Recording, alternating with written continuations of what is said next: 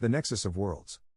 By Regal_Shield Synopsis. Johnathan Walsh, an unremarkable man from a near-future Earth, spent his days immersed in MMOs, drawn to the structured chaos of leveling, classes, and endless adventure.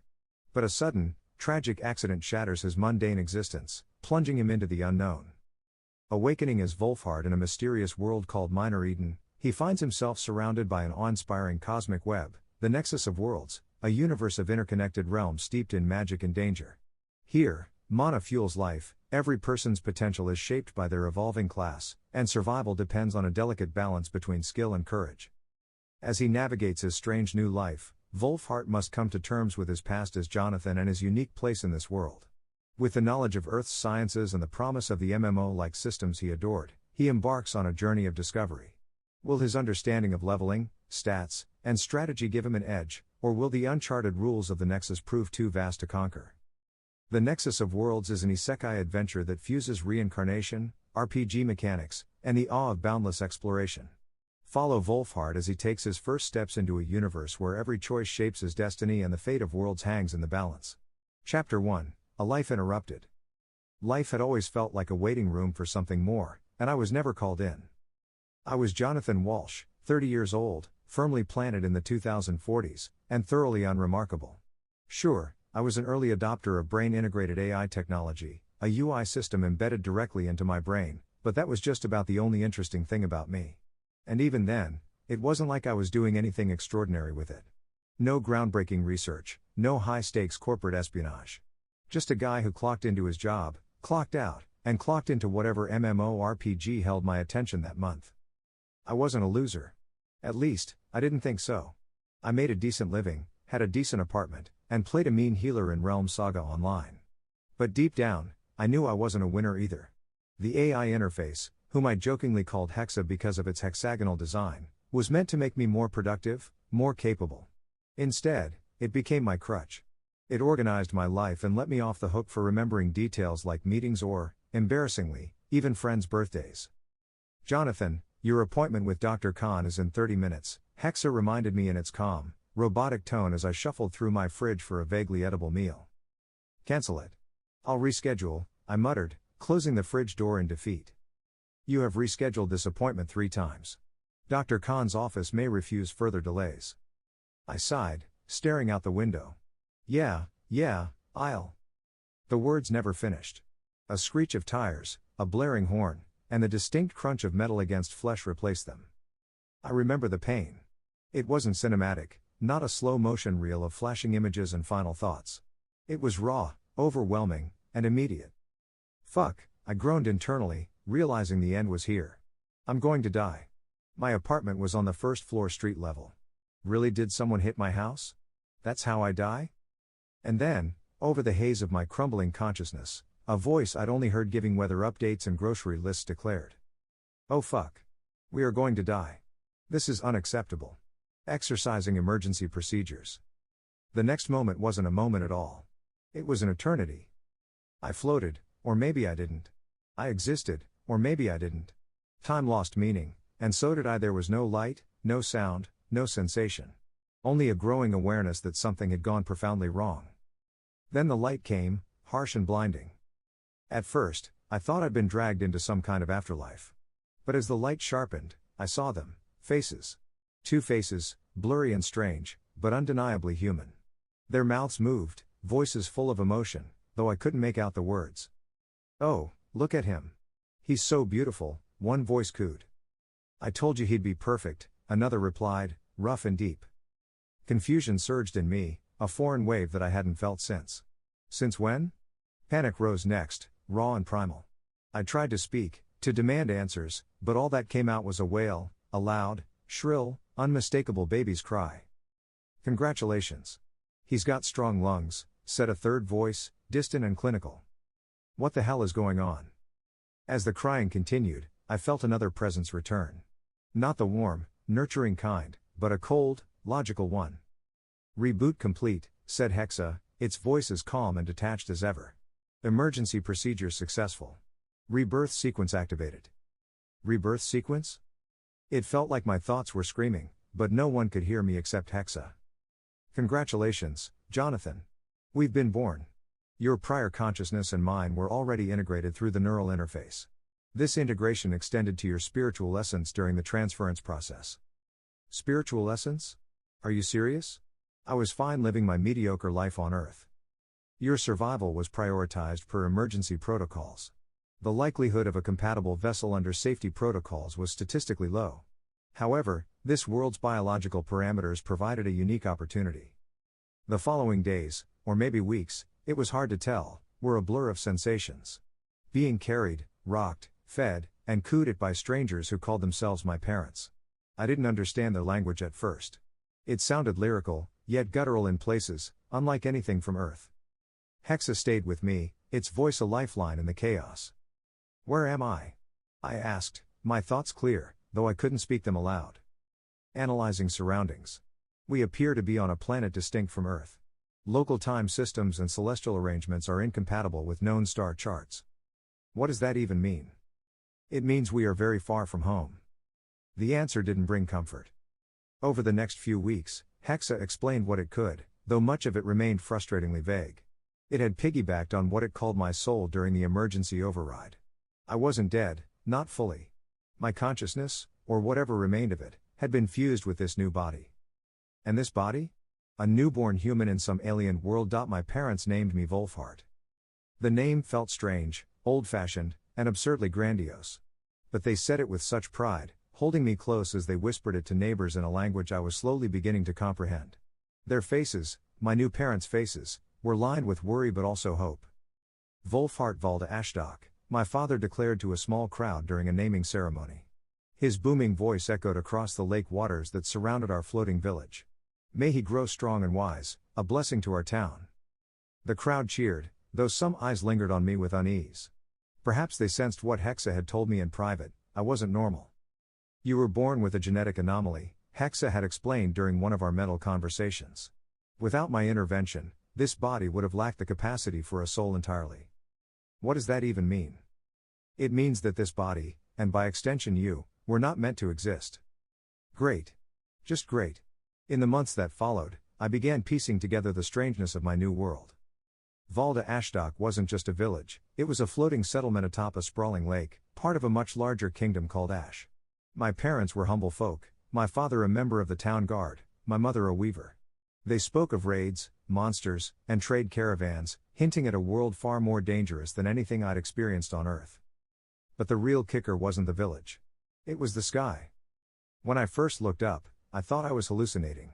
Above me stretched a web of worlds, interconnected by what seemed like glowing strands of some unearthly material. Planets, actual, visible planets, drifted in an intricate dance, their surfaces alive with colors and lights. That is the world Nexus, Hexa explained.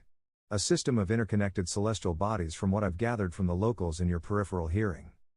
It looks like something out of a video game, I muttered mentally. The world Nexus defied logic, but so did everything else about this place.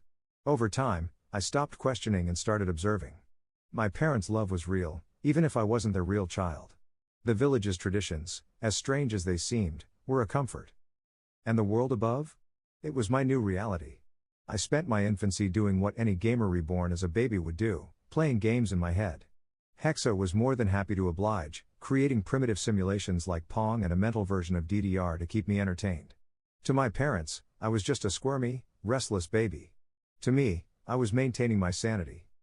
Your mental agility is improving, Hexa noted one day as I mentally aced another Pong match. Yeah, but what's the point? I'm stuck as a baby. Growth is inevitable. For now, observation is our best strategy. So I observed. I listened. I learned. Chapter 2, The Nexus Above. Infancy, I quickly learned, was a slow grind. Days blurred together, a mix of crying, to seem normal, sleeping, because my baby body demanded it, and observing, because what else could I do? My world was limited to the warm confines of my family's home and the faces of my parents. My mother, Eliana Valda Ashdock, was a kind, nurturing woman with calloused hands from years of weaving. My father, Tharn Valda Ashdock, was the village's guard captain, his imposing presence softened only when he spoke to me or my older brother, Halric. I watched them tirelessly, committing their faces, their voices, their mannerisms to memory. But outside my family's love and warmth, there were mysteries that demanded my attention. Chief among them was the sky. From the first time I managed to roll over and crane my neck toward the heavens, the sight of the world nexus captivated me. I could spend hours gazing up at it, watching as the planets above drifted in their celestial dance, connected by those impossibly long, glowing strands. What are those? I asked Hexa one night during a rare moment of silence in my mental landscape. Analyzing. Insufficient data. The strands appear to be physical constructs, possibly artificial. Their composition and purpose are unknown. It's like something out of an MMO. You sure we're not in some sort of VR simulation? Negative. This reality is authentic. Simulations do not exhibit the metaphysical characteristics detected here. That wasn't reassuring. By the time I hit 6 months, I'd developed something of a routine. Mornings were for watching my mother at her loom, her hands moving with a rhythm that was both mesmerizing and hypnotic. She hummed as she worked, the melodies soothing in a way that reminded me of simpler times on Earth. Afternoons were for Halric, my older brother. At 8 years old, he was a bundle of energy, often tasked with entertaining me while my parents worked. Halric was, for lack of a better word, normal. He had no idea his baby brother housed the consciousness of a grown man and a cutting-edge AI. To him, I was just a squishy little thing to poke and prod. Wolfhart, you're going to be a strong fighter like father one day, he declared one afternoon, holding up a wooden sword. But you'll have to get big first. I responded with a coo, hiding the smirk that would have given me away. It was during one of these afternoons, as Halric played by the hearth and I stared out the window, that I noticed something strange. The air shimmered. It was faint, almost imperceptible, but it was there, a subtle, rippling distortion. Hexa, I called mentally. Are you seeing this? Affirmative. The phenomenon appears to be related to mana. Mana. The word was familiar from my MMO days, but hearing it in this context felt surreal. What's it doing? Analysis indicates it is an ambient energy field. The density fluctuates in this area. Can I use it? Negative. Your current physical and developmental state does not permit mana manipulation. Figures. Still, I made a note of it. The shimmering became a daily occurrence, a reminder that this world wasn't Earth and that I wasn't here to live a simple life. By the time I turned 1, I was beginning to piece together the basics of the world around me. The village of Valda Ashdok was a floating settlement built on sturdy wooden platforms that creaked and groaned with every wave. The lake it rested on was massive, its waters dark and foreboding. I'd heard whispers of creatures lurking beneath the surface, things my father and his guards were tasked with keeping at bay. The village itself was small but vibrant, a patchwork of homes, workshops, and market stalls. People here lived simply but seemed content, their lives revolving around the rhythms of the lake and the occasional festival. Information about the wider world was harder to come by. My parents didn't speak much about the outside, and when they did, it was always in hushed tones. From what I could gather, the Kingdom of Ash was just one piece of a larger empire, a collection of city-states united under a single ruler. And then there was the Nexus. Stories of the world Nexus were woven into every aspect of life here. It was in the lullabies my mother sang, the prayers my father muttered before meals, and the tales the villagers told around fires. The God's Web, they called it. A divine creation, meant to connect all worlds and all life. Hexa, I asked one night as I lay in my crib, staring at the strands above. What's the likelihood that those are actually God-made? Probability indeterminate. However, the technological and architectural complexity suggests advanced design. So, not gods? Insufficient data. Hexa was frustratingly vague, but I couldn't blame it. This world defied logic at every turn. One day, while my mother was tending to me and Halric was off playing with friends, I heard something that made my blood run cold. They say the raids have been deadly again, a neighbor whispered to my father as they stood by the door. We lost 2 guards in the last attack. How much longer can we hold out? Raiders. The word conjured images of bandits and looters, but the tone in the man's voice suggested something far worse. We'll manage, my father replied, his voice steady but grim. We always do. Raids. Hexa chimed in from accumulated knowledge findings. Raids are a weekly occurrence where local wildlife attacks the walls of our village. This seems to be the primary focus of your father's profession. That night, as the village slept, I lay awake, staring at the shadows dancing on the walls. Hexa, I whispered mentally. What are the chances I'll make it to adulthood in this world? Unknown. Survival depends on multiple variables, including environmental threats, physical development, and social integration. Not helpful. Silence stretched between us, heavy and suffocating. Johnathan, Hexa finally said, its voice uncharacteristically soft. We were given a second chance. Use it wisely. As my first year came to a close, the village held a small celebration. It was tradition, my parents explained, to mark a child's survival through their first year, a milestone not every family could celebrate. Candles were lit, prayers were offered, and my name was spoken with pride, Wolfhart Valda Ashdok. But even as the villagers laughed and danced, a sense of unease lingered in the air. The raiders were coming, and no amount of celebration could erase that fact. For now, I was safe.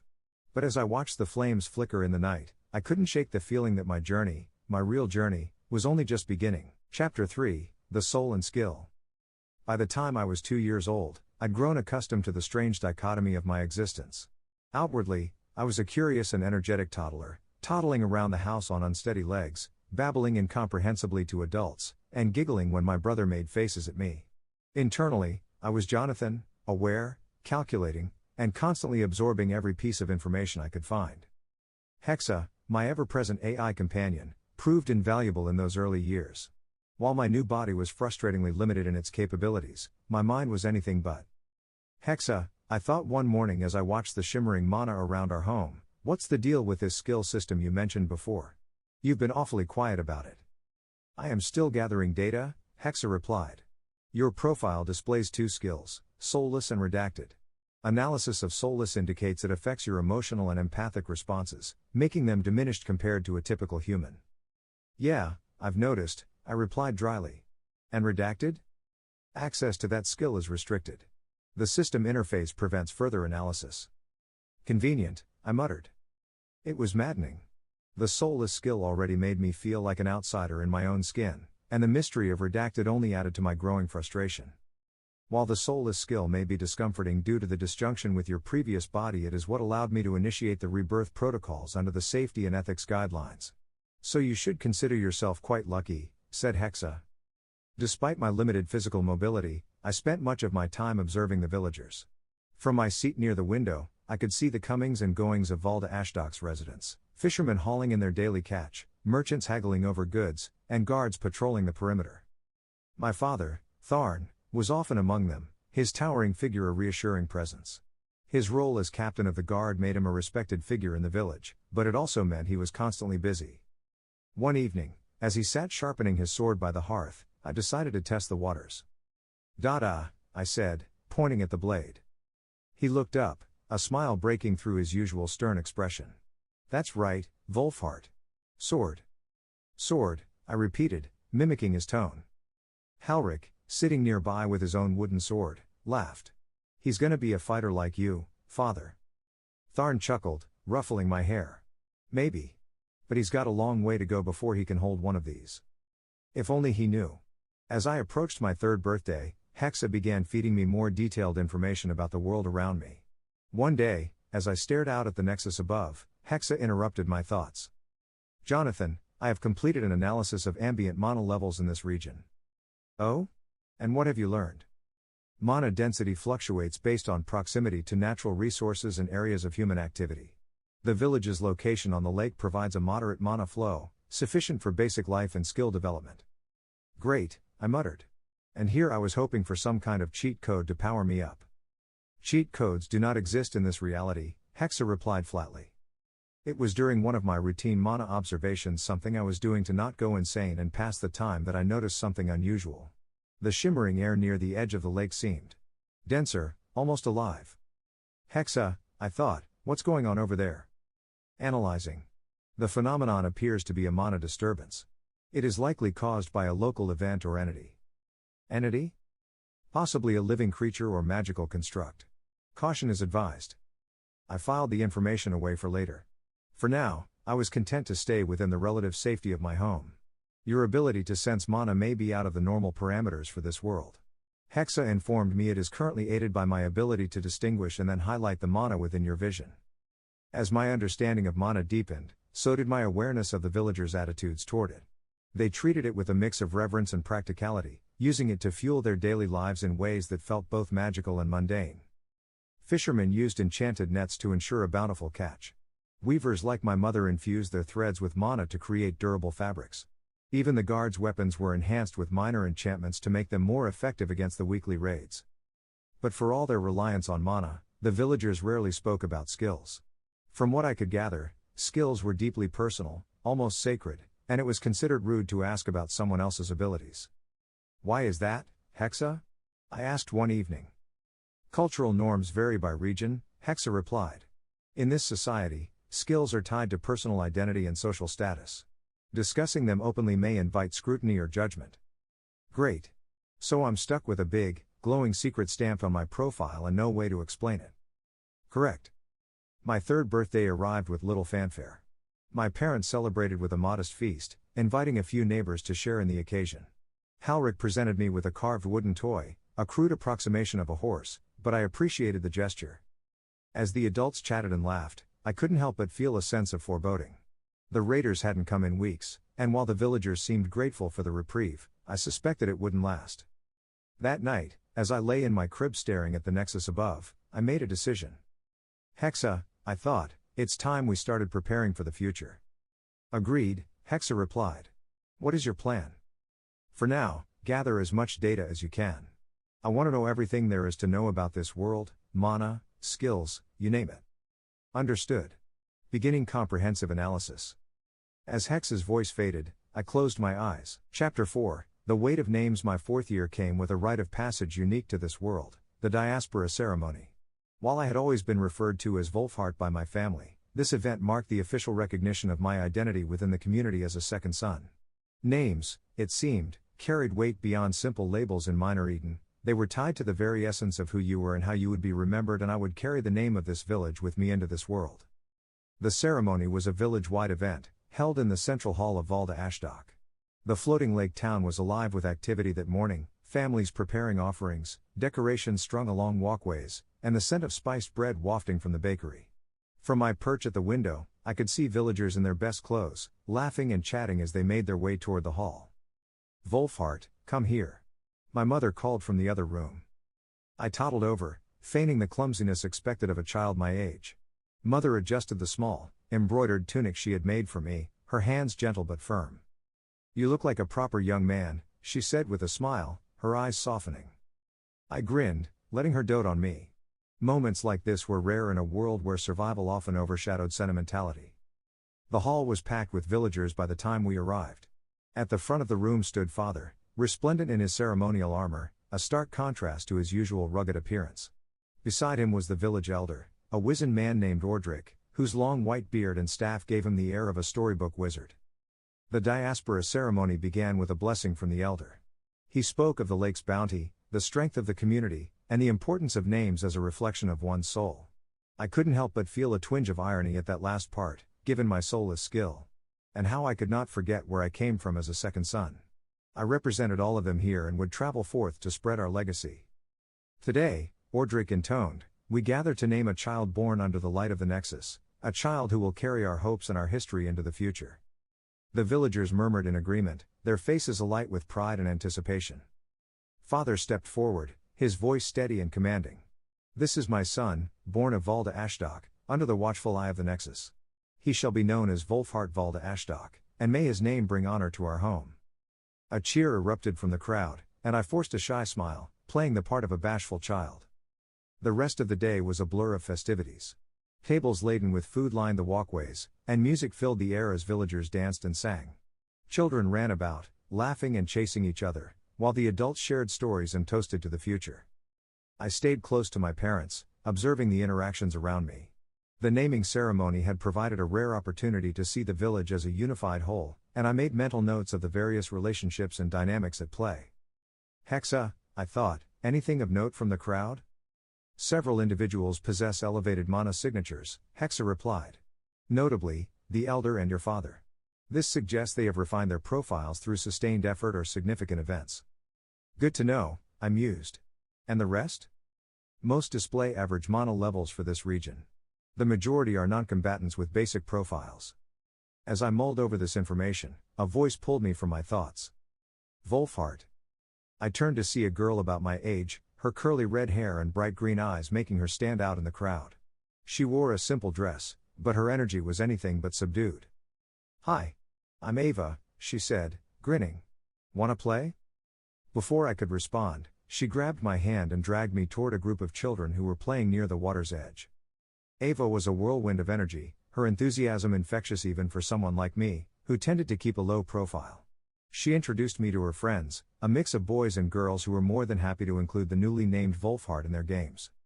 As we played, I couldn't help but notice how Ava's confidence seemed to set her apart. She was fearless, leading the group with an ease that belied her age. "You're funny," she said at one point, laughing as I stumbled over a rock. "You don't talk much, but you're fun to be around." "Thanks," I said, keeping my response short. She didn't seem to mind, chattering away about her favorite games, her family, and her dreams of one day becoming a famous adventurer. "Do you think the Nexus is really as big as they say?" she asked, her gaze drifting upward. "It's probably even bigger," I replied, my tone thoughtful. Her eyes widened. "Really? You think so?" I nodded. "The structures connecting the worlds. They must be massive. It would take a lifetime to explore them all." Ava's excitement was palpable. "Then we'll just have to try, won't we?" As the sun began to set, the festivities wound down, and families began to return to their homes. Ava and I parted ways with a promise to play again soon, and I followed my parents back to our house. That night, as I lay in bed staring at the faint glow of the Nexus through the window, I felt a strange sense of belonging.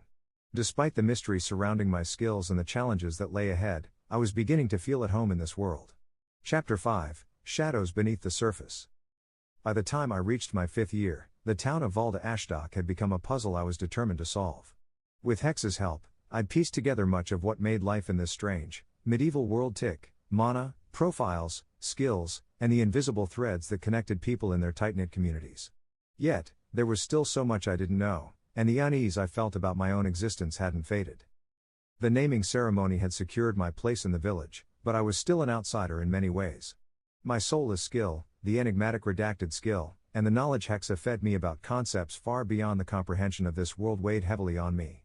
I was a boy living 2 lives, one as Wolfhart, the curious and occasionally odd child of Valda Ashdok, and another as Johnathan, the man from Earth who'd lived and died in an age of technology. The 2 lives collided again when I experienced my first raid. The weekly warning bell rang out one crisp morning, echoing across the lake and jolting me to my senses.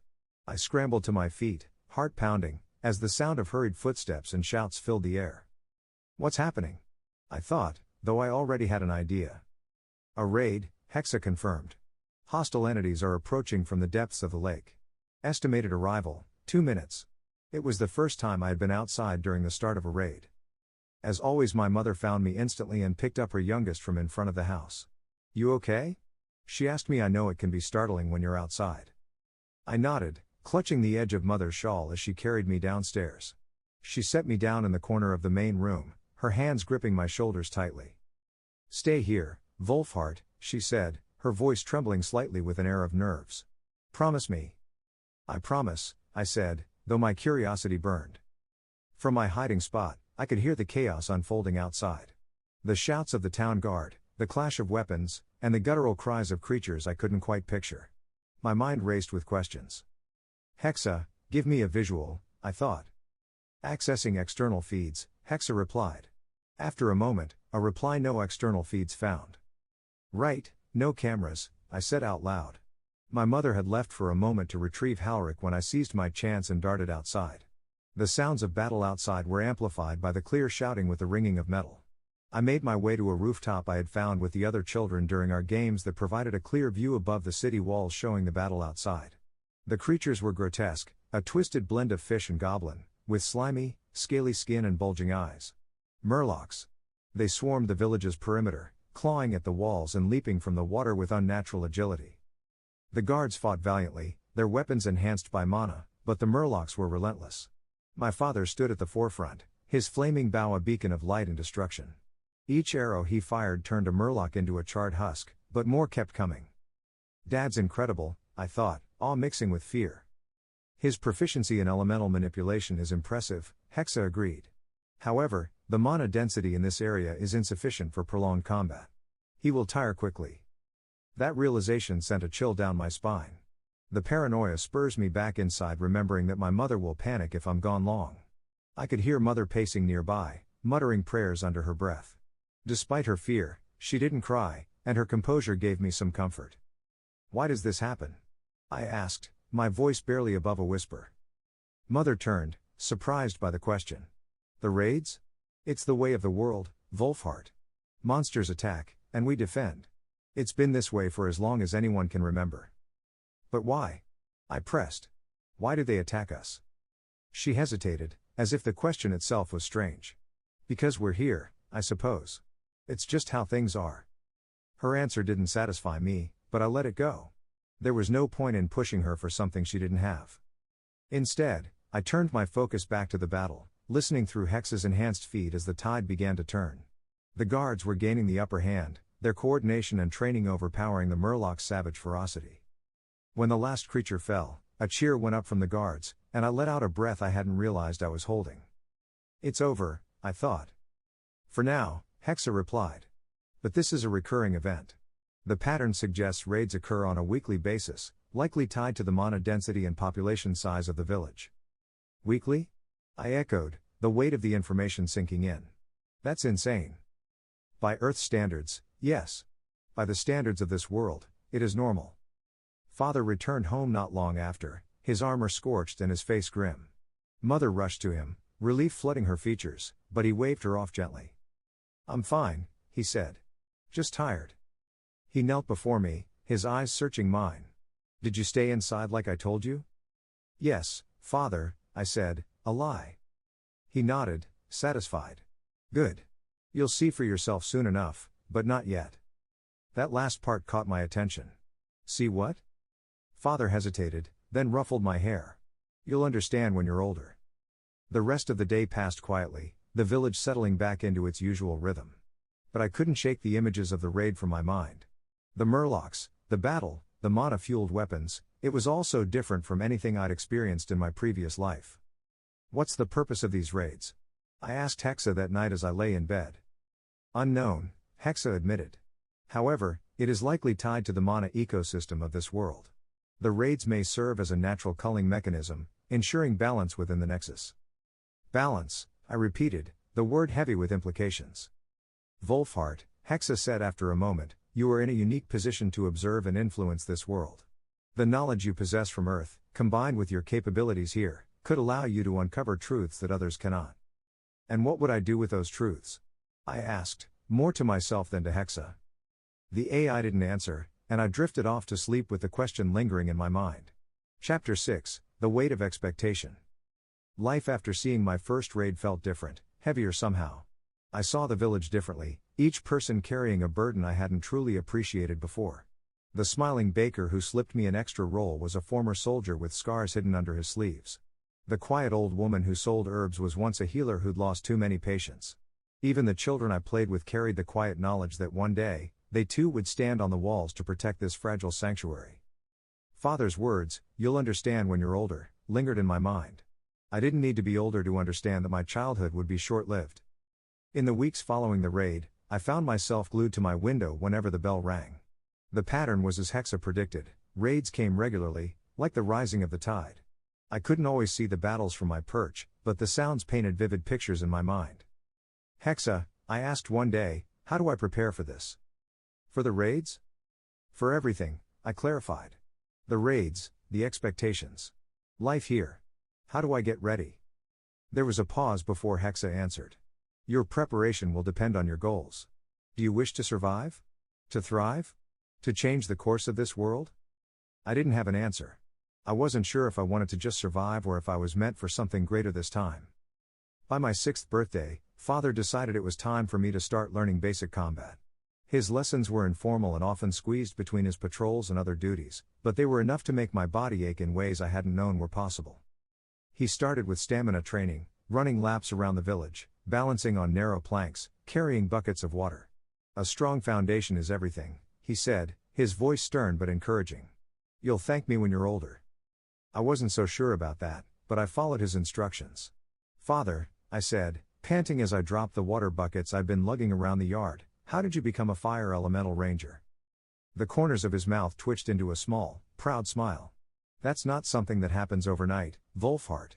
Becoming a ranger takes years of dedication, and evolving into a specialized class like mine takes even longer." Evolving? I asked, trying not to sound too eager. He set down his bow and leaned against the fence, his voice calm but firm. Every person's class is unique to them, shaped by their choices, their training, and the mana they resonate with. You'll see for yourself one day. But for now, I'll explain the basics.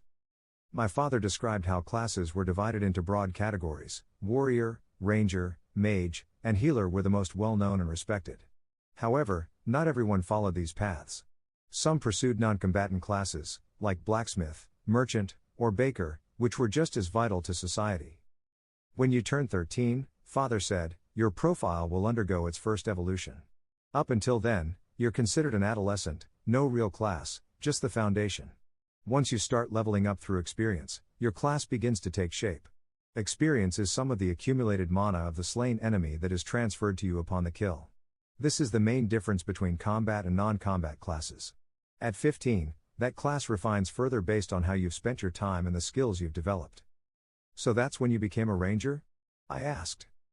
He nodded. I started as a basic ranger, focusing on archery and tracking. But I had a knack for fire magic. By the time I reached level 30, I evolved into an elemental fire ranger. He held up his hand, conjuring a flickering flame. This didn't come naturally. It took years of practice and dedication. My eyes widened as I watched the flame dance across his palm. And after that? After that, he said, letting the flame dissipate, you continue to grow. Every evolution opens new paths, new possibilities. But it's up to you to find them. Later that evening, I sat by the fire, lost in thought as I stared at my own profile. It was the first time I'd really analyzed it since I was old enough to understand what it meant. Wolfhart Valda Ashdock. Adolescent human male. Level, 0. Strength, 1. Dexterity, 1. Endurance, 1. Intelligence, 1. Wisdom, 1. Skills, soulless, redacted. My stats were pitifully low, but Hexa assured me that was normal for a child. Your current physical and mental state limits your potential, it explained. These attributes will improve as you train and grow. Soulless was the first skill listed, and its description still unnerved me. This human was born without the ability to connect to an inner soul, thus making them less empathic and will feel emotional to a negligible degree. Hexa, I asked, does soulless mean I'll never have emotions? Not entirely, Hexa replied. You experience emotions differently, but they are present. My integration with your consciousness compensates for the lack of a soul, allowing you to process feelings in a functional manner. It was a cold comfort, but it was something. As for redacted, it was still an enigma. The skill's description remained unreadable, a blur of static and broken text. Every time I asked Hexa about it, I got the same response: access restricted. Over the next few weeks, Father began incorporating more lessons about the class system into our training sessions. One morning, as we stood in the clearing near the lake, he handed me a small wooden bow. A ranger's most important tool, he said, crouching beside me to adjust my grip. It's not just about shooting arrows. It's about precision, patience, and focus. Traits you'll need no matter which path you choose. I struggled to pull the string back, my arms trembling under the strain. What if I don't become a ranger? I asked, gritting my teeth. Father chuckled. That's up to you, Wolfhart. You might choose a completely different path. Some children from our village have become mages, others warriors. It depends on what resonates with you, and how you use the mana within you. Mana again, I muttered, releasing the bowstring with a clumsy thwack. Father stood, crossing his arms as he watched me. You've felt it, haven't you? That current inside you? I nodded. I'd felt it before, a faint hum in the back of my mind, especially during moments of intense focus. Good, he said.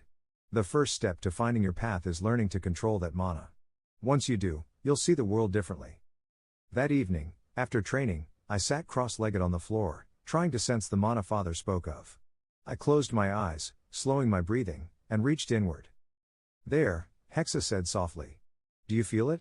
The flow of energy just beneath the surface? I nodded. It was faint, like a trickle of water through a narrow pipe, but it was there. Good, Hexa continued. This is the foundation of all abilities in this world. Mana fuels everything, from combat skills to everyday tasks. As you grow, your capacity to channel and manipulate mana will increase. How do I use it? I asked. For now, focus on feeling it. The more attuned you become, the easier it will be to shape it. I spent hours that night practicing, losing myself in the rhythm of the energy within me. It was exhilarating and frustrating in equal measure, like trying to control a muscle I didn't fully understand. The next day, Father noticed something different during our training. "You're more focused," he said as I aimed my bow at a target.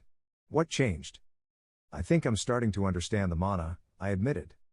He smiled, a rare expression of approval. "Good. Keep at it. The better you understand yourself, the better you'll be prepared for what's to come." As I let the arrow fly, hitting the edge of the target, I couldn't help but feel a spark of pride. My journey was only just beginning, but for the first time, I felt like I was on the right path. Chapter 7, The Cost of Survival. The raiding bell echoed through Valda Ashdok, its somber toll cutting through the early morning mist. I'd heard it countless times before, and while it always sent a chill down my spine, this time felt different. There was a heaviness in the air, a tension that even the villagers couldn't hide. "Wolfhart, stay inside," Mother said firmly, pulling me away from the window where I'd been watching the guards rush to their positions along the lake's edge. Her hands trembled, betraying the calm she was trying to maintain. "Yes, Mother," I replied, obediently retreating to my usual spot in the corner of the room. The sounds outside painted a vivid picture in my mind: shouts of commands, the rhythmic stomp of boots on wooden planks, the eerie cries of the approaching murlocs. Even without Hex's enhancements, I could imagine the grotesque creatures swarming the edges of the village, their bulbous eyes gleaming with malice. "This raid is larger than usual," Hexa noted, its voice a steady counterpoint to the chaos outside. "How much worse are we talking?" I thought back. "Significantly. The number of entities exceeds previous patterns, and their mana signatures suggest a higher average level." I didn't need Hex's analysis to know this wasn't an ordinary raid. I could feel it in the panicked footsteps outside, in the way my mother clutched her shawl, muttering prayers under her breath. The battle raged for what felt like hours. Father's voice cut through the cacophony, barking orders to the guards as the sounds of clashing weapons and monstrous screeches grew louder. "They're pushing closer up the walls," Hexa informed me. "The guards' defenses are weakening." I gritted my teeth, helplessness washing over me. All I could do was sit and wait, listening as the village I called home fought for its survival. Then, suddenly, the sounds shifted. The clash of steel gave way to shouts of pain and desperation. "Hexa, what's happening?" "There are casualties among the town guard," Hexa replied, its tone unusually grim. "Several members have fallen." The weight of those words settled over me like a lead blanket. The guards were Valda Ashdok's first and only line of defense. If they were falling, what chance did the rest of us have? Hours later, the bell tolled again, this time signaling the end of the raid. I crept to the window despite Mother's protests, peering out at the aftermath. The lake's edge was littered with the bodies of murlocs, their twisted forms a grotesque reminder of the danger they posed. But what caught my attention was the line of villagers carrying stretchers, their faces pale and solemn. The stretchers bore the fallen guards. I spotted Father among the survivors, his armor scorched and bloodied. Relief flooded me, but it was quickly overshadowed by the grim reality of what I was seeing. "They didn't make it," Hexa said quietly. 7 members of the guard have been confirmed deceased." 7. I scanned the faces of the survivors, recognizing some but not all. The absence of familiar faces struck me harder than I expected. These weren't just nameless defenders, they were people I saw every day, people who had laughed and shared stories at the market, people who had made Valda Ashdok feel safe. The next day, the village was somber. The fallen guards were honored in a simple ceremony at the town square. Father stood at the front, his face etched with grief as he spoke of their bravery and sacrifice. "They gave their lives to protect this village," he said, his voice steady despite the emotion behind it. "We will honor their memory by continuing to stand strong, as they would have wanted." The villagers murmured their agreement, but the weight of the losses was evident in their eyes. As the ceremony concluded, my attention shifted to a small group of older children standing off to the side. They were barely teenagers, their faces pale but resolute. "What's going on with them?" I asked Hexa. "They are preparing to join the town guard," Hexa replied. "It is customary for those who reach the age of 13 or 14 to assume such roles when necessary." I frowned, watching as one of the older boys, Halrich's friend Iran, stepped forward to speak with Father. His voice was steady, but his hands shook as he gripped a wooden training sword. "I'm ready," Iran said. "I'll take my place with the guard." Father placed a hand on the boy's shoulder, nodding solemnly. "You've grown strong, Iran. Your courage will serve this village well." Over the next few days, the older children began training with the surviving guards. They moved with awkward determination, their inexperience evident but their resolve unshakable. I couldn't take my eyes off them, torn between admiration and dread. "Hexa," I asked one evening as I watched them practice, "how can they expect children to fight?" "This society operates under necessity," Hexa explained. "The survival of the village depends on every able-bodied individual contributing to its defense. Adolescents are considered ready to assume such roles due to their physical development and the first evolution of their profiles." I clenched my fists, anger bubbling beneath the surface. "They're just kids." "You are also a child," Hexa pointed out. "In time, you will face similar expectations." The thought sent a chill down my spine. This isn't right on Earth, we knew that. Father began including Halric and me in more of his lessons, though the focus was still on building discipline rather than actual combat. Halric, at Elven, was eager to prove himself, swinging his wooden sword with reckless abandon. I, on the other hand, found myself distracted, my mind replaying the scenes of the raid and the faces of the fallen guards. "You're thinking too much, Wolfhart," Father said one evening as I hesitated before loosing an arrow at a target. "I can't help it," I admitted. "What if I'm not ready when the time comes?" Father crouched beside me, his expression softening. "No one ever feels ready, Wolfhart. But that's why we train. You don't have to be perfect, you just have to be willing to stand when it matters." I nodded, gripping the bow tighter. "I'll try." "That's all I ask," he said, ruffling my hair before standing. As the days passed, the village slowly returned to its routine. But the scars of the raid lingered. The new recruits worked tirelessly to fill the gaps left by the fallen, and the older guards carried a weariness that hadn't been there before. I threw myself into my training, determined to live up to the expectations I knew would one day fall on me. My stats were still abysmally low, but every run, every swing of a wooden weapon, felt like a step toward something greater. "Hexa," I thought one night as I lay in bed, "what do you think my potential is?" "Your potential is vast," Hexa replied. "But potential alone is meaningless without action. Continue to train, to learn, and to adapt. Only then will you understand what you are capable of." I closed my eyes, Hexa's words echoing in my mind. The weight of the village's survival pressed down on all of us, but for the first time, I felt a flicker of hope. I wasn't ready yet, but I would be. Chapter 8, The Path Forward. The aftermath of the raid left an indelible mark on the village of Valda Ashdok. The older children who had stepped up to replace the fallen guards were now fixtures at the training grounds, their shouts and grunts filling the air as they learned the skills they would need to protect us. I watched them whenever I could, studying their movements and trying to imagine myself in their place. It wasn't just the guards who had to adapt. Everyone in the village seemed to walk a little faster, speak a little softer, as if acknowledging the fragility of our existence. The cost of survival hung heavy in the air. A few weeks after the raid, Father called me and my older brother Halric to the training grounds. Halric had been asking to join the older boys for weeks, eager to prove himself, and Father finally relented, at least partially. "Today, you'll start learning what it means to fight," Father said, his voice firm but kind. He handed us each a wooden training sword, its weight surprising in my small hands. "Why do we need to learn now?" I asked, though the answer was obvious. "Because one day, you'll have to defend more than just yourself," Father replied. "I won't always be here to protect you. You need to be ready for what's coming." His words hit harder than the sword I was holding. Father started with the basics: how to hold the sword properly, how to position our feet, how to swing without losing balance. Halric was enthusiastic, his strikes wild and unfocused. I, on the other hand, struggled to find the rhythm, my small frame and weak stats making every swing feel like a monumental effort. My profile hadn't changed much since the last time I'd checked. Wolfhart Valda Ashdok. Adolescent human male 9. Level, 0. Strength, 2. Dexterity, 2. Endurance, 2. Intelligence, 1. Wisdom, 1. Skills, soulless, redacted. Despite the slight increase in my physical attributes, I still felt worlds apart from the older children who were already training with real weapons. "You'll get there," Father said when he noticed my frustration. "Strength takes time to build, but determination can carry you far." After the session, Father gathered us around the fire pit in the clearing. He seemed contemplative, his gaze fixed on the horizon where the lake met the sky. "When I was your age," he began, "I didn't have the luxury of training like this. My father was a fisherman, and he expected me to take up the trade. But when the raiders came, I realized the village needed more than just fishermen. So, I joined the guard, then the army. Halric and I listened intently, the crackle of the fire punctuating his words. I started as a simple recruit, just like Iran and the other boys are now. It wasn't easy, but I worked hard, and eventually, I found my path as a ranger.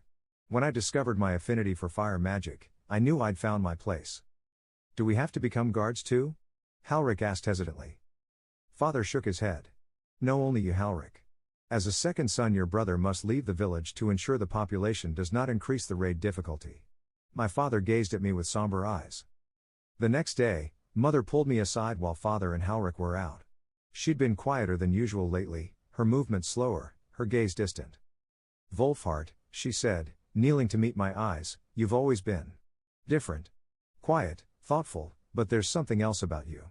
Something that makes me think you'll do great things one day. Her words surprised me. I'd spent so much time trying to fit into this world, to hide the parts of myself that didn't belong, that I hadn't considered what she might see in me. Do you think I can? I asked, my voice small. She smiled, brushing a strand of hair from my face. I know you can. But greatness comes with responsibility, and it's not always an easy path. Later that week, Father told me and Halric that I'd be leaving the village soon.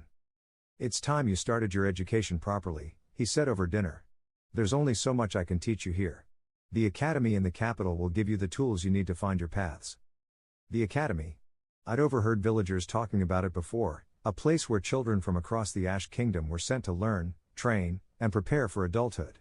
For most, it was a rite of passage, but for second children like me, it was a necessity. As a second son, you don't inherit anything from me, that includes the right to live here. Father explained. If you want to make a life for yourselves, you'll need to earn your place in the world. The academy will help you do that. What happens after the academy? Halric asked.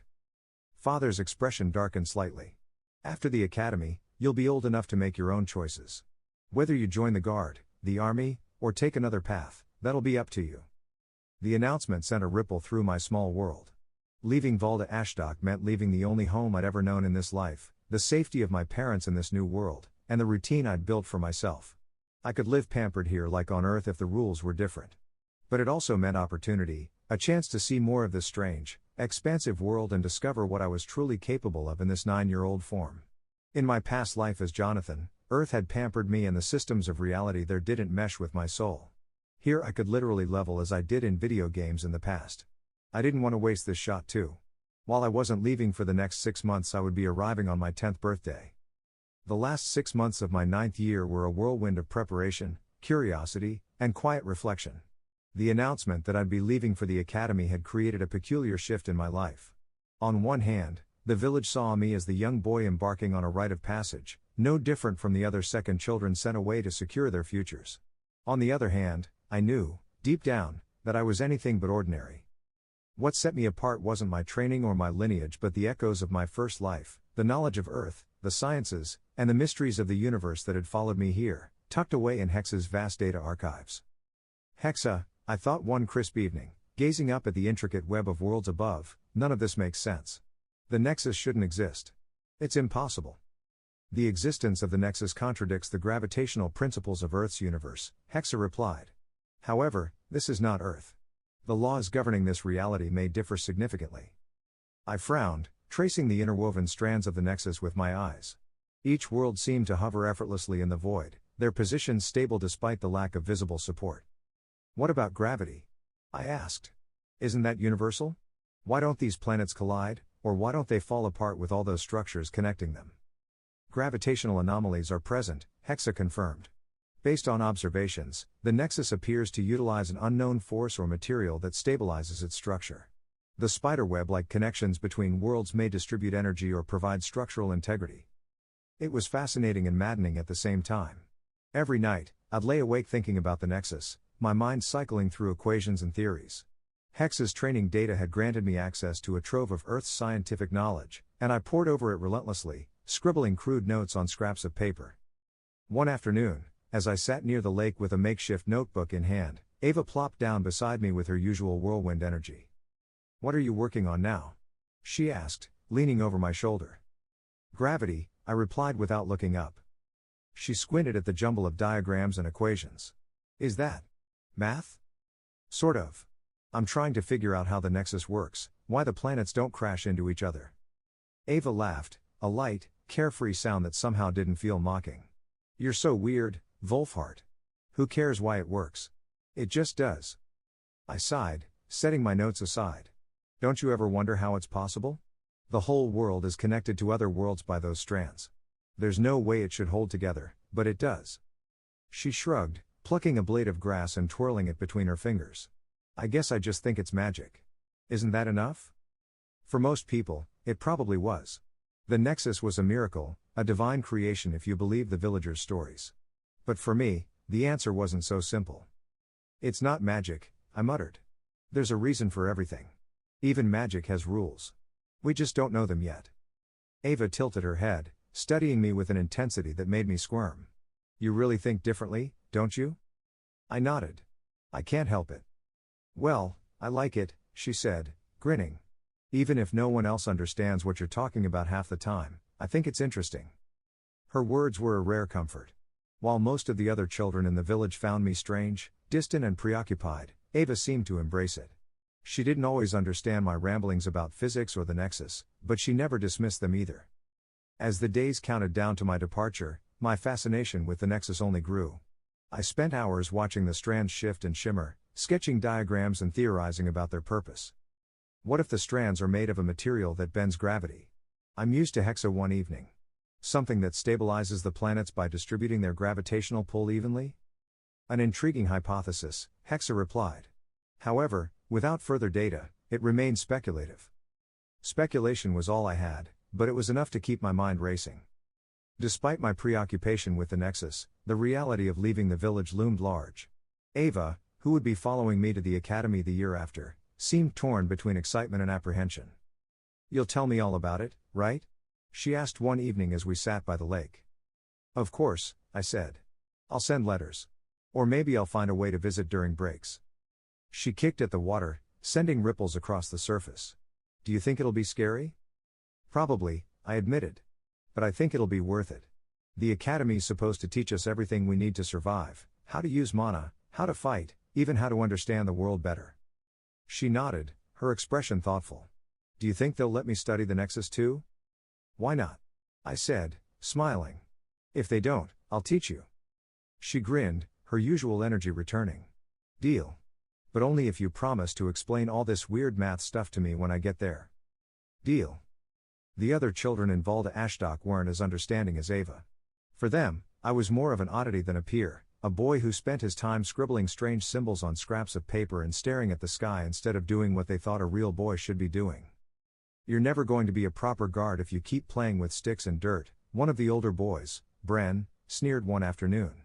He was the eldest son of a farmer and had recently started training with the village guard. His muscular frame and brash attitude made him a natural leader among the children. I'm not trying to be a guard, I replied, keeping my voice calm despite the heat rising in my chest. Then what are you trying to be? A useless scholar like those bookworms in the city? He shot back, prompting laughter from the small group of boys gathered around him. I'm trying to understand the Nexus, I said, glancing up at the interwoven strands visible in the sky. That only made them laugh harder. Understand the Nexus? Bren mocked, clutching his sides as if the idea was absurd. It's a bunch of glowing strings. What's there to understand? I opened my mouth to reply, but the words caught in my throat. How could I explain concepts like gravity and structural stability to people who thought the Nexus was a divine creation beyond questioning? Leave him alone, Bren, Ava's voice cut through the laughter as she marched over. She stood in front of me, hands on her hips, glaring up at the older boy. At least he's got a brain, unlike you. Bren scowled but didn't push back. He wasn't about to risk losing face by arguing with a girl. Whatever. Just don't cry when the real world smacks you in the face, Wolfhart. Not everyone's gonna care about your stupid scribbles. With that, he and his group walked off, leaving me and Ava alone. You okay? She asked, turning to me. Yeah, I muttered, brushing dirt off my tunic. Don't listen to them, she said firmly. They're just jealous because you think about more than swinging swords and looking tough. I smiled weakly, grateful for her support but still stinging from the encounter. The truth was, Bren wasn't entirely wrong. Most people in the village saw strength and combat skills as the ultimate measure of worth. My curiosity about the Nexus, and the science I remembered from Earth, didn't fit into their worldview. Maybe he's right, I said quietly. Maybe I should spend more time training. Don't you dare, Ava said, crossing her arms. The world has enough muscle heads. What it needs is someone who can think. Someone like you. Her words stayed with me long after we parted ways. As much as I tried to brush off the teasing, it was hard not to feel like an outsider. Chapter 9, A New Journey. The morning of my departure was colder than I expected, the autumn air crisp and sharp against my face as I stood outside our home. The village was quiet at this hour, the first rays of sunlight casting long shadows across the wooden platforms that made up Valda Ashdock.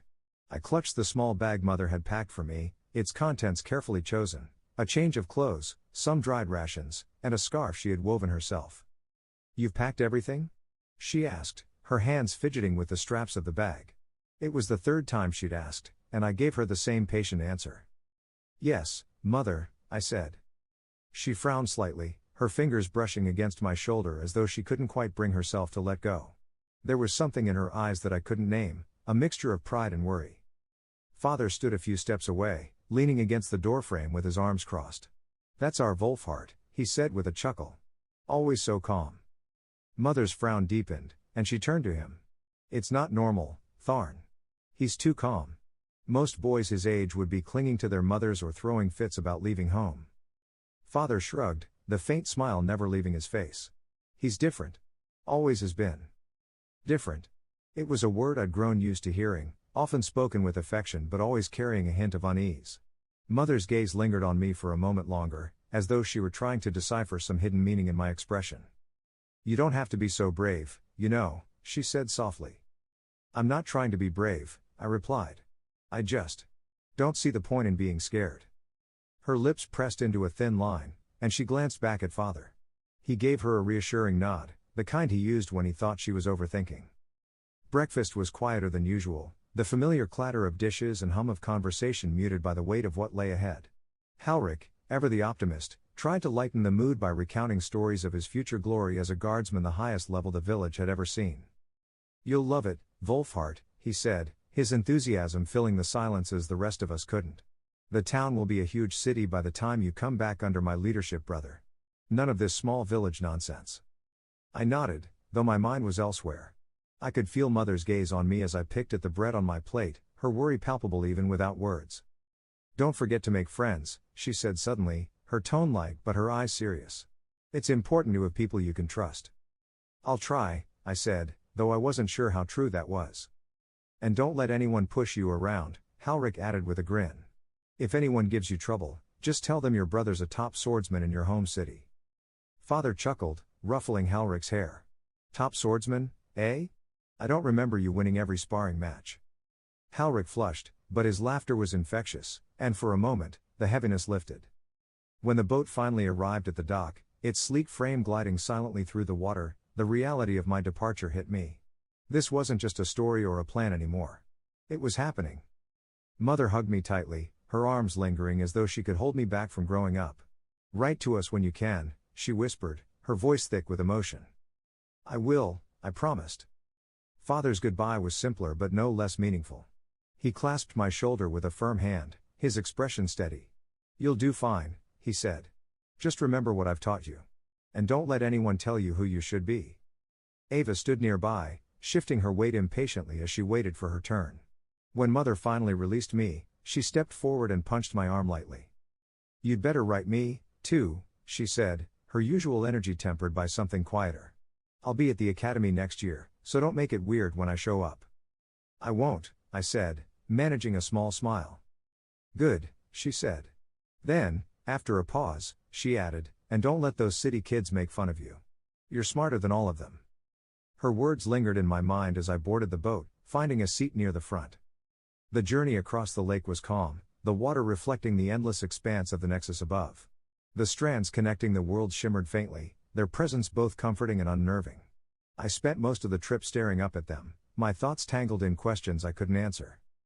"Hexa," I thought, "do you think anyone else in this world understands how the Nexus works?" "Unlikely," Hexa replied, its tone as steady as always.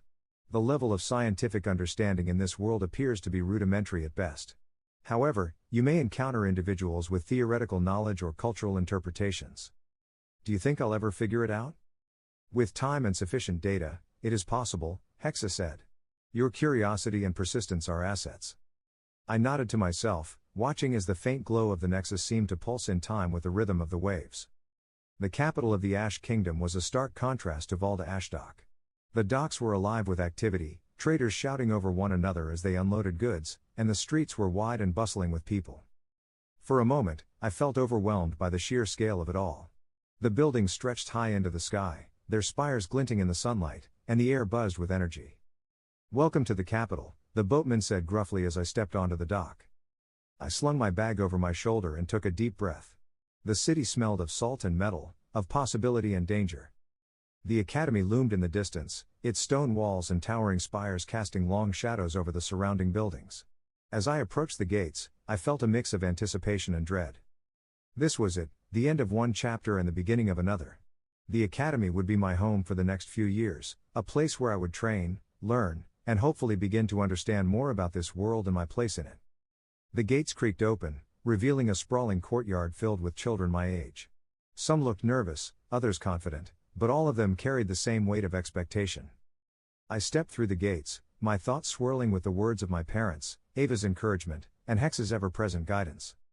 The path ahead was uncertain, but for the first time, I felt ready to face it. As the boat carrying Wolfhart and the other second children disappeared across the lake, Eliana stood motionless at the edge of the dock. The crisp autumn wind tugged at her shawl, but she didn't seem to notice. Her eyes were fixed on the shrinking silhouette of her youngest son, her arms crossed tightly over her chest as if to hold herself together. Tharn stood beside her, silent for a moment before placing a hand on her shoulder. "He'll be all right, Eliana," he said gently. She let out a shaky breath, her voice trembling. "I know. But knowing doesn't make it easier." Tharn sighed, his gaze drifting toward the horizon where the boat had vanished. "It's hard to let them go," he admitted. "But it's the way of things. The academy will teach him what he needs to survive in this world." Eliana turned to him, her eyes glistening with unshed tears. "He's not like Halric, Tharn. Halric was so eager, so full of excitement. Wolfhart." She hesitated, searching for the right words. "Wolfhart's always been different. Too quiet. Too serious. Sometimes, it feels like he's an old man in a child's body." Tharn chuckled softly, though there was little humor in it. "He's always been like that, hasn't he? Even as a baby. Never cried without reason, never fussed like Halric did. He just watched. It's like he was always thinking, even before he could talk." Eliana wiped at her eyes with the corner of her shawl. "That's what worries me. He doesn't laugh like other children. He doesn't play the same way. And he never gets angry, not like a boy his age should. It's like he's missing something." Tharn's brow furrowed as he considered her words. "Maybe. Or maybe he just sees the world differently. He's got a sharp mind, Eliana. Smarter than most grown men I've met. That boy will do great things someday." "Maybe," she said softly, her voice barely above a whisper. "But what if we never see him again, Tharn? What if this is the last time I hold him, the last time I hear him call me mother?" Her voice broke on the last word, and she pressed a hand to her mouth to stifle the sob threatening to escape. Tharn pulled her into his arms, holding her tightly as she wept against his chest. "I won't lie to you," he said quietly. "The world isn't kind, especially not to boys like Wolfhart.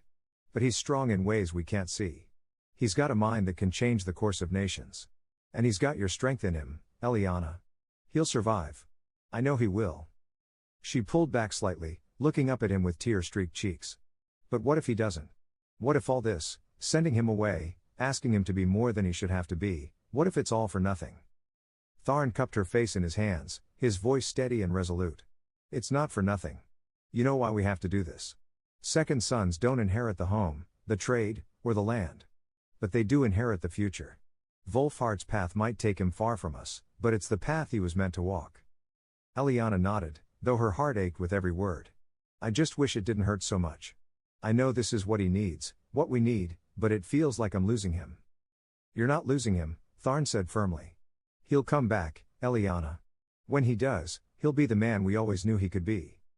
She leaned into him, letting his strength anchor her as the boat disappeared entirely from view. "I hope you're right," she said softly. "Because today feels like the hardest day of my life." Tharn held her tightly, his own heart heavy as he stared out over the lake. They stood there for a long time, their shared silence filled with love, hope, and the bittersweet pain of letting go. Chapter 10, Arrival at the Capital. The riverboat glided across the water, its rhythmic creaking and the faint hum of its mana engine breaking the silence of the crisp morning air. I stood at the bow, clutching the railing, staring at the horizon where the city of Ash's capital would soon appear. It had been 3 days since we left Valda Ashdock, and every mile felt like I'd been transported to another world. The first thing I noticed was the mana. It hung in the air like a mist, faintly tingling against my skin. The farther we traveled from the lake town, the thicker the mana became, making every breath feel invigorating. Hexa confirmed what I already suspected, my body was absorbing the ambient mana, raising my stats slightly even before we arrived. Wolfhart Valda Ashdock. Adolescent human male. Level, 0. Strength, 2. Dexterity, 2. Endurance, 3. Intelligence, 2. Wisdom, 2. Skills, soulless, redacted. It's fascinating, Hexa remarked as she projected the updated profile onto my vision. The ambient mana here is dense enough to accelerate natural absorption. If this continues, your baseline stats may improve significantly before formal training even begins. That sounded promising, but it also left me uneasy. If something as simple as moving to a mana-rich environment could increase my potential, how far behind had I been growing up in Valda Ashdock? The city came into view just as the sun rose higher, its rays illuminating towering stone walls that gleamed like polished marble. They stretched high into the sky, dwarfing anything I had ever seen before. Compared to the patchwork wooden barriers of Valda Ashdock, the walls of the capital looked like something from a dream, or an MMO raid hub. I've seen this before, I muttered, the sight triggering a vivid memory. In Realm Online, perhaps? Hexa suggested.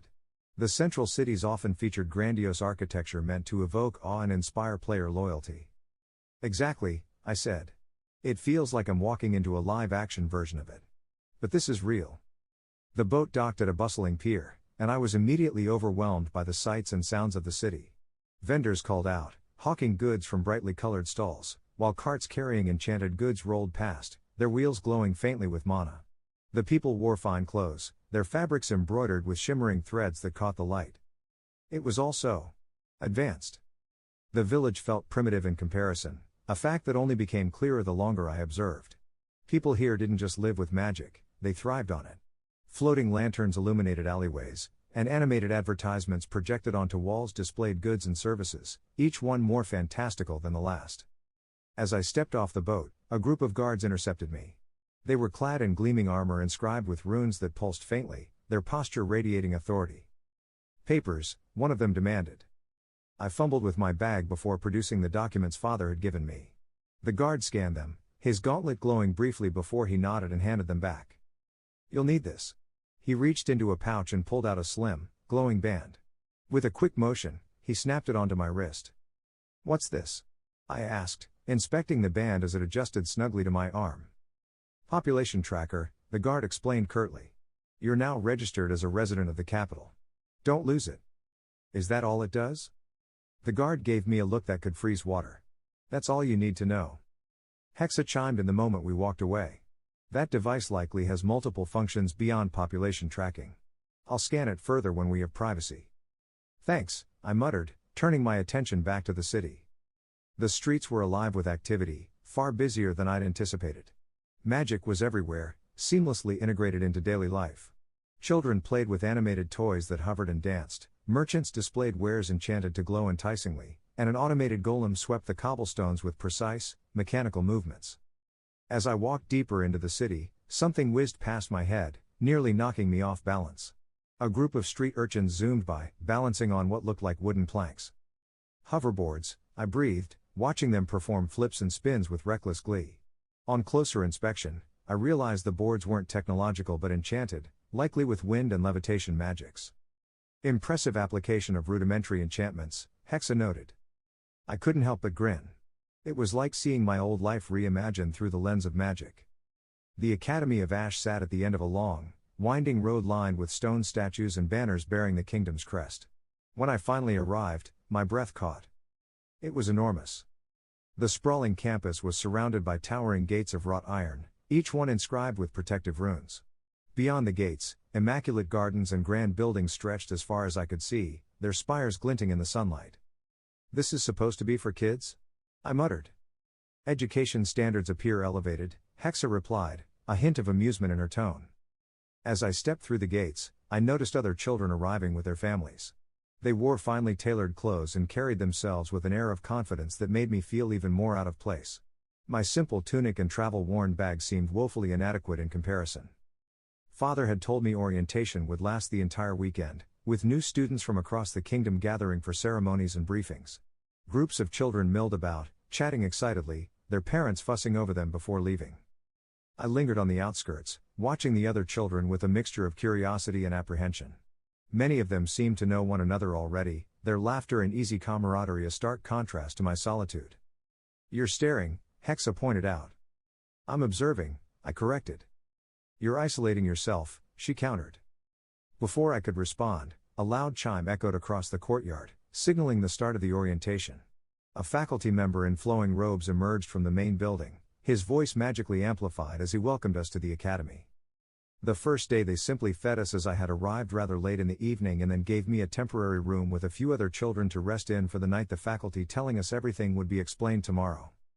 By the time the day ended, I was exhausted, not from the physical activity, but from the sheer sensory overload of the capital. As I lay in my bunk that night, staring at the wooden ceiling, I couldn't shake the feeling that this place was the start of something much bigger than I could imagine. "Hexa," I thought, "what do you think of all this?" "It's a significant departure from your previous life," she replied. "However, your adaptability has served you well so far. This environment will provide opportunities for growth and discovery, provided you seize them." I closed my eyes, letting her words sink in. The capital, the academy, the Nexus itself, it was all overwhelming, but it was also a chance to redefine myself. "I'll seize them," I said softly. "One step at a time." With that thought, I drifted into an uneasy sleep, dreams of the Nexus swirling in my mind. Chapter 11, The Academy. The next morning dawned bright and cold, the kind of morning where your breath fogs in the air and every sound seems sharper.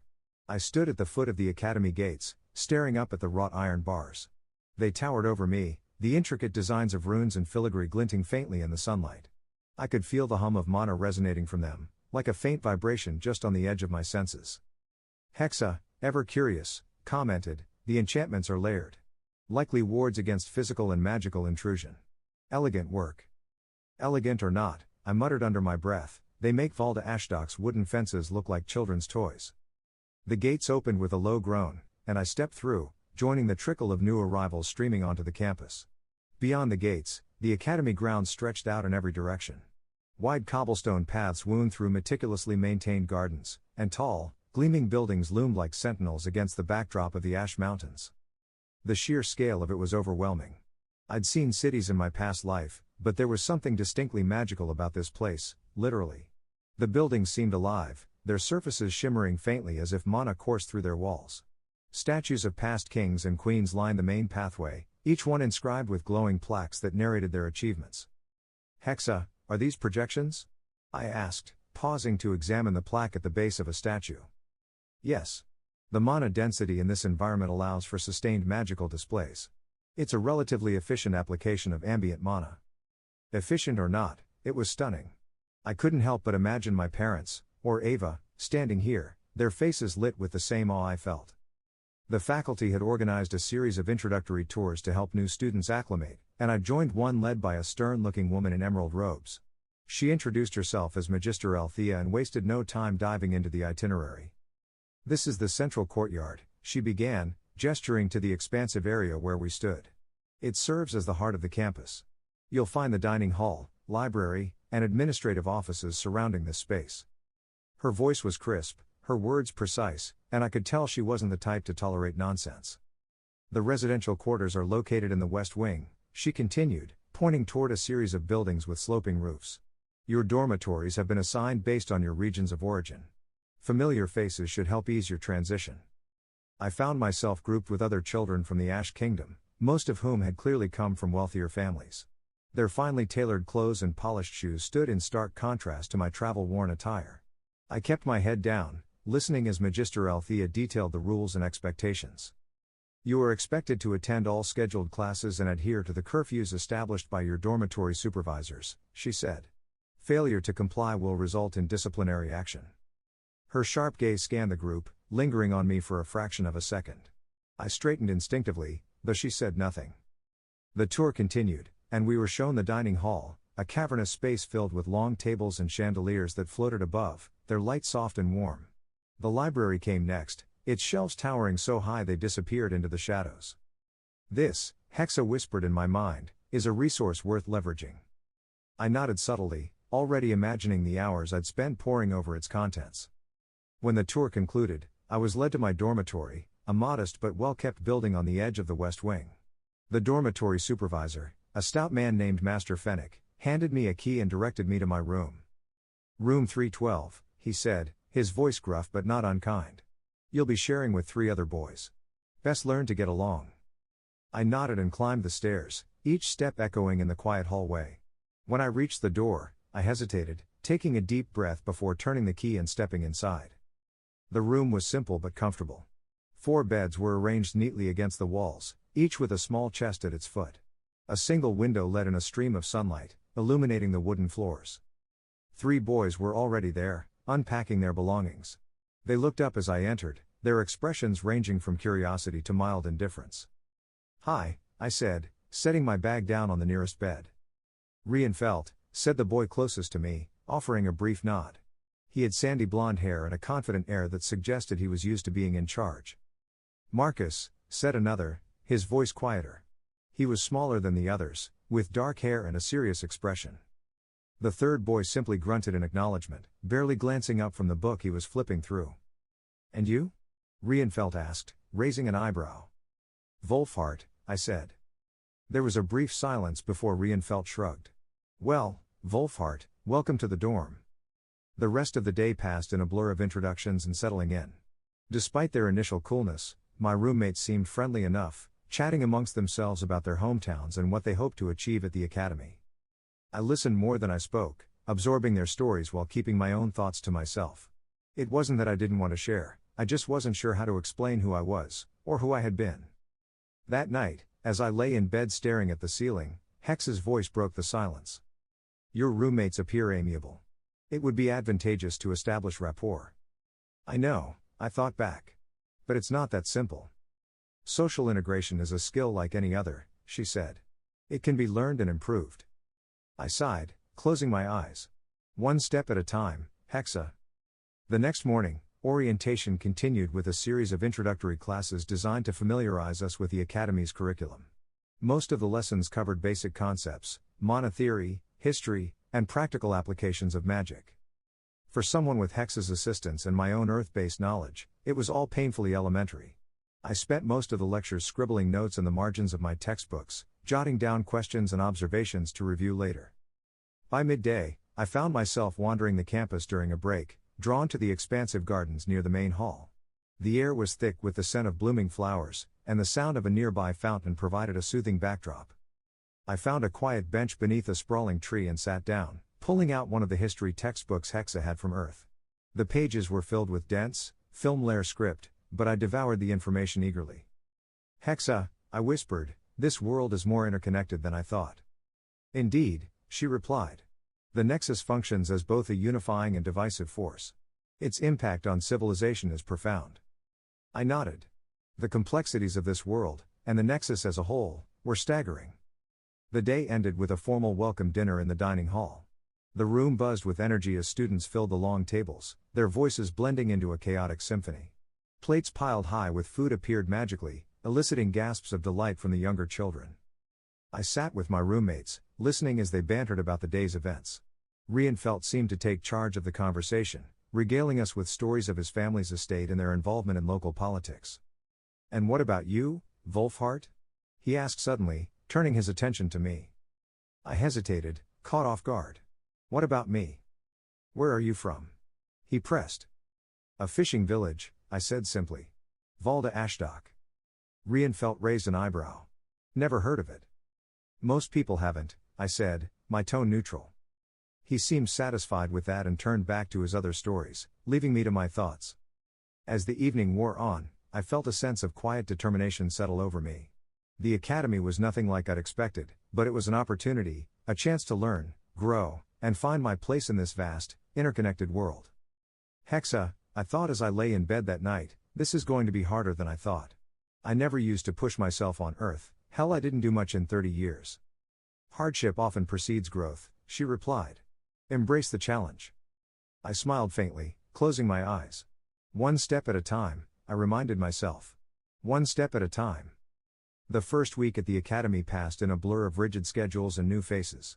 Every hour seemed meticulously planned, from our first morning bell to the final lights out in the dormitories. The academy wasn't just a school, it was a machine, its gears turning to shape us into something sharper, stronger, and more efficient. But what that something was, I hadn't yet figured out. My roommates, Rienfeld, Marcus, and the perpetually quiet boy I'd come to know as Aaron, were more comfortable in the new environment than I was. While they joked, teased, and navigated the academy's halls with ease, I found myself hanging back, observing the dynamics of this new world. Rienfeld, the natural leader of our little group, exuded confidence. He had a knack for turning even the simplest interactions into opportunities to assert himself. Marcus was the conversationalist, constantly asking questions and filling silences with anecdotes. Aaron, on the other hand, was a shadow, a silent observer who rarely spoke unless prompted. Wolfhart, Rienfeld said one evening, tossing a small cloth ball into the air as he lounged on his bed. Why are you so quiet all the time? You're like Aaron, but even weirder.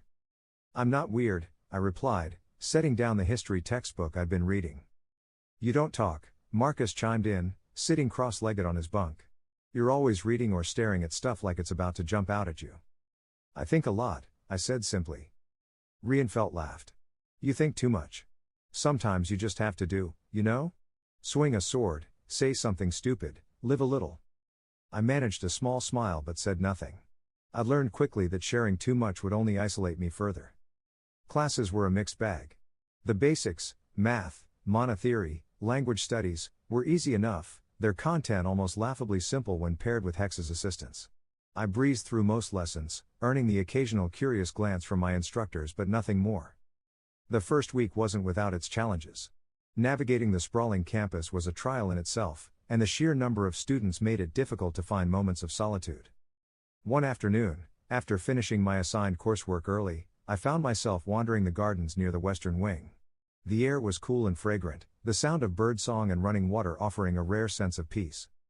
I settled onto a bench beneath a towering tree, pulling out one of my personal notebooks.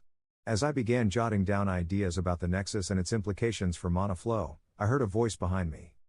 You always writing stuff down? I turned to see Marcus, his dark hair slightly mussed from the wind. He was carrying a wooden practice sword, his tunic damp with sweat from a recent sparring session. Sometimes, I said, closing the notebook. He sat down beside me, studying the cover of the book. What's it about? Anything interesting? Just ideas, I said vaguely. Things I'm trying to figure out. Marcus raised an eyebrow but didn't press further. You should come spar with us sometime, he said instead. Rienfeld's been bragging about how good he is. Someone needs to knock him down a peg. I chuckled softly. I'm not much of a fighter. That's the point of practice, Marcus said, grinning. Come on. It's more fun than sitting out here alone. I'll think about it, I said, though I wasn't sure I meant it. The dormitory grew louder as the week went on, the energy of the new students spilling into every corner. Boys raced through the halls, shouting challenges and daring one another to sneak into restricted areas. The occasional scuffle broke out, only to be swiftly silenced by the stern gaze of Master Fennec. Rienfeld thrived in this chaos, gathering an ever-growing group of admirers who laughed at his jokes and followed his lead. Marcus, too, found his place easily, joining in the camaraderie with an ease I envied. Aaron and I, meanwhile, remained on the outskirts. Though we rarely spoke, there was an unspoken understanding between us, a mutual preference for quiet observation over loud participation. At the end of the first week I was beginning to settle into a rhythm, blending observation with reluctant participation. Then came the raid. It started like any other day. Our group of first years was gathered in one of the courtyards for a practical mana demonstration. The instructor, Magister Althea, was guiding us through an exercise in ambient mana detection. Close your eyes and focus, she said, her tone sharp but calm. Feel the flow of mana in the air around you. It is constant, subtle, and vital to your understanding of this world. I closed my eyes and reached out with my senses. Hexa's voice whispered softly in my mind, offering guidance. Ambient mana density here is approximately 4.8 times that of Valda Ashdok. Focus on the increase, it should feel like a thicker current. I nodded slightly, concentrating on the sensation. The mana here felt alive, swirling like a faint breeze brushing against my skin. It was both exhilarating and overwhelming. Good, Hexa said. You're adapting faster than expected.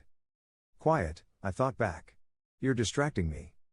The lesson was interrupted by the sudden, jarring toll of the raid bell. Its deep, resonant clang echoed across the campus, silencing the chatter of students and drawing gasps of alarm from those unfamiliar with its sound. What's happening? Someone whispered. Remain calm, Magister Althea commanded, her voice cutting through the rising murmur of panic. Follow me immediately to the nearest shelter. The atmosphere shifted in an instant. Students scrambled to gather their things as the Magister herded us toward a nearby building. The raid shelter, as she called it, was a reinforced structure designed to protect civilians during monster attacks. I'd heard of these shelters in Valda Ashdok, but I'd never seen one up close. The thick, enchanted doors slid open with a hiss, revealing a dimly lit interior lined with rows of stone benches. Inside, quickly, Althea urged, her tone leaving no room for argument. We filed in, the heavy doors sealing shut behind us. The sudden quiet was unnerving, broken only by the faint hum of the mana-powered defenses that lined the walls. Hexa's voice broke the silence in my mind. The raid outside is escalating. I'm detecting multiple high mana entities converging on the capital's perimeter. It seems that raids while weekly have a slight time deviation within the larger cities, making them harder to prepare for. How bad is it? I asked silently. Based on the sounds and movements I've analyzed, the Capital Guard is engaging a force of significant size, likely numbering in the thousands. Thousands. My heart sank at the thought. In Valda Ashdok, raids were small, localized skirmishes. Here, they were battles. The shelter vibrated faintly as distant booms echoed through the city. The sounds of clashing weapons, inhuman roars, and shouted commands filtered through the thick walls, a chaotic symphony that painted a grim picture of the scene outside. Hexa, what's going on? The attacking force appears to consist of beast folk and enslaved monsters, she said, her tone analytical. Primary species include minotaurs, bird-like harpies, and goblins. Their movements suggest organized leadership, likely an ogre chieftain or similar figure. I clenched my fists, frustration bubbling beneath the surface. And the guards? Coordinated and holding their ground. However, they've sustained casualties, dozens, at least. The idea of losing dozens of soldiers in a single raid was staggering. In Valda Ashdok, even one casualty would shake the village for weeks. Here, it seemed almost routine. The other students huddled together, their fear palpable. Some whispered prayers, others clung to each other for comfort. I sat apart, my mind racing with questions. How do they live like this? I asked Hexa. They adapt, she replied simply. The mana density in the capital allows for greater defenses, but it also attracts stronger and more numerous attackers. This is a direct consequence of the Nexus's interconnected nature. I leaned back against the cold stone wall, closing my eyes as I listened to the muffled chaos outside. This was a far cry from the simple life I'd known in Valda Ashdok. The raid lasted nearly an hour. When the sounds finally subsided, a tense silence settled over the shelter. Magister Althea waited a few moments before speaking. The threat has been neutralized, she said, her voice steady. Remain seated until we receive confirmation that it is safe to exit.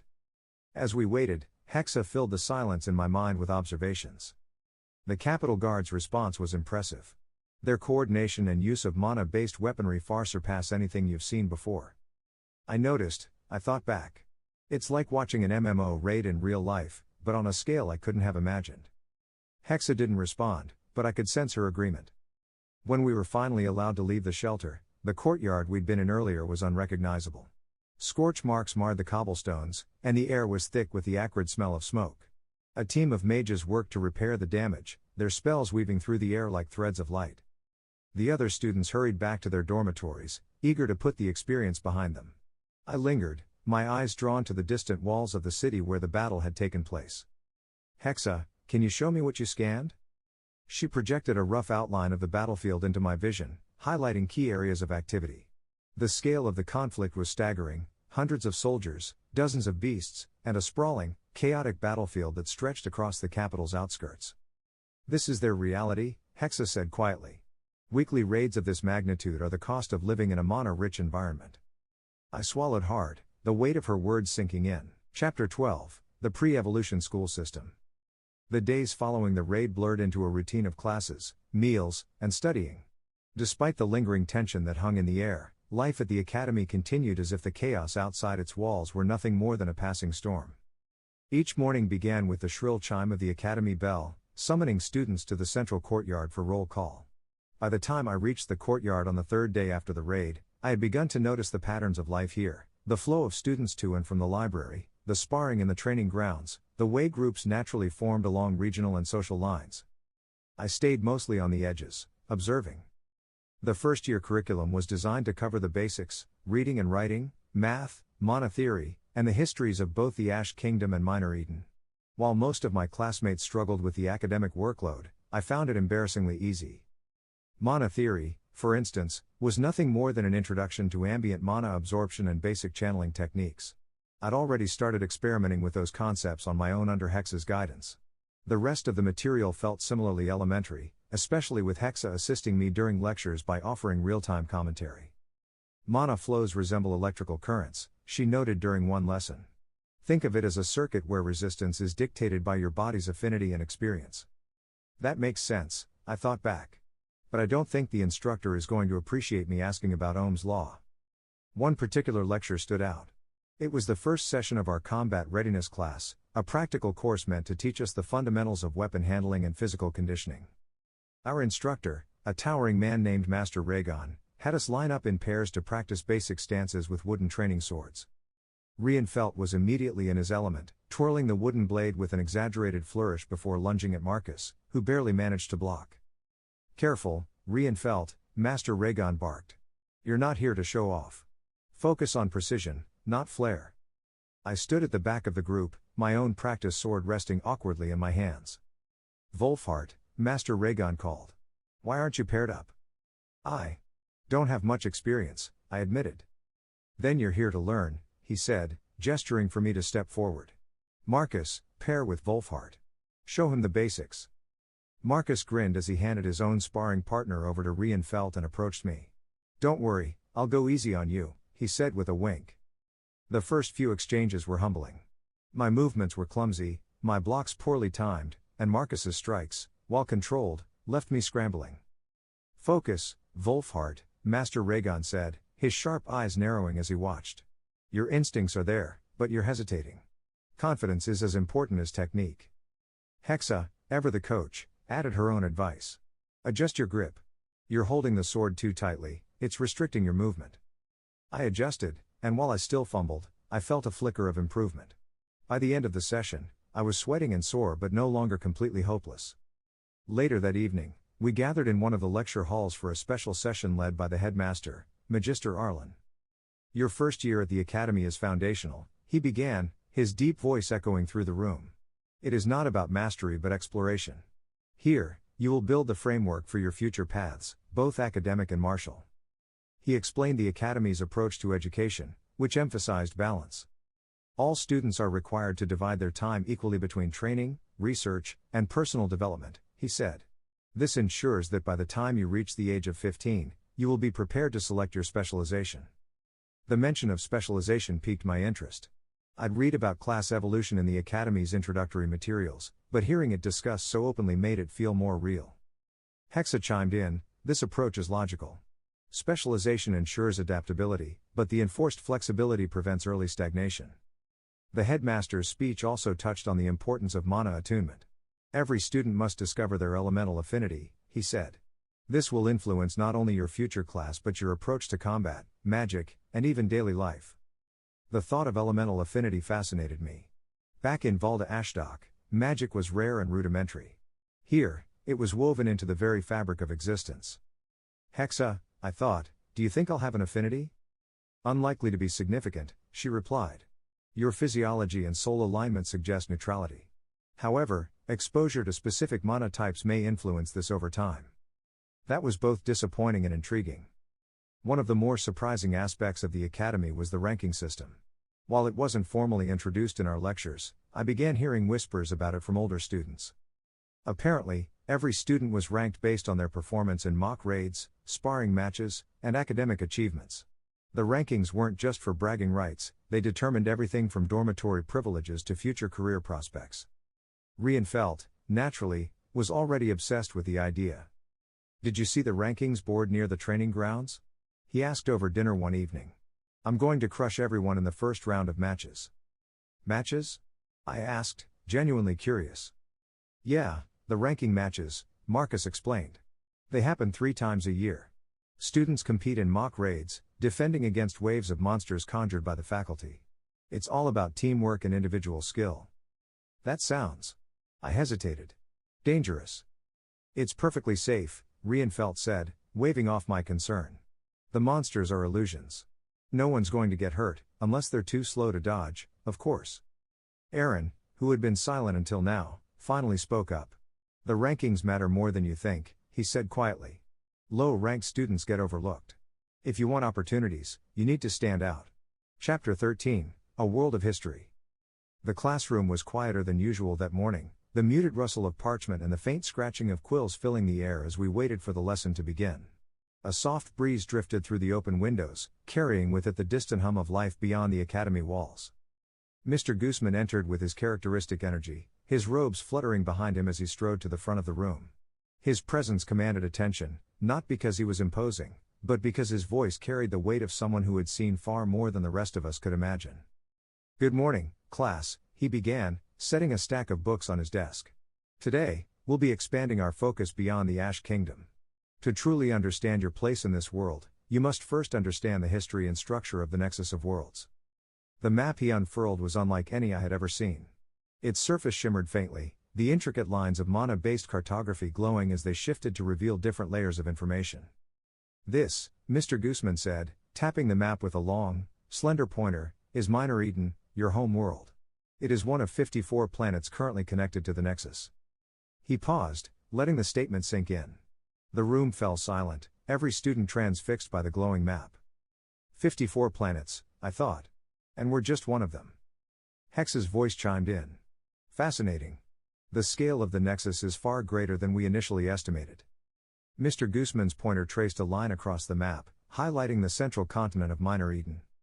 "Our world is divided into 5 continents, the largest of which is the Ashlands, home to the 16 major powers that dominate Minor Eden's political and military landscape." He gestured toward the northern regions, where clusters of city-states and sprawling kingdoms dotted the map.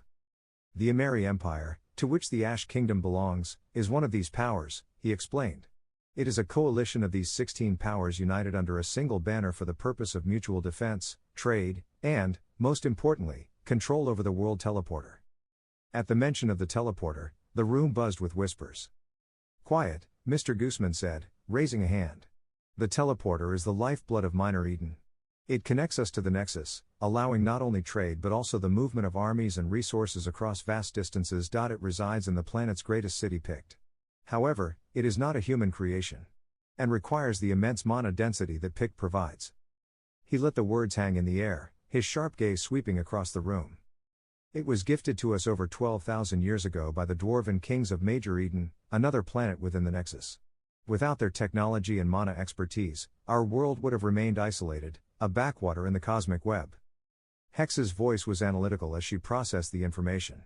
12,000 years is a significant time frame. The technological disparity between worlds within the Nexus must be vast. As Mr. Gooseman continued, the focus shifted to the alliances and rivalries that shaped Minor Eden. "Each of the 16 powers has its own agenda, its own goals," he said. "While open war among the 16 is rare, the balance of power within each power is fragile. Alliances shift, territories change hands, and weaker kingdoms are often swallowed by their neighbors." He pointed to a cluster of smaller kingdoms on the map's western edge. "These are the Free Duchies of Umbar, a region known for its cultural diversity and openness to non-human races. Unlike the Ash Kingdom, which is predominantly human, Umbar's cities are home to elves, dwarves, beastfolk, and other sentient species from across the Nexus." The mention of non-humans piqued my curiosity. While I'd encountered goblins and merfolk in Valda Ashdok's raids, I hadn't considered the possibility of coexisting with other races outside of combat. "Hexa," I thought, does the Nexus favor any specific race? Unclear, she replied. However, the distribution of mana density and access to Nexus resources likely skews in favor of long-established civilizations, such as the elves of Terra Primus. Mr. Guzman confirmed her observation as he continued. The Nexus itself is a paradox, he said. It unites us, but it also divides us. The closer a world is to the Nexus's center, the denser its mana and the greater its opportunities for growth.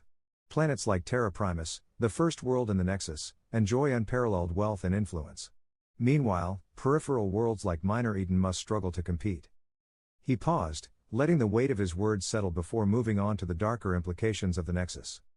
While the Nexus allows for incredible advancements, it also serves as a tool for domination. Throughout history, powerful empires have used the webways, the physical structures connecting the planets, to subjugate weaker worlds. The map shifted again, this time displaying the intricate lattice of glowing lines that represented the Nexus's webways.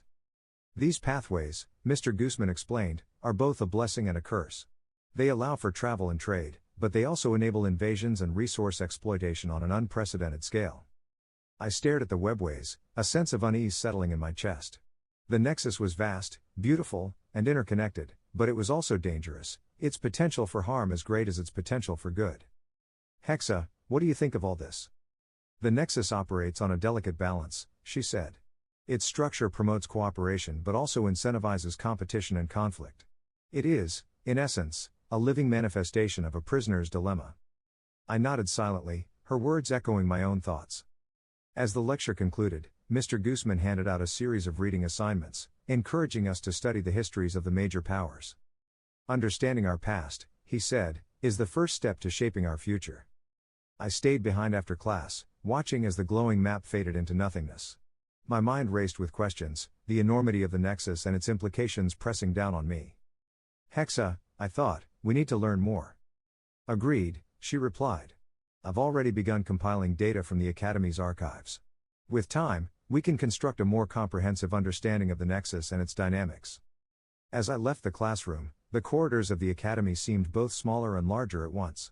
The world I had known felt distant, a mere fragment of a much larger puzzle. And I was determined to solve it. Chapter 14, A Nexus of Mana Complexities.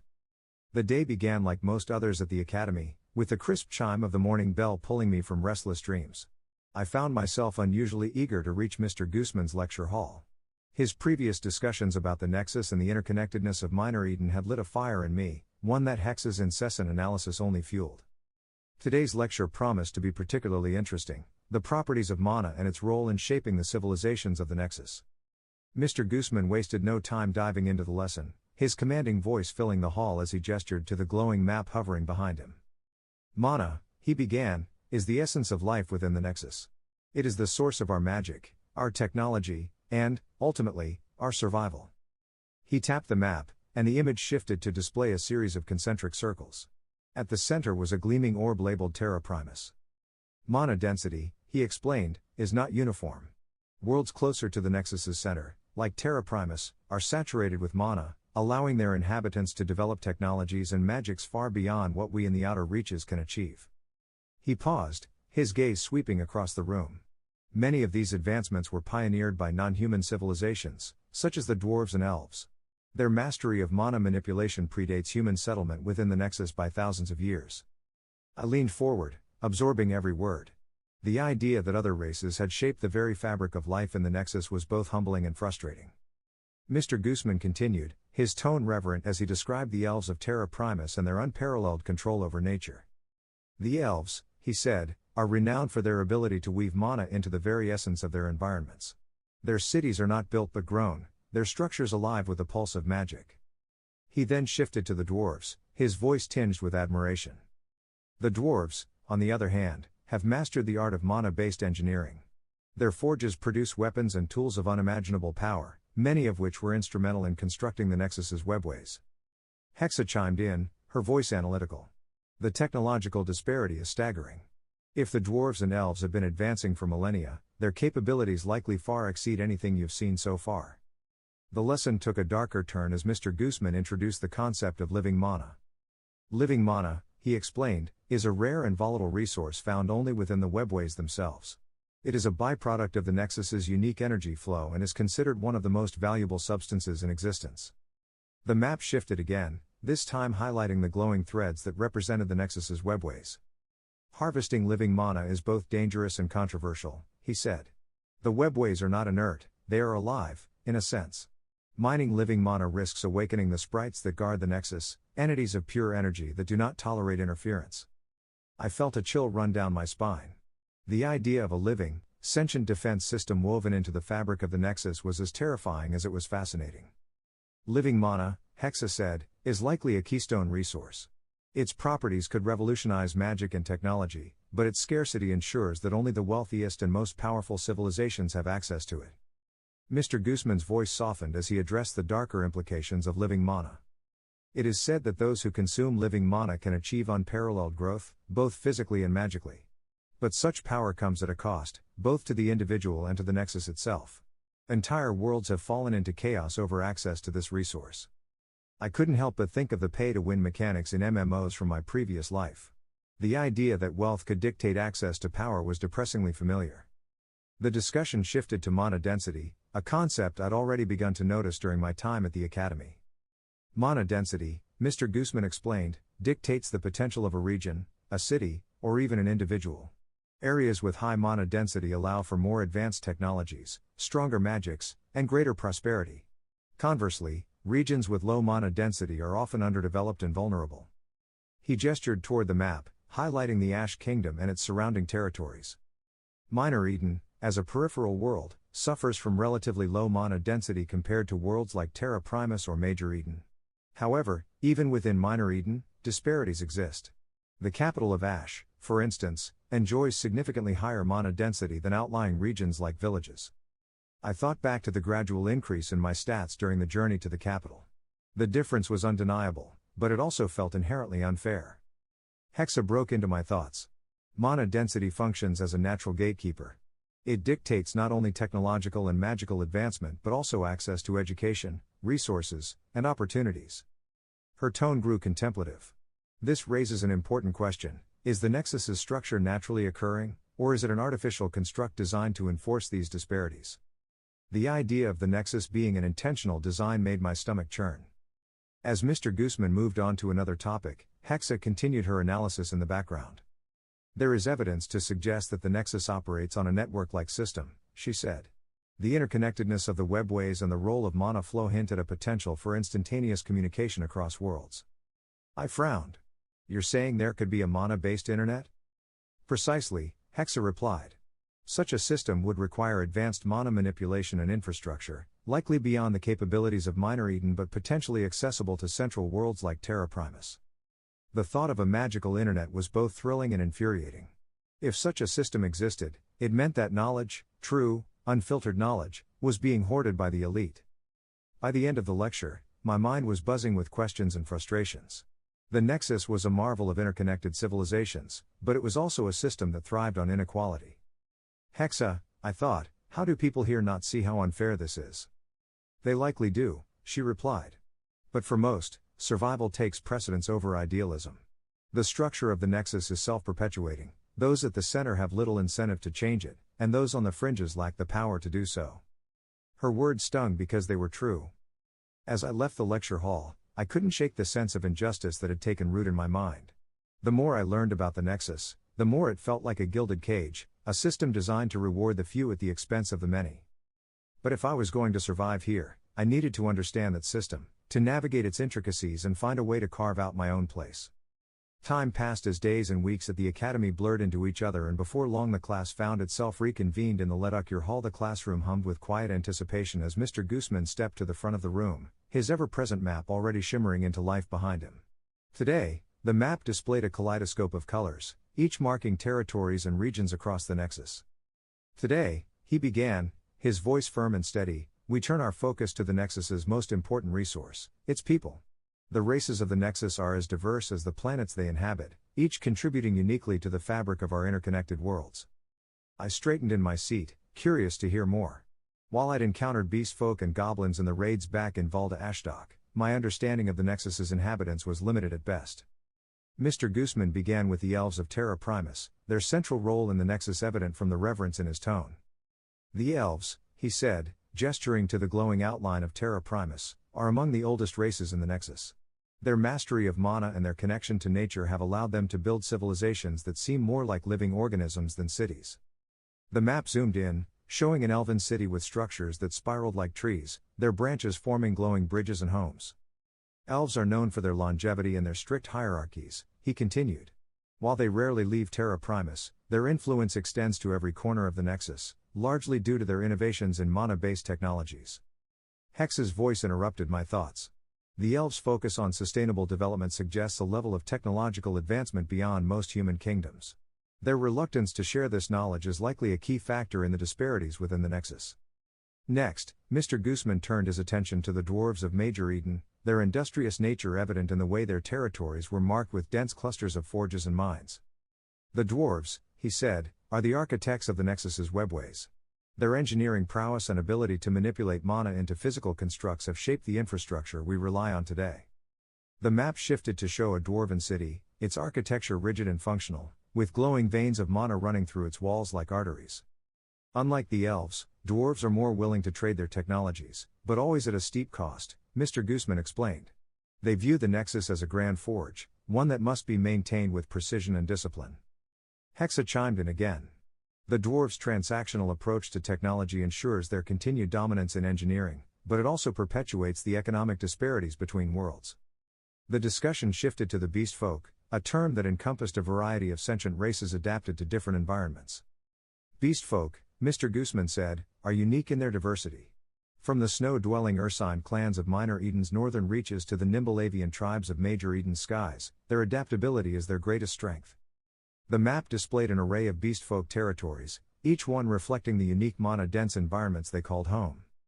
Unfortunately, Mr. Gooseman continued, his tone darkening, many beast folk tribes are treated as second-class citizens or, worse, as tools of war. Their natural abilities make them valuable assets in both raids and conflicts between kingdoms. When the subject of goblins arose, the room grew noticeably tenser. Goblins, Mr. Gooseman said, are perhaps the most misunderstood race in the Nexus. They are often vilified as raiders and thieves, yet their rapid reproduction and adaptability have allowed them to survive in even the harshest conditions. The map highlighted goblin territories, most of which were located on the fringes of more powerful kingdoms. Some dwarven kingdoms, he continued, have even incorporated goblins into their defenses. By using them as fodder during raids, they reduce their own population losses while maintaining their city's mana density. The room buzzed with whispers, students murmuring their surprise or disgust at the idea of using an entire race as expendable soldiers. As I listened, I couldn't help but draw comparisons to my own world. The hierarchies, the exploitation, the systemic inequalities, it all felt painfully familiar. Hexa, I thought, it's just like Earth, isn't it? Different names, same problems. In many ways, yes, she replied. The Nexus's structure reflects the same patterns of power dynamics, resource control, and social stratification that defined your previous life. However, the integration of mana adds a layer of complexity. Mr. Gooseman's lecture concluded with a discussion of the Ash Kingdom's policies toward non-human races.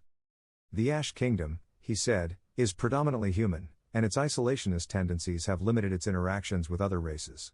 While some non-humans reside within the kingdom, they are rare and often regarded with suspicion. He gestured to the map, highlighting the free duchies of Umbar as a counterpoint. By contrast, the duchies of Umbar are a model of coexistence, with mixed-race cities that thrive on diversity.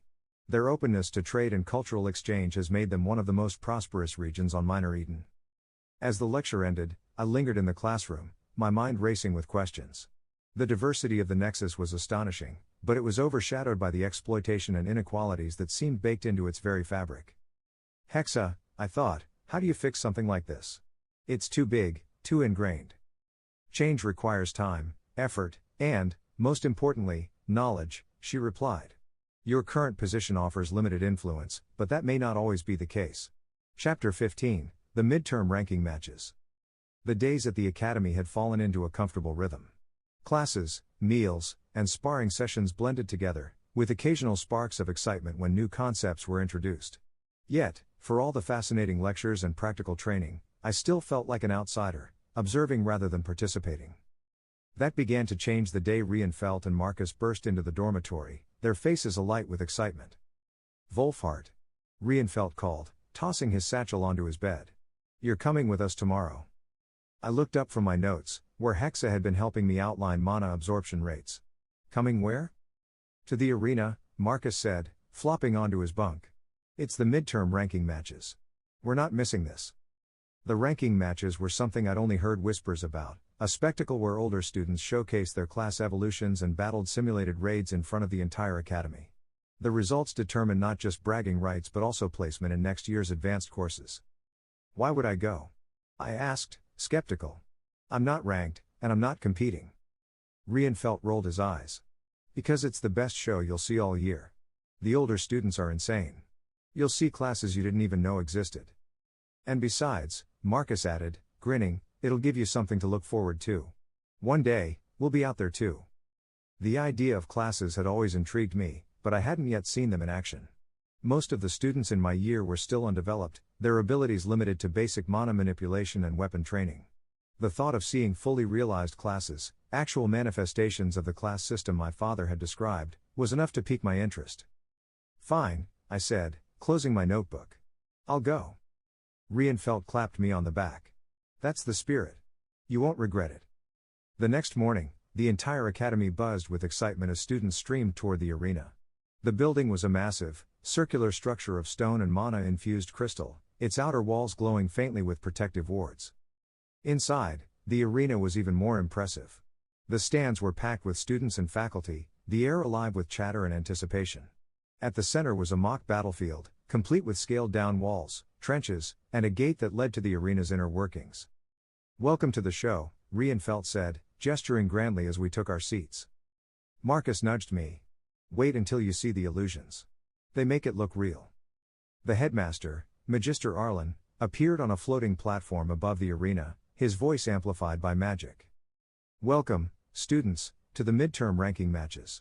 He announced, his tone commanding yet warm. Today, you will witness the culmination of months of training and dedication. Our upper year students will demonstrate their skills in simulated raids, showcasing the diversity and creativity of the class system. A cheer erupted from the crowd, and even I couldn't help but feel a flicker of excitement. The first team to enter the arena consisted of 5 students, their appearances strikingly different from the first years I was used to seeing. Each of them radiated confidence, their weapons and armor glowing faintly with magical enhancements. The announcer introduced them as a balanced team, a warrior, a ranger, a mage, a healer, and a rogue. As the gates opened, the illusionary raid began. The arena transformed before our eyes, shimmering as magic wove an entire scenario into existence.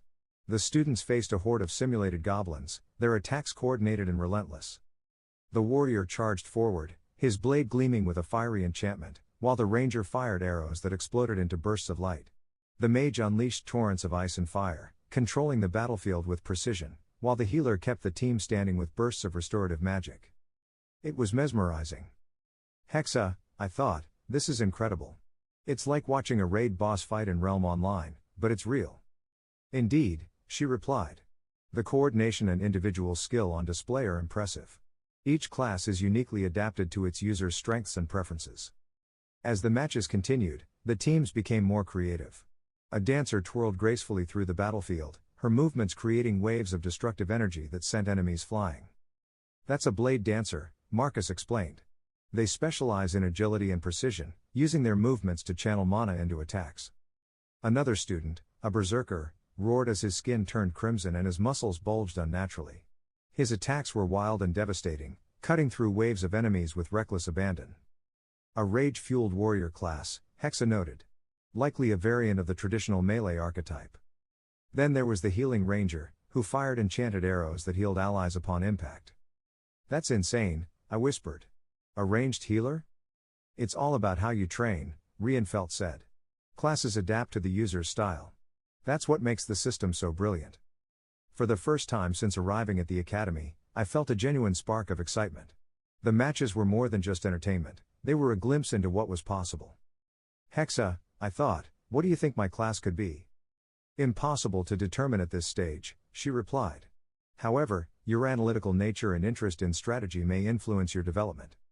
I imagine myself in the arena, wielding abilities as unique and powerful as those I'd seen. The thought was both exhilarating and daunting. As the matches came to a close, the top-ranked team stepped into the arena, a group of students who moved with the effortless grace of those who had been training their entire lives.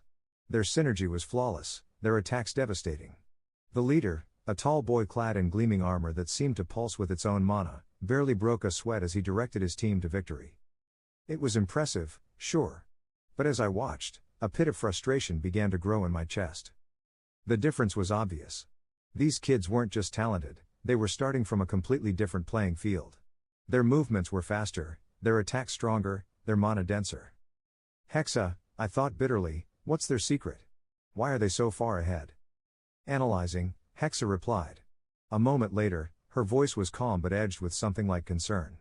The likely answer is mana saturation.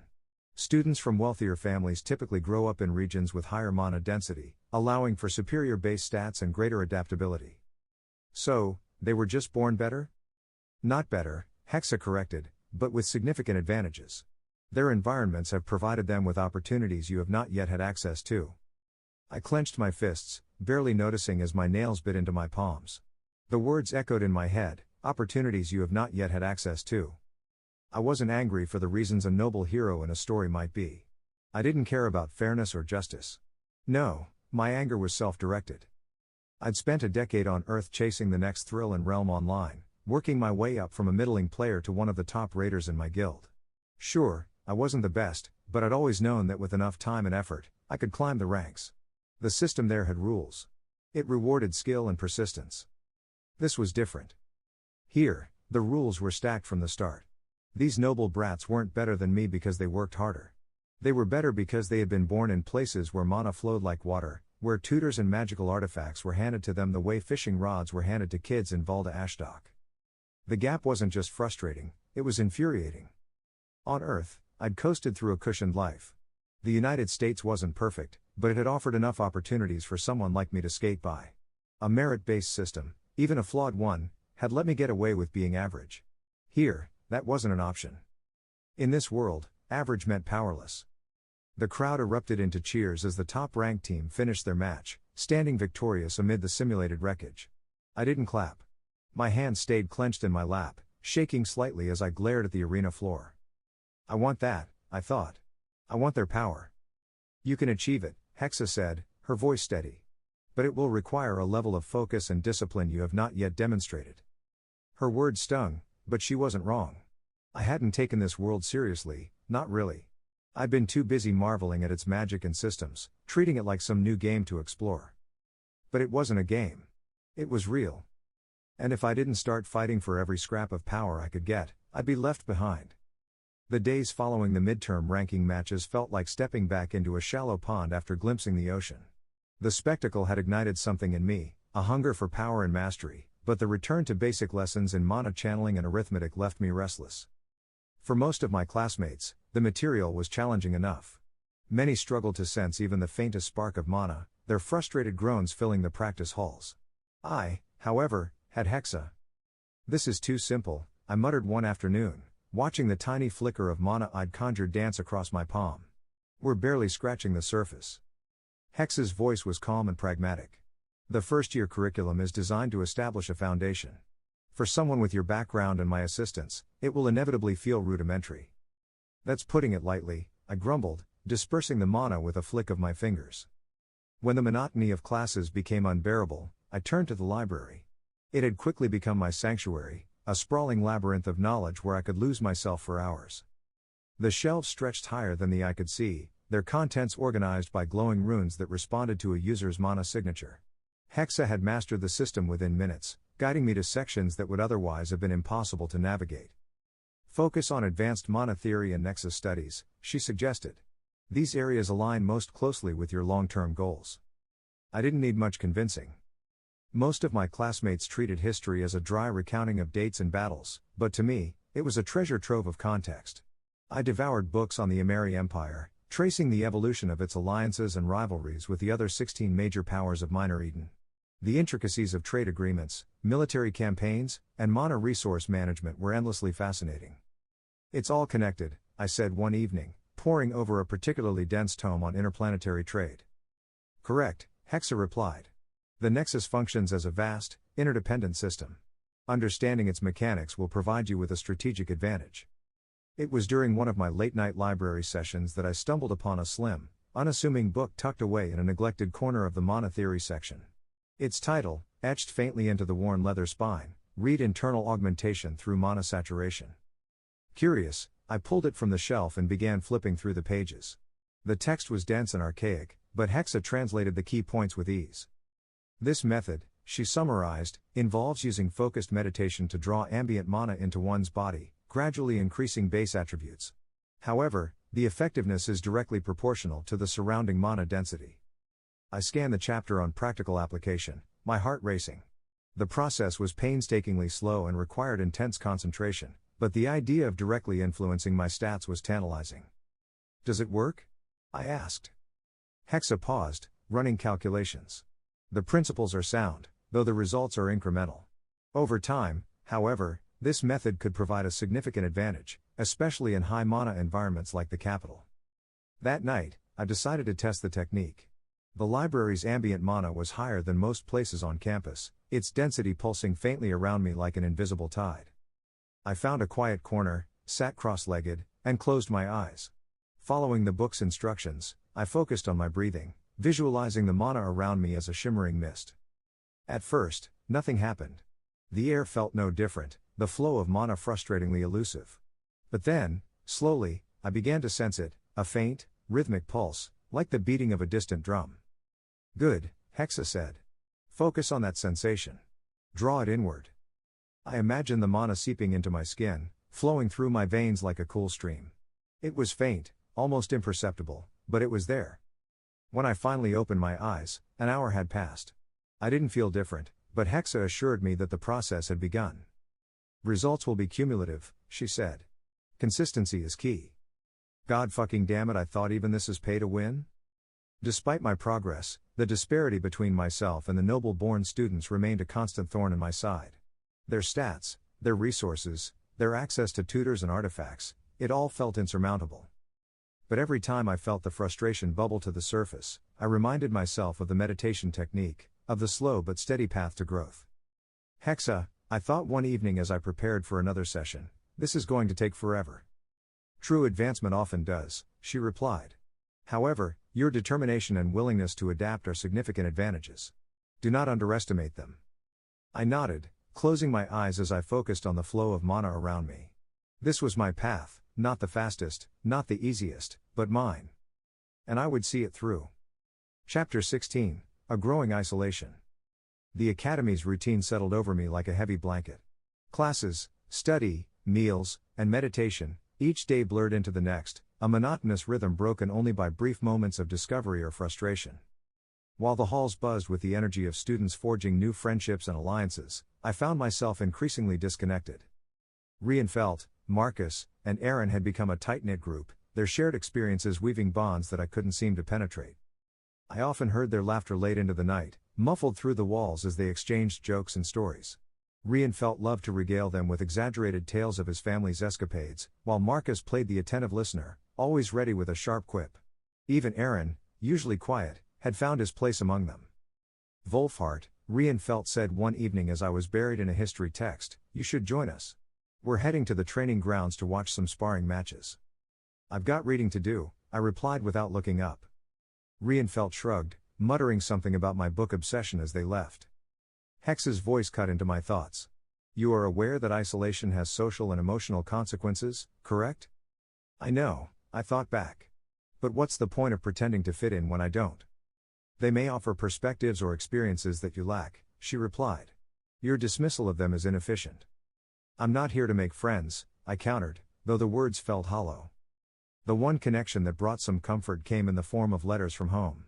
Ava wrote regularly, her neat handwriting spilling across the pages with stories of Valda Ashdock and the small, quiet life I had left behind.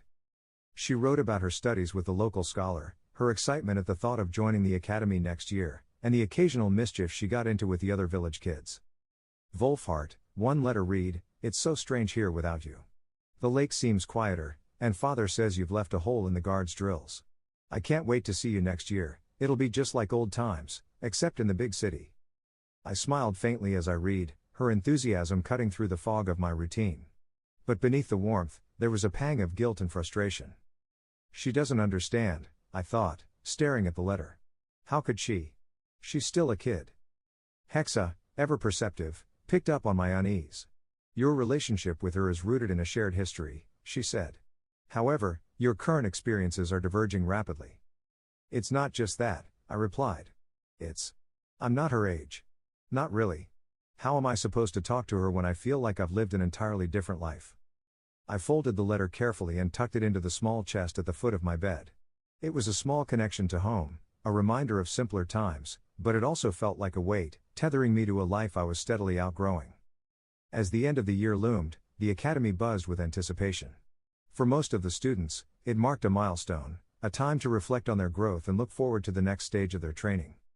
For me, it felt like just another marker on a timeline I wasn't entirely part of. My 10th birthday was just a few weeks away, a date that would have been cause for celebration in Valda Ashdock. Here, it felt insignificant, a footnote in the larger narrative of the Academy's relentless cycle. Late one evening, as the dormitory fell silent, I found myself staring out the small window by my bed. The city stretched out below, its lights twinkling like stars, and beyond that, the faint silhouette of the Ash Mountains loomed against the dark sky. Hexa, I thought, what am I even doing here? You are building a foundation, she replied. Every piece of knowledge, every skill you acquire is another step toward your goals. But I feel so stuck, I admitted. Like I'm just treading water while everyone else is swimming ahead. I'm not even sure what my goals really are. Just since I was reborn here it's been to level up and see the Nexus. Is that enough? Your progress is not linear, Hexa said. Focus on the long term. The disparities you perceive now can be mitigated through effort and strategy. Her words were logical, but they didn't ease the weight in my chest. I turned away from the window and climbed into bed, staring at the ceiling as thoughts of Ava, the Nexus, and the relentless march of time swirled in my mind. My 10th birthday would come and go, just another day in the grand scheme of things. But I promised myself that by the time the next year ended, I would no longer feel like I was lagging behind. The morning of my 10th birthday was like any other. No one at the academy knew the date, and I didn't plan to bring it up. Birthdays had felt meaningless since I was reborn in this world. What did a date matter when I was already decades older in my mind? Still, I allowed myself a small ritual. After breakfast, I wandered into the academy gardens, notebook in hand, and found a quiet bench under a sprawling ash tree. The crisp air carried the faint scent of flowers, and the distant hum of the city beyond the academy walls provided a soothing backdrop. Hexa, I thought, opening my notebook to a page filled with diagrams and equations. Let's pick up where we left off. Gravity theory, she replied, her tone clinical. We were discussing its interaction with the Nexus structures. For weeks, Hexa and I had been puzzling over the nature of the Nexus. The massive webways that connected the worlds defied the laws of gravity as I had understood them on Earth. Their structures hovered in the void, their paths seemingly impervious to the gravitational pull of the planets they connected. Mana might act as a stabilizing force, I mused, sketching a rough diagram of the Nexus webways. But how does it counteract gravity on such a massive scale? It is possible that living mana, in its raw form, has properties that manipulate spatial dimensions, Hexa suggested. Or, I countered, the Nexus itself is some kind of artificial construct, designed to override natural laws. Hexa cut me off. I doubt. Our discussion was interrupted by a voice, sharp and curious. You're talking about gravity? I looked up to see two figures standing nearby. The girl who had spoken was tall for her age, with fiery red hair that shimmered in the sunlight and eyes that seemed to glint with a mix of intelligence and mischief. Beside her stood a boy with similar features, though his demeanor was quieter, more measured. Morgana and Stefan Ash, Hexa whispered in my mind, identifying them instantly. Cousins to the royal family. They are in your year but have special tutors. Highly intelligent and politically significant. I stood quickly, unsure how to respond. The Ash name was enough to make anyone tread carefully. Yes, I said awkwardly, clutching my notebook. I was just thinking out loud. Morgana smirked, stepping closer. About gravity and the Nexus? She pressed. Not exactly light reading for a 10-year-old. Stefan studied me with a cool gaze. Most people here don't even know what gravity is, let alone question it. I hesitated, but there was something in their expressions, curiosity rather than judgment, that encouraged me to speak. It doesn't make sense, I said, gesturing to my notes. The Nexus webways defy everything I know about gravity. I've been trying to figure out how they work. Morgana's smirk widened. Finally, someone worth talking to, she said, dropping onto the bench beside me. Stefan followed, nodding slightly. Most of the students here only care about their stats and classes. It's rare to find someone who thinks beyond themselves. What began as a chance encounter turned into an impromptu discussion. Morgana and Stefan were surprisingly well read, their knowledge extending far beyond the academy curriculum. Morgana, in particular, was fascinated by the theoretical applications of mana. If mana density affects gravity, she said, leaning forward, then denser worlds should have completely different physics. Have you read anything about Terra Primus? Only scraps, I admitted. But Hexa thinks their cities might be stabilized using mana constructs that act as counterweights. Hexa? Stefan asked, raising an eyebrow. I froze for a moment, realizing my slip. Just a nickname I gave to my thoughts, I said quickly. He didn't press further, though his gaze lingered on me for a moment before he returned to the discussion. It didn't take long to realize that Morgana and Stefan were different. It wasn't just their intelligence, it was the way they carried themselves, the way people watched them. As we talked, I noticed students passing through the gardens casting nervous glances our way. Some whispered to each other, while others quickly looked away, their expressions a mix of awe and fear. Their royalty, Hexa reminded me. Their status alone sets them apart, regardless of their individual merit. I wondered what it must be like to live under such scrutiny, to have every move watched and judged. Yet neither Morgana nor Stefan seemed bothered by the attention. If anything, they appeared accustomed to it. Do people always stare at you? I asked bluntly. Morgana laughed. Pretty much. You get used to it. Or you learn to ignore it, Stefan added, his tone more subdued. Our conversation lasted for hours, stretching through the morning and into the early afternoon. By the time Morgana and Stefan left, promising to continue the discussion another day, I felt a strange mix of exhilaration and unease. They were fascinating, intelligent, driven, and unafraid to challenge the status quo. But their presence also brought a new layer of isolation. Rienfeld and Marcus had already started to drift away, their camaraderie forming a wall I couldn't breach. Now, with Morgana and Stefan occupying my time, that gap felt even wider. Careful, Wolfhart, Hexa warned. Your association with the Ash twins will not go unnoticed. It may alienate you further from your peers. I don't care, I thought stubbornly. I'm not here to fit in. If they can help me understand this world, that's all that matters. The final weeks of the year came with a mix of anticipation and reflection. The academy, which had been alive with a hum of daily lessons, began to shift its energy toward evaluations and preparations for the break. Despite the looming pause in our studies, life at the academy remained as rigorous as ever. Professors pushed us to consolidate everything we'd learned over the year, drilling fundamentals and issuing endless practice exams. For most of the students, it was an exhausting sprint to the finish line. For me, it was just another routine. As I sat in the quiet of the library one evening, I flipped through my notebooks, skimming over the countless pages of notes, diagrams, and questions I'd amassed. Hexa, I thought, what do you think? Did I make any progress? Your knowledge and understanding have expanded significantly, she replied. You've absorbed foundational concepts in mana theory, nexus history, and interplanetary politics at a pace well beyond your peers. But does it matter? I asked, leaning back in my chair. I'm still behind where I want to be. I've seen the nobles, their stats, their resources. It's like trying to climb a mountain with half the gear. Hexa paused before responding. Progress is cumulative. While disparities exist, your ability to adapt and strategize will serve you in the long term. I nodded, her words logical as always. But there was a part of me that couldn't shake the feeling of impatience, a gnawing frustration at the slow pace of it all.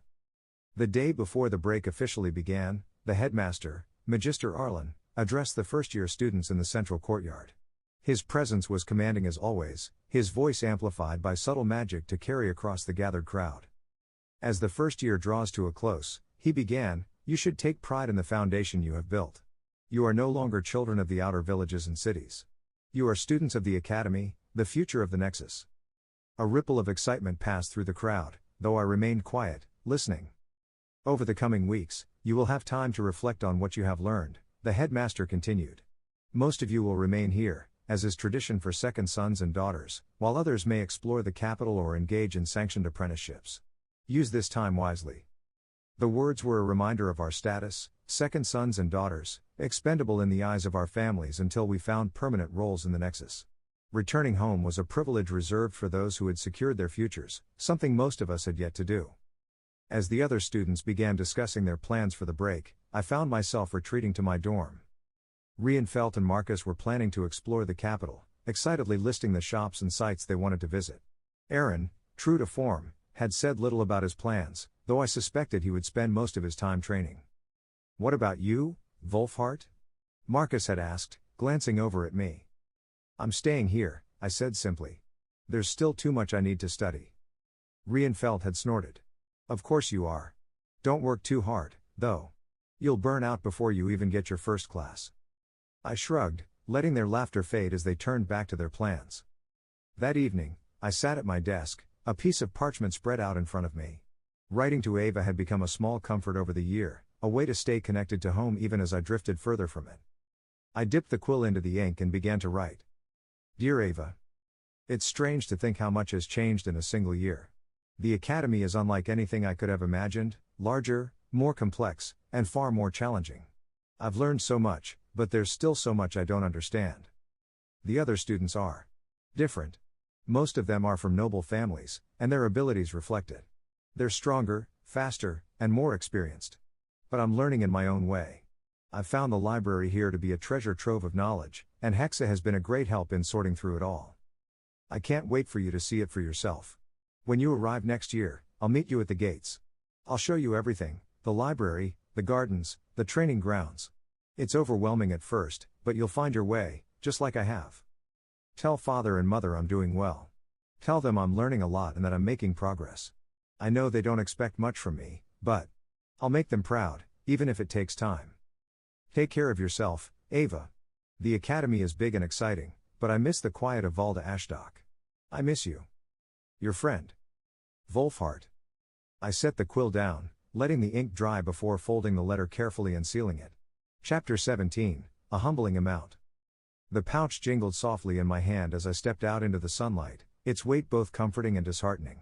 My father had given it to me just before I'd left Valda Ashdok, his expression carefully neutral as he pressed the worn leather bag into my palm.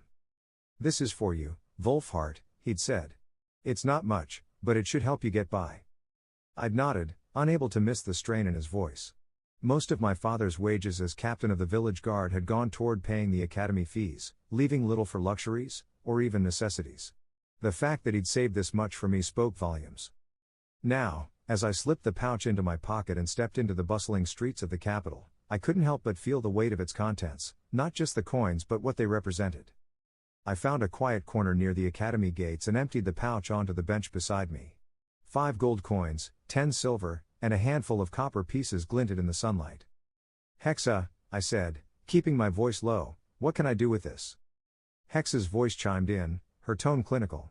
Based on my calculations, the average monthly income for a laborer in the Ash capital is between 7 and 10 gold coins. Your current funds amount to approximately 2/3 of a month's wages. I frowned, turning one of the gold coins over in my fingers. Each bore the image of a phoenix, the Ash Kingdom's emblem, its wings spread wide as if to mock my meager savings.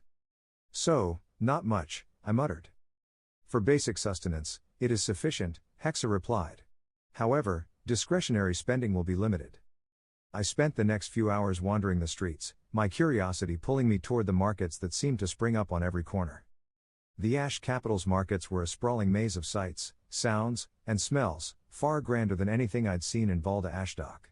Cobblestone streets stretched endlessly, lined with stalls overflowing with goods that shimmered under the bright midday sun. Each merchant seemed to shout louder than the last, their voices blending into a cacophony of sales pitches and haggling. Fresh mana-infused fruits. Grown in the high gardens of the Ash Mountains. One vendor cried, holding up an apple that glowed faintly with an internal light.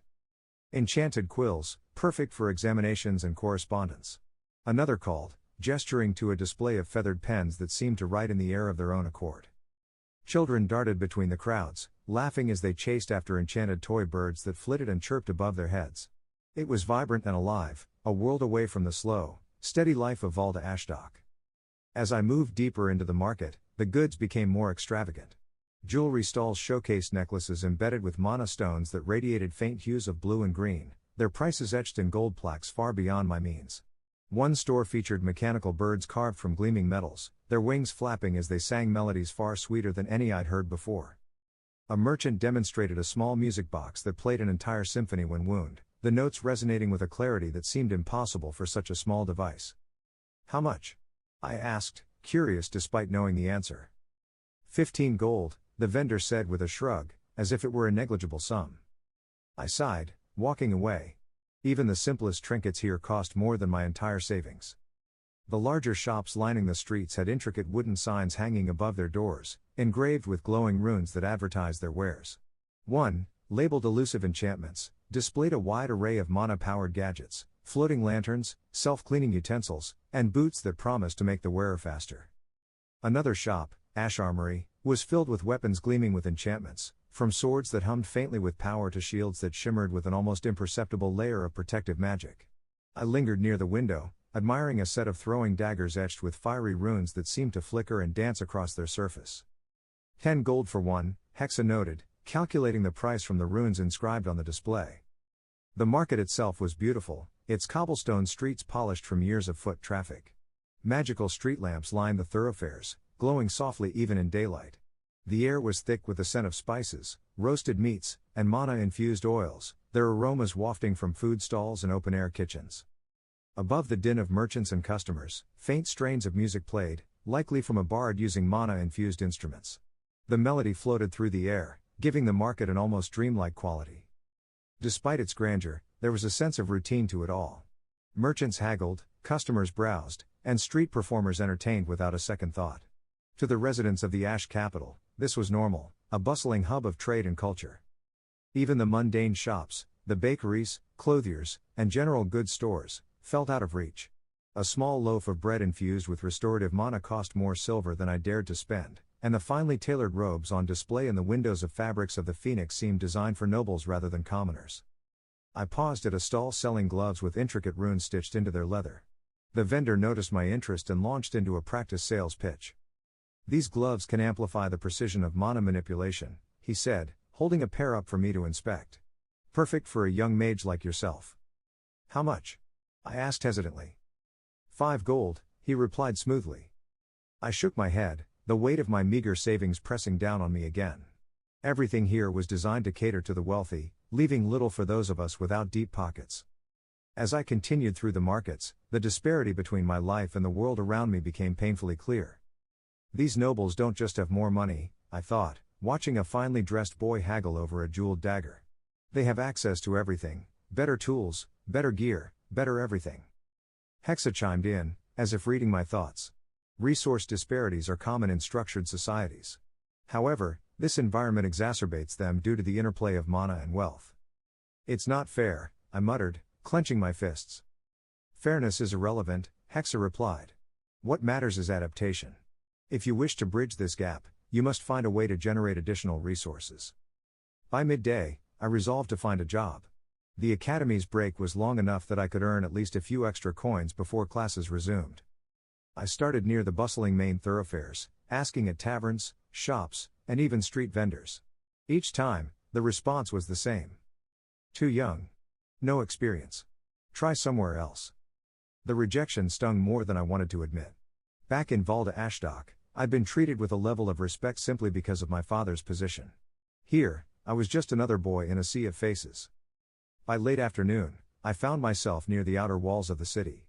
The towering structures loomed over me, casting long shadows that seemed to swallow the streets below. The sounds of the city began to change. The cheerful calls of merchants were replaced by murmurs and the occasional distant laugh, their tones carrying an edge of something darker. I wandered aimlessly, my feet dragging as exhaustion set in. My pouch of coins felt heavier with each step, a constant reminder of how little I had and how far I had to go.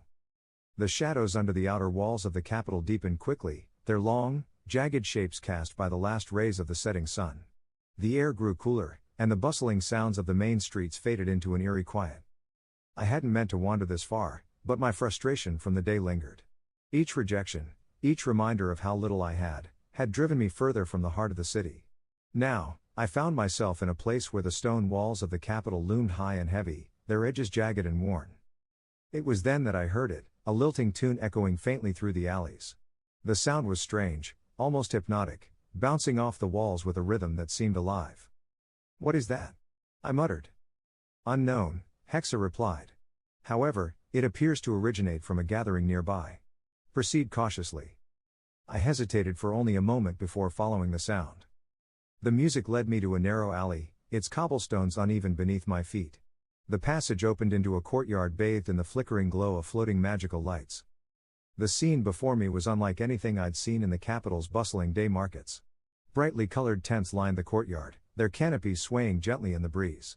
Stalls were crammed with goods that glimmered and shone, their origins as mysterious as the people selling them. Merchants with wild, eccentric appearances hawked wares in loud, guttural tones. One man with a patchwork cloak held up a silver orb that pulsed faintly with light, shouting something about seeing the truth. Another stall displayed cages filled with exotic creatures, some resembling oversized birds, others far stranger, their forms twisting and shimmering as if they were made of liquid light. The smells were equally chaotic, the sharp tang of spices, the earthy musk of animals, and the faint metallic scent of mana-infused goods. "This isn't an official market," Hexa said in a wary tone. "The odds of illicit activity here are high."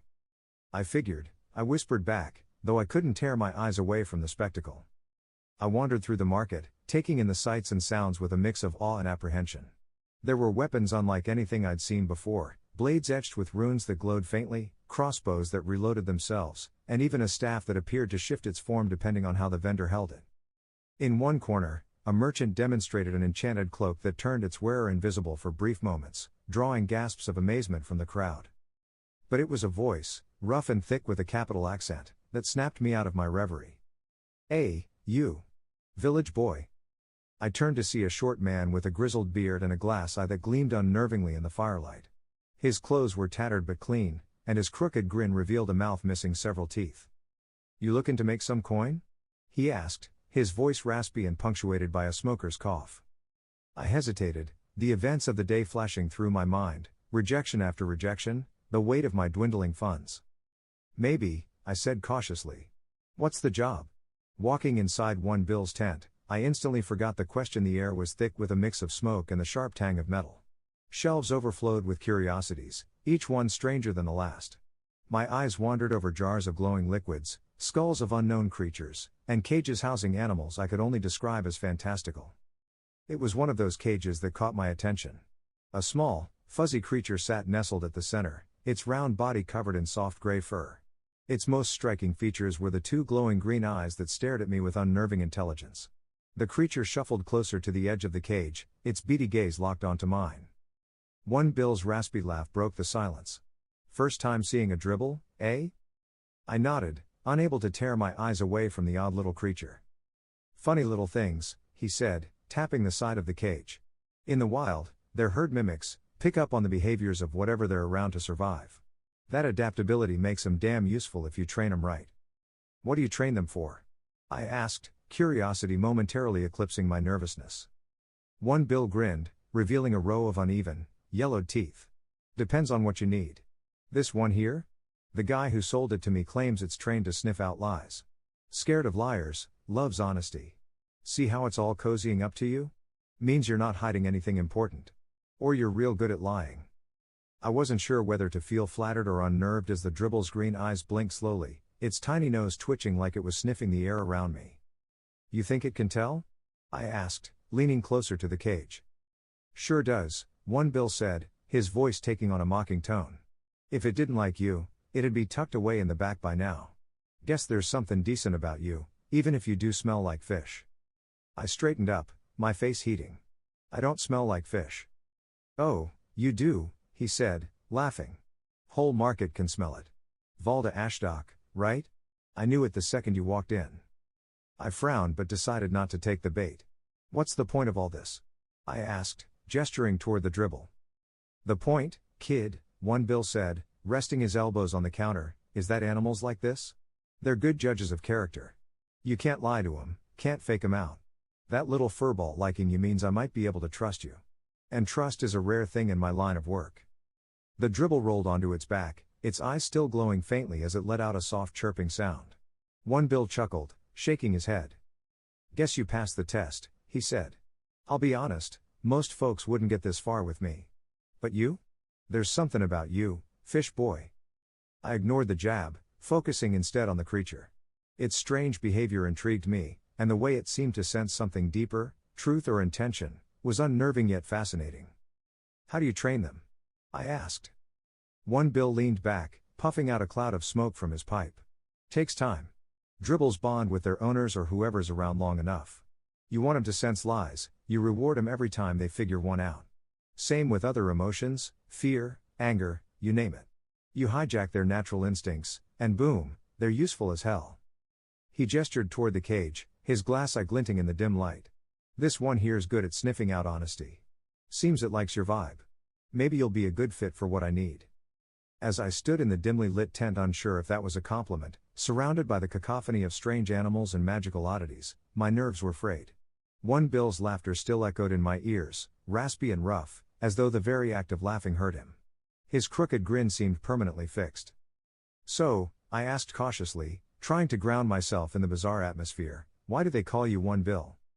The grin widened as One Bill let out a crackling smoker's laugh. He reached up, tapping the side of his face near his right eye. "You really want to know, kid?" he asked, his voice dripping with mischief. I shrugged, feigning indifference, though the curiosity gnawed at me. "You brought it up." With a theatrical groan, he leaned back in his creaky chair, his rough fingers working at the corner of his eye. To my horror, his eye popped out with a soft plop, and he caught it deftly in his hand. The pupil on the glass sphere still moved, tracking me as though it were alive. I recoiled slightly, my stomach lurching. "Relax, fish boy," he said, cackling as he held up the glass eye for me to see. "Got this beauty after a nasty fight years ago. Some big beast took my real one clean out. Figured I'd replace it with something fancy." The eye shifted in his hand, glowing faintly as it seemed to study me. I could see faint runes etched into the glass, intricate and delicate, running along the edges like veins of light. "What is that?" I asked, leaning closer despite myself. "Mana infused," he said, popping the eye back into its socket with an unsettling click. "Lets me see things most folks can't. Mana traces, hidden enchantments, even what people try to hide. Handy little tool in my line of work." One bill dropped onto a creaky stool, pulling a small package from beneath the counter. It was wrapped tightly in brown paper, unmarked save for a faint symbol stamped on one corner. "Simple job," he said, tossing the package onto the counter. "Take this to the address on the tag. Don't open it, don't ask questions. The guy'll pay you when you hand it over, and you bring me the coin. Easy enough for a smart kid like you." I frowned, the weight of the package suddenly feeling heavier. "What's in it?" "Didn't I just say not to ask questions?" One bill replied, his grin widening. "You do the job, you get paid. 1 gold coin for each run. That's more than most kids your age see in a month." Hex's voice cut through my thoughts. "This arrangement is highly suspicious. Proceeding could have legal or ethical repercussions." I hesitated, the red flags waving furiously in my mind. But then I thought about the day I'd had, the endless rejections, the nobles who looked down on me, the sheer gap between what I wanted and what I had. "I'll do it," I said finally, my voice steadier than I felt. One bill's laugh was a smoker's bark, raspy and full of phlegm. "Good lad. Just remember, kid, never get caught." With a wink and a smile he handed me the package and an address. As I left the chaotic energy of the night market and entered the quieter streets of the capital, a wave of unease settled over me. The package felt heavier than it should have, its plain brown wrapping suddenly ominous in my hands. "Hexa," I whispered under my breath, glancing around to make sure no one was nearby, "what do you think is in this thing?" "Unknown," she replied. "However, the clandestine nature of this transaction suggests it is not something you would wish to have discovered." "Helpful," I muttered. To make myself less conspicuous, I tucked the package under my arm, keeping it close to my body. The uniform I wore, clean and clearly marked with the insignia of the academy, gave me a certain air of legitimacy. Still, my palms were sweating, and my heart raced with every step. As I turned a corner, the sound of boots on cobblestones froze me in place. 2 city guards strolled down the street, their armored forms gleaming in the faint light of a nearby lamp. They weren't looking for anything, or anyone, in particular, but their presence sent a jolt of fear through me. "Stay calm," Hexa said, her voice steady. I adjusted the package, slipping it into the folds of my uniform so it was partially concealed. My mind raced with excuses in case they stopped me, but no amount of preparation could quiet the pounding in my chest. One of the guards glanced my way, his eyes briefly sweeping over my uniform before looking past me without a second thought. A kid in an academy uniform, he said to his companion with a chuckle. Probably on his way back to campus. No trouble there. They walked on, their voices fading into the distance, and I let out a breath I hadn't realized I was holding. Johnathan never had to deal with this, I thought bitterly, the memory of my old life rushing back. I was never a criminal. Never did anything more suspicious than sneaking a beer into my dorm room. Now look at me, sneaking through alleys with some package I don't even want to think about. Hex's voice broke through my spiraling thoughts. You are not currently in danger. Continue to your destination. Efficiency is key. Easy for you to say, I replied under my breath. Still, she was right. I forced my legs to move, though every step felt like I was walking on thin ice. By the time I reached the address, my nerves were frayed, and I was ready to be rid of the package. When I reached the location, a nondescript door in a crumbling stone building, I hesitated. A slit in the door slid open, and a pair of suspicious eyes peered out. What do you want? A voice barked. I've got a package, I said, holding it up. From one bill. The eyes narrowed before disappearing. A series of locks clicked, and the door creaked open just enough for a hand to snatch the package. A small bag of coins was thrust into my hand, and the door slammed shut without another word. Efficient, Hexa noted dryly as I turned to head back to the market. When I returned to One Bill's tent, he took the coins, counted them, and tossed me 2 gold pieces. For your first job, he said, winking with his good eye. Despite the lingering unease in my chest, I couldn't ignore the weight of the coins in my hand or the satisfaction of having earned them. As I walked back to the academy, the orbs of magical fire lighting my path, I couldn't help but wonder, what had I just gotten myself into? The first few nights were the hardest. Every knock on an unmarked door, every glance from a passerby, every shadow that flickered in the dimly lit alleys made my heart race. But with each delivery, the tension began to ease, replaced by a strange rhythm. The routine was simple. One bill would hand me a package, a scrawled address, and a toothy grin that always carried a hint of menace. My job was to navigate the winding streets of the Ash capital, deliver the package, collect payment, and return. The tasks were repetitive, but they paid well. With every successful run, the coins in my pouch grew heavier, and the feeling of powerlessness that had plagued me since arriving in the capital began to fade.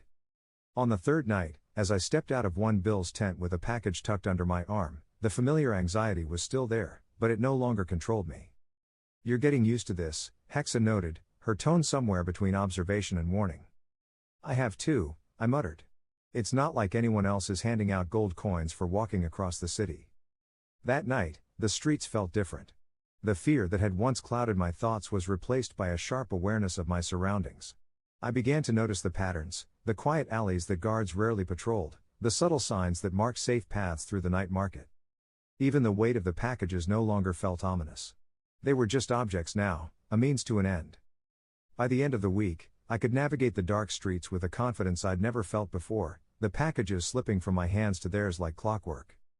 But the more I worked, the more I began to notice things I couldn't quite explain. The recipients were always strange in one way or another. Some barely glanced at me as they took the package, slamming the door shut before I could speak. Others scrutinized me, their eyes sharp and calculating, as though they were assessing whether I could be trusted. A few spoke in hushed tones, asking questions I wasn't sure how to answer. You're new, one man had said, his gaze flickering to the academy crest on my uniform.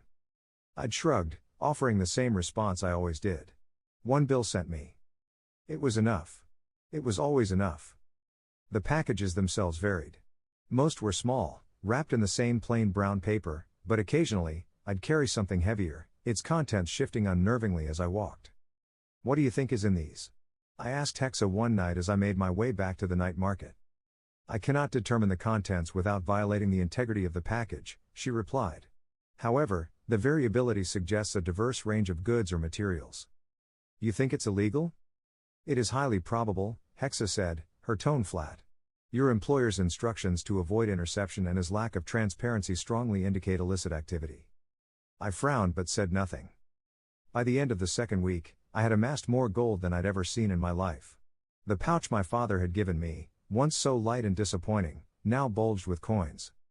10 gold, 15 silver, Hexa calculated as I counted the coins under the flickering light of my dormitory lantern. This places your earnings well above the monthly average for a laborer in the capital. I know, I said, tying the pouch shut. It's working.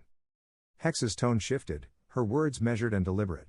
Do you believe the ends justify the means? I paused, the weight of her question settling over me. I don't know, I admitted. But what choice do I have? The nobles have everything: stats, resources, connections. If I don't find a way to catch up, I'll never stand a chance. Hexa was silent for a moment, then replied, You are rationalizing behavior that conflicts with your previous ethical framework. This will likely have long-term consequences. I sighed, leaning back against the wall. I didn't ask for a lecture, Hexa. I just want to survive here. To do more than survive. I need power.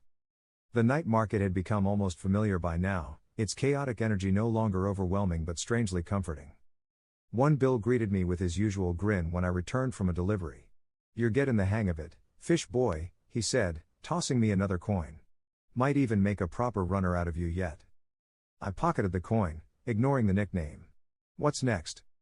He handed me another package, this one heavier than usual. Same drill. Don't open it, don't ask questions, and for the God's sake, don't get caught. But this time you're moving a medium parcel. Everything until now has been light, but you're doing so well I thought I'd give you this one. The work pays double. The warnings no longer made my stomach churn the way they had on the first night. They were just part of the job now, part of the strange, secret life I'd fallen into. As I stepped out into the night, the city's lights twinkling in the distance, I wondered how far I was willing to go, and whether I'd recognize the line when I crossed it. Chapter 18, The Rewards of Risk. The first time I looked at the growing pile of gold coins in my dormitory chest, I felt a thrill that I'd never experienced before. In 2 months of running packages for 1 bill, I had earned what many laborers in the capital worked half a year to accumulate. The gold gleamed under the soft light of my lantern, a tangible reward for the risks I'd taken, and a reminder of the gap I was slowly closing between myself and the nobles. My nightly runs had become a routine. The unease I'd felt on my first delivery had dulled, replaced by the efficient rhythm of the work. 1 bill's cryptic packages were still a mystery, but I stopped questioning them. Hexa kept track of my earnings with her usual precision. 28 gold coins, 53 silver, and an assortment of copper, she announced one night as I added my latest haul to the chest. I stared at the pile, trying to suppress the greedy satisfaction bubbling in my chest. This money wasn't just a means to an end, it was power, freedom, and the first step toward leveling the playing field. With my newfound wealth, I allowed myself to indulge in things I could only have dreamed of before. The first purchase was a wooden plank enchanted with wind and levitation magic. I'd seen children zipping through the streets on them during my first days in the capital, their laughter echoing as they performed tricks and darted between crowds. Now, I could join them. The hoverboard, as I thought of it, wasn't cheap, 5 gold coins. But the first time I stepped onto it and felt the wind rush past me as I soared down the cobblestone streets, I knew it was worth every coin. Hexa was less impressed. This is a frivolous expenditure, she commented as I practiced weaving through an empty alley. It provides limited utility and draws unnecessary attention. It's transportation, I argued, grinning as I leaned into a sharp turn. And it's fun. The next purchase was less practical but even more satisfying. I'd been eyeing the Ash twins' impeccably tailored academy uniforms for weeks, envying their sharp cuts and subtle enchantments. With 20 gold coins in my pouch, I walked into one of the capital's finest tailoring shops and ordered a custom uniform. The result was a masterpiece. A long, dark overcoat with silver trim, enchanted to repel dirt and water, paired with a finely tailored suit beneath. The enchantments also offered minor protection against cuts and stabs, not that I planned to need it, but it was a nice touch. When I tried it on, I barely recognized myself in the mirror. Gone was the village boy from Valda Ashdock. In his place stood someone who looked like he belonged in the capital, someone who could walk alongside the nobles without feeling out of place. The transformation wasn't just physical. As the coins piled up and my confidence grew, I began to feel like I was finally taking control of my life. The frustration and powerlessness I'd felt during my first weeks in the capital were fading. We are finally making some non-newbie gains, I thought. But Hexa, ever the pragmatist, wasn't convinced. Your actions are creating dependencies, she warned one evening. You are becoming reliant on income generated from questionable activities. This may have long-term consequences. I know, I admitted, fastening the buttons on my new overcoat. But what choice do I have? If I don't find a way to keep up with the nobles, I'll always be behind. Short-term gains often come at a cost, she replied. I didn't respond. One Bill had been watching my progress with a mix of amusement and approval. On one particularly quiet night, after a successful delivery, he leaned back in his creaky chair and pulled a worn bracelet from his pocket. "Figured it's about time I showed you how to use this properly," he said, holding up his wrist, where a similar bracelet gleamed faintly. I glanced down at the city-issued bracelet on my own wrist. "What do you mean?" "These things ain't just for show," he said, grinning. "Hold yours next to mine." I hesitated but complied, raising my arm until the crystals embedded in our bracelets aligned. A faint pulse of mana rippled through the air, and a tiny rune lit up on my bracelet. "There," One Bill said, satisfied. "Now they're linked." "What does that mean?" He tapped his bracelet, and a moment later, a small projection appeared above it, a miniature version of his grinning face, frozen mid-laugh. "You can send messages," he explained. "Visual and audio. Just touch the rune, think about what you want to say, and it'll send the message to whoever's linked to you. Keep it under 5 minutes, though, or it won't go through." I stared at the projection, equal parts fascinated and impressed. Why didn't anyone tell me about this before? "Because most people know how to use them," he said, shrugging. "Don't you have friends, boy? Well, I guess you wouldn't keep coming round if you did. But anyway, now you do. Makes the job easier, don't it?" The new functionality proved invaluable. Instead of making trips to the night market every evening, One Bill could now send me instructions directly to my bracelet. A small notification rune would pulse softly, and when I tapped it, his gravelly voice or a visual recording would appear, detailing the next job. It streamlined the process, giving me more time to spend on other pursuits, or to enjoy the capital's luxuries. Still, I couldn't shake the feeling that this new convenience came with strings attached. One Bill had given me a tool, but he'd also tightened his grip on me. I wasn't sure if this connection was traceable. As I rode my hoverboard through the bustling streets one evening, the wind tugging at the edges of my coat, I couldn't help but wonder how long this balance would last. For now, though, I pushed the thoughts aside. I had gold in my pouch, magic at my fingertips, and the sense that, for the first time in 2 lives, I was in control and making gains in the real world, not the virtual one. The final days of the break came faster than I expected. For weeks, my nights had been filled with deliveries, my days spent wandering the capital or practicing with my hoverboard. But as the routine of work slowed with the approach of the new term, I found myself reflecting more and more on what I'd done to earn it. I might have really liked this line of work. The morning Ava was due to arrive, I stood at the river gate, leaning casually against the stone archway. The enchanted hoverboard rested at my side, its faint hum blending with the soft sounds of the city waking up. I dressed carefully, pulling on my tailored uniform and fastening the buttons on my long overcoat. The silver trim caught the morning light, and the enchanted fabric shimmered faintly. I adjusted my coat one last time, smoothing the lapels as I scanned the arriving boats. "Your appearance is vastly improved from your arrival last year," Hexa noted. "Thanks," I replied, smirking. "Let's hope Ava thinks so too." The river was alive with activity. Merchant boats laden with goods bumped against the docks, their crews shouting orders as they unloaded crates and barrels. Among them, smaller vessels carried passengers, their chatter drifting across the water. It didn't take long to spot Ava. She stood near the outer gate guard, having just given her the mandatory bracelet, her expression a mix of excitement and apprehension as she took in the towering walls and bustling streets of the capital. When she stepped onto the streets, her eyes scanned the crowd until they landed on me. For a moment, she didn't react, her brow furrowing in confusion. "Wolfhart?" she called hesitantly, stepping closer. I pushed off the wall and gave her a casual wave. "Hey, Ava." Her jaw dropped as she stopped in her tracks, staring at me as though I were a stranger. What happened to you?" "What do you mean?" I asked, feigning innocence as I mounted the hoverboard and glided over to her. She blinked, taking in the coat, the polished shoes, the confident posture. "You look like a noble." I laughed, dismounting and offering her a hand with her bag. "I've been busy." "Busy?" she repeated, still staring at me. "You don't even sound the same." I shrugged, shouldering her bag as we began walking toward the academy. "The capital changes you, I guess." She glanced at the hoverboard, her curiosity breaking through her shock. "What is that?" "Transportation," I said, grinning. "Way better than walking everywhere." As we walked, I pointed out landmarks and shared snippets of what I'd learned during the break. Ava listened intently, her awe growing with every detail. "This place is incredible," she said, her eyes wide as she took in the towering buildings and bustling streets. "It is," I agreed. "But it's also a lot to take in." You'll get used to it. When we reached the academy gates, I paused, turning to face her. Before we go in, there's something you need to know. What is it? She asked, tilting her head.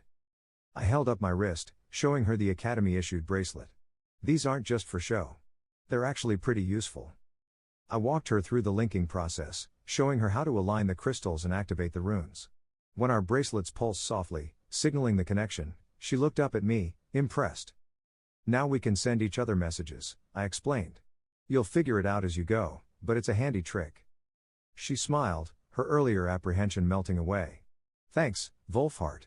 I don't think I would have figured this out on my own. As we stepped through the academy gates, I felt a strange sense of pride. Ava was here, and for the first time since leaving Valda Ashdock, I felt a connection to home that didn't make me ache with longing. You'll do great here, I said, giving her a reassuring pat on the shoulder. I hope so, she replied, her voice soft. It's all so big. It is, I agreed. But you'll get the hang of it. And if you need help, you know how to reach me. As we made our way to the dormitories, I couldn't help but wonder how Ava's experience would differ from mine. How she wouldn't struggle as I had. Hopefully she would thrive, untouched by the shadows I'd chosen to walk in. At least Ava will be much better at making friends than I was. For now, though, I pushed those thoughts aside. The new term was beginning, and with it, a new chapter in both our lives. Chapter 19: The Double Life. 2 years passed like a blur, marked by sleepless nights and the constant pressure of balancing my two lives. By day, I was the diligent academy student, a 12-year-old trying to keep up with classes, stay in touch with Ava, and maintain the appearance of normalcy. By night, I was a runner for one bill, navigating the dangerous web of the night market, known officially as the Festival of Sin, infamous across the capital for its revelry, debauchery, and power games. When I first started working for One Bill, I thought the night market was nothing more than a collection of eccentric merchants and black market dealers. Over time, I realized it was so much more than that. The Festival of Sin wasn't just tolerated by the kingdom, it thrived under a delicate balance of power. It was a place where people from all walks of life mingled, wealthy nobles in disguise, desperate commoners, and figures from the city's underworld. One Bill was more than just a merchant, he was a key player in one of the mafias that kept the festival running. Working for him gave me access to the underbelly of the capital, a world I never imagined I'd be part of. But it also came with dangers I hadn't anticipated. It happened 3 weeks into my second year at the academy. I was on a routine delivery, weaving through the crowded alleys on my hoverboard, when a figure stepped out from the shadows.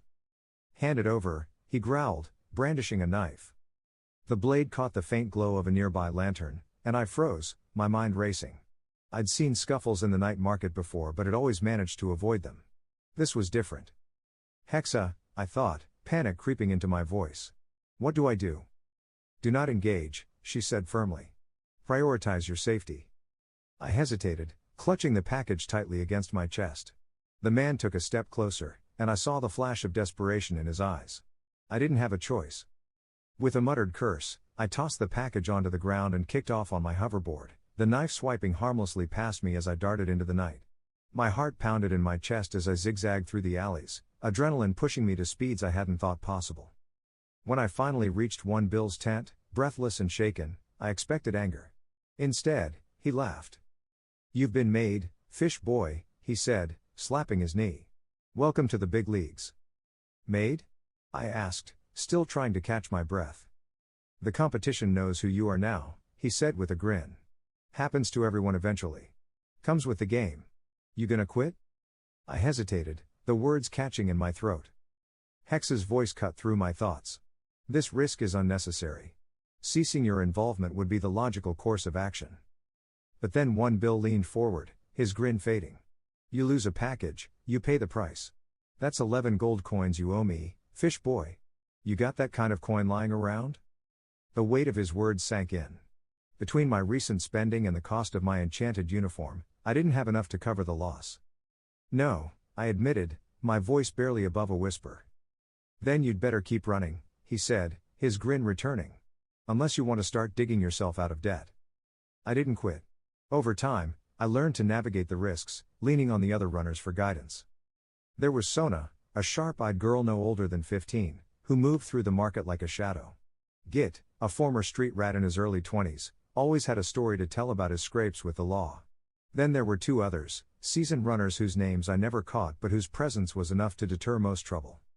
Together, we formed an uneasy camaraderie, bound by the shared danger of our work. They taught me how to spot trouble before it found me, how to blend into the crowd, and how to handle myself when things went south. "You're not bad for a fish boy," Git said one night, clapping me on the back after a particularly tricky delivery.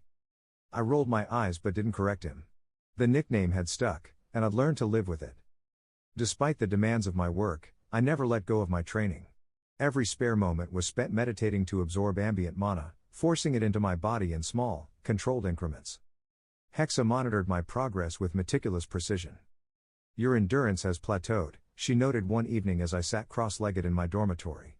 "Your focus on agility and intelligence is shifting the distribution of your stats." "It's working, isn't it?" I replied, feeling the faint hum of mana coursing through me. "Yes," she said.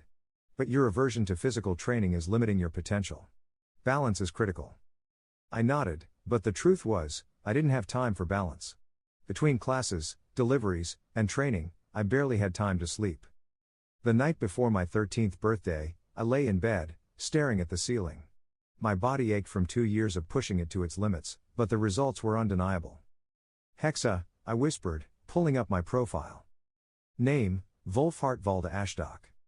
Race, human. Age, 12. Strength, 15. Dexterity, 30. Endurance, 15. Intelligence, 35. Wisdom, 25. "You've come a long way," Hexa said. "The consistent mana intake is yielding significant results." I smiled faintly, exhaustion pulling at me as I drifted off to sleep. The voice woke me. "Congratulations on your human evolution," it said, clear and eerie, cutting through the haze of sleep. "You are now a human adult male age 13. I bolted upright, the words echoing in my mind. Hexa's voice was strangely absent, as though she hadn't heard it. My profile shimmered before me, the numbers shifting as new stats were added. Name, Wolfhart Valda Ashdock. Race, human adult male. Age, 13. Strength, 20, plus 5 dexterity, 50, plus 20 endurance, 16, plus 1 intelligence, 55, plus 20 wisdom, 35, plus 10 skills, mana adaptable blood, new." The voice returned. "Skill acquired, mana adaptable blood. Skill granted due to advanced mana training before the first evolution." The description appeared in my mind. "The blood of this user will adapt more readily to forced mana absorption, increasing its effectiveness." "Hexa?" I whispered, my voice shaking. "Yes?" she replied, her tone normal. "Did you hear that?" "Hear what?" I stared at the profile, the new skill glowing faintly in my mind. For the first time since waking in this world, I felt truly alone. The voice had vanished, but its echo lingered in my mind, unnervingly similar to Hexa's. It was calm, precise, and clinical, the same tone I'd grown so used to hearing over the years. But this wasn't Hexa. It couldn't be. "Hexa," I whispered again, my voice trembling. "You really didn't hear that?" "No external auditory stimuli or internal system alerts were detected," she replied, her tone steady, almost dismissive. "Are you certain of what you heard?" "Certain? Of course, I'm certain." My voice cracked, and I sat up straighter, gripping the edge of my bed. My heart pounded, a drumbeat of unease reverberating in my chest. It was a voice, Hexa. It spoke to me. It said things about my evolution, my stats, my skill. "Describe its nature," she prompted, but I could sense the detachment in her tone, the methodical questioning that didn't come close to addressing my growing fear. "It was like you," I blurted out. "It sounded like you, Hexa. Calm. Precise. The same voice in my head, but it wasn't you." For a moment, Hexa was silent, her pause as unnerving as the voice had been. "That is not possible," she said finally. "My interface is the sole connection to your cognitive processes. No external entity should have access to your mental framework unless permitted by me."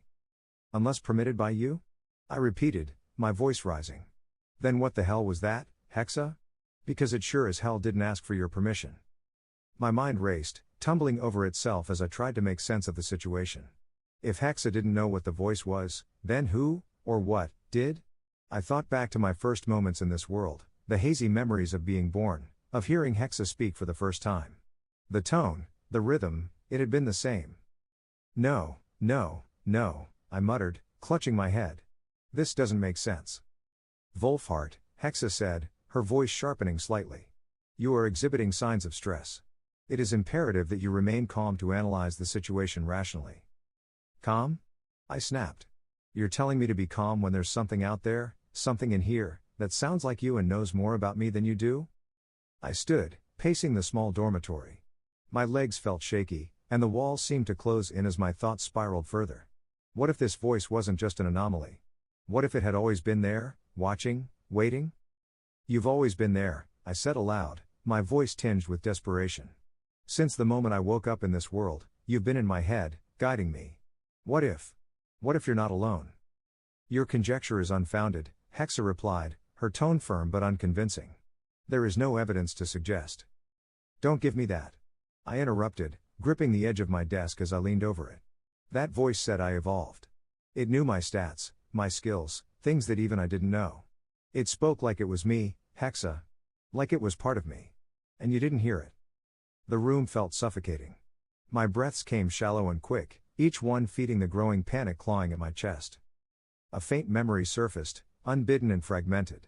The moments just after the accident, after the Tesla truck, after the suffocating realization that I was dying. Exercising emergency procedures, Hexa had said. This is unacceptable.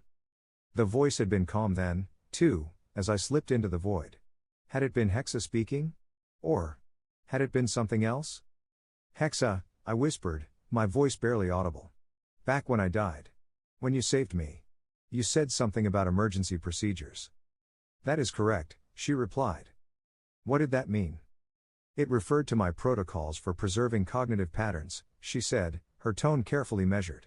Your neural data was transferred and integrated into a new biological host, ensuring continuity of consciousness. But who initiated it? I pressed, the question tightening in my throat. Was it you? Or was it something else? Only I have the capability to initiate such protocols, Hexa replied. There are no other entities involved in your transition or integration. Her words did little to ease the knot forming in my stomach. I sat back down on the edge of my bed, my head in my hands. The voice had been so real, so certain, and so utterly alien despite its familiarity. Hexa, I said finally, my voice steadier but still strained. What happens when people evolve? Is there always a voice like that? Evolutionary milestones are a natural part of this world system, she explained. However, no entity beyond myself should be capable of communicating with you during such events. Her certainty only made the situation worse. So it's just me, I said, the realization hitting like a punch to the gut. It's just me hearing this voice. That appears to be the case, she replied. The room was silent save for the faint hum of mana that always seemed to linger in the air.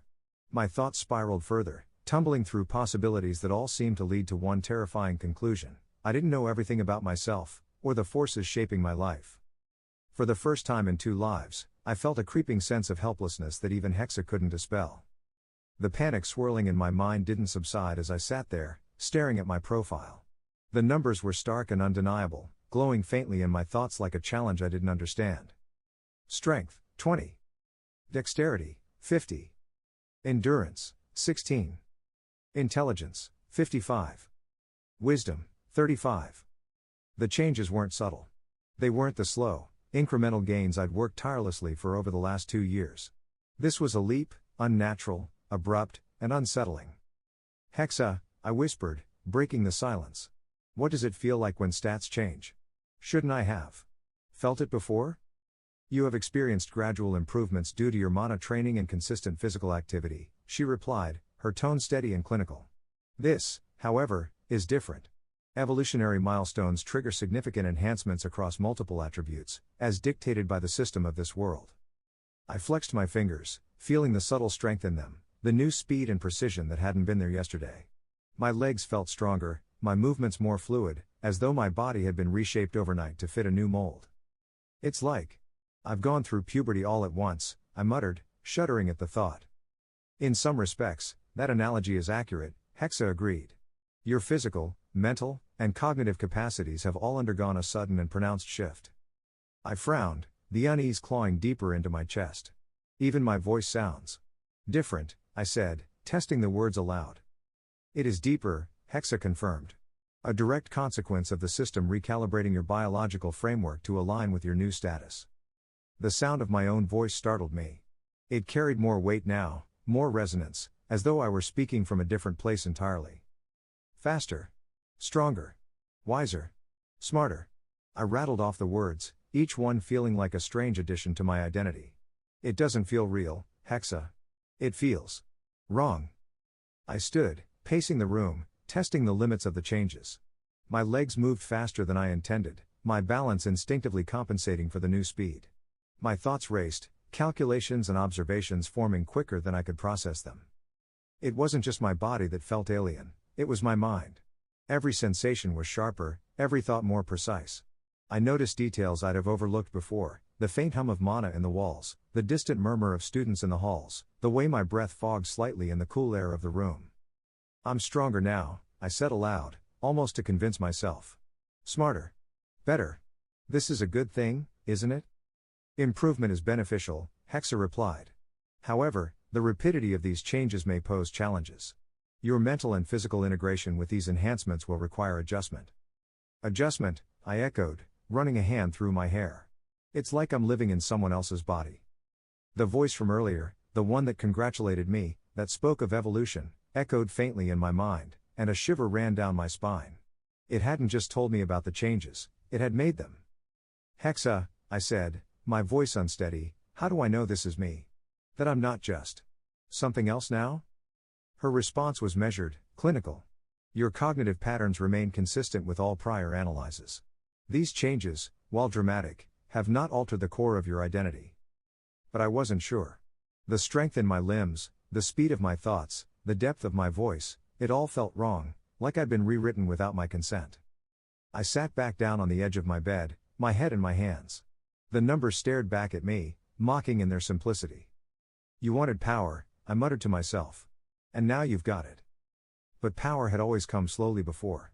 I'd worked for every point in my stats, every tiny gain a hard-fought victory. This leap, it felt unearned, like a gift I hadn't asked for. And gifts, I knew, always came with strings attached. You're not acting rationally, Hexa said, breaking the silence. These enhancements are an opportunity.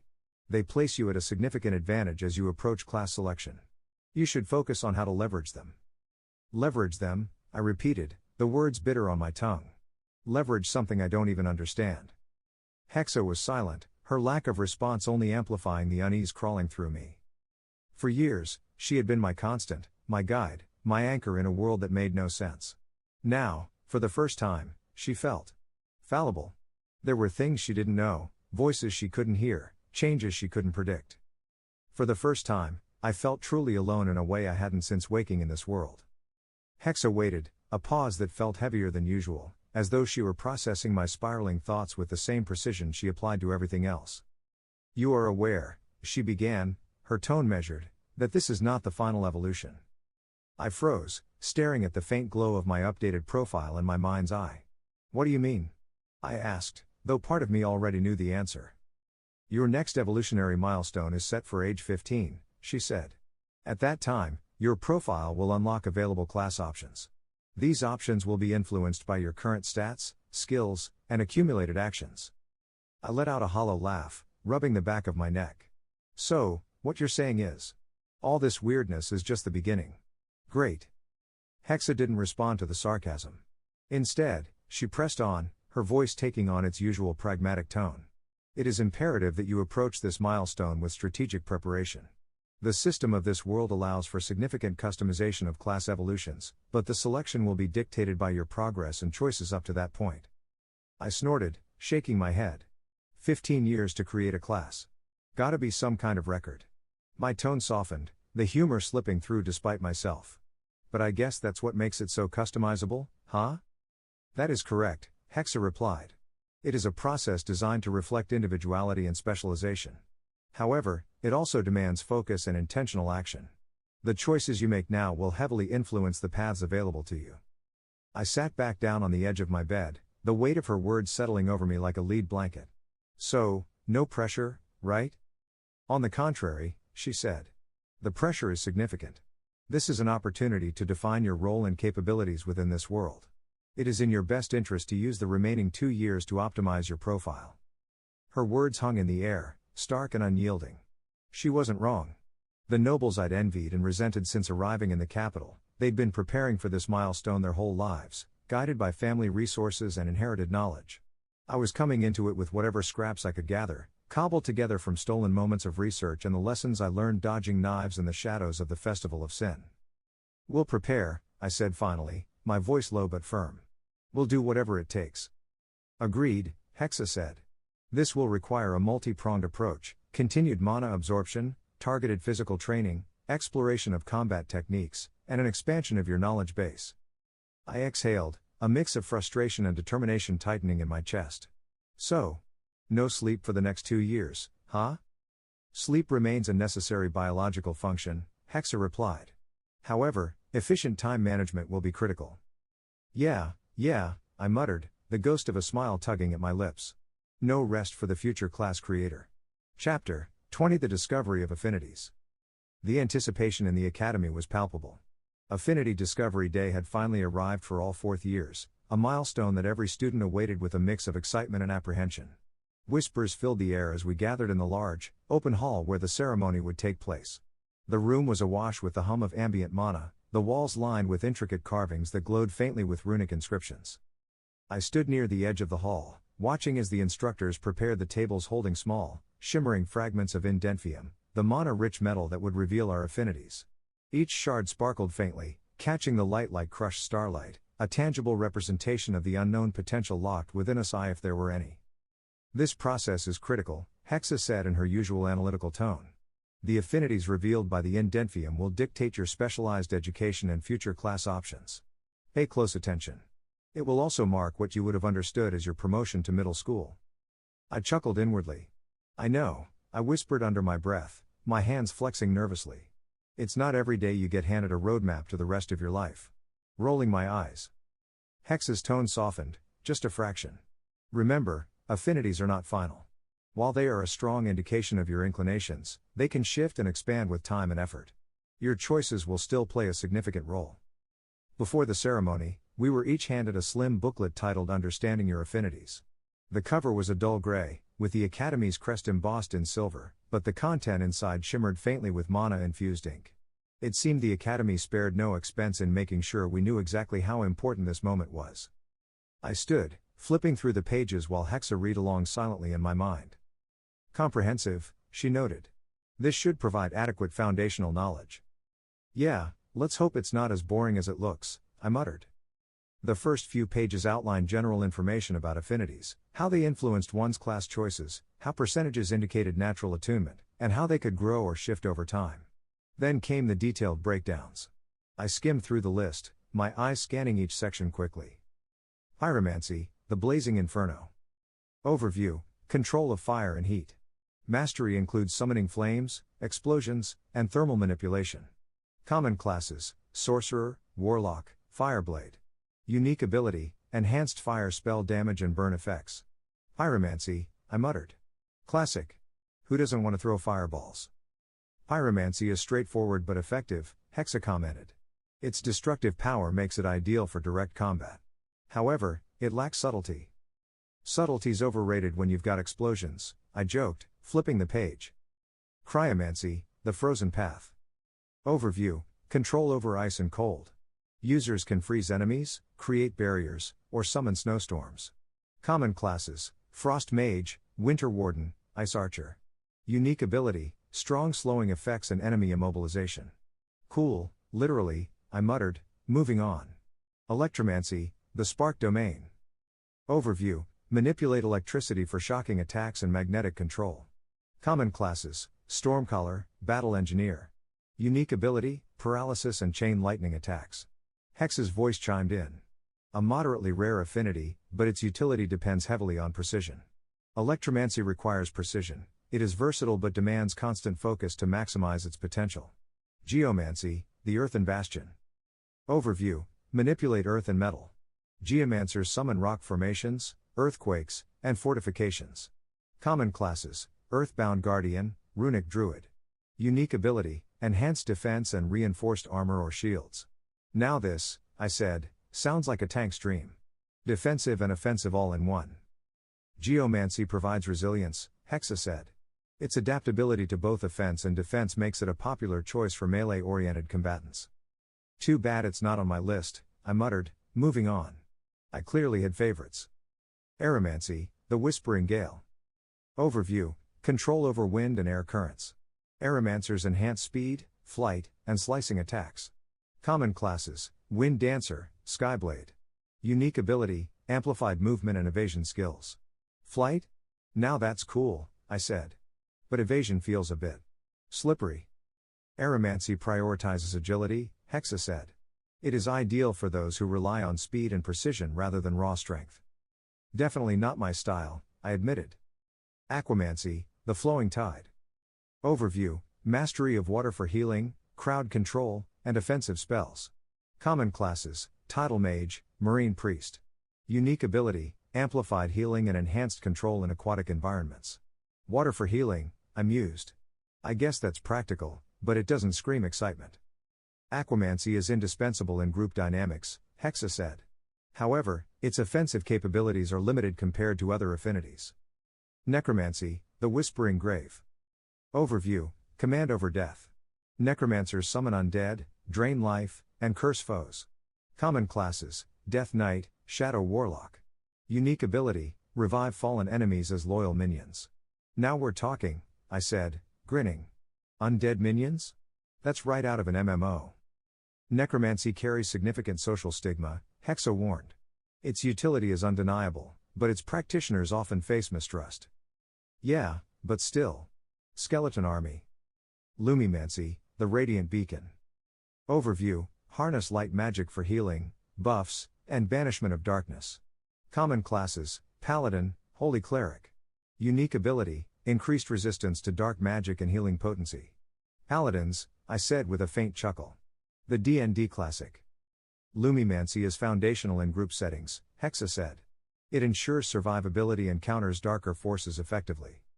Umbromancy, the Shadowed Path. Overview: control shadows for stealth, illusions, and corruption. Common classes: Shadowblade, Void Caller. Unique ability: amplified damage from sneak attacks and enhanced crowd control through illusions. Okay, sneaky assassin types, I said. Not bad, but definitely niche. Umbromancy relies on subterfuge, Hexa said. Its effectiveness diminishes in direct confrontations. Gravitomancy, the Pillar's Embrace. Overview: manipulate gravitational forces to crush enemies, create singularities, or enhance mobility. Common classes: Gravity Knight, Void Manipulator. Unique ability: battlefield control through slowing, immobilizing, or amplifying force. This one's mine, I said, grinning. Crushing enemies with gravity? Sign me up. Gravitomancy offers unparalleled control, Hexa said. It aligns well with your strategic mindset, though it demands considerable focus. Spatial magic, the Folded Realm. Overview: manipulate space for teleportation, portals, or dimensional distortion. Common classes: Riftwalker, Dimensional Sage. Unique ability: instantly reposition allies or enemies and alter battlefield dynamics. Also mine, I added. Teleportation? Portals? I might be a one-man army with this. Spatial magic requires exceptional precision and again rare, Hexa said. It is among the most challenging affinities to master. Spatial magic requires exceptional precision, Hexa said. It is among the most challenging affinities to master but also the most versatile. Cosmic magic, the Starlit Ascension. Overview: channel celestial energy for overwhelming power. Common classes: Cosmic Sorcerer, Stellar Monk. Unique ability: summon meteors, radiant starlight damage, or celestial shields. Okay, now that's overkill, I said, laughing. Meteors? Really? Cosmic magic is exceedingly rare among humans, Hexa noted. Its users often influence battlefields on a massive scale. Just then, Magister Althea, the same no-nonsense instructor who had introduced us to the academy, stepped forward to address the room. Today marks an important step in your journey, she said, her voice carrying easily over the murmur of students. The Indentvium will reveal your innate affinities, which will guide your curriculum and, ultimately, your class evolution. Remember, these affinities are only a part of who you are. Hard work and determination can elevate even the most modest potential. Her gaze swept across the room, lingering briefly on me before moving on. When your name is called, Step forward, take a fragment of indenthium, and crush it in your palm. The metal will respond to your mana, displaying your affinities and their percentages. I shifted on my feet, watching as the first name was called. A boy from the far side of the room stepped up, visibly trembling as he approached the table. He took a shard of indenthium, cradling it like it might shatter before he was ready. The moment he crushed it in his hand, a soft glow enveloped him, and the voice of the gods boomed in the air above him.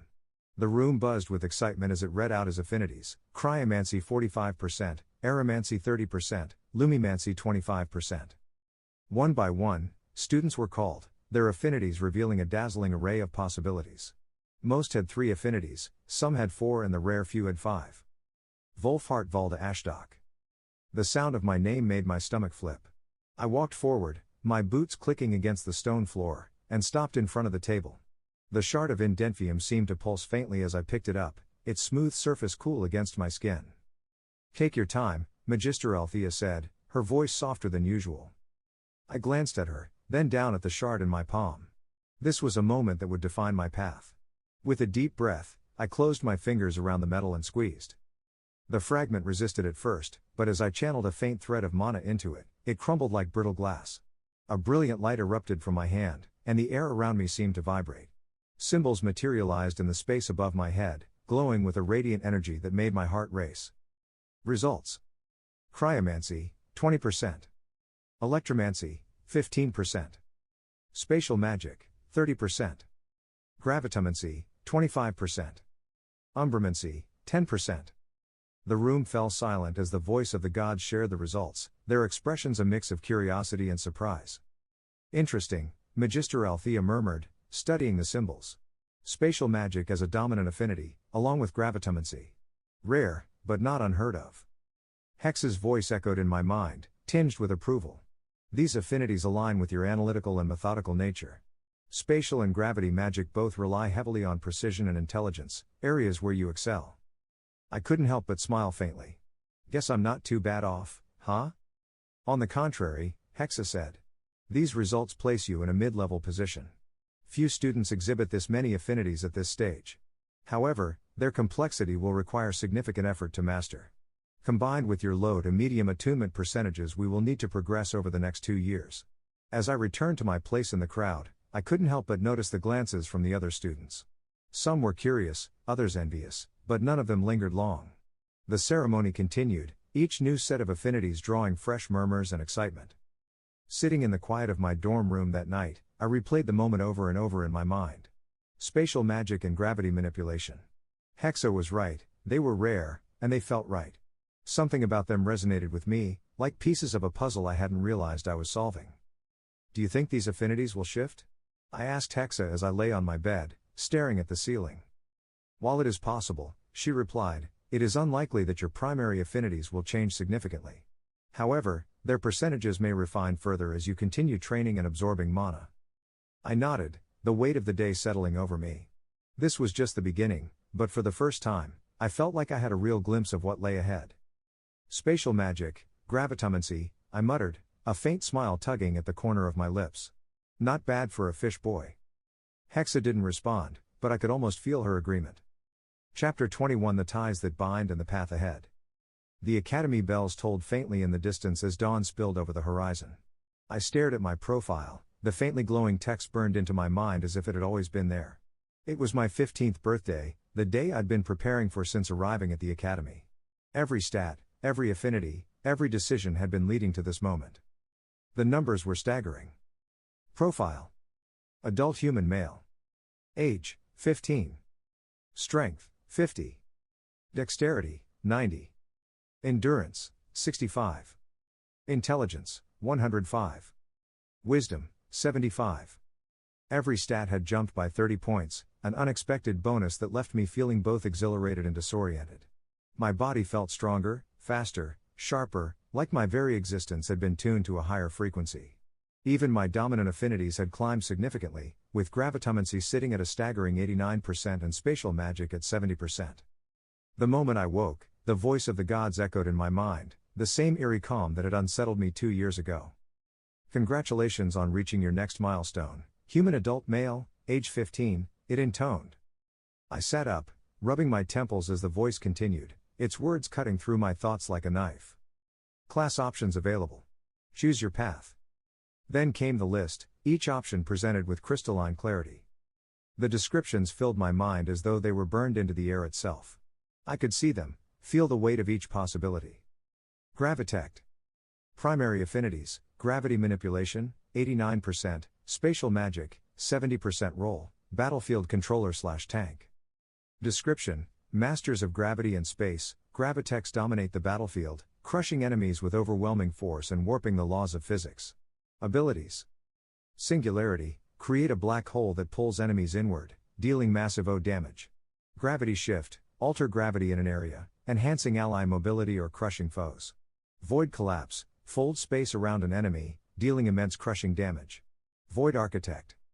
Primary affinities: umbromancy, 35%, spatial magic, 70%, gravity manipulation, 89% role, summoner/debuffer. Description: void architects weave shadow and space to summon constructs, lay traps, and dominate the battlefield with eerie precision.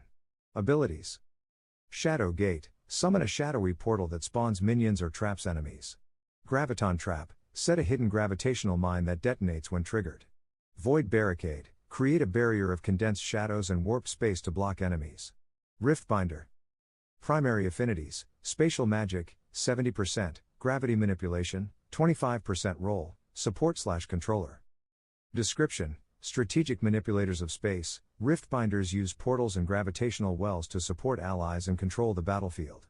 Abilities: portal nexus, create teleportation points for repositioning.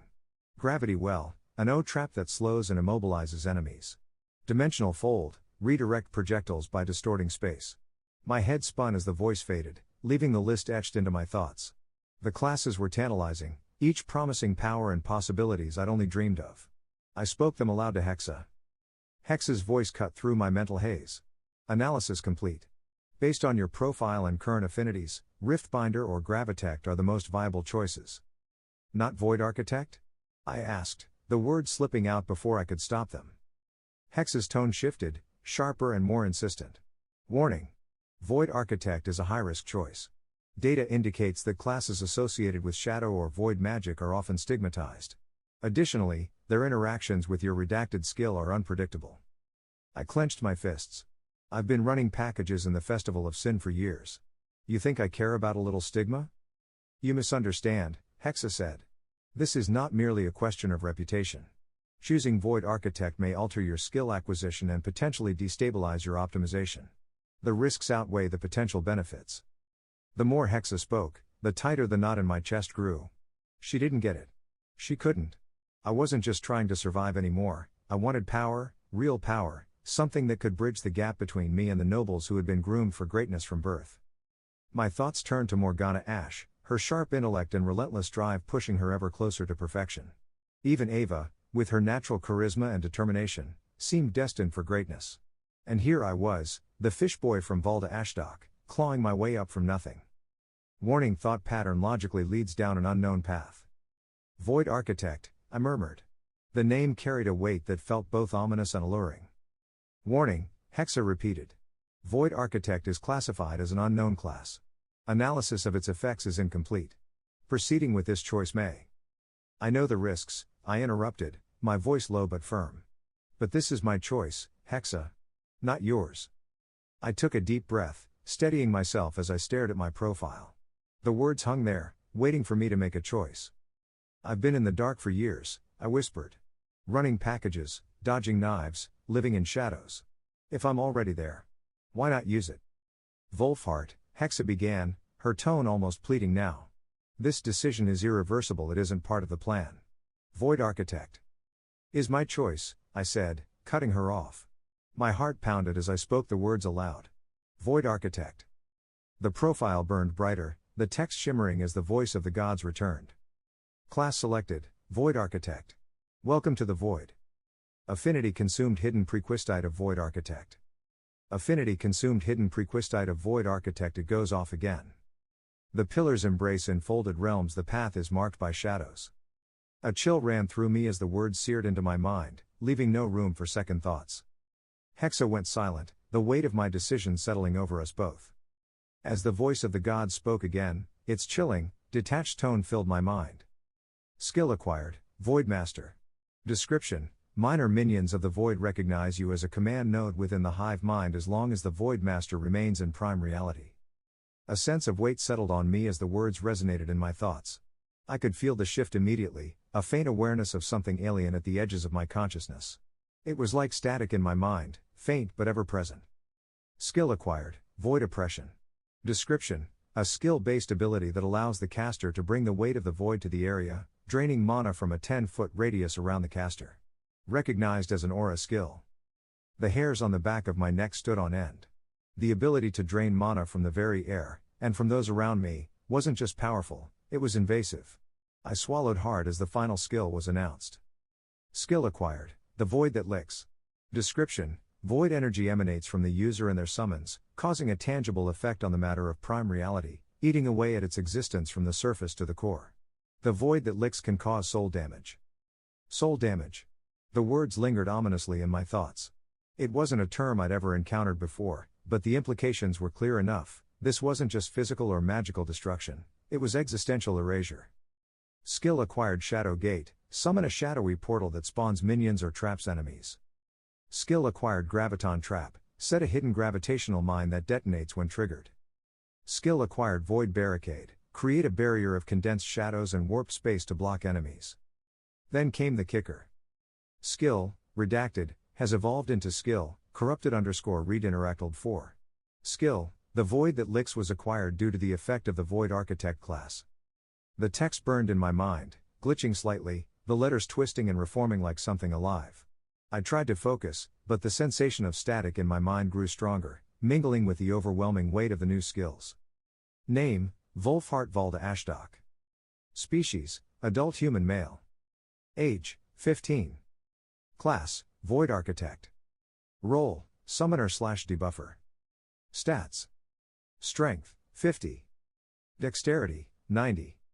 Endurance: 65. Intelligence: 105. Wisdom: 75. Gravity Manipulation: 89%. Spatial Magic: 70%. Umbromancy: 35%. Skills: Voidmaster. Description: minor void minions recognize the user as a command node within the void hive mind while in prime reality.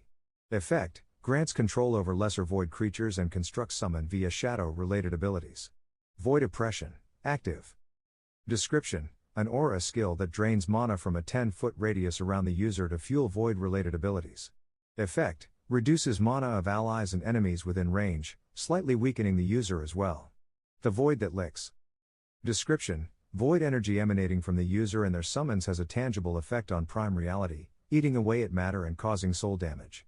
Effect: void effects eat physical defenses, damaging targets directly to their core. Former skill, redacted. New description: a corrupted skill linked to the Void Architect class. Exact effects remain unclear due to instability. Mana Adaptable Blood, passive. Description: blood adapts more readily to forced mana absorption, increasing efficiency. Effect: enhances the ability to manually channel ambient mana into attributes, accelerating stat growth. Ambient mana sensing, passive. Description: allows the user to detect fluctuations in local mana density. Effect: provides an advantage in mana-dense environments by optimizing resource use. Mana Meditation, active. Description: a practice technique to draw ambient mana into the body, slowly enhancing stats. Effect: gradually raises attributes over time with consistent effort. Soulless, passive skill. Description: this individual was born without a natural connection to an inner soul, resulting in a diminished capacity for emotional experiences and empathetic responses. Effect: emotional responses are significantly reduced, granting heightened logical reasoning under stress but limiting emotional intuition. The connection to external sources of mana or other soul-based energies may compensate for some deficiencies. Additional note: this skill interacts uniquely with certain magical and void-based abilities, potentially amplifying or altering their effects. Hexa was silent. Uncharacteristically so. I waited, expecting her immediate commentary, but the void in my mind where her voice usually resided felt unsettling. A full minute passed before she finally spoke, and when she did, her tone was sharp, angry in a way I'd never heard before. Wolfhart, she said, Her voice clipped, almost trembling. Do you understand what you've done? I frowned, the edge in her tone cutting deeper than her words. I made a choice, I replied. You advised against it, but it's my life. My class. You chose instability, Hexa snapped, her voice crackling with an odd distortion. The void is inherently dangerous. It isn't just another type of mana manipulation, it defies the very structure of this world. It destroys mana itself. Her words hit me like a punch to the gut. Wait, destroys mana? What does that even mean? It means, she continued, her tone dark, that your powers draw from the essence of the void, a force that is antithetical to mana. When you use abilities like void oppression, you are draining the surrounding mana to feed the void tears that allow your powers to manifest. This isn't just a drain on your enemies, it weakens everyone around you, including yourself. I swallowed hard, my stomach churning. So, I'm a walking mana sink? Precisely, Hexa said coldly. And that's only the beginning. Certain races, and even some human cultures, consider this sacrilege. You're not just manipulating magic, Wolfhart. You're erasing it, destabilizing it at its core. You risk being shunned not only by your peers but by the very society you've been trying to climb within. The implications of her words sank in slowly. My reputation as Fishboy and my illicit activities in the Festival of Sin had already painted me as an outsider, but this? This was something far darker. This wasn't just about breaking the law or bending rules, it was about breaking the world. I can handle it, I said, though my voice lacked conviction. People already look at me sideways. What's a little more judgment? Hex's voice crackled again, glitching briefly before stabilizing. This is not a matter of judgment, Wolfhart. This is about survival. The void is dangerous not just to others but to you. You are playing with forces you don't understand, forces that even I cannot fully analyze. I froze. Hexa never admitted to not understanding something. What do you mean, you can't analyze it? The skill, corrupted_read interacted 4, is beyond my comprehension, she admitted, her voice tinged with frustration. The text itself is corrupted, and the connection to your redacted skill complicates matters further. I can only deduce that this evolution is tied directly to your choice of void architect. Its effects, and its cost, are unknown. I clenched my fists, staring at the faint glow of my updated profile. The new skills shimmered ominously, their descriptions burned into my thoughts. The weight of the void wasn't just a metaphor, it was tangible, a presence I could feel pressing against the edges of my mind. Hexa, I said softly, you're glitching. I am aware, she replied tersely. The data from your class evolution is dissonant. It's interfering with my processing systems. What does that mean? I asked, my voice rising slightly. Are you okay? Her tone softened slightly, though the edge of frustration remained. I am functional. But the void's interference is unlike anything I've encountered before. It suggests that your class choice is inherently unstable. I sat back on my bed, staring at the ceiling as the weight of Hexa's warning settled over me. The voice of the gods had fallen silent, but its echoes lingered, intertwining with Hexa's admonitions. I made this choice, I said finally. And I'm going to stick with it. Hexa didn't respond immediately. When she did, her voice was calmer, though still tinged with something I couldn't quite place. Anger? Fear? Concern? Then we must prepare, she said. The path you've chosen is fraught with risk, but it is not without potential. If you are to wield the void, you must understand it. Control it. Master it. I nodded, the resolve settling in my chest like a stone. One step at a time, Hexa. We'll figure this out. Agreed, she replied. But there was a hesitation in her voice, a flicker of uncertainty that unnerved me more than I cared to admit. Chapter 22 A Path Chosen, A World Against Him. For the first time since making my class decision, I found myself silently agreeing with Hexa. Maybe I had made a mistake. The academy was a place where reputations were built and broken, and mine was rapidly spiraling downward. I hadn't expected people to find out so quickly about my class, but rumors had spread like wildfire. Void Architect was a term whispered in hallways with a mix of fear and disdain. I was never popular before this in either life, and so it wasn't long before the other students started treating me differently. It hurt more than expected. Even Ava seemed confused, her usual warmth tinged with uncertainty whenever we crossed paths. She hadn't said anything outright, but I could see the question in her eyes. Why? The only one who didn't seem fazed by my decision was Morgana Ash. She, too, was a social outlier, though for entirely different reasons. As the only other student in the specialized affinity classes for spatial magic and gravitomancy, she had become an unexpected ally. While others avoided me, she offered quiet companionship, her sharp intellect and perfectionist tendencies matching my own in strange ways. When the break for the 6th year arrived, I found myself dreading the free time more than I anticipated. Entering the academy's equivalent of high school, I knew these next 2 years would be critical, shaping not only my education but my future class advancements, as the ranking matches in these next 2 years could make or break me. But before any of that, I had to face the break. The Festival of Sin greeted me like an old friend, its chaotic energy buzzing in the air as I stepped into the shadowy market that night. The familiar sound of music bouncing off the stone walls and the chatter of vendors hawking their strange wares was almost comforting. One Bill greeted me with his usual gravelly voice and a grin that didn't quite reach his eyes. "Well, if it isn't Fish Boy. Or should I call you Void Boy now? Heard some interesting whispers about you." I grimaced. "News travels fast." "Too fast," he said, leaning closer. "Listen, kid, you've crossed a line most don't. Choosing Void Architect. People are gonna look at you differently now. Dangerous differently. No one's gonna see you as some harmless academy brat anymore. They're gonna see you as a threat. Or worse, someone who's gone off the deep end." The weight of his words settled heavily on my shoulders, but I nodded. "I can handle it." He snorted. "Maybe. But things'll get rougher from here. No more easy runs. You're in the big leagues now." One Bill pulled a small box from beneath his counter and set it in front of me. When he opened it, I saw a simple silver band, its surface engraved with tiny runes. "This here's an identification ring," he explained. "Standard issue for warriors who don't have the brains for wizard spells, but it'll do for you.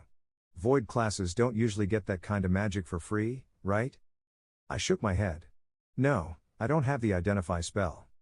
"Figured as much," he said, pushing the box toward me. "This thing'll let you cast identify 3 times a day. Works on anyone within 2 evolutions of your level. Handy for figuring out who you're up against, or what you're dealing with." I slipped the ring onto my finger, feeling a faint pulse of mana as it attuned to me. "Thanks," I said. "Don't thank me yet," he said, grinning. "I've got a job for you. Heavyweight package, top-tier payout. You, Git, and Sona. Last week of summer. Biggest job yet. Think of it as your graduation into the big leagues." That morning, I received a letter from home. My father's handwriting was as neat and precise as ever, though the words themselves carried a weight I hadn't felt in years. He wrote about a recent raid, one that had left him injured but alive. My older brother Halric, now evolved and level 15, had stepped up in my father's place, defending the village with the strength of a paladin blessed with the fire affinity. The elders had endorsed him, guiding his evolution along a path of honor and duty. Reading those words, I couldn't help but feel the sharp contrast between Halric's life and my own. He was the first son, the village's pride, chosen to protect and serve. And I was the second son, running illicit packages through a shadowy market and wielding powers that devoured the very mana of the world. Hexa, ever observant, broke the silence in my mind. "It is not uncommon for second sons to forge their own path. You have done so with particular creativity."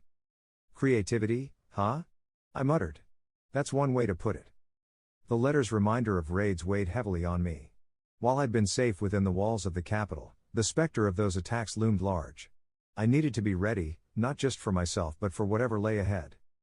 With Hexa guiding me, I ventured into the woods beyond the city's outer walls. Monsters rarely came this close to the capital, but caution was still necessary. Hexa's enhanced senses helped me avoid any potential threats, her voice whispering warnings as I moved through the dense undergrowth. "Enemy detected," she said once, only to clarify a moment later, "false alarm. Squirrel." "Thanks," I said dryly, scanning the area. Hexa guided me deeper into the forest, her voice clinical and composed. "You'll want a clearing with minimal obstacles. It will reduce the risk of unintended consequences during practice." "Unintended consequences," I muttered. "That's comforting." In a clearing bathed in faint moonlight, I began practicing my skills for the first time. Hexa monitored my progress, her tone clinical as she analyzed the results. "Start with Void Oppression," Hexa suggested. "It's a foundational ability, and its impact radius will give us immediate feedback." I took a deep breath and focused. The void stirred, an alien presence writhing just beneath my skin. With a push of will, I activated the skill. A ripple of pressure exploded outward from me, purple-black energy laced with streaks of shadow spreading like a pulse. The air itself seemed to grow heavier, and I could feel the mana around me being siphoned away. Leaves curled and browned on nearby trees, and the ground beneath my feet darkened as if scorched by an invisible fire. A new pop-up flashed in my mind, overlaid with my profile. Profile update. Mana, 235-400. Health, 320-320. Void oppression active, draining ambient mana within a 10-foot radius at 20 mana per second. The numbers on the mana bar ticked downward rapidly, and I could feel the void's hunger in the pit of my stomach. Visual effects are significant, Hexa observed. The aura is visible even to untrained eyes. It resembles soul pressure, an oppressive force designed to weaken and intimidate. However, the self-drain on your mana is concerning. Yeah, I said through gritted teeth, I can feel it. It's like standing in a vacuum. Turning the ability off, I had cancelled void oppression before my mana pool dipped too low. The oppressive aura already dissipated, leaving the clearing eerily quiet. I took a moment to steady myself before moving on to the next skill. I asked Hexa, why haven't I seen this health and mana update before now? Hexa's tone shifted, sharper. This is why you've been fortunate. Most students your age have faced combat injuries, some even near-death experiences. You've been shielded by circumstance, academy walls, the capital's safety, and your ability to use your age to avoid repercussion. You should consider yourself lucky. Lucky, I echoed bitterly. Sure. Lucky fishboy with void powers that eat the world around him. Hexa, I ask after a moment's pause, how did you know what soul pressure was? No response. Hexa? I repeat urgently. We saw it in an anime. Hexa's voice either embarrassed or hiding something deeper. I chose to ignore it for now. Was it that really old one where people were hollow or something? It's been a while. What was its name? Hexa cuts me off. Yep, that one, and it ends the discussion for now. Graviton trap, I thought inwardly as I began to practice the next skill. I crouched, pressing a hand to the ground as I visualized the trap. The mana flowed through me, weaving into a dense, invisible sphere. When I activated the skill, a faint distortion appeared in the air where I'd placed the trap, like a heat wave rippling across the clearing. We had to wait a while, though I was hidden in a bush. It took a while for a woodland creature to wander into the clearing and onto the trap. From the other side of the clearing a horned rabbit appeared, and I held my breath. The odd creature hops closer to the laid trap where I can sense its radius. The moment it crossed the invisible boundary, the distortion collapsed inward with a forceful pulse, dragging the construct to the ground. The creature writhed, unable to escape as the gravitational pull intensified. High effectiveness, Hexa noted. Targets within the trap will be immobilized, and prolonged exposure may cause significant damage. And then the void's corruption spread, the void that licks proxing as the trap held its prey. The creature dissolved into nothingness under the combined effects of the trap and the void's hunger. It screamed as it died. A ping echoed in my mind, startling me. Level 1 horned rabbit slain. Experience gained, 0.5% toward level 2. Experience? I whispered aloud, my pulse quickening. I'm getting experience for this? Correct, Hexa confirmed. The destruction of the horned rabbit's physical and magical essence has been registered as a successful elimination. However, the gain is negligible at this level of target. I frowned, staring at the spot where the rabbit had been. Its very existence had been erased by the void that licks. After resetting the graviton trap, I moved on to the next skill, Shadow Gate. This one had intrigued me the most, promising offensive and defensive capabilities through summoning constructs. I focused, reaching out to the void within me. The air in front of me shimmered, rippling like water before tearing apart into an unnatural black void. The edges of the portal pulsed with an oily sheen, darker than anything I'd ever seen. From within, a creature emerged. The sight of it made my stomach churn. It was reptilian in shape, but its body was amorphous, shifting constantly as if it couldn't settle on a form. Spiked appendages jutted out at odd angles, and its skin, or what passed for skin, was a liquid black, the kind of black that hurt to look at. Void summons identified, Hexa said, her voice steady. Creature classification, unknown. These entities appear to partially exist within the void, consuming ambient mana to stabilize their presence. I felt the connection to the creature immediately, a faint tether that allowed me to command it. But the link was chaotic, like trying to hold a writhing snake. Its thoughts were a cacophony of hunger, a raw, primal need that battered against my mind. Quiet down, I muttered, gritting my teeth as I tried to force the creature to obey. The summon's body rippled, spikes elongating and shrinking as it turned its attention to a nearby tree. With a thought that wasn't mine, it attacked. The creature surged forward, its form shifting mid-movement as it lashed out with razor-sharp limbs. The tree groaned under the assault, deep gouges appearing where the void's energy touched. The void that licks proceed again, the black corruption spreading like a disease through the wood. My mana bar ticked downward rapidly. Mana, 185-400. They're draining me dry, I said through gritted teeth. Void summons require significant mana to maintain, Hexa replied. Their hunger for ambient mana is only partially satiated by the environment, forcing them to draw directly from your reserves. Keep the number of summons low, or risk depletion. I dismissed the creature with it slightly fighting the pull of its portal into the void, the portal snapping shut as the summon dissolved back into nothingness. I rubbed the bridge of my nose, trying to shake off the lingering headache from the summon's chaotic thoughts. The last skill to test was Void Barricade, a defensive ability. I raised both hands, channeling the void once more. The air in front of me twisted and folded, shadows coalescing into a jagged wall. The barrier flickered with spatial distortion, its edges warping the light around them in strange, unsettling patterns. Durability? I asked. Unknown without testing against an attack, Hexa replied. The combination of shadow and spatial magic suggests a high resistance to physical and magical forces. I stepped back, studying the barrier. It felt solid, tangible in a way that the other void constructs hadn't. I could sense its connection to me, the faint tug of its hunger for mana maintaining its form. Mana, 120-400. Hexa's tone was sharp. Sustaining multiple void constructs is not feasible at your current level. Mana efficiency must be improved before these abilities can be used effectively in prolonged engagements. Noted, I muttered, dismissing the barrier. The weight of the void eased slightly, but its presence lingered in the back of my mind like a shadow I couldn't shake. I sat down heavily, leaning against a nearby tree as I tried to catch my breath. The moonlight filtered through the canopy, casting eerie shadows that seemed to dance in time with the void's pulsing presence. Hexa, I said softly, these skills. They're insane. They're powerful, but they're also destructive. It's like I'm erasing everything I touch. The void is inherently unstable, Hexa replied. Its power lies in its ability to consume and corrupt. This is not a path chosen lightly.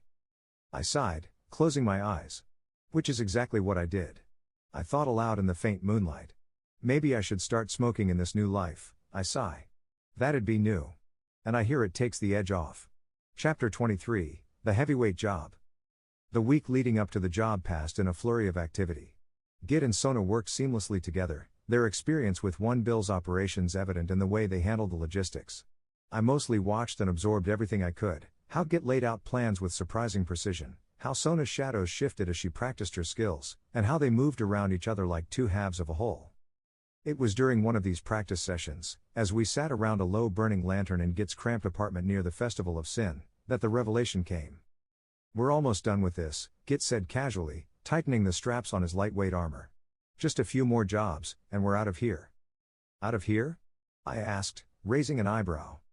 Sona glanced at him with a smirk, tossing a ball of shadow between her hands. He means us. Git and me. We're planning to leave the capital soon. Been saving up. Where will you go? I asked, genuinely curious. I had known they had grown closer, but this seemed like a big step. I almost felt saddened that they would no longer be consistent faces in my life. What will you do? Be raiders, probably, Git said with a shrug, leaning back against the wall. Plenty of cities in the Imeri Empire need people who know how to fight and get out. Big rewards if you don't get killed. Sona shot him a sharp look. Not just anywhere. I want to see the rest of Minor Eden, one of the major powers, at least. Maybe we'll even work our way out of the Paradise Cluster someday. Something about Git and Sona's camaraderie made me pause. For the first time since arriving in the capital, I felt like I belonged somewhere. They treated me as more than the weird kid with a bizarre class, they treated me like a friend. And that made me feel even more like a fraud chaotically lost. I had treated this life like a game only wanting power and more, just like in the Realm Saga Online I wanted to see my numbers of gold go up to complete harder missions. Here these two were trying to make something of themselves to find a home together and progress. I had drifted from my friends and family seeking greed, but what else would level the playing field? I had no other plans to obtain power. No, I still needed this and I won't abandon them. Warning unwise, Hexa replied bluntly. We have no need for additional funds or unnecessary danger. Jesus Christ, I think, snapping at Hexa, am having a moment. Don't read those thoughts too, you fucking weirdo. You know I cannot do that, Johnathan, I am bound to your very essence. Hexa replied coldly. Don't call me that, I complained, genuinely confused. Hex's voice chimed back.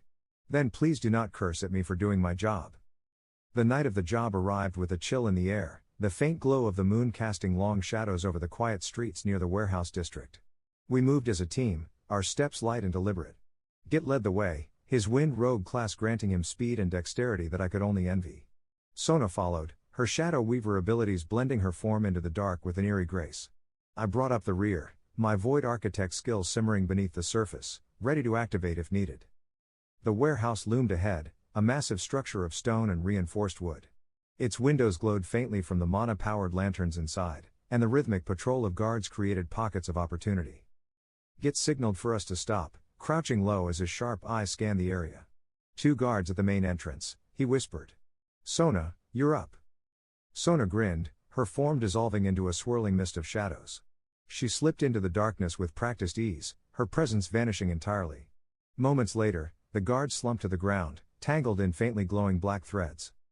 Clear, her voice echoed softly from the shadows. We moved quickly, slipping through the entrance and into the warehouse. The interior was a maze of crates and shelves, the air thick with the faint hum of mana-powered security systems. Hexa fed me a constant stream of updates as we moved. Security enchantments detected. Recommend avoiding the tripwires near the center aisle. Git led us toward the marked location on our stolen map, weaving through the rows with an uncanny sense of direction. We reached the far end of the warehouse, where a large, intricately carved chest sat on a pedestal. The faint glow of protective enchantments surrounded it, pulsing like a heartbeat. This is it, Git whispered, kneeling beside the chest. He pulled out a set of delicate lockpicks, his hand steady as he worked. Fancy thing like this? Gonna take a minute. Sona crouched nearby, her shadows weaving around her like a living cloak. Make it quick. We're exposed here. The lock clicked open with a soft hiss, and Git lifted the lid carefully.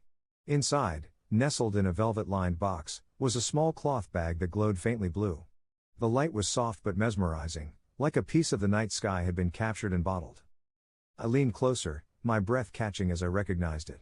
Living mana, I whispered. Even Hexa sounded intrigued. A rare and highly valuable resource. Its properties are unparalleled, used in teleportation gates, mana restoration, and advanced enchantments. This is not the kind of item that goes unnoticed. Git whistled low, his fingers hovering over the bag. One Bill's got guts, I'll give him that. Taking this? That's asking for trouble. Sona's expression was unreadable, her eyes fixed on the glowing bag. We've got it now. Let's move. We barely had time to close the chest before a slow, deliberate clapping echoed through the warehouse. The sound froze us in place, and a chill ran down my spine. Well done, a smooth, sinister voice drawled. I must admit, I'm impressed. One Bill's little brats, breaking into our warehouse. I didn't think he had the gall, or the stupidity to do that again. A man stepped into the faint light of the warehouse, his appearance as polished as his tone. He wore a tailored suit, his dark hair neatly combed, and his glasses caught the glow of the lanterns. He resembled a butler from Earth. In one hand, he held a long, elegant fencing sword that glinted menacingly.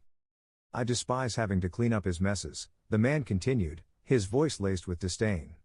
But here we are. Another set of One Bill's expendables, sent to steal from me. Git stepped forward, his daggers drawn. Who the hell are you? The man smiled, cold and unfeeling. A necessary evil. That's what the king calls our enterprise. You, however, are entirely unnecessary. In a flash, he raised his sword, the blade catching the light as he took a step closer. But don't worry, I'll make this quick.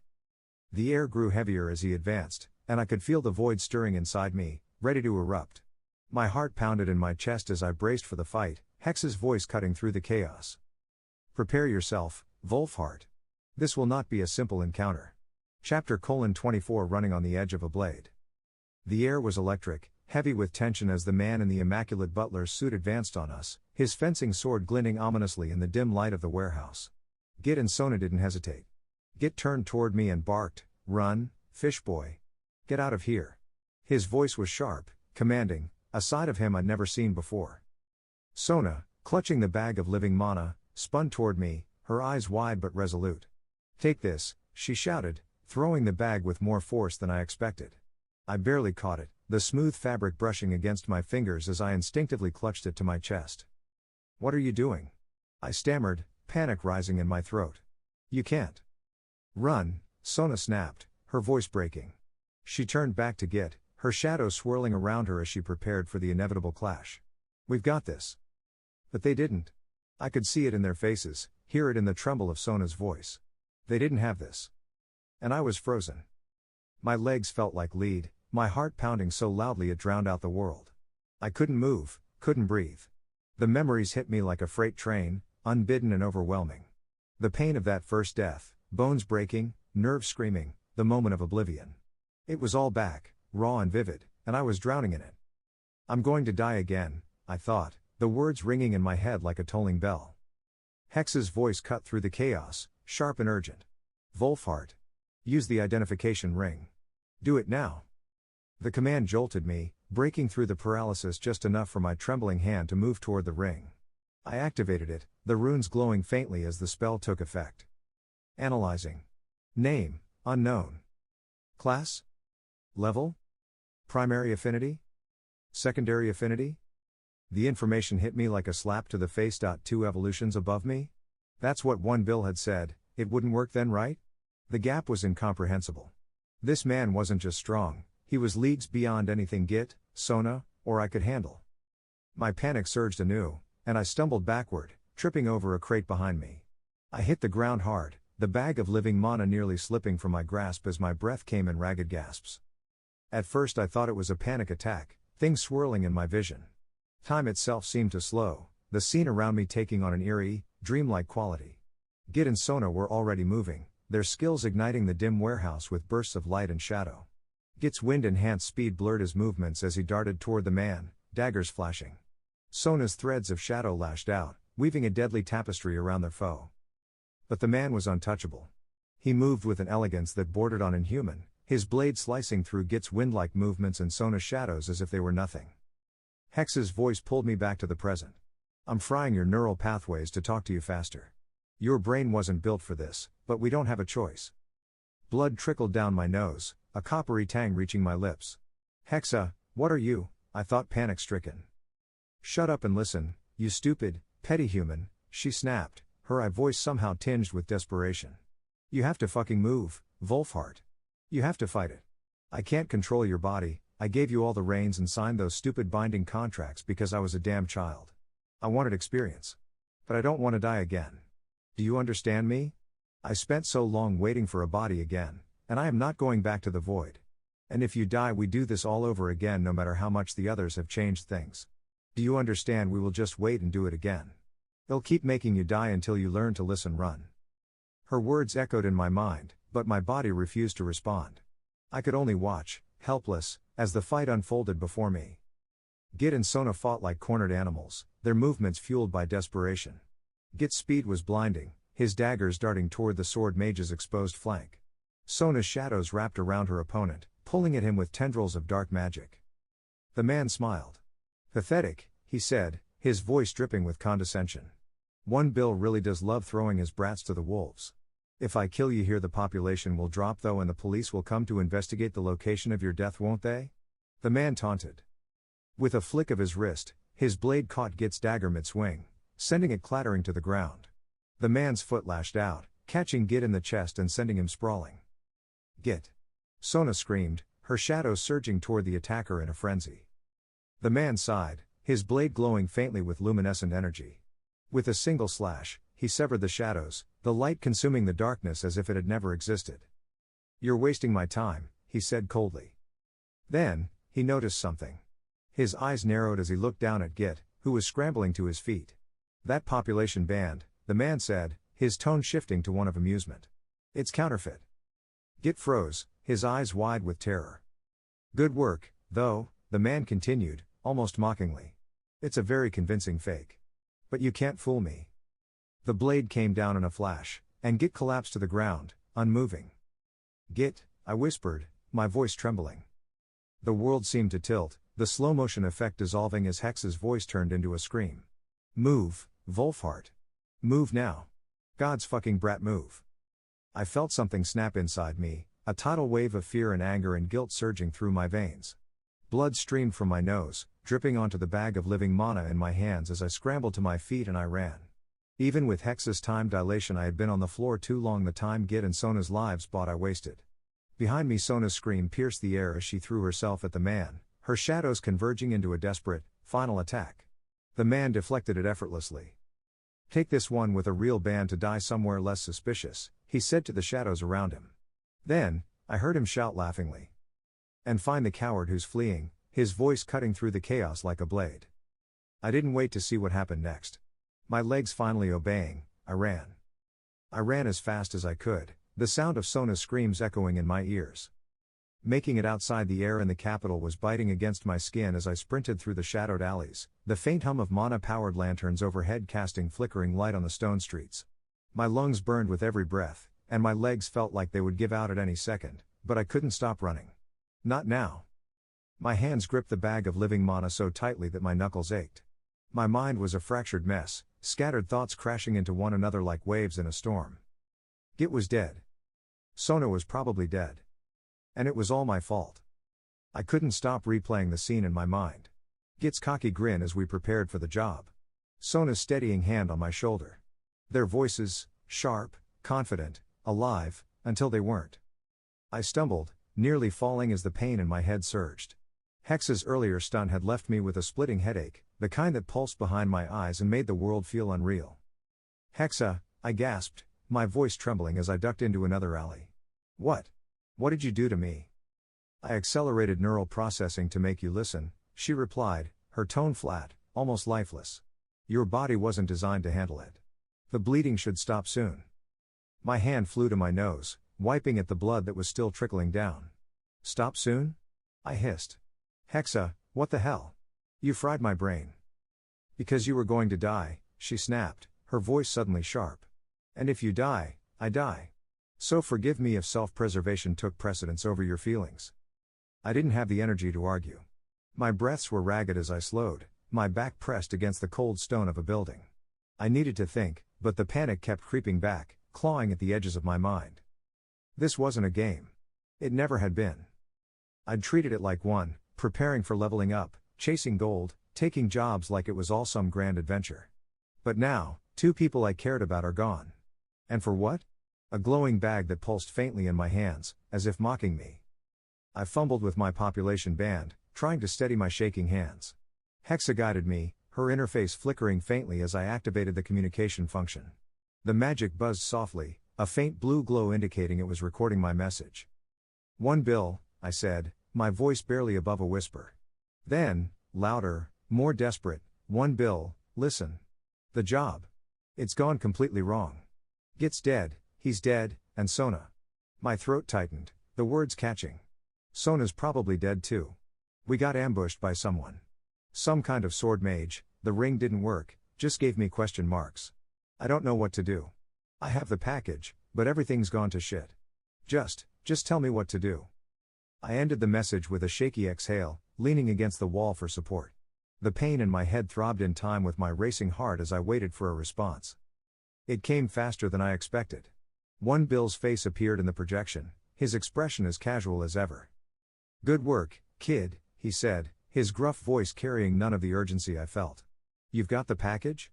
That's all that matters. Lay low for now, get yourself somewhere safe. Lucky for you, the academy's out of bounds for the likes of us. Hide there, and we'll figure out the rest." His image faded, leaving me staring blankly at the band's interface. "Good work?" I echoed, the words bitter on my tongue. My hands clenched into fists, the bag crumpling slightly under my grip. Git's dead. Sona's gone. And all he can say is good work? The sound of distant voices jolted me from my anger. Shouts echoed from somewhere nearby, accompanied by the faint clink of armor. The sword mage's men were searching for me. "Hexa," I whispered, my voice barely audible. "Where do I go?" "Back to the academy," she said firmly. "Now. Move." I forced my legs to move, the weight of the living mana and my guilt pressing down on me with every step. The alleys twisted and turned, the city a maze that seemed to close in around me. The shouts grew louder at one point, too close for comfort. I ducked behind a stack of barrels, holding my breath as a pair of figures passed by, their shadows stretching across the cobblestones. "Find the kid," one of them growled. "The boss wants him alive. They nabbed something big. He wants to make an example of him." The other snorted. Alive, sure. He didn't say nothing about being uninjured. They moved on, their voices fading into the distance. I exhaled shakily, clutching the bag tighter as I slipped out of my hiding spot and continued toward the academy gates. The voices of the sword mage's men faded into the distance, but the streets were far from silent. The city buzzed with an energy that wasn't the usual evening bustle. Whispers floated through the air, carried by the wind like smoke from a wildfire. Did you hear? The shipment was hit. Living mana. Someone actually took it. Idiots. The people who own that don't let thieves walk away breathing. The words tightened the knot in my stomach. News of the missing cargo was spreading like wildfire, and the bag in my hands felt heavier with each step. The faint glow of the living mana was impossible to miss. It was like carrying a beacon in the dark, calling every thief, thug, and mercenary to me. I ducked into an alley, clutching the bag tightly as I tried to calm my breathing. My heart pounded in my ears, drowning out the ambient noise of the city. Hexa, I hissed. What now? I can't just walk through the streets with this thing. The academy. You're close. Move quickly and avoid attention, Hexa urged, her voice sharp. I stepped out into the main street, trying to blend into the throng of people moving about. The crowd was restless, their movements hurried and chaotic. Every glance felt like it lingered too long, every shadow seemed to shift ominously. Oi! That kid! The shout hit me like a thunderclap, and I froze for a fraction of a second too long. A group of men at the far end of the street were pointing in my direction, their faces twisted with recognition. There's the rat. He's got it. My legs moved before my brain could catch up. I bolted, weaving through the crowd as the men gave chase. The cobblestones blurred beneath my feet as adrenaline surged through me. Out of the way, I shouted, shoving past a merchant cart and nearly upending a stack of crates. The glowing bag was a dead giveaway, and the men were closing in, their shouts growing louder. I rounded a corner and found myself in an empty alley, the noise of the crowd suddenly muffled. My breath came in ragged gasps as I pressed myself against the wall, clutching the bag to my chest. But the brief respite didn't last. A thug stepped into the alley, a wicked grin spreading across his face as he drew a curved blade. You're cornered, kid. Hand over the package, and maybe I won't gut you. Fear paralyzed me for a moment, but Hex's voice cut through the haze. Graviton trap. Now. I crouched, slamming my palm against the cobblestones as I activated the skill. Mana surged through me, forming a dense, invisible field around the thug. He froze mid-step as the gravitational pull intensified, dragging him to the ground with a forceful pulse. What the hell? He shouted, his voice rising in panic as he struggled against the trap. Then it happened. The void stirred within me, its dark energy seeping into the trap. The void that licks prissed, black tendrils snaking out and latching onto the thug's leg. No. No, no, no. He screamed as the corruption spread, eating away at his flesh. The tendrils seemed to pulse with hunger, consuming him piece by piece. I didn't mean to, I stammered, horrified at the sight. Dismiss the trap. Now, Hexa shouted, her voice urgent. I broke the connection with a thought, the gravitational field dissipating instantly. The void's tendrils retracted, leaving the thug crumpled on the ground, his leg mangled and useless. He whimpered in pain, his voice barely a whisper. I stumbled backward, bile rising in my throat. The image of the void's hunger, the way it devoured everything it touched, burned into my mind. The shouts of more pursuers echoed from the street, snapping me back to reality. There was no time to dwell on what I'd done. I turned and ran, the glowing bag of living mana still clutched tightly in my hands. The streets twisted and turned, the familiar layout of the city blending into a confusing maze as panic clouded my thoughts. Every shadow felt like a threat, every noise like a harbinger of my doom. Finally, the towering gates of the academy came into view. Relief flooded through me as I pushed past the threshold, the wards shimmering faintly as they recognized my population band. I didn't stop running until I reached my dorm. The familiar walls of my room felt alien, oppressive, as I slammed the door shut behind me. My breath came in ragged gasps, and my legs gave out beneath me. I sat there on the floor, the bag of living mana still glowing faintly in my lap. My hands trembled as I stared at it, my mind racing with everything that had happened. Git was dead. Sona was gone. And I had hurt someone, mutilated them, with powers I barely understood. My head throbbed, the pain from Hexa's earlier interference mixing with the weight of my guilt and fear. I curled up on the floor, the bag still clutched tightly in my hands. The room felt suffocating, the walls pressing in on me as the weight of everything crushed me from all sides. Wolfhart, Hex's voice broke the silence, low and uncertain. I didn't answer. I couldn't. My throat felt like it was closing, my breath shallow and ragged. You need to talk to me, she insisted, her tone more forceful. Ignoring this won't help. Ignoring her was exactly what I did. For the first time since coming to this world, I truly felt lost. I closed my eyes, but it didn't stop the images from flooding back. The glow of Git's counterfeit band, the sword mage's smirk, the sound of flesh tearing as the void's tendrils consumed their prey. You're alive, Hexa said firmly. And you need to stay that way. Dwelling on this. Shut up, I snapped, louder than I intended. The sound echoed in the small room, and I instantly regretted it. Just stop, Hexa. Please. There was a long pause before she replied. Fine, she said quietly, her voice carrying an edge of something I couldn't quite place. Anger? Sadness? Disappointment? I didn't care. I couldn't care. The pain in my head throbbed harder, pulsing with the beat of my racing heart. I leaned back against the bed, staring at the ceiling as my vision blurred. The void inside me stirred faintly, a cold, gnawing sensation that matched the hollowness in my chest. Wolfhart, Hexa said again, but her voice felt distant now, like it was coming from the other end of a long tunnel. You need to. The rest of her words faded into static as the world tilted. My limbs felt heavy, my head swimming in a fog of exhaustion and despair. I was slipping, the weight of everything dragging me down. I let it.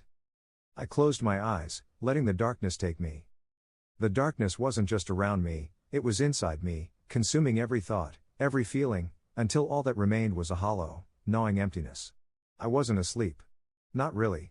It was more like falling into a void where time stretched and twisted, where every second felt like a lifetime.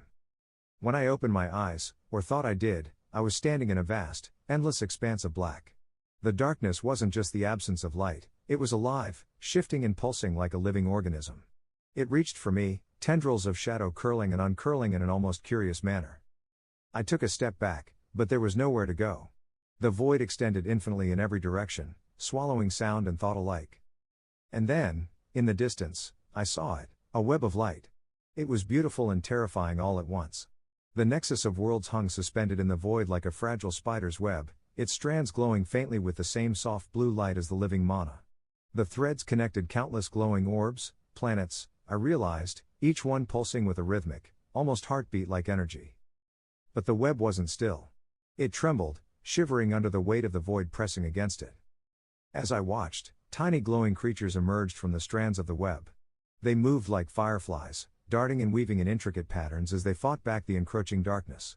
The creatures weren't much larger than a thumb, their delicate wings trailing threads of living mana. The void didn't take the assault lightly. From the shadows, massive, abyssal creatures emerged, their forms shifting and amorphous, like nightmares given shape. They moved with a sinister grace, their bodies writhing as they snapped and clawed at the glowing fireflies. I realized, with growing dread, that I wasn't just observing this battle. I was in it. The abyssal creatures didn't seem to notice me at first, but the longer I stood there, the more I felt the void's tendrils curling around me, pulling me toward the conflict. Wolfhart, Hex's voice whispered faintly, barely audible over the chaos. What are you doing? Move. I couldn't. My feet felt rooted to the spot, the cold of the void seeping into my bones. One of the glowing fireflies darted closer, its light casting faint shadows on my face. It hovered in front of me for a moment, as if studying me. Its light was warm, soothing even, and I felt a flicker of something I hadn't felt in hours, hope. Then the shadows moved. A massive abyssal creature surged forward, its form a mass of writhing tendrils and teeth. The firefly darted away, but it wasn't fast enough. The creature snapped its jaws shut, and the light winked out, leaving nothing but darkness in its place. The sight jolted me, a surge of panic breaking through the numbness. Stop, I whispered, my voice trembling. Leave them alone. The void didn't listen. It never listened. The creatures pressed closer to the web, their attacks growing more frenzied. The strands of light trembled under the assault, and for a moment, I thought they might snap. I stared at the web of light, at the countless fireflies fighting to protect it. The abyssal creatures were relentless, their hunger insatiable. Is this what I am now? I asked, my voice barely above a whisper. Am I part of this void? The void around me shifted, as if responding to her words. I felt its pull again, stronger this time, almost inviting. The fireflies were losing. The web trembled violently, strands snapping and reforming in an endless cycle. "I don't want this," I said, my voice breaking. The void pulsed, and I felt something stir deep within me, a cold, gnawing power that demanded to be unleashed. My hands clenched into fists, and I took a shaky step forward, toward the glowing web. I awoke in my dorm the next morning to the sounds of my roommates returning from their break adventures covered in sweat. Still clutching the bag of living mana, Hexa was surprisingly silent for once. I lay staring at the ceiling. Chapter 25 The Weight of Reality. Time blurred.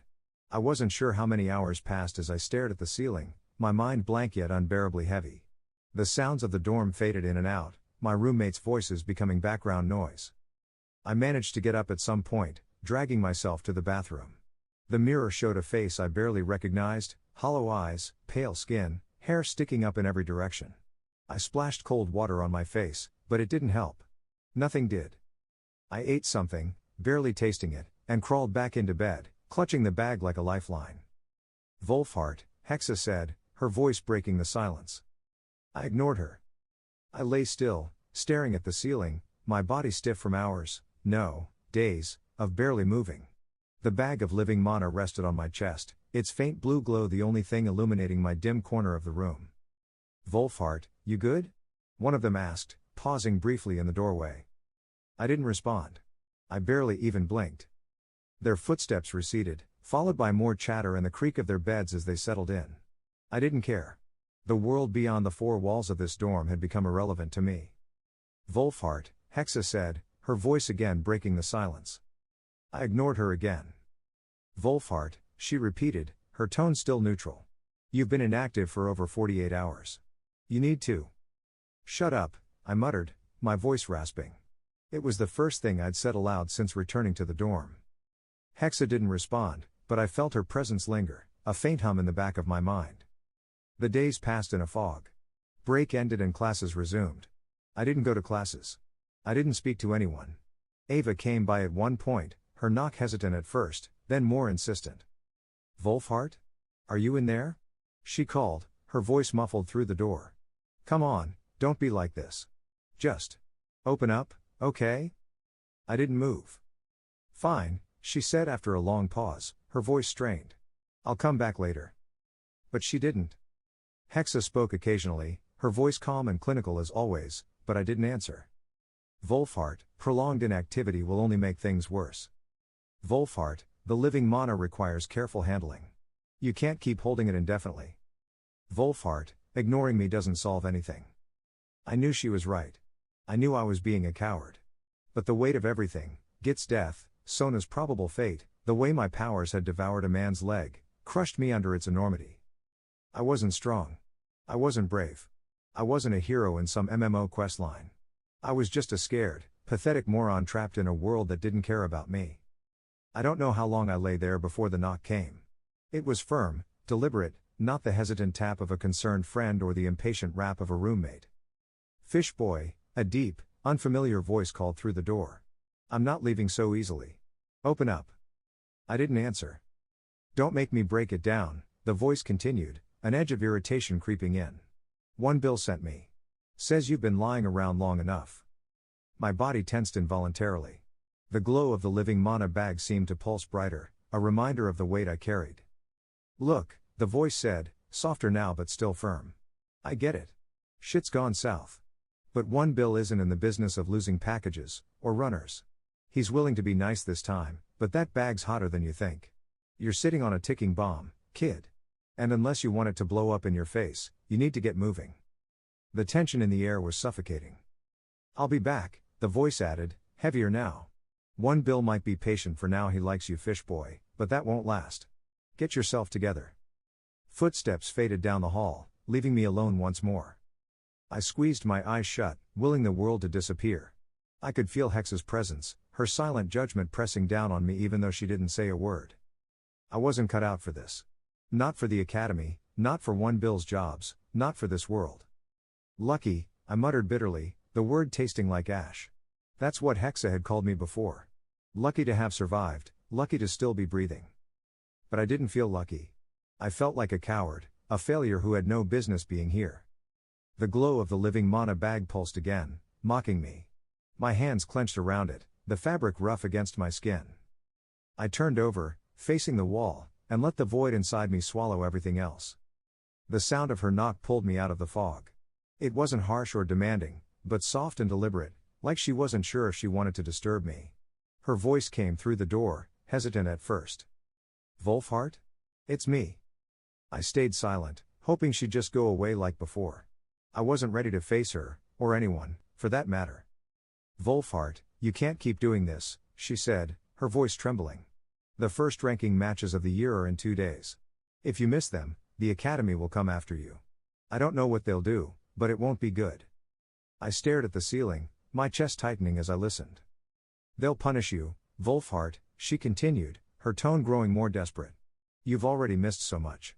I don't understand why you're acting like this. You're wasting everything. Your father worked so hard to send you here. Your brother, he's out there risking his life for your family. Your mother's." Her voice cracked, and I could hear her start to cry. "And you're just here, lying in bed while everyone else is surviving." Her words cut deep. I felt my throat tighten, my vision blurring as tears welled up. I'd never heard Ava cry before, not like this. "You were always the weird one," she said, her voice softer now. "But you were my weird one. You're not just my friend, Wolfhart, you're my family. So why are you shutting me out?" Something inside me snapped. The weight of her words, the sound of her tears, the reminder of everything I'd been avoiding, it was too much. I forced myself to sit up, my muscles aching from days of disuse. Slowly, I stood, the bag of living mana slipping from my hands and hitting the floor with a faint thud. When I opened the door, Ava stood there, her eyes red and puffy from crying. She looked up at me, relief and sadness etched into her face. "I can't do this anymore," I whispered, my voice trembling. "Ava, My words faltered as the tears came, hot and uncontrollable. She stepped forward and wrapped her arms around me, pulling me into a tight hug. "It's okay," she said softly. "Just tell me what's wrong." So I did. I told her everything. Between ragged breaths and choked sobs, I recounted the nightmare of the warehouse, the ambush, the sword mage, Git's death, Sona's screams. The void's hunger. The horrible, crushing weight of my choices. Ava listened without interrupting, her hands gripping my shoulders like she was afraid I'd collapse. "I thought I could handle it," I admitted. "I thought I was strong enough, smart enough, to survive in this world. But I'm not. I'm just me." "You're not just you, Wolfhart," Ava said, her voice firm. "You've always been more than that. And you can get through this. But not like this. Not by giving up." Her words lingered, cutting through the haze in my mind. The next morning, I forced myself to get up and go to class. My head still pounded, and my limbs felt heavy, but I pushed through it. My band blinked with unopened messages from one Bill. The stares from my classmates were sharp, filled with curiosity and judgment. I kept my head down, focusing on the lessons even though I knew most of the material already. At the end of the day, the teachers announced the teams for the ranking matches. My name was called last, followed by a pause. "Wolfhart Valda Ashdock," the instructor said, glancing at me with thinly veiled disdain. "You will compete alone. As teams were decided days ago now." A wave of whispers spread through the room, and I felt my cheeks burn with anger and shame. The message was clear, this was a punishment. I clenched my fists, the weight of their judgment heavy on my shoulders. "Fine," I muttered under my breath. "I'll do it alone." That night, I returned to my dorm and sat on the floor with Hex's interface glowing faintly in front of me. "We need a plan," I said, my voice steady despite the lingering ache in my chest. Hexa replied. "I've already prepared a simulation. Supersaturating your blood supply with mana using your skill Mana Adaptable Blood. We could theoretically provide a mid-fight boost. However, the risk of damage to your body remains significant and it will take the better part of the night to create enough stored mana for one use." "I don't care about the risks," I said firmly. "I need every advantage I can get. The void drains my mana too fast, I have to mitigate that somehow."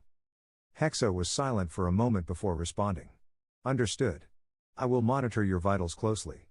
If your mana reserves drop too low, I will release the stored mana incrementally.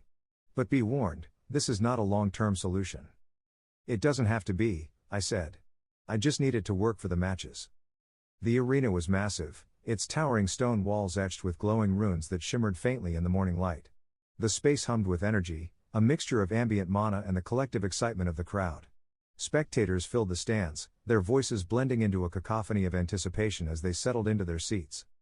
The arena floor itself was a wide expanse of compacted sand, its surface dotted with small mana generators that powered the magical illusions used in the matches.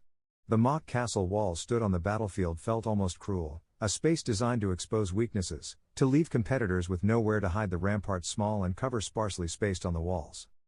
Ava sat near the middle of the stands, surrounded by chattering students. Some were there to cheer on their friends, while others were eager to see bloodless spectacles of skill. The first matches of the year always drew a crowd, the promise of watching classmates display their newfound abilities too enticing to pass up. But this time, the buzz of the crowd carried a different note, a ripple of curiosity and amusement that made Ava's stomach twist.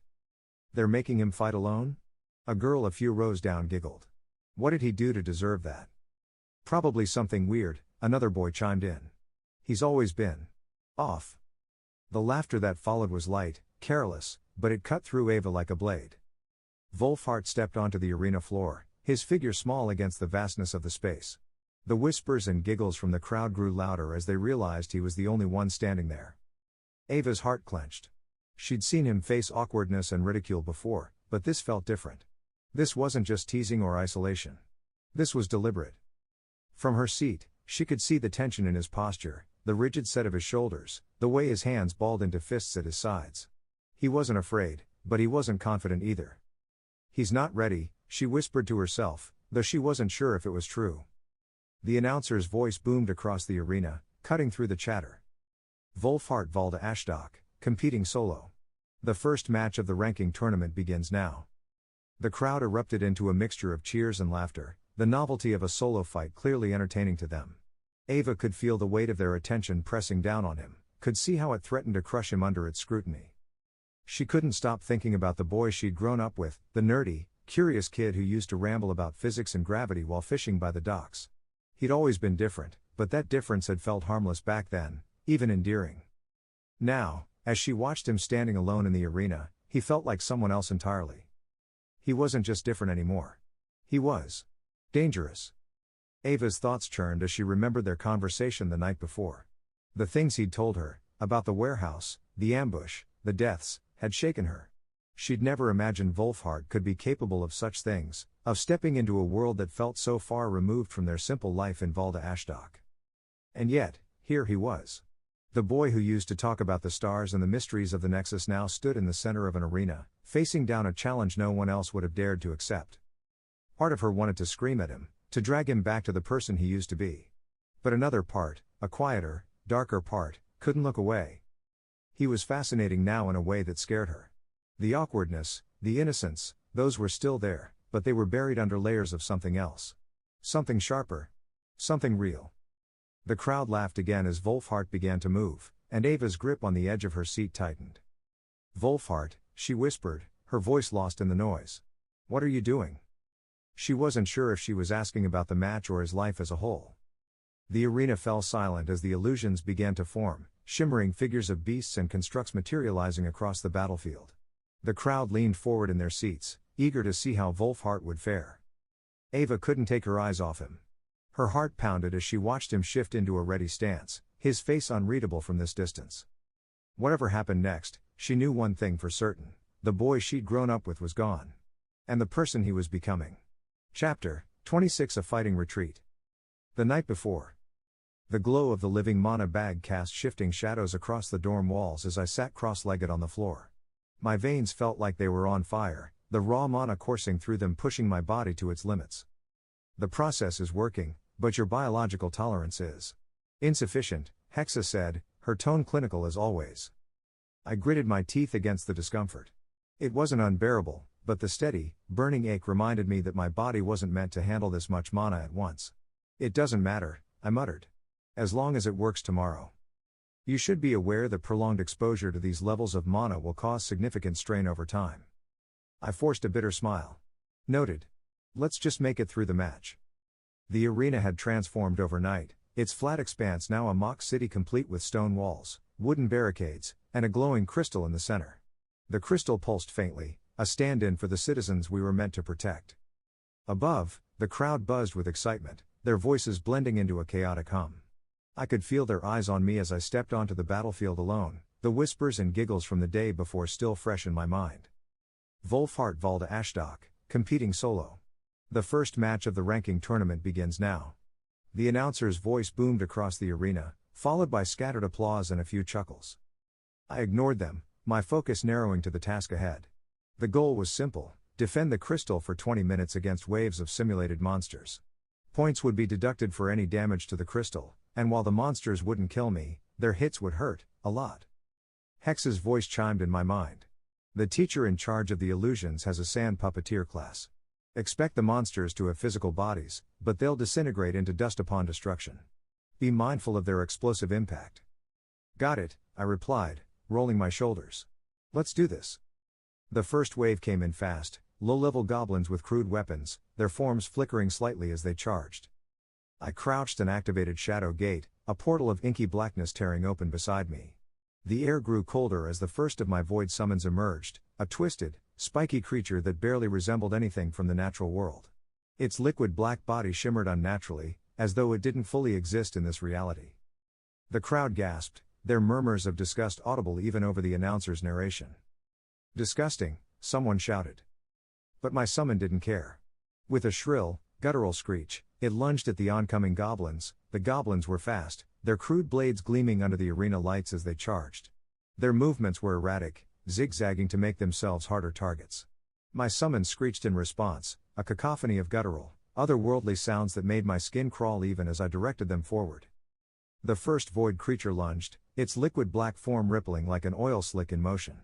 It closed the distance between itself and the goblins in seconds, its spiked appendages extending unnaturally to skewer the nearest attacker. The goblin screamed, its form flickering briefly before the void consumed it entirely, leaving behind nothing but a faint wisp of dust. Another goblin leapt forward, slashing at the second summon. The blade passed cleanly through the creature, but instead of wounding it, the weapon seemed to dissolve on contact, the void eating away at the sand like acid. The summon retaliated with a sharp, whip-like motion of its appendages, cutting the goblin in two with a sickening crack. The third summon moved with eerie precision, circling around the remaining goblins and cutting off their retreat. Its form shifted as it moved, spikes and tendrils emerging and retracting as though it were adapting to the goblins' attacks in real time. It lashed out, grabbing one of the goblins and dragging it into its writhing mass. The creature's form flickered violently before disappearing entirely, consumed by the void's hunger. The summons display adaptive combat patterns, Hexa noted, her voice calm despite the chaos. They are highly effective but drain mana at an alarming rate. I could feel their thoughts brushing against mine, chaotic and primal, driven by an insatiable hunger. Controlling them was like trying to hold onto a handful of writhing snakes, each pulling in a different direction. The last goblin turned to flee into the safety of the oncoming wave, but one of the summons was faster. It pounced, its liquid black body compressing into a dense, spike-covered mass before slamming into the fleeing enemy. The impact sent a shockwave of void energy rippling outward, and the goblin disintegrated instantly, its form erased from existence. As the last of the goblins fell, the crowd let out a collective gasp. Their initial revulsion at the grotesque summons seemed to give way to awe. I let out a shaky breath, my body already feeling the toll of the mana drain. But there was no time to celebrate. The next wave was already on the horizon. The next wave was larger, ogre-like creatures wielding massive clubs. I placed a graviton trap at the base of the barricade, crouching as I pressed a hand to the ground. The air around the trap shimmered like a heat wave, invisible but deadly. When the ogres charged, the first one triggered the trap. The gravitational force dragged it to the ground, its massive body collapsing with a thunderous crash. The void that licks beginning to eat away and the sand it was made of. The other ogres hesitated oddly, a rather realistic puppeteer I thought. The second giving my summons time to close the gap and tear into them. I could feel the void creature's thoughts brushing against mine, chaotic, hungry, and alien. Controlling them was a battle in itself, but I managed to direct their aggression toward the ogres. The crowd, initially repulsed, began to shift.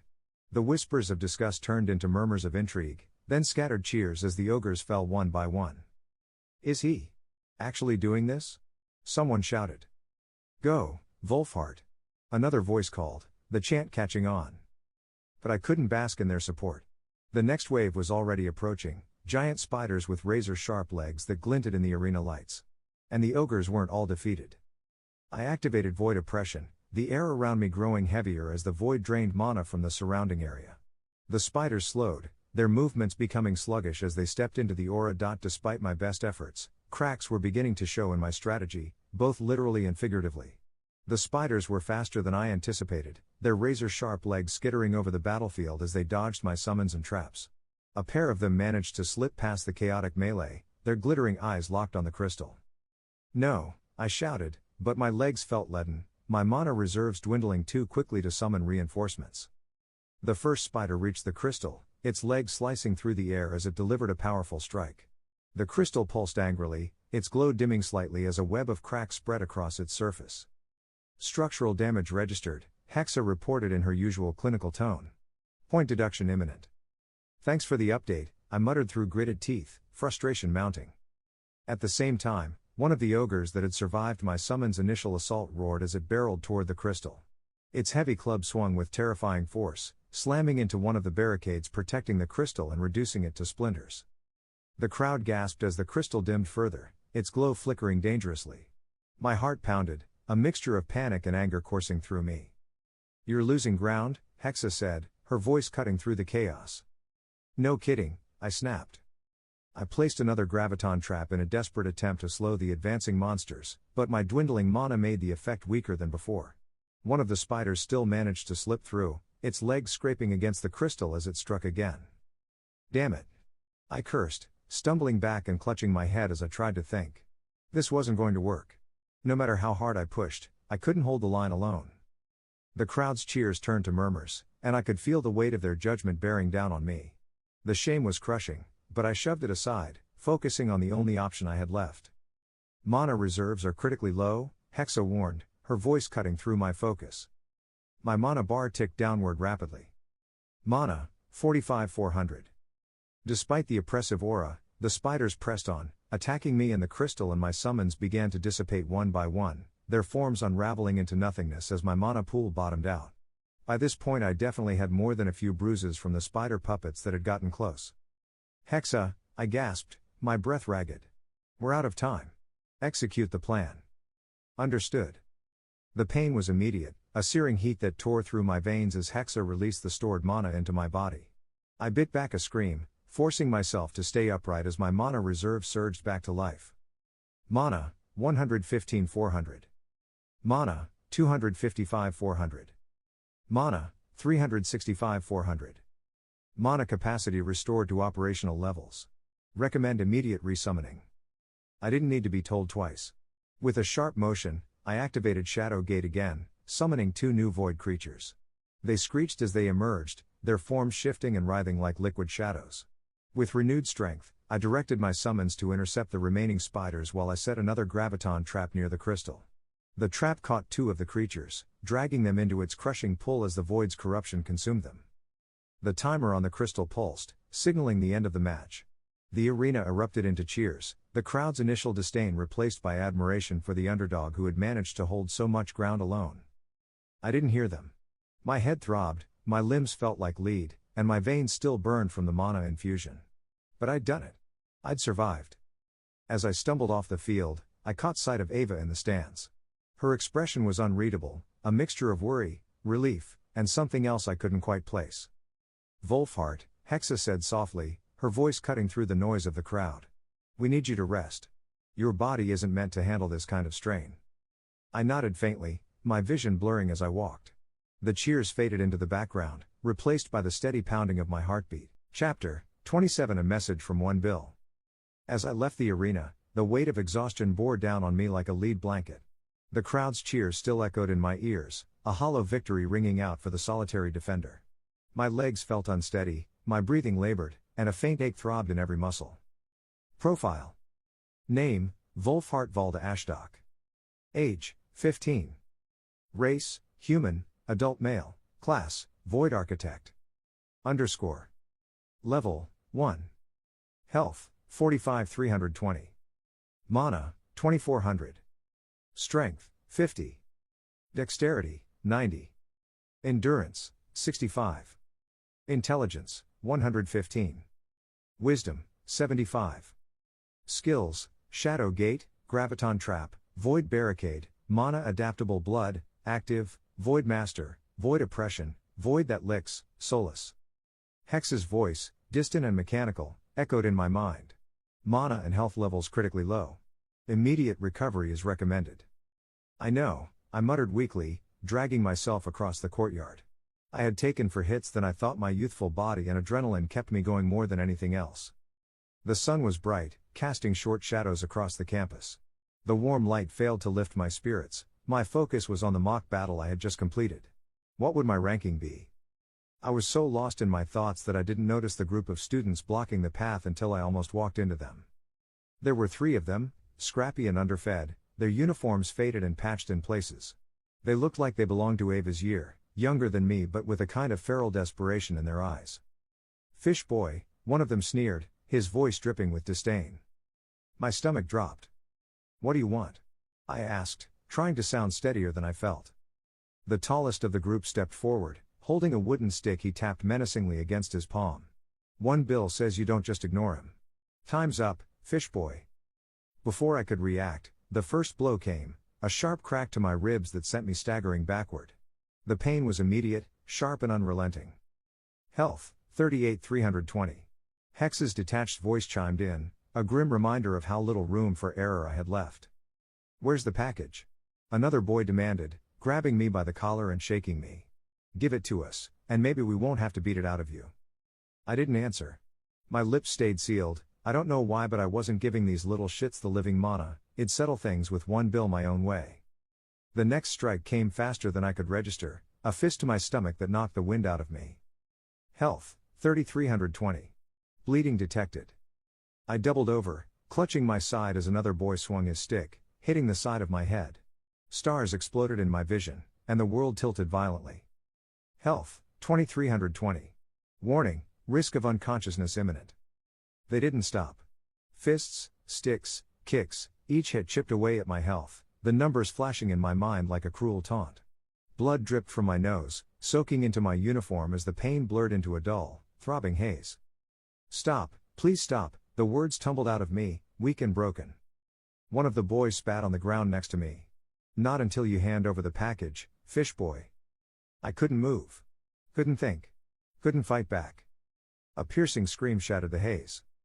"Get away from him." It was Ava. Her voice cut through the chaos like a blade, sharp and unrelenting. The boys hesitated, their heads snapping toward her. Her silhouette was framed by the light of the sun, her fists clenched at her sides. "Aw shit, she will call a teacher, run." One of the boys shouted, panic lacing his voice. They scattered like rats, disappearing into the shadows as quickly as they'd come. The last one turned back briefly, shouting, "We'll find the package, fish boy. You can't hide it forever." Their words hung in the air, a chilling promise that sent shivers down my spine. Ava rushed to my side, her face pale with worry as she knelt beside me. "Wolfhart. Are you okay?" I tried to speak, but the words caught in my throat. All I could do was nod weakly as tears blurred my vision. "You're bleeding," she cried, her hands hovering uncertainly over my battered frame. "We need to get you to the infirmary." "No." I croaked, my voice barely audible.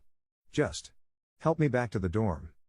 She hesitated, her brow furrowing in concern. "You need medical attention." "Please," I interrupted, my voice cracking. "Just the dorm." Reluctantly, she nodded, slipping an arm under my shoulders and helping me to my feet. Every step was agony, but I forced myself to keep moving, the weight of the living mana heavier than ever in my mind. As we reached the dormitory, Hex's voice finally broke the silence in my head. "You need to address this, Wolfhart. Ignoring one bill is no longer an option." "I know," I whispered, my voice trembling. "I know." Ava looked at me, her eyes full of questions she didn't ask. I couldn't meet her gaze. As she helped me into my bed, the only thought running through my mind was how much worse things were about to get. The morning light streamed through the dormitory windows, casting pale streaks across the bruises mottling my face. My broken nose ached with every breath, and the faint purple shadow under my eye felt like a mocking reminder of yesterday's ambush. I shifted painfully in my chair, adjusting the double-sacked living mana tucked beneath my coat. The glowing warmth of the item was a cruel contrast to my aching body, a constant reminder of its value and the storm it had brought into my life. Class dragged on, the teachers droning on about topics that I barely registered. My classmates stole glances at me, whispers trailing in their wake. Some of them laughed quietly at my disheveled state, while others cast curious or concerned looks in my direction. None of it mattered. "You need medical attention, Wolfhart," Hexa said, her voice breaking through my haze of exhaustion. "I'll live," I muttered under my breath. "Just keep watch for anything suspicious." "Suspicious?" "You're sitting in a classroom." During the midday break, I found a quiet corner in the library and finally checked my band. A small red icon blinked insistently, indicating multiple unread messages. I hesitated before tapping the first one. "Hey, fish boy," one Bill's voice came through with an unsettling mix of humor and irritation. "It's been a while, huh? Look, I get it. You're probably shaken up, but you're smarter than this. We both know you're holding on to something you shouldn't. Bring me the package, and we can set this all straight. No harm, no foul." The next message followed immediately, his tone now sharp and clipped. "Don't make me wait, kid. You don't want to find out how impatient I can get." I swallowed hard, my chest tightening. The third message was different, almost soft. "Listen, Wolfhart. I like you. I really do. You've got guts, and you've proven you can handle yourself. I don't want things to go south between us. You deliver that package, and this all goes away. Simple as that." But the tone shifted again in the fourth message, the veneer of patience slipping. "You're pushing it now, fish boy. My generosity has limits. You think you can ghost me? This isn't some schoolyard game. You're in my world now, and if you don't step up, someone else will. They won't be as nice about it, either." The final message was the worst. His voice dropped into a low, menacing growl, but there was a false sweetness to it, like a predator trying to soothe its prey. "Clock's ticking, kid. I don't want to do this, but you're leaving me no choice. Deliver the package, and you'll be golden. Keep playing this game, and, well, you won't like the ending. Think about it, fish boy. I know you're smart enough to make the right call." The silence that followed was suffocating. The progression of his tone, from cajoling to threatening, left me sick to my stomach. That night, I sat in my room, the double-sacked living mana resting on the desk before me. Its glow seeped through the fabric, casting an otherworldly light across the walls. I stared at it, my thoughts spiraling into a dark abyss. It wasn't just an item. It was something more, something powerful, coveted, and dangerous. I didn't understand it, but I could feel its weight in my life. Gid and Sona had died for this, and now one Bill had made it clear my life wasn't worth much more unless I delivered it. "Wolfhart," Hexa finally spoke, her tone measured. "You're fixating. Step away from it. Sleep. Reassess in the morning." "I just want to know why," I whispered. "Why is it worth so much? What makes it so special? Living mana is rare and highly potent, but tampering with it could." "Could what?" I snapped, cutting her off. "Could make me more of a target? Could make my life harder? It already is." The silence in my head was deafening. I thought of Gid and Sona, of their laughter and plans for the future. Now they were gone, their lives snuffed out in an instant. I thought of Ava, her tear-streaked face etched with worry and confusion. And I thought of myself, as Johnathan, the 30-year-old man who never achieved anything, who wasted his life chasing momentary pleasures and fleeting distractions. "Why is everything so damn hard?" I whispered. The disparity of power in this world was suffocating. Nobles with wealth and influence, mages with perfect affinities, soldiers trained from birth to fight. And here I was, struggling to scrape by, caught in a web of crime and danger I barely understood. "You can't let it consume you," Hexa said, her voice cutting through my thoughts. "You've come too far to fall into this spiral." But her words barely registered. My gaze remained fixed on the glowing sack. "I just want to be stronger," I muttered, my voice shaking. "Stronger than all of them.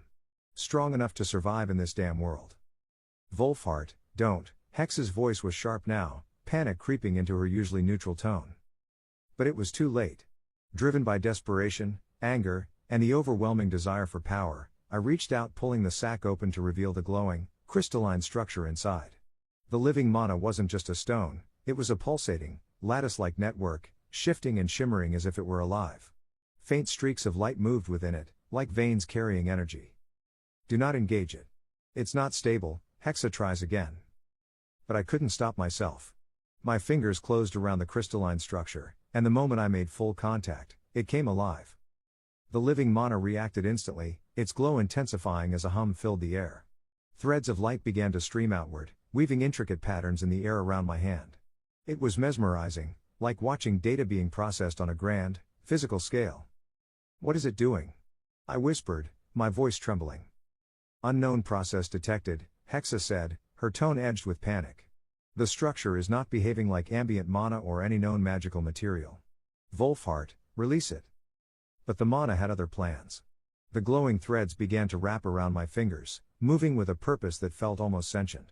They weren't just random streams of energy, they were assembling something, constructing pathways that fed into my body.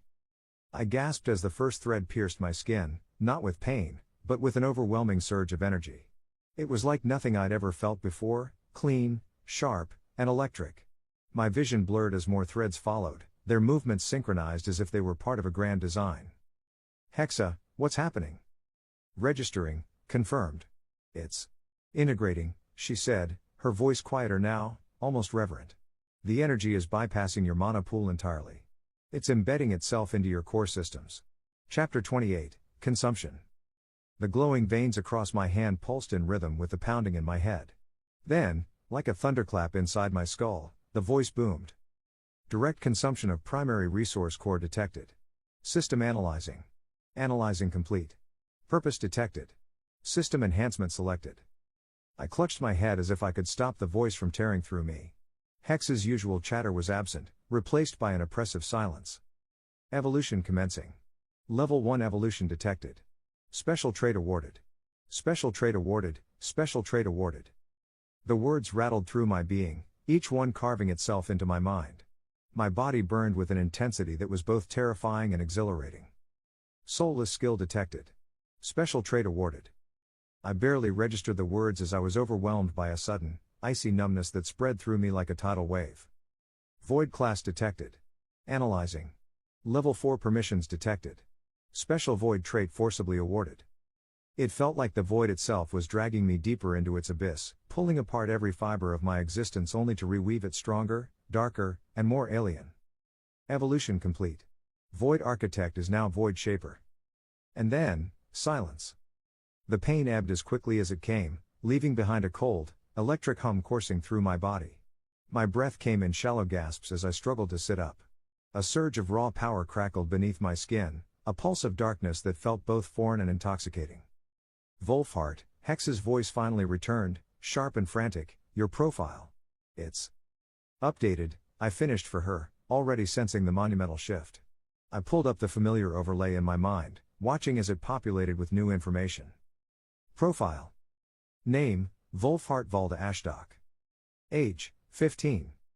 Race, human, adult male. Class, void shaper. Level, 1. Health, 445 720. Mana, 32800. Strength, 150. Dexterity, 190. Endurance, 165. Intelligence, 215. Wisdom, 175. Skills. Shadow Gate. Graviton Trap. Void Barricade. Mana Adaptable Blood, Active Void Master.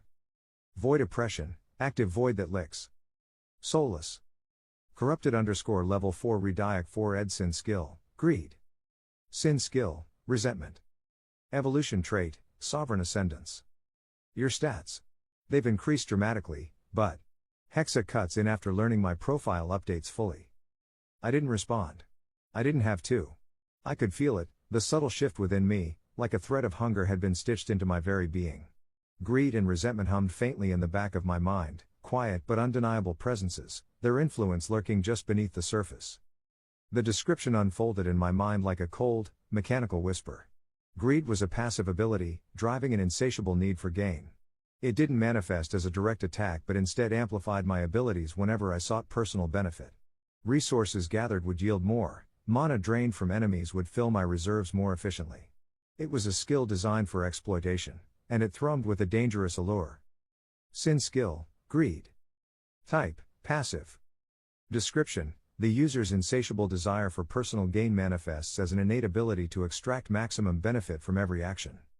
Effect: enhances resource gathering and mana absorption.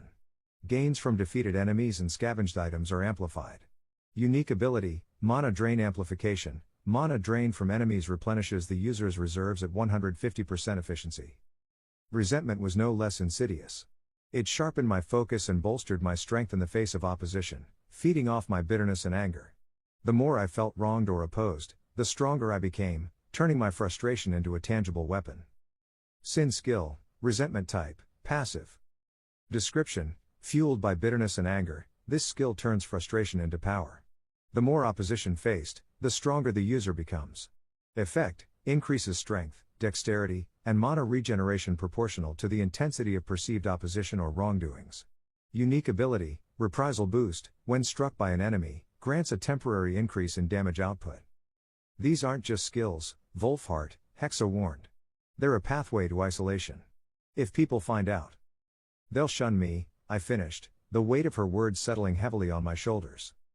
As the glow of the living mana faded and the new entries settled into my profile, a chill ran through me.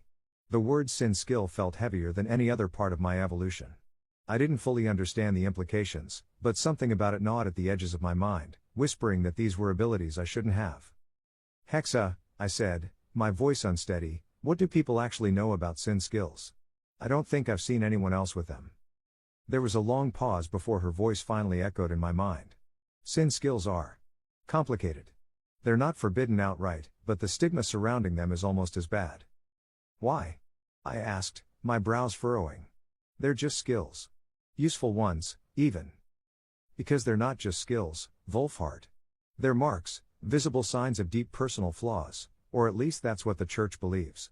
Sin skills are seen as a godly warning, a divine punishment that brands those who acquire them as untrustworthy, dangerous, and morally compromised. I stared at my hands, the faint mana veins still visible from the integration. Punishment? For what? I didn't ask for this. That doesn't matter to most people. The church preaches that sin skills are earned through selfishness, greed, resentment, or betrayal. They mark you as a sinner in the eyes of society, a person who's allowed dangerous emotions or impulses to dictate their path. Hexa continued, her voice tinged with what felt like unease. The Church of the Nexus is deeply ingrained in the Ash Kingdom's culture, and across much of the Nexus of Worlds, for that matter. They're not just religious, they're political, social, and even military forces. Their teachings shape public perception, and one of their core beliefs is that sin skills are warnings from the gods. I frowned, trying to recall anything I'd learned about the church in my time here. Nothing came to mind. Wolfhart, Hexa said, as if reading my thoughts, you've ignored almost every lecture about the church's role in society, haven't you? Maybe, I admitted. I barely even registered they existed. Back on Earth, I didn't believe in anything like gods or divine punishment. Religion was just there. Something other people cared about. That was a mistake, Hexa said bluntly. This world isn't like Earth. The gods are real here, at least, real enough to affect society, and their marks carry weight. The church enforces the idea that anyone with a sin skill is inherently flawed, even dangerous. They'll see you as a potential threat, a cautionary tale, or worse, a heretic. The word heretic hit harder than I expected. So, what? People will just avoid me? Look at me funny in the streets? It's more than that, Wolfhart. You'll be shunned. Ostracized. Even if you try to keep your skills hidden, anyone who finds out will see you as a liability. They'll think you're manipulative, untrustworthy, and morally bankrupt. You won't get allies. You won't get sympathy. You'll get fear and suspicion. Hexa's words dredged up a memory I'd buried from my first year at the academy, a lecture I'd tuned out, more focused on sketching the Nexus in my notebook than paying attention to the professor. You remember now, don't you? Hexa said, her tone cutting. The fragmented pieces of that long-forgotten lecture floated back into my mind. The professor had spoken about the church's teachings on sin skills, detailing their history as divine warnings. Those who possessed them were often treated as pariahs, their every action scrutinized through the lens of their supposed flaws. The church taught that these skills were gifts from the gods meant to challenge the user to overcome their basest instincts, or else fall deeper into sin. The professor had even mentioned a phrase that stuck with me now: a sinner's mark is not a blessing but a test, and most fail it. Why didn't you remind me about this earlier? I asked Hexa, my voice rising. I assumed you'd retained at least some of your early education. I didn't realize you were so dismissive of the church. I groaned, running a hand through my hair. I thought it didn't matter. None of this mattered back then. I didn't think the gods were actually watching. They are, Hexa said softly. And so is everyone else. The weight of her words settled over me like a lead blanket. Greed and resentment weren't just tools, they were brands, burning into my very identity. My soulless nature only made it worse. Without emotions to temper my decisions, I'd likely embody the very qualities that would make people fear me: cold, calculating, exploitative. What am I supposed to do? I asked, my voice cracking. How am I supposed to navigate this world when everything about me is a walking taboo? You adapt, Hexa said firmly. You hide what you can, use what you must, and prove to the world that you're more than their labels. But Wolfhart, you have to be careful. You're on thin ice, and one misstep could send you plummeting into a pit you can't climb out of. I leaned back in my chair, staring at the faint glow of the veins on my hand. The gods had given me power, but they'd also cursed me with the weight of their judgment.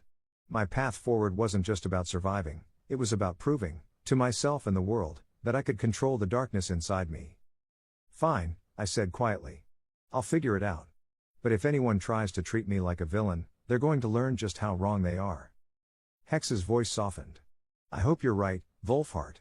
For both our sakes. The next morning, I dragged myself out of bed, every movement stiff and aching from the previous day. My bruises, now a dull purple, served as a constant reminder of how close I'd come to losing everything, not just the living mana but my life. My nose throbbed with every step, a permanent thrum of pain from the beating I'd taken. Hexa had been quiet, which made everything worse. Her silence was more oppressive than her anger ever had been. As I walked into the academy, every set of eyes felt like they were on me. Identify was common enough that anyone with the right spell or an enchanted ring could see my profile. It wouldn't take long before someone saw my evolution, Void Shaper. A class like mine wasn't just rare, it was outright suspicious, especially with the Sin skills stamped on my record. When I arrived at the sparsely populated Advanced Affinity classroom, Morgana Ash was already there. The only other student in my class for the year, Morgana sat at her desk with her usual effortless poise, her sharp green eyes locking onto me the moment I walked through the door. She gave me a sly smile, brushing a stray strand of her auburn hair behind her ear. Wolfhart, she greeted, her tone amused, you look like you got hit by a runaway horse. Something like that, I muttered, avoiding her gaze. I took my seat, pretending to focus on arranging my books and quills. But Morgana wasn't the type to let awkward silences slide. She leaned closer, her voice dropping into a conspiratorial whisper. You hear the latest gossip? It's all anyone in the noble circles can talk about. I glanced at her, wary but curious. What? Some group of thieves managed to steal the crown prince's coronation jewel, she said, her voice tinged with disbelief. It was a gift from the elves, supposedly infused with their ancient mana. Without it, he won't be able to gain a level 1 evolution trait. My stomach dropped, my mind immediately flashing to the living mana now nestled under my jacket. It couldn't be. Could it? Morgana raised an eyebrow at my reaction, her tone becoming more probing. Apparently, if they don't find it soon, he'll have to forego his birthright entirely. It's causing chaos behind the scenes. The royal family is scrambling to figure out how the thieves pulled it off. I forced a laugh, my voice shaky. Yeah, that sounds bad. Bad? Morgana repeated, her gaze narrowing. It's catastrophic. The crown prince losing his evolution trait would be a disaster for the kingdom. You'd think they'd have better security for something that important. I nodded absently, my mind spiraling. Morgana's words barely registered anymore. If anyone connected the dots, if they discovered I had the living mana, it wouldn't just mean trouble. It would mean ruin. Expulsion from the academy. Losing my only refuge from one Bill and his lackeys. And worse, being hunted by both the crown and the underworld. Class began, but I didn't hear a word of it. The professor's lecture faded into a dull buzz as my thoughts churned. The academy had already given me a tenuous sense of safety, but that safety relied on the idea that I was just another student. If my profile, or worse, the living mana, was discovered, everything would come crashing down. Hexa, ever aware of my mental state, broke her silence. You're panicking. Stop. Focus. Easy for you to say, I thought back bitterly. You're not the one who could lose everything. My thoughts still spiraling. At the end of class, I drifted toward the central plaza. The central plaza buzzed with energy as students crowded around the massive mana-powered ranking board. The shimmering surface displayed names, team placements, and individual performances from the opening ranking matches, shifting every few seconds as it cycled through the list. Voices overlapped in excited whispers and exclamations, some filled with pride, others tinged with disappointment. I hesitated at the edge of the crowd, still nursing the dull ache in my ribs from the beating I'd taken. Every movement felt like a reminder of my current weakness, but something pushed me forward. I needed to know how I'd measured up, whether my solo strategy, chaotic as it was, had been enough to make an impression. Pushing through the throng of students, I craned my neck to see the board. As the names flickered past, I felt my stomach churn. Then, there it was. 12th place, Wolfhart Valda Ashdock. My breath hitched, and for a moment, I thought I'd misread. I blinked and looked again, but it was still there. 12th place. Higher than I had dared to hope, and well above teams of 4 that should have had the advantage of coordination and combined skills. Around me, the murmurs began. 12th? That's the solo guy, isn't it? No way. He ranked above Team Galen? They're all nobles. How does one person beat teams? That's not possible. Probably luck. Or cheating. The last comment stung, but I forced myself to focus on the screen instead of their words. I knew better. There had been no cheating, just raw determination, desperation, and an iron focus on survival. It was messy, and it hurt like hell, but it had worked. As I stood there, staring at my name, the reality of my situation began to sink in. 12th wasn't just a number. It was validation, proof that I wasn't as far behind as I'd feared. That despite the stigma of my class, the whispers about me, and the bruises on my body, I could still hold my own. But it wasn't enough. Not yet. I clenched my fists, ignoring the dull pain in my knuckles. The ranking was a start, but the capital of Ash had shown me the limits of what I could achieve here. This wasn't a place where I could thrive, not as a second son, not as someone with void powers, and certainly not with one Bill's bounty hanging over my head. The thought of being a second son gnawed at me. I wasn't alone in that. Most of the Academy's students were second sons, sent here to forge their own paths because their elder siblings were destined to inherit everything. But the difference was stark. They came with the backing of noble families, with gold, connections, and carefully laid plans. I had nothing but a fading fishing village to my name and a family struggling just to survive. Being a second son in Valda Ashdock meant you were disposable, a pawn for the kingdom's needs, sent to fight, defend, or die so the village could thrive. Here, it meant you were expected to carve out your future through power, influence, or sheer audacity. I was starting to see that even here, the system was rigged. The nobles had their safety nets, their mentors, and their resources. I had me. Hex's voice interrupted my thoughts. 12th place, Wolfhart. That's impressive. With refinement, you could easily climb higher. Maybe, I muttered under my breath. But not here. The capital of Ash has taught me all it can. Hexa was quiet for a moment before responding. You're thinking about leaving. Not thinking, I said, my voice firm. Deciding. This place isn't meant for someone like me. It's time to move on. As the crowd continued to murmur around me, I felt a strange mix of emotions. There was pride in what I'd accomplished. 12th place as a solo competitor wasn't just luck, but also a deep frustration. This city, this academy, was supposed to be the gateway to power, but instead, it had become a cage. Every step I took forward came with chains pulling me back, the nobles who would always look down on me, the whispers about my class, and now, one Bill and his threats. I thought of Valda Ashdock, of my father and Halric fighting off raids while I tried to find my way here. My family didn't have the luxury of falling apart. They didn't have the option to break down when things got hard. They survived. They endured. And here I was, standing in the capital, with power and potential that should have been a blessing but felt more like a curse. The ranking board flickered again, and I glanced at the names above mine. Names of nobles, prodigies, and those who had everything handed to them. I was proud of 12th place, but it wasn't enough. It would never be enough if I stayed here. This is just the beginning, I muttered, more to myself than to Hexa. It's time to leave the starter city. Hex's voice was calm, but there was a hint of approval in her tone. You're thinking like a MMO player again. I know, I said, the faintest smile tugging at my lips. That's the point. The murmurs of the crowd faded as I turned away from the board.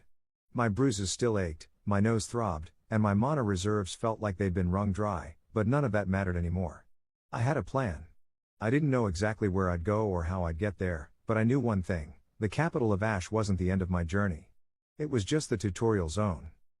The whispers followed me as I walked away, but I didn't care. Let them talk. Let them wonder. I had proven I could survive, and now, I would prove I could thrive. Chapter 29, Moving On. The first step to leaving a place like the capital of Ash wasn't deciding to leave, it was deciding how. It was a problem that consumed my every waking moment, gnawing at the edges of my focus during classes and creeping into my restless dreams at night. One Bill's threats had been enough to drive home the truth: the capital wasn't safe for me anymore. My days were numbered, not just by the criminals who wanted me dead, but by the noble elite and their hunger for gossip and intrigue. The jewel, the evolution, the whispers of Sin skills, it all tied me into a web that could snap shut at any moment. I couldn't afford to stay. The first thing I did was hoard food. The Academy's cafeteria served well-preserved goods, dried meats, hard biscuits, and other provisions meant for long-term storage. I carefully pocketed portions from every meal, slowly building a stockpile hidden beneath my mattress. It wasn't much, but it would be enough to last until I could find something more sustainable. Hexa was silent during most of this planning, though I could feel her quiet calculations in the back of my mind. I had come to recognize the subtle hum of her processes when she was analyzing, mapping, or planning. "Hexa," I whispered one night as I slipped another handful of dried fruit into my stash. "How far is the forest kingdom of Drugger from here?" Her response was instant. "Approximately 240 miles east. With consistent travel in a caravan, it would take 3 to 4 weeks, depending on weather and road conditions." "And from Drugger to the world city of Pict?" "Another 600 miles. At caravan speed, likely an additional 2 months. However, travel from Drugger may include interruptions due to raids or wildlife." I frowned. "So, 3 months minimum to get to Pict?" "Correct. That assumes no delays." I nodded, more to myself than to her. 3 months was doable. Painful, but doable. The library became my sanctuary. By day, I maintained appearances, sitting in lectures and keeping my head down. By night, I pored over maps and travelogues, searching for anything that could help me plan my route. Maps of the forest kingdom of Drugger revealed a land thick with towering trees and winding rivers, its people known for their woodcraft and resilience. Caravans frequently crossed the region, and many of them made their way toward Pict, the sprawling capital of Minor Eden. More importantly, Pict was home to a Nexus thread, the lifeline of living mana that tied our planet to the web of worlds above. As well as the seat of the world teleporter, something that could transport people and goods across the Nexus. The thought of standing in its presence sent a thrill down my spine. It wasn't just about running away. This was a chance to start over, to see something greater than the insular world of the Ash Kingdom. The world city of Pict loomed large in Wolfhart's mind as the next great milestone of his escape, a place both promising and daunting in equal measure. Nestled at the heart of Minor Eden, Pict was not just the planet's largest city but its most significant. Hex's voice filled the quiet of my dorm as I reviewed a map I had borrowed from the Academy library. Pict is the closest thing Minor Eden has to a planetary capital. It's considered neutral ground by all kingdoms, overseen by the Nexus Accord to ensure that no single power controls its resources. Its role as a world city is anchored by the presence of the Nexus thread. I stared at the map, tracing the winding roads that led from the Ash Kingdom to Pict. "Neutral ground," I repeated, skepticism thick in his tone. "Sounds like a utopia." "It is anything but," Hexa replied. "While Pict is officially neutral, it is also a concentrated hub of politics, trade, and ambition. It has no king, but the wealth and influence concentrated there rival any monarchy. If Minor Eden has an epicenter of inequality, it is Pict." I frowned, the corners of his mouth twisting in frustration. "Rich coming from you, Hexa. You've seen the Ash Kingdom, right? We literally have a king. Half the population doesn't even have basic education, let alone enough to eat. The Ash Kingdom is feudal in its inequality, which is overt and systemic," Hexa said, her tone clinical. "Pict's inequality is a more complex structure. It thrives on the illusion of opportunity, drawing people from across Minor Eden with the promise of a better life. But those promises are often hollow. Those who succeed do so at the expense of countless others, and the divide between its wealthy elites and its struggling masses is staggering." I couldn't help but imagine it. I pictured a city as vast as it was vibrant, its streets teeming with people from every corner of Minor Eden. At its heart, the Nexus thread, a pillar of living mana, would rise like a beacon, its radiant blue glow connecting their world to the great web above. But for all its splendor, Pict was a city of contrasts.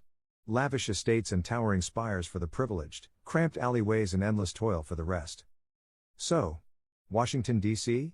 I asked, mostly joking. Hex's response was immediate. "Your comparison to Earth's capital is apt. Like Washington, D.C., Pict serves as a hub for governance and diplomacy. But where D.C. is dominated by national politics, Pict's influence spans worlds.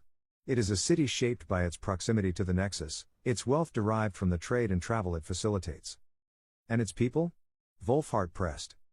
Pict's population is vast and diverse, drawing individuals from every kingdom on Minor Eden and beyond. You will find humans alongside elves, dwarves, beast folk, and other races. Many come seeking opportunity or refuge, but for most, Pict is a place of struggle, a battleground for survival in a city that values ambition over compassion. Wolfhart leaned back in his chair, staring at the ceiling. The vision of Pict forming in his mind was as awe-inspiring as it was intimidating. A city of endless possibilities and crushing realities. A place where power and privilege reign supreme, but where someone like him, a runaway, a sinner, a void shaper, might slip through the cracks and find a way to survive. It wasn't just the draw of the Nexus thread that pulled him toward Pict. It was the chance to disappear in a city so vast, so chaotic, that no one would notice him, at least for a while. Sounds like the perfect place to get lost, he muttered. I sat on the edge of my bed, counting coins under the dim glow of a magical lamp. My savings were substantial, but far from endless. 50 gold coins, I noted silently. 10 silver. About 40 copper. It was enough to pay for a caravan fee and keep me afloat for 3 months, maybe more if I rationed carefully. Selling some of my more expensive belongings, my enchanted coat, the hoverboard, could stretch that timeline even further. The thought of parting with those things stung, but survival didn't leave much room for sentimentality. Hex's voice cut into my thoughts. Wolfhart, I must point out that while this plan has a high probability of success, there are significant risks. The forest is dangerous, and the world city of Pict is no haven. You may be trading one danger for another. I know, I replied, my voice low. But the capital is a ticking time bomb. Every day I stay, the risks get worse. Hexa didn't respond. 3 days after one Bill's final warning, I returned to my dorm to find the door slightly ajar. The sight sent a cold spike of dread straight to my core. My pulse quickened, and every step toward the door felt heavier than the last. With a trembling hand, I pushed it open, bracing myself for what lay beyond. Chaos. My mattress was slashed, its stuffing spilling out like entrails. My desk drawers had been yanked out, their contents strewn across the floor. Even the floorboards beneath my bed had been pried up, leaving gouges in the wood. Every hiding spot I'd meticulously chosen had been ransacked, exposed for all the world to see. My fingers tightened around the edge of the doorframe as I scanned the destruction. My breaths came shallow and fast.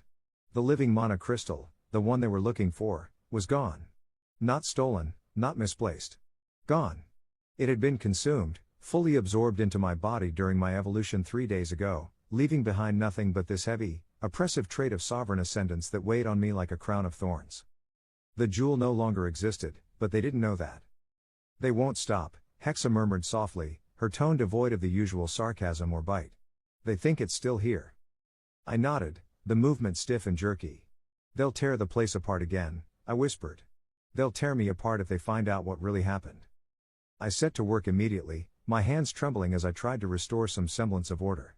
I flipped my mattress, stacked my overturned drawers, and carefully arranged the torn remnants of my clothes. But it was futile. The room still looked violated, every surface a reminder that my safe haven had been breached. When my roommates returned, their concerned glances only added to the suffocating weight pressing on my chest. I waved them off with a muttered excuse about a clumsy accident, but inside, I was crumbling.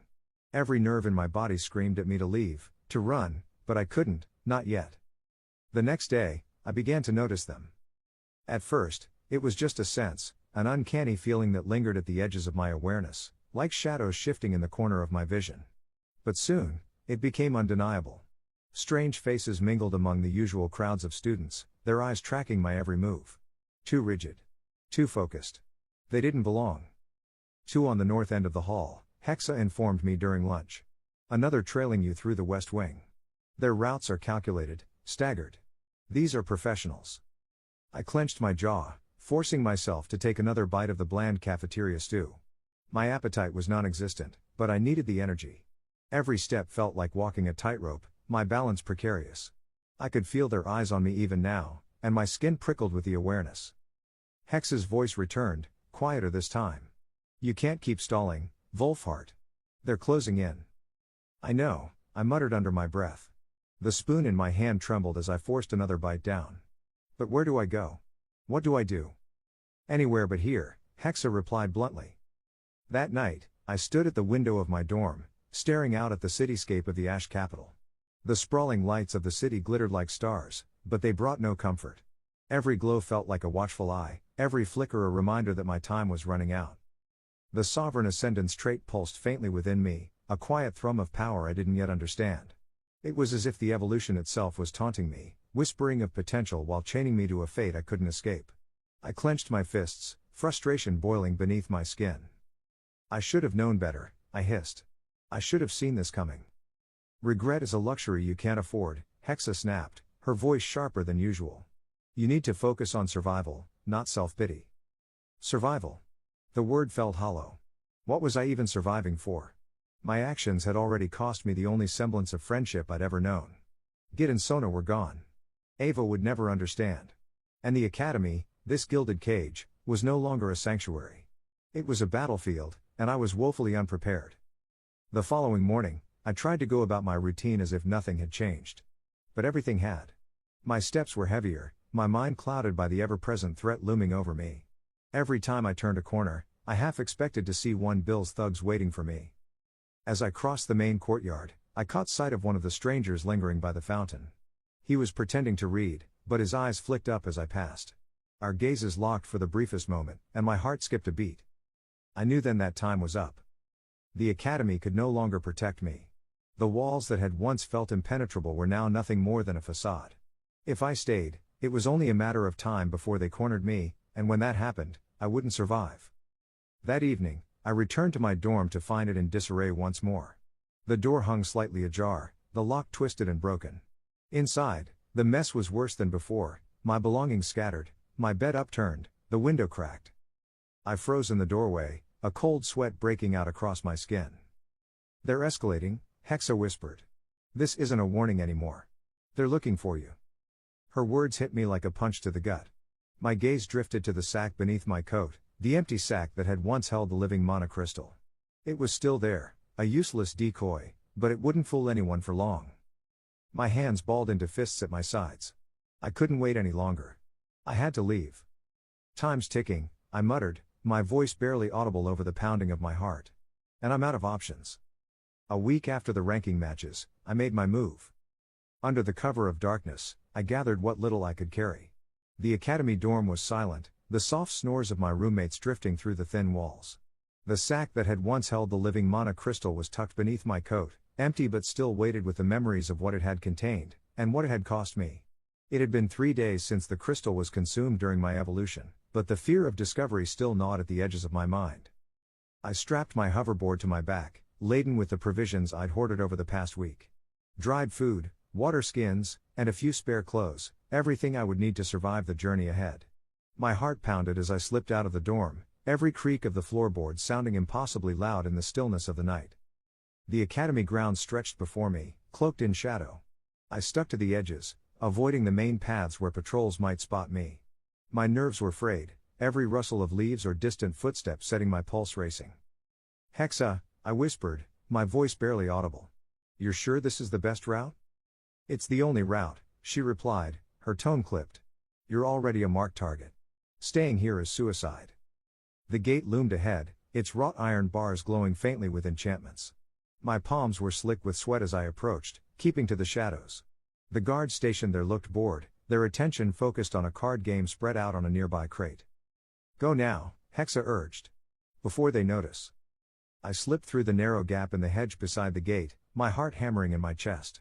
Once on the other side, I unstrapped the hoverboard, its familiar hum a small comfort in the suffocating darkness. The streets of the capital were quieter than usual, the oppressive weight of recent events hanging in the air. Word of the stolen coronation jewel had spread like wildfire, and tension simmered beneath the surface of the city. Patrols were more frequent, their lanterns casting shifting shadows on the cobblestone streets. I kept my head down, gliding through the maze of alleys and backstreets.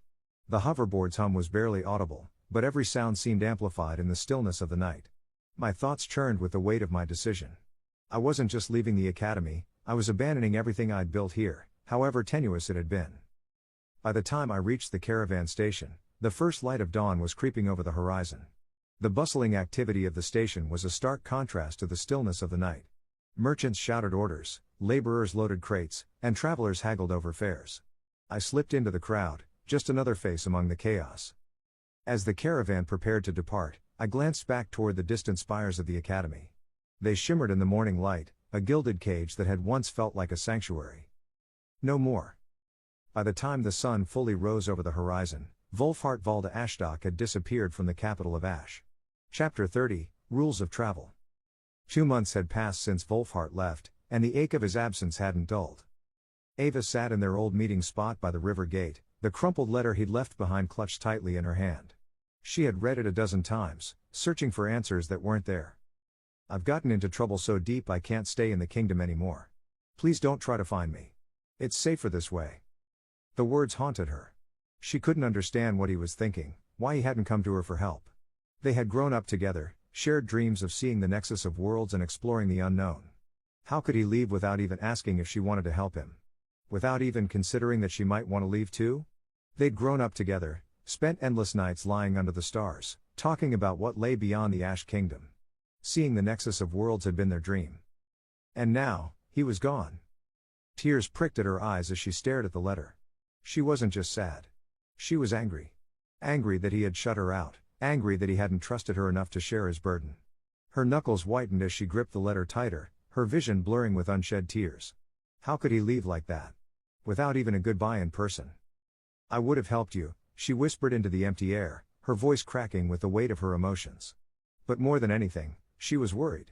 The weird, nerdy boy she had grown up with, the one who could talk for hours about gravity and mana theory, was gone. In his place was someone she barely recognized.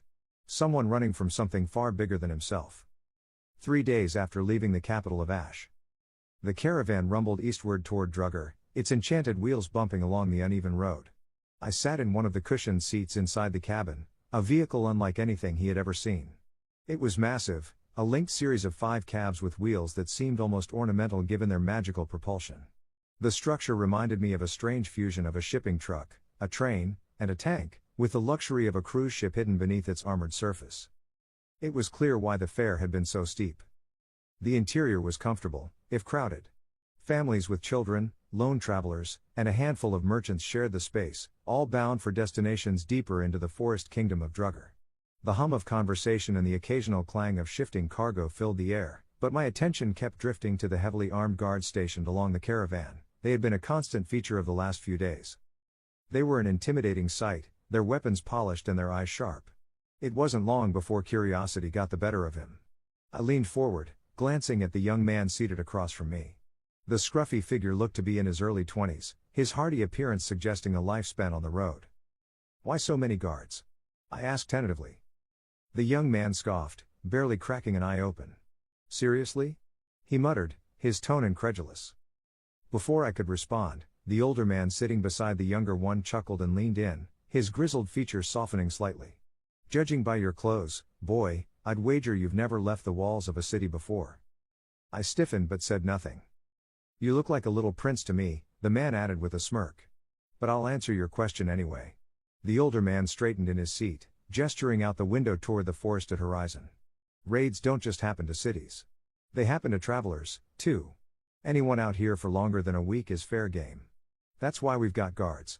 If your crew's big enough, you'll get hit night one. And let me tell you, boy, that's a lesson you don't want to learn the hard way." "Raids?"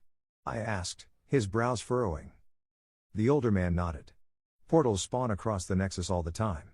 Monsters, raiders, and worse wander through. Some of them even seek out the portals looking for trouble. I've even heard some races and tribes covet them as a religious experience, and either way, once they're here, they'll hunt down anything that moves. Doesn't matter if it's a caravan, a lone traveler, or a city, it's all the same to them."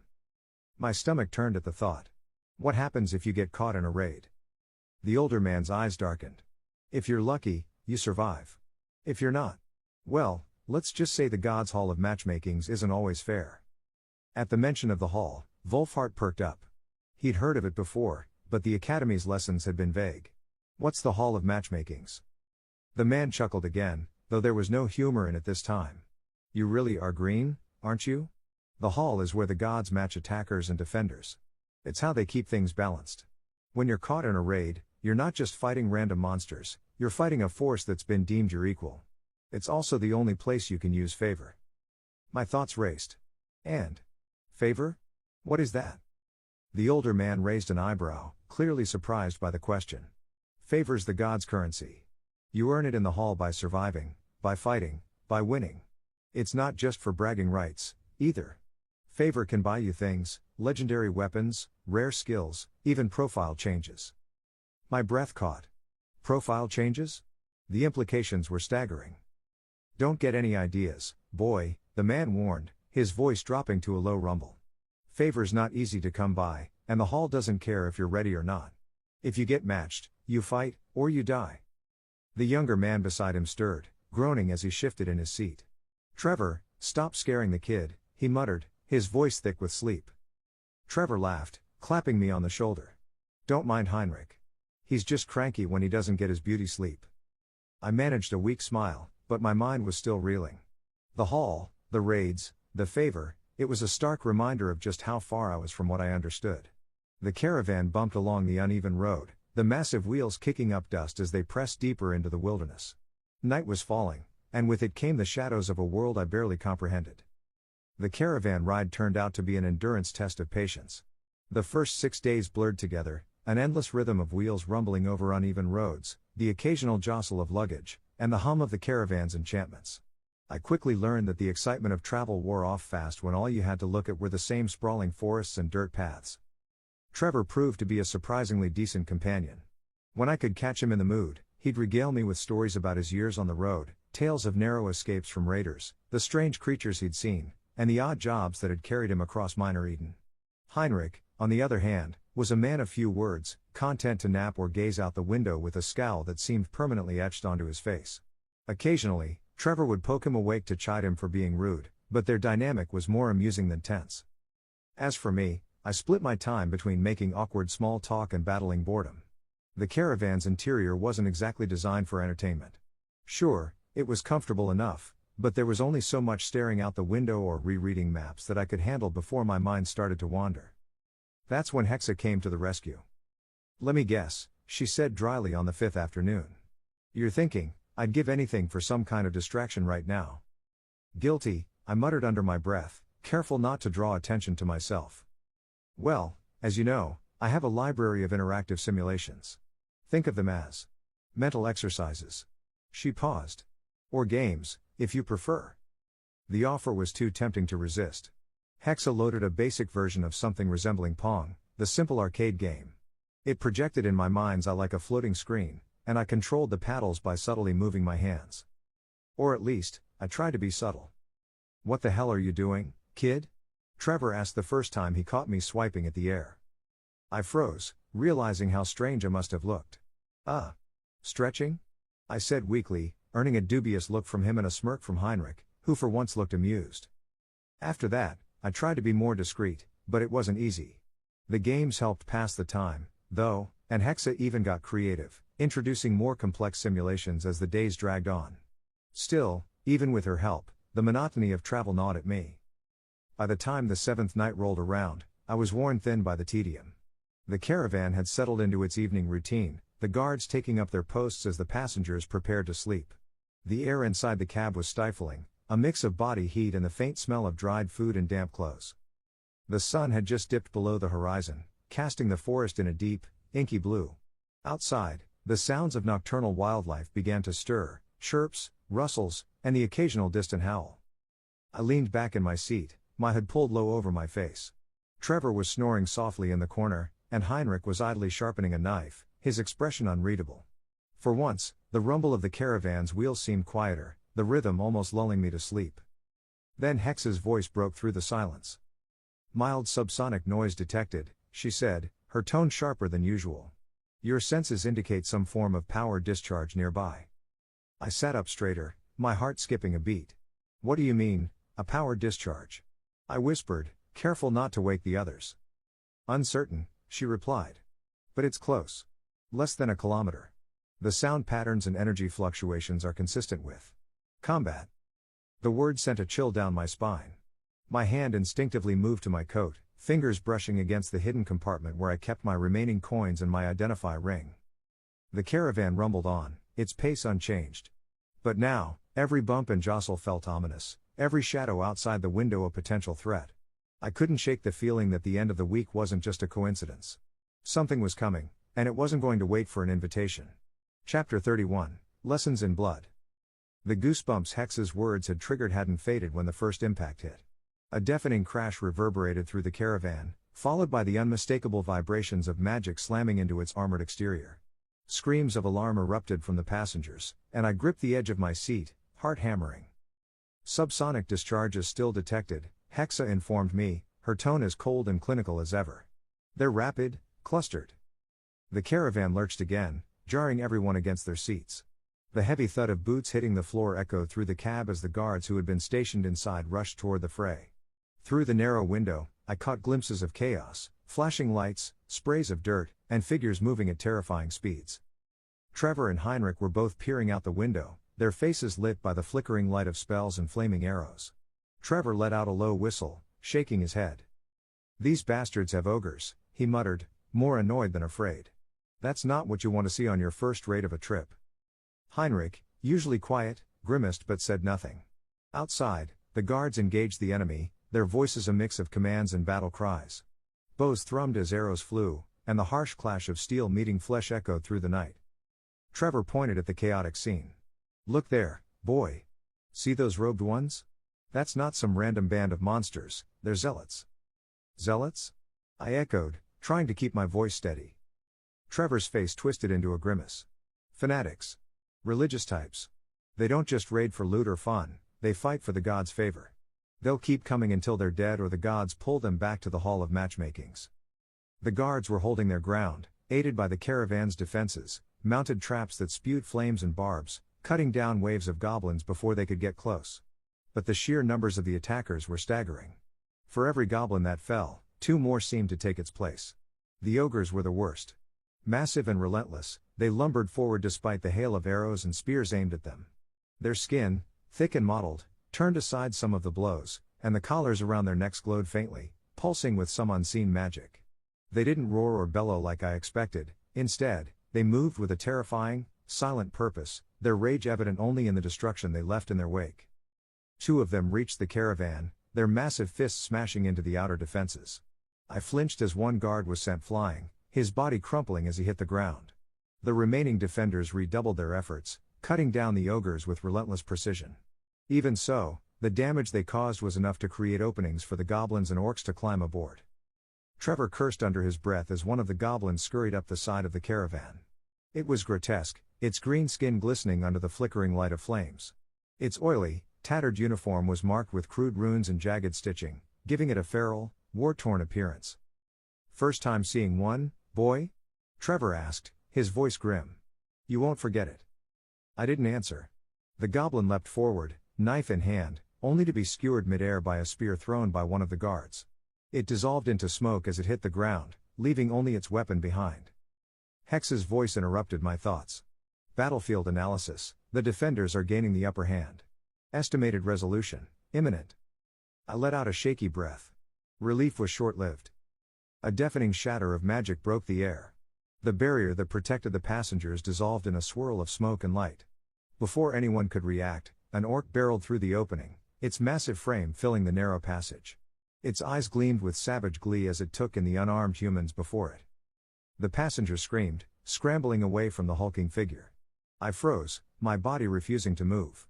The orc raised its weapon, a jagged axe dripping with some vile substance, and stepped forward, ready to strike. Trevor moved first. A sword I hadn't noticed before was in his hand, its blade gleaming as it met the orc's axe. The clash sent sparks flying, and Trevor barked out a command. "Everyone back. Stay behind me." The duel was brutal. Trevor moved with surprising agility for his age, deflecting the orc's strikes and countering with precise blows. But the orc was relentless, its strength overwhelming. One heavy kick to Trevor's chest sent him sprawling against the wall, his breath coming in ragged gasps. "Trevor," I shouted, my voice breaking. The older man gritted his teeth and pushed himself up, his sword trembling in his hand. With a sudden burst of speed, he dodged the orc's next swing and slashed downward, severing its hand at the wrist. The orc howled, its blood spraying across the floor. Then something strange happened. A glowing sigil appeared above the orc's head, pulsing with an eerie light. The orc stepped back, clutching its bleeding stump, and smiled, a twisted, knowing expression that sent a chill through me. It pointed its bleeding stump where a hand used to be at Trevor, as if marking him, before dissolving into smoke and vanishing. Trevor collapsed to his knees, his sword clattering to the floor. He let out a shaky laugh, his chest heaving as he struggled to catch his breath. "Thank the gods," he muttered. "That was just a bluff." The sounds of battle outside faded. The guards had pushed back the attackers, their combined efforts enough to send the survivors to the Hall of Matchmakings, as Trevor had said. The caravan was eerily quiet in the aftermath. The air was heavy with the scent of sweat and blood, the occasional crackle of fading magic traps breaking the stillness. Guards moved methodically through the carnage, retrieving weapons, dragging away bodies, both human and otherwise, and dousing smoldering flames along the caravan's exterior. It was all so routine, as if this chaos was just another day for them. For me, it was anything but. I sat frozen in my seat, my face pale, my hands clenched tightly around the edges of the bench. My mind churned with the image of the orc, its thick gray skin, mottled with scars, its jagged weapon dripping with something vile, its eyes alight with cruel glee. The memory of its warped smile burned in my mind. My stomach churned, and I swallowed hard, forcing back the bile rising in my throat. Why hadn't I done anything? Why hadn't I used the identification ring? The thought struck me like a blow, the realization sharp and bitter. I could have learned something, anything, about it, but I had frozen. My mind had been consumed by fear, by the overwhelming presence of the orc and the malice it carried. "Kid," Trevor's voice broke through my spiraling thoughts. I looked up to see him watching me, his face still pale from his own ordeal but steady. He gestured to the blood-soaked floor where the orc had stood moments before. "You're not the first to look like that after a raid. Won't be the last." I forced a shaky breath, trying to keep my voice steady. "The way it smiled," I said quietly. It wasn't just attacking us. It was happy to see us." Trevor nodded grimly, leaning back against the wall. His sword, still slick with dark blood, rested across his lap. "That's because it was farming us for favor." "Favor?" I asked, the word sharp in my memory from our earlier conversations. "Like the gods' favor?" Trevor gave a short laugh, though there was no humor in it. "Exactly. The gods reward blood, kid. Every kill in a raid counts toward their tally. That orc saw us, unarmed, untrained, and it saw an easy meal. Easy points." My stomach turned again, but this time it wasn't just from fear. It was disgust. Points? Like a game? The idea was nauseating, yet uncomfortably familiar, a cruel echo of the MMO systems I had loved in my past life. "It's not just a game to them," Trevor said, his voice low.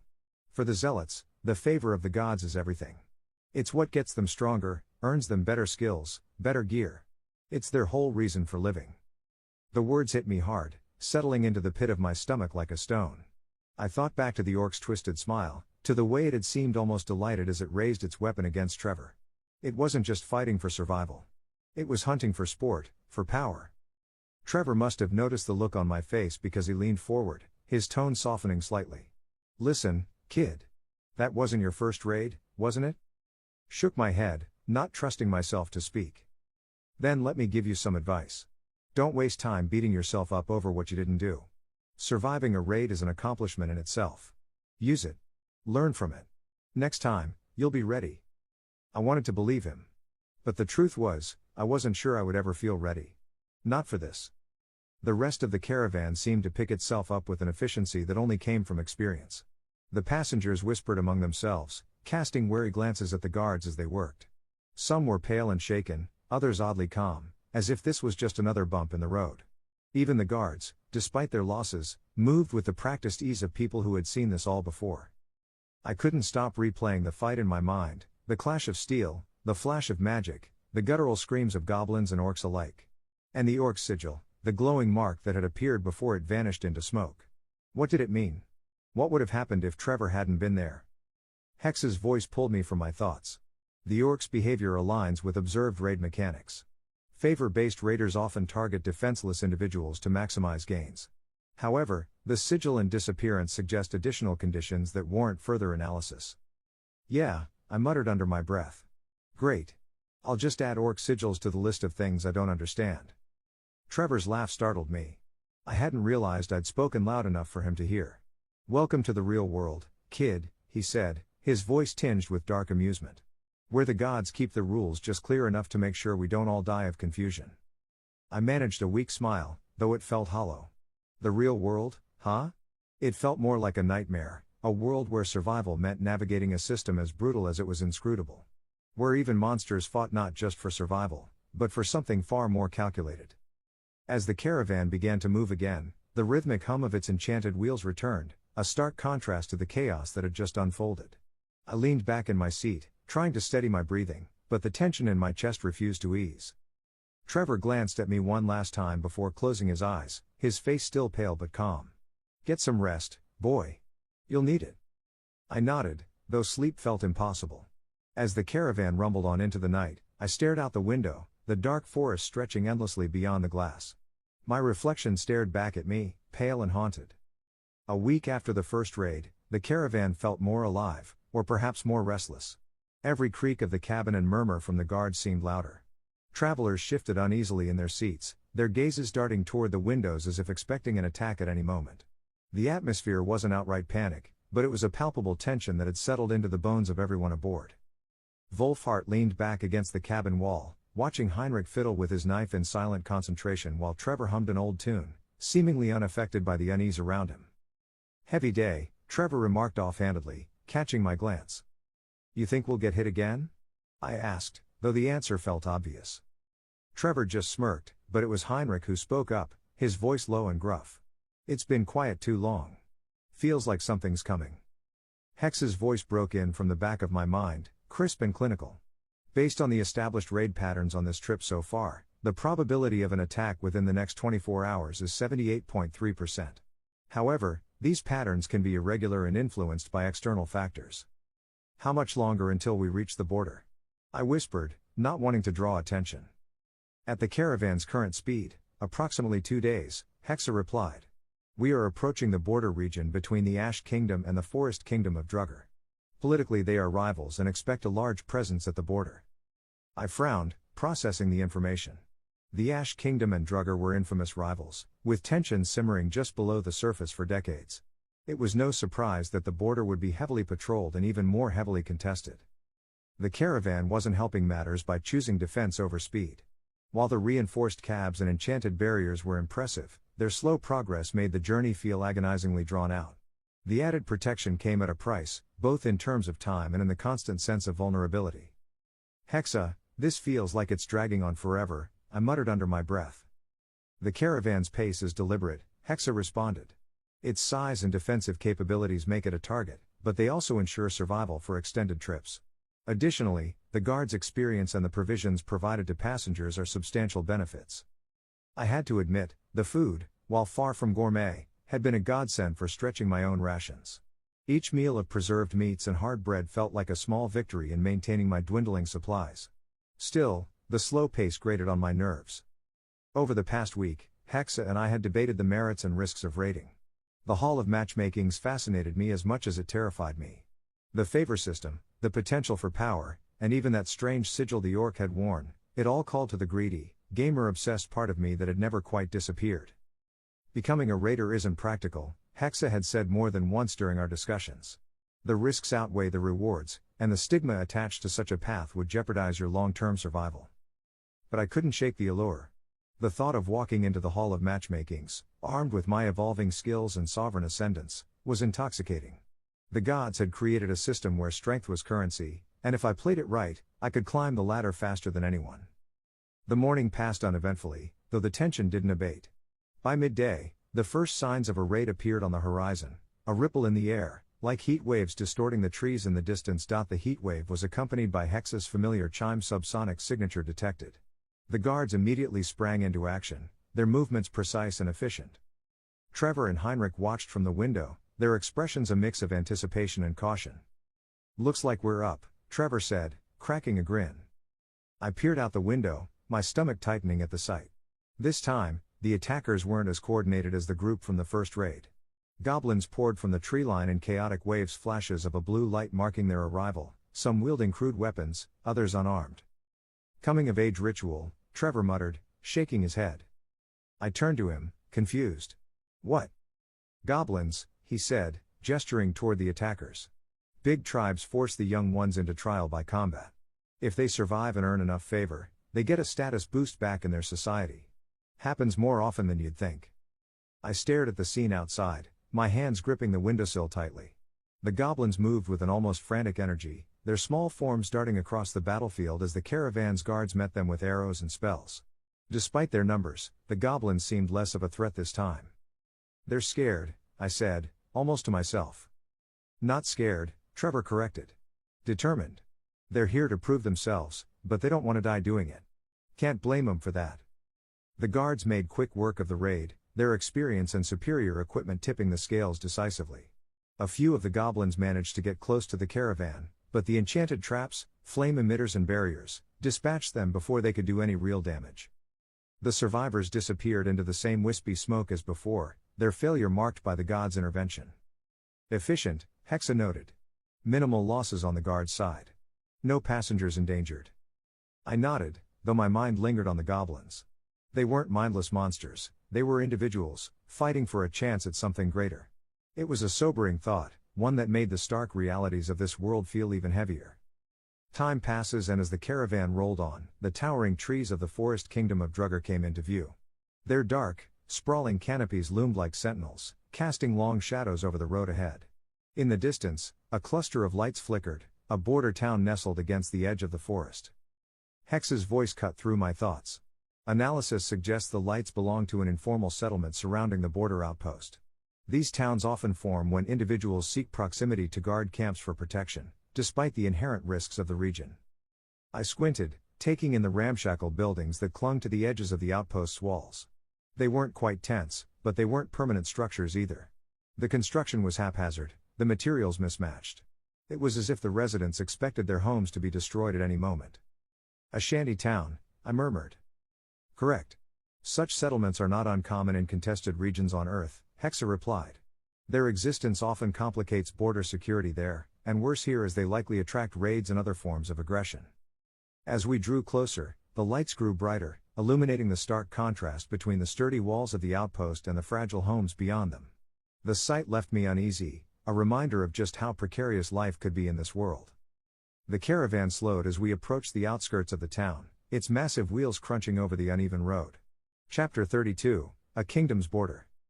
The caravan jolted to a halt, and the magical intercom buzzed to life, its tinny voice cutting through the din of settling passengers. "We'll be stopping here for inspection," the caravan master announced. "This will take some time, so feel free to stretch your legs. But stay close, we'll depart as soon as clearance is granted." The cabin erupted into murmurs as people began gathering their things. I felt the collective relief of cramped bodies eager to move. Trevor and Heinrich exchanged a knowing glance before heading for the exit without a word. Hex's voice chimed softly in my mind. "Trevor is displaying elevated stress signals. Observe closely."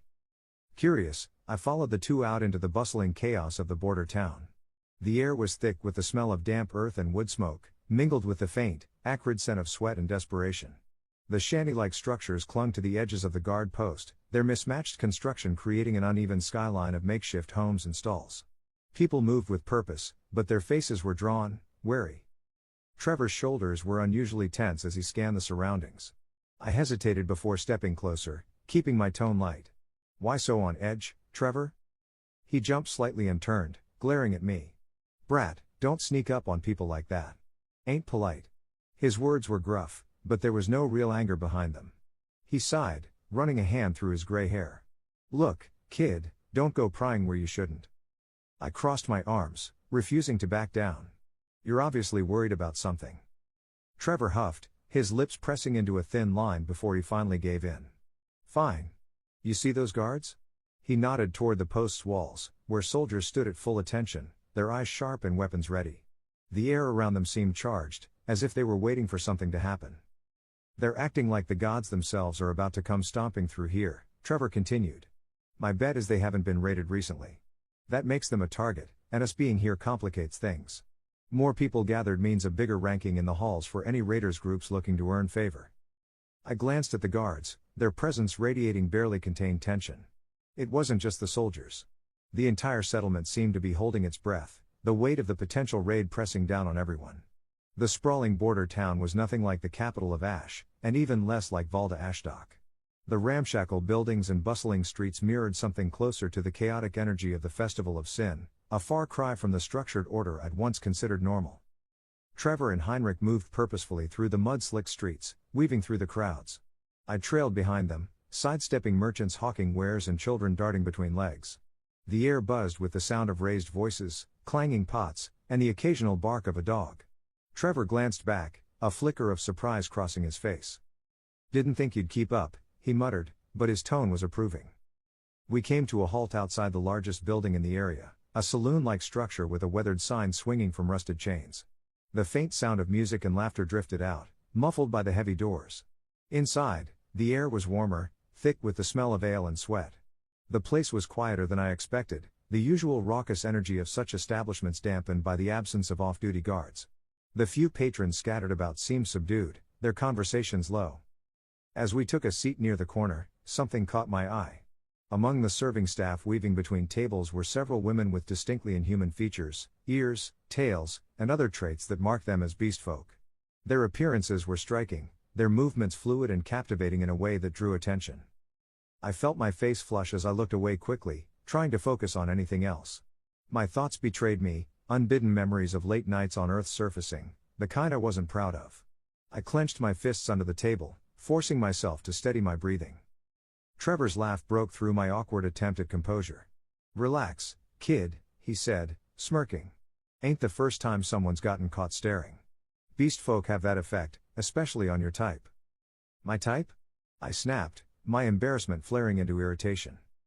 Trevor leaned back in his chair, grinning. "City boys. You're not used to seeing anything beyond your walls. Guessing this is your first time outside the Ash Kingdom, huh?" I didn't dignify that with a response, opting instead to glare at the worn wood of the table. Heinrich chuckled quietly, his usual scowl softening into something almost amused. The conversation shifted as Trevor flagged down a passing waitress, ordering drinks and food. As we waited, Trevor's gaze wandered toward the windows, his jovial demeanor dimming slightly. "Let's hope we can avoid the worst," he muttered. "This place doesn't need a raid right now. Not with all these people around. Makes it harder for the guards, too. The Hall of Matchmakings isn't kind to situations like this." I frowned. "What do you mean?" Trevor shrugged, his expression grim. "Raids aren't just about numbers. The gods don't care if you're outnumbered or outmatched, they care about balance. The more people here, the more complicated the raid gets. And if we're unlucky, they might decide to even the odds by throwing something nasty our way." I swallowed hard, the weight of his words settling in my chest. The thought of another raid, especially one worse than the last, made my stomach churn. Trevor's eyes met mine, his gaze steady. "Stay sharp, kid," he said. "The gods play by their own rules. And they don't care if you're ready for them." By the time night fell, the tension that had hung over the day like a fog was replaced with the ominous promise of rain. Heavy clouds rolled in from the east, their dark forms lit occasionally by flashes of distant lightning. The wind picked up, tugging at the loosely constructed buildings of the shanty town and sending the few stragglers scurrying for cover. The storm wasn't part of anyone's plans, and it drove most of the inhabitants indoors. The air in the tavern grew warmer and heavier, the scent of damp clothes and wood smoke mixing with the aromas of food and ale. Rain drummed against the roof, muffling the murmur of conversation inside. At our table, Trevor and Heinrich had settled into their seats like they belonged there, ordering drinks with an ease that spoke of years of practice. A young beast folk waitress with cat ears and a bushy, swishing tail took their orders, her appearance drawing more attention than the two men seemed to notice, or care about. Her large amber eyes gleamed in the low light, and her demeanor was sweet and playful, clearly part of her charm for the patrons. I found myself avoiding her gaze, my cheeks burning as I tried to focus on anything else. My thoughts betrayed me, unbidden memories surfacing that only made my embarrassment worse. It didn't help that Trevor smirked knowingly at me. The waitress returned with their drinks, setting the mugs down with a practiced flourish. I reached for a menu, trying to change the unspoken subject and make myself useful. Spotting the list of meals, I glanced at Trevor. "I'll just order something light," I began, but Trevor cut me off. "Not so fast," he said, wagging a finger at me. "Kid like you doesn't need ale dulling his brain or stunning his growth. Trust me, Heinrich here's proof of that." Heinrich, already nursing his mug, grunted but didn't argue. Trevor turned back to the waitress. "Get him a stew. And make it hearty, he looks like he needs a proper meal." The waitress nodded, smiling warmly before disappearing back to the kitchen. I didn't argue, though I felt a twinge of irritation at being treated like a child.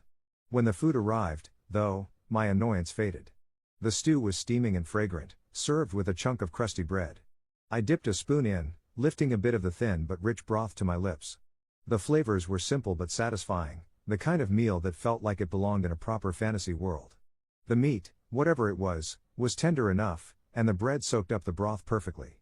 I found myself enjoying it more than I expected, letting the warmth of the meal chase away the lingering unease from earlier in the day.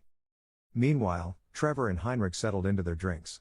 The older man paced himself, sipping and chatting easily, while Heinrich downed his ale with more enthusiasm. As the evening wore on and the alcohol flowed, their guardedness began to slip away, replaced by a relaxed camaraderie that revealed more than I'd heard from them in the entire week prior. "So, kid," Trevor began, his voice carrying a slight slur. "Bet you're wondering what brings two fine gentlemen like us to a dump like this." I shrugged, not wanting to pry but curious nonetheless. "You said you're heading to Pict. What for?"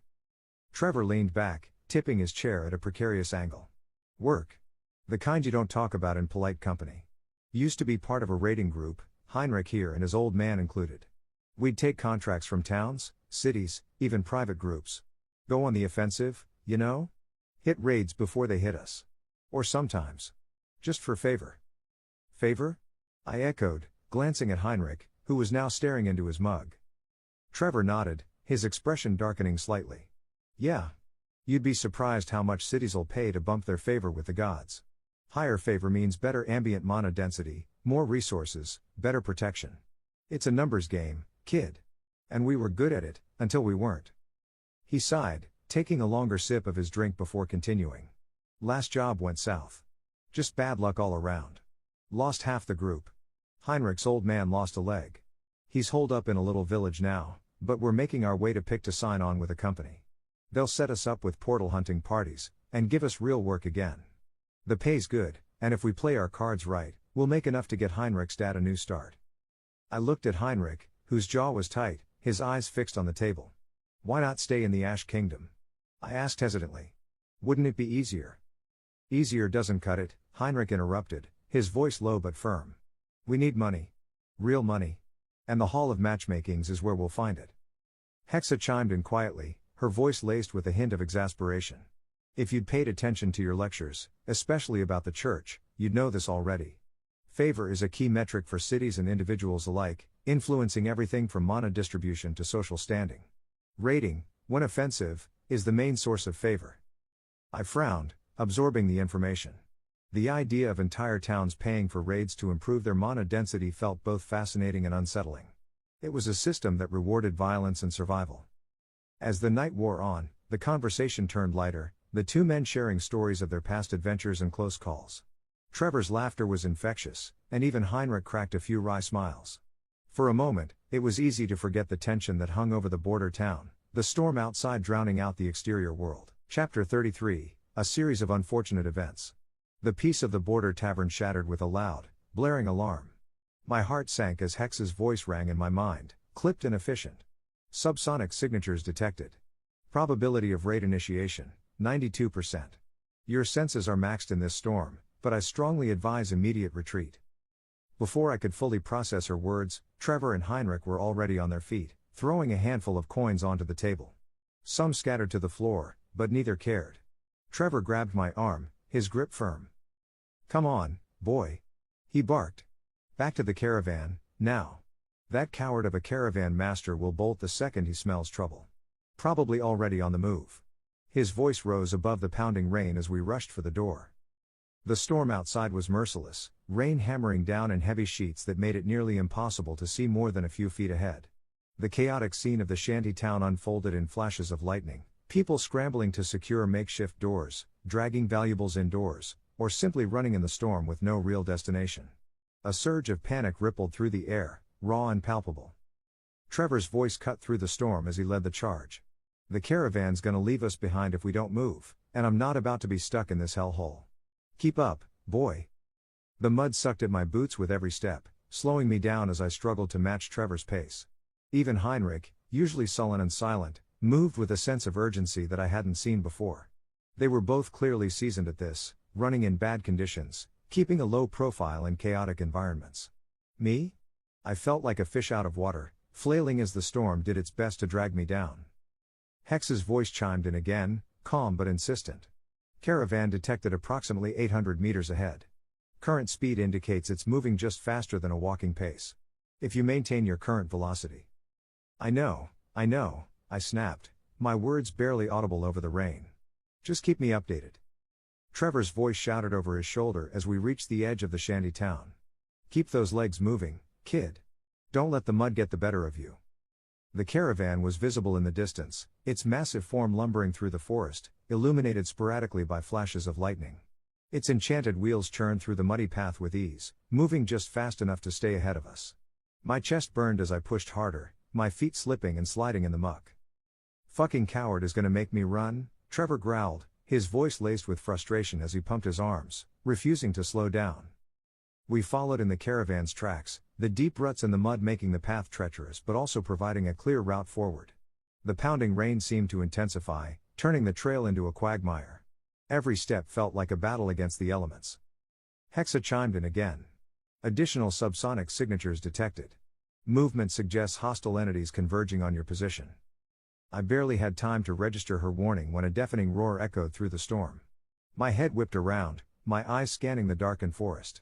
The sound came from somewhere behind us, a guttural, primal noise that made the hair on the back of my neck stand on end. Then I saw it, if only for a moment. A massive silhouette barreled over a hill and into the shanty town, its enormous frame illuminated briefly by a crack of lightning. It was gorilla-like, its limbs thick and powerful, its movements unnervingly fluid for something so large. My stomach churned at the sight, dread pooling in my gut. Keep running, Trevor shouted, his voice cutting through the storm. Don't stop, no matter what. As we pushed forward, I caught movement in the corner of my eye. Shapes flitted through the rain, their figures lean and bird-like. At first, I thought they might be some kind of beast-man, but as they drew closer, their features became clearer, and far more unsettling. They moved with an unnatural grace, their feathers slick and darkened by the rain. Their eyes glowed faintly, sharp and predatory, as they zeroed in on us. Skeksis-looking bastards. I muttered, panic setting in as I realized they were gaining on us. Their lean, avian forms made them fast, and their long, taloned legs tore through the mud with ease. Trevor turned his head, his face grim as he registered the new threat. They think we're easy favor, he shouted. Don't let 'em catch you, lads. Run faster. I pushed myself harder, my lungs burning and my legs screaming in protest. But it wasn't enough. One of the bird creatures lashed out with something, ropes? No, fibers. Ebolas, spiked and wickedly sharp, whipped through the air and tangled around my legs. The force of the hit sent me sprawling face first into the mud. The impact knocked the air out of my lungs, and I tasted dirt and rainwater as I struggled to push myself up. Kid. I heard Trevor yell, but I couldn't see him through the rain and mud obscuring my vision. I clawed at the bolas, its spiked ends biting into my skin as I tried to free myself. My profile flickered in my mind, showing a small but noticeable drop in my HP. Blood seeped from where the spikes had embedded in my leg, mixing with the mud. Panic surged as I realized I didn't have anything sharp to cut the ropes. I instead clear my eyes and look around. Through the haze of rain and pain, I made out the forms of Trevor and Heinrich. They stood back to back, their weapons drawn as the bird creatures closed in. The clash of steel and talons was brutal, the two men moving with practiced coordination. Heinrich, despite his gruff demeanor, fought with surprising precision, his blade flashing in the dim light.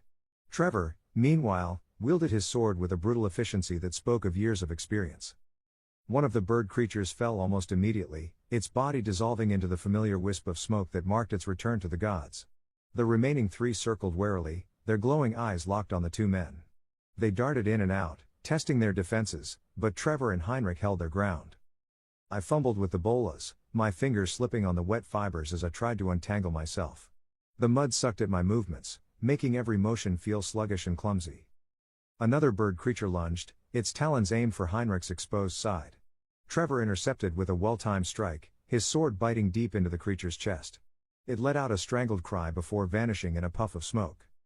The remaining two hesitated, their movements more cautious now. But Trevor and Heinrich didn't give them a chance to regroup. With a coordinated flurry of strikes, they dispatched the last of the bird creatures, their bodies vanishing one by one. Trevor turned to me, his chest heaving as he extended a hand. Get up, kid. We're not done yet. I grasped his hand, wincing as he pulled me to my feet. My leg throbbed where the spikes had dug in, but I managed to stand. The rain around us felt deafening in the absence of the fight, each drop hammering down with relentless intensity. The caravan was now a distant shape in the rain, too far for us to catch on foot. Trevor swore under his breath, his gaze fixed on the retreating form. "Well," he muttered, wiping rain from his face, "guess we're on our own for now." Rain poured in relentless sheets, soaking everything and everyone to the bone as the three of us stood in the muddy road. My ankle throbbed from the spiked bolas, and my chest burned from the desperate sprint after the caravan. The faint glow of its enchanted lights was long gone, swallowed by the dark forest and the driving storm. Trevor wiped rain from his face, scowling. "Damn coward of a caravan master. Left us for dead." He looked back toward the faint outline of the shanty town and the guard post in the distance. "We should head back." "What?" Heinrich turned to his uncle, clearly baffled. "You're just gonna let the caravan go?" "We're not catching it on foot, boy," Trevor snapped, though his voice carried more frustration than anger. "We get back to the guard post, find some horses, and we'll be on them in no time. We'll catch up in a day or two. Maybe less, if we ride hard." Heinrich frowned but didn't argue. Instead, he knelt down and picked something up from the ground near one of the dissipating wisps of smoke. His hand emerged with a faintly glowing object, a small, jagged amulet etched with unfamiliar runes. The storm light gave it an almost otherworldly gleam. "What's that?" I asked, stepping closer despite the mud sucking at my boots. Heinrich turned it over in his hand, rainwater running off its smooth surface. "Loot," he said simply. "Not uncommon after a raid like that, but this." He squinted at the markings, his brows furrowing. "It's got a favor mark on it." I tilted my head. "A favor mark?" Trevor grunted, leaning over to inspect the amulet. "Means it was enchanted in the Hall of Matchmakings. The god's currency paid for this. Probably not by the bird that dropped it, though.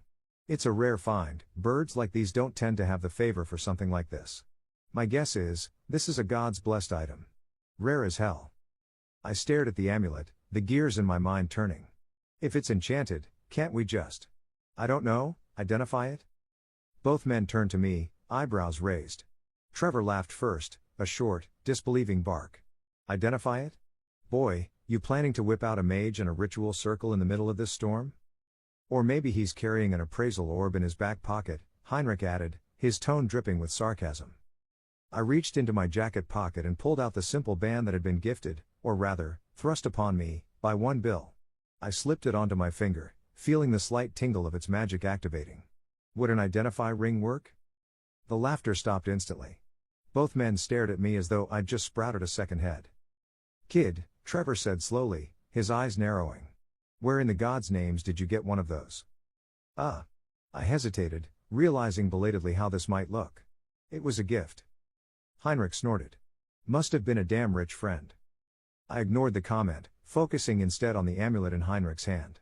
I reached out, and he reluctantly handed it over. As I held the cool, rain-slick object, the ring on my finger began to glow faintly. A familiar wave of magical text scrolled across my vision, crisp and clinical. Amulet of storage rarity, rare, God's blessed, enchantment, spatial compression details. This amulet contains an internal storage space equivalent to a 30 by 30 by 30 room. Items placed inside are preserved in stasis, unaffected by time or external conditions. Cost to enchant, 250 favor notes. This item was enchanted in the Hall of Matchmakings.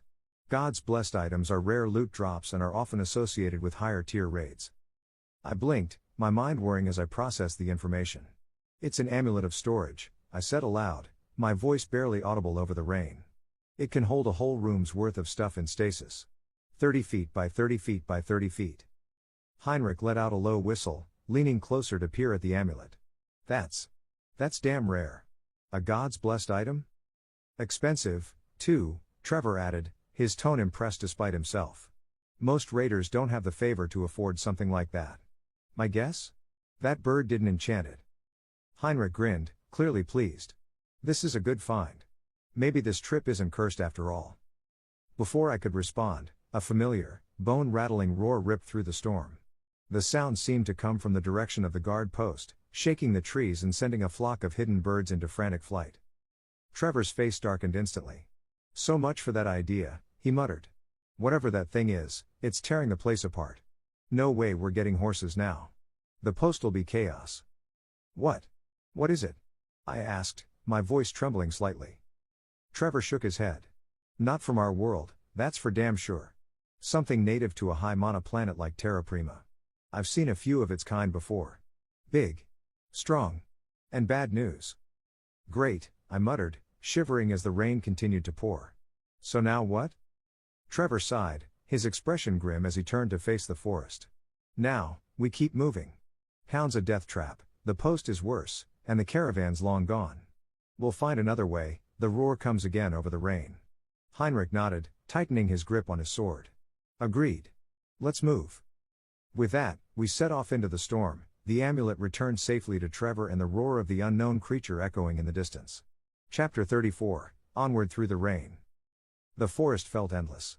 Towering trees cast long, shadowy shapes in the dim light of dawn, their thick canopies doing little to keep the persistent rain from soaking through my cloak. The downpour hadn't relented since the night before, and every step through the muddy road seemed to sap the strength from my legs. Trevor led the way, his grizzled face set in determination as he plowed ahead, his boots sinking into the muck with each step. Heinrich followed close behind, silent as ever but showing signs of wear. I brought up the rear, struggling to keep pace. My ankle throbbed where the spiked bolas had cut me, and every step sent a jolt of pain up my leg. My mind drifted, longing for the enchanted interior of the caravan, the dry, cushioned seats, the faint hum of its magical propulsion, and, most importantly, my belongings. You're dragging, boy, Trevor barked over his shoulder, his voice sharp despite the weariness etched into his features. Pick up the pace. I bit back a retort, focusing instead on putting one foot in front of the other. Hexa chimed in softly, her voice a welcome distraction. Your body's current state is suboptimal for prolonged exertion. Muscle fatigue is increasing at a rapid rate, and your stamina reserves are low. Thanks for the pep talk, I muttered under my breath. The rain persisted through the night, a constant drumbeat that seemed to mock my exhaustion. By the time the pale light of morning broke through the forest, my legs felt like lead, and my soaked clothes clung uncomfortably to my skin. Trevor finally called for a brief stop, his sharp eyes scanning the horizon. It wasn't long before we spotted it, a small walled settlement nestled at the base of a hill. The sight brought a flicker of hope to my tired heart. It was the first sign of civilization I'd seen since crossing into the forest kingdom of Drugger, and it was far smaller than Valda Ashdok. The walls were sturdy but modest, clearly built to keep out raiders rather than withstand a prolonged siege. As we approached, a gruff voice called out from the top of the gate. Turn around, strangers. We're not taking visitors. Trevor raised a hand, stepping forward. We're not looking for trouble. Just a place to rest and some help catching up with the caravan. The man on the wall, a burly figure with a crossbow slung over his shoulder, spat over the side. I said, move along. We've got nothing for you. Trevor scowled, his patience clearly wearing thin. He opened his mouth to retort when the gates creaked open, revealing an older woman in a plain dress, her posture commanding despite her frailty. She stepped out, her sharp eyes scanning us before settling on Trevor. Enough, Harlan, she said, her tone brisk. If they mean no harm, there's no reason not to be hospitable. Or have you forgotten our ways? The man grumbled under his breath but lowered his crossbow, stepping aside as the woman gestured for us to enter. We exchanged uncertain glances before following her inside. The village was small, its narrow dirt streets lined with modest wooden homes. Smoke curled from the chimneys, and a few curious faces peeked out from windows as we passed. The rain had turned the ground to mud, and the air carried the faint smell of wet earth and wood smoke. Despite its simplicity, the settlement exuded a sense of unity, a place built and maintained by family. The old woman, who introduced herself as Ms. Grubber, led us to a small communal building at the center of the village. Inside, the air was warm and dry, the scent of cooking vegetables wafting from a pot over a crackling fire. Sit, she instructed, gesturing to a rough-hewn table. I'll fetch you some soup. It's not much, but it'll warm you up. We sat gratefully, and I let out a sigh of relief as I pulled off my soaked cloak. The wooden bench beneath me felt like heaven after hours of trudging through the rain. Ms. Grubber returned moments later with 3 bowls of steaming vegetable soup. It was simple, watery and sparse, but after the night we'd had, it tasted like a feast. Between spoonfuls, Trevor explained our situation, describing the caravan and our need for 2 horses to catch up. Ms. Grubber listened in silence, her sharp eyes studying us intently. When Trevor finished, she leaned back in her chair, her expression thoughtful. I understand your plight, she said slowly. But I'm afraid I can't spare any horses. We were raided just 2 days ago, and we're still recovering. Every able-bodied creature we have is needed here. Trevor's jaw tightened, but he nodded. Fair enough. Thank you for the soup, ma'am. We didn't linger. The refusal left a bitter taste in my mouth, but Trevor seemed resigned. As we stepped back out into the rain, he muttered under his breath, "No point wasting time. The next settlement will have to do." The prospect of continuing the trek on no sleep made my stomach sink, but I bit back my complaints. The muddy tracks left by the caravan were still visible, a faint trail winding through the dense forest. Trevor took the lead again, his determined pace unbroken despite the fatigue etched into his features. Hex's voice chimed softly in my mind. "Your physical condition is deteriorating. Continued travel without rest may result in." Yeah, I get it," I muttered. "Not much of a choice, is there?" The rain continued to fall in relentless sheets, each drop hammering against my resolve. My body ached, my ankle throbbed, and every step felt like a battle against the elements. But as the muddy trail stretched on before us, I forced myself to keep moving. There was no going back. Not now. The rain never stopped. It hammered down in relentless sheets as we trudged through the forest, the muddy caravan tracks our only guide. The weight of the constant downpour was oppressive, soaking through every layer of clothing, chilling us to the bone. The forest canopy did little to shield us, the leaves overhead dripping with water that pooled and splattered down with every gust of wind. Trevor led the way, his grizzled face set in grim determination. Heinrich followed close behind, silent as ever but visibly drained. I stumbled after them, my ankle screaming in protest with every step. Hex's updates on my physical condition were a constant background noise, her tone clipped and analytical as she listed the growing litany of issues: muscle fatigue, dehydration, minor hypothermia. By mid-afternoon, even Trevor began to slow, pausing occasionally to wipe the rain from his face and scan the horizon. The muddy tracks remained visible, but the trail felt endless, stretching out like a cruel taunt. "We're in a sorry state," Trevor muttered, breaking the heavy silence. "Nothing on us but soaked clothes and empty stomachs. If we don't hit the caravan or a settlement soon, we'll be sleeping out here tonight." The thought made my stomach churn. I glanced at Heinrich, who gave a grim nod but said nothing. None of us wanted to admit it, but Trevor was right, we weren't going to make it anywhere before nightfall. As the gray light of day began to fade, the forest seemed to grow darker, the shadows deepening with each passing minute. The tracks ahead were barely visible now, obscured by the mud and the encroaching gloom. Trevor finally called for a halt, his voice heavy with frustration. "This is it," he said, gesturing to a small clearing off the trail. "We'll stop here for the night. Ain't much of a choice." We gathered together, our exhaustion outweighing any hesitation. The clearing was little more than a patch of flattened grass surrounded by dense trees, the rain continuing to pour down through the gaps in the canopy. Trevor dropped his pack and began gathering what few branches he could find that weren't entirely soaked through. "Don't bother with a fire," he said gruffly. "We'd never get it lit in this weather, and the light might attract trouble. Just sit tight and keep quiet." Heinrich and I nodded, settling into the clearing's edge. My entire body ached as I sat down, leaning against a tree trunk. The mud squelched beneath me, and I pulled my cloak tighter around myself, though it did little to ward off the chill. Trevor sat nearby, his sword resting across his knees as he scanned the darkened forest. "I'll take first watch," he announced, his tone leaving no room for argument. "Listen close, boy. Things in these woods ain't always what they seem. And the gods, well." He trailed off, his expression hardening. "They might see the three of us as a fair target for a solo raider. Rare, but it happens. Someone's always got to keep watch. Always remember that." The weight of his words settled over me like the rain, cold and unrelenting. I shifted uncomfortably, the reality of our situation pressing down on me. The thought of being ambushed in the middle of the night, of facing yet another raid, made my stomach churn. But Trevor's calm, no-nonsense demeanor was oddly reassuring. Heinrich grunted, settling into the mud with surprising ease. "Wake me when it's my turn," he muttered, pulling his cloak over his head. I tried to follow his example, leaning back against the tree and closing my eyes. But sleep felt impossible, the cold and wet seeping into my bones, the sound of the rain filling my ears.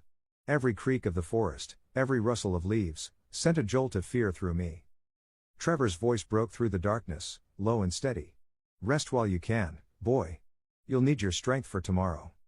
I nodded, though my eyes remained open, staring up at the rain-soaked canopy above. The forest felt alive around us, its presence heavy and watchful. For the first time, I truly understood what Trevor meant. Out here, the gods played their games, and we were little more than pieces on their board. Chapter 35, Talks. The rain didn't let up, its relentless rhythm blending with the quiet sounds of the forest. Somehow, soaked to the bone and shivering against the tree trunk, I managed to drift off. My dreams were vague and fleeting, images of glowing sigils, smoke wisping into the air, and the haunting smile of that orc with its glowing stump. A firm hand shook me awake. "Your turn, kid," Trevor's gruff voice broke through my haze. My eyes fluttered open to see him crouched over me, rain dripping from his hood. He motioned toward Heinrich, still soundly asleep, curled up a few feet away. "Keep an eye out." I groaned softly, rubbing the sleep from my eyes. The cold was sharper now, cutting through me as I adjusted my cloak. The forest around us was still pitch black, the rain muting the usual sounds of the night. Trevor didn't leave, though. He sank down against a nearby tree, his sword balanced across his lap. I frowned, my breath visible in the cold air. "Why are you still awake?" He held up a hand, shushing me sharply. "Don't wake Heinrich. Let him rest." His voice carried an edge of exhaustion, but his sharp eyes remained fixed on the forest. His silence was heavier than the rain, and when he finally spoke, his tone was low and deliberate. "Listen, kid. You've got a lot to learn, or you're not going to last long out here. I've been watching you. You're soft. Too soft to be wandering outside walls without some serious backup." I stiffened, his words striking deeper than I expected. Before I could respond, he pressed on. "Look at you. Your clothes, your gear, even the way you move, screams that you've never had to survive out here before. And that ring of yours? Either you're stupid, or you're hiding something. My guess is the latter." His eyes locked onto mine, their intensity making me feel like a child caught in a lie. "Considering your weird class, that fancy evolution, and those rumors coming out of the capital of Ash, I'd wager you're the second or third prince. Stole your brother's birthright, didn't you?" I blinked, the accusation hitting me like a slap. "What?"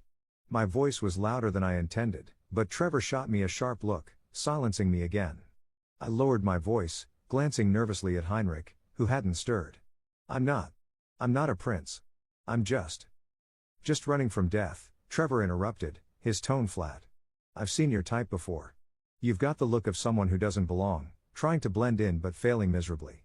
You dress like a commoner, but you don't know how to act like one. That ring? That's not something any normal kid would have.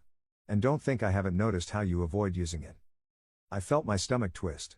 His words cut deeper than I wanted to admit. I considered lying, spinning some story to deflect his suspicions, but his piercing gaze left little room for deception. After a long pause, I sighed, my shoulders slumping. "You're wrong about the prince part," I muttered, my voice barely audible over the rain. "But you're not completely off. I'm running, yeah. From something big." Trevor raised an eyebrow, waiting for me to continue. Reluctantly, I told him everything, or at least, most of it. I recounted the story of how I had acquired the living mana, the heist, the evolution, and won Bill's threats. I left out Hexa and the specifics of my Void Architect class, keeping those details buried deep. When I finished, Trevor leaned back against the tree, letting out a low whistle. "You're not just stupid, kid. You're impressively stupid. Stole living mana? From a crown prince's coronation? And then used it to evolve? By the gods," he chuckled, shaking his head. "I almost gave you credit for being clever. Thought you were hiding something real big, but turns out you're just an idiot." I scowled, heat rising to my face despite the cold. "Thanks for the vote of confidence." He laughed again, his voice tinged with genuine amusement. "Lesson number 1, boy, that crime boss didn't give you a ring of Identifium metal as a gift. It's a tool. And a damn good one at that. Use it often. People might think it's rude, but most can't even tell you're using it. It's subtle." I hesitated, fidgeting with the ring on my finger. "I didn't think." "That's obvious," Trevor interrupted. "You didn't think. But you should start. I haven't seen that thing glow once since we met. If you'd been using it, you might have learned a thing or two about the people around you." He paused, his sharp eyes narrowing slightly. "Like me." My breath hitched. "You've been using one?" Trevor smirked. "Don't need to. People like me, we've got skills for that. I've seen your profile, boy. Just the basics, but enough to know you're not normal. That evolution of yours? It's rare. And dangerous." Hex's voice echoed in my mind, her tone laced with unease. He's not lying. Evidently some profiles have discernment skills that bypass normal identification methods. He likely saw enough to connect the dots.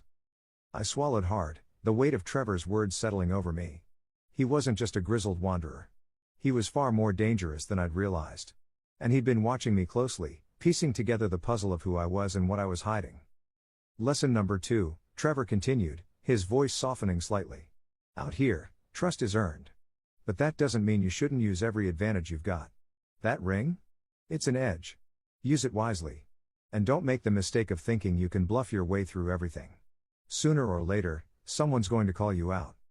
He stood, stretching his arms and cracking his neck. Now, get up.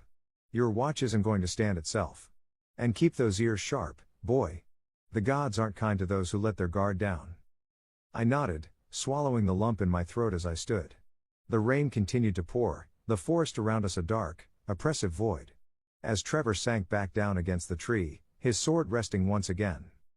The rain continued its relentless assault, soaking us to the bone. The forest kingdom of Drugger lived up to its reputation, lush, dense, and utterly unforgiving. Days of trudging through the muck had left me feeling like a human prune, my hands wrinkled and raw from gripping the edge of my drenched cloak. Trevor and Heinrich weren't faring much better. Their tempers frayed as the days dragged on, and even Trevor's usually steady demeanor began to show cracks. "We're chasing ghosts at this point," Heinrich muttered, his voice barely audible over the rain. He kicked a rock, sending it splashing into a puddle. "Caravan's probably halfway to picked by now." Trevor shot him a sharp glare but said nothing. His determination was palpable, driving us forward despite the miserable conditions. I wanted to complain, to sink into the misery that weighed on us like the rain-soaked air, but something in Trevor's unrelenting march kept me moving. Even Hexa had fallen unusually silent, her usual commentary absent, as though the storm dampened her as much as it did us. Then, just as my legs screamed at me to stop, I saw it. Smoke. A faint, curling plume on the horizon, just visible through the curtain of rain. "Look," I shouted, pointing with what little energy I could muster. My voice cracked, hoarse from disuse. Trevor halted, his sharp eyes narrowing as he followed my gaze. A flicker of hope crossed his face. "That's a settlement," he said, more to himself than to us. "Finally." Heinrich let out a sigh of relief, his shoulders sagging. "About time." We pushed on with renewed vigor, the sight of the distant town a beacon in the oppressive gloom. The walls came into view as we drew closer, their sturdy construction a welcome contrast to the endless wilderness we'd endured. This wasn't a shanty town clinging to a guard post, it was a proper settlement, larger and more developed. The sight of the town gates made my chest tighten with anticipation and dread in equal measure. The guards stationed at the entrance wasted no time in making their presence known. 2 men in battered chainmail stepped forward, their spears crossed to block our path. Their faces were hard, their eyes sharp. "What's your business here?" one barked, his voice rough and unwelcoming. Trevor, ever the quick thinker, stepped forward with a smile that didn't reach his eyes. "Just some weary travelers, good sirs. Merchants, left behind by our caravan in the storm." The guard sneered, his gaze sweeping over us with thinly veiled suspicion. "Merchants, eh? Don't look like much of a trade party to me." Trevor didn't miss a beat. He gestured toward me with a casual wave. "The boy's the young master here, from the Ash Kingdom. Potential head of a trading company. Heinrich and I are his hired guards. The storm got the better of us, and we're just trying to catch up with our caravan." The guard's eyes lingered on me, narrowing as if trying to measure the truth in Trevor's words.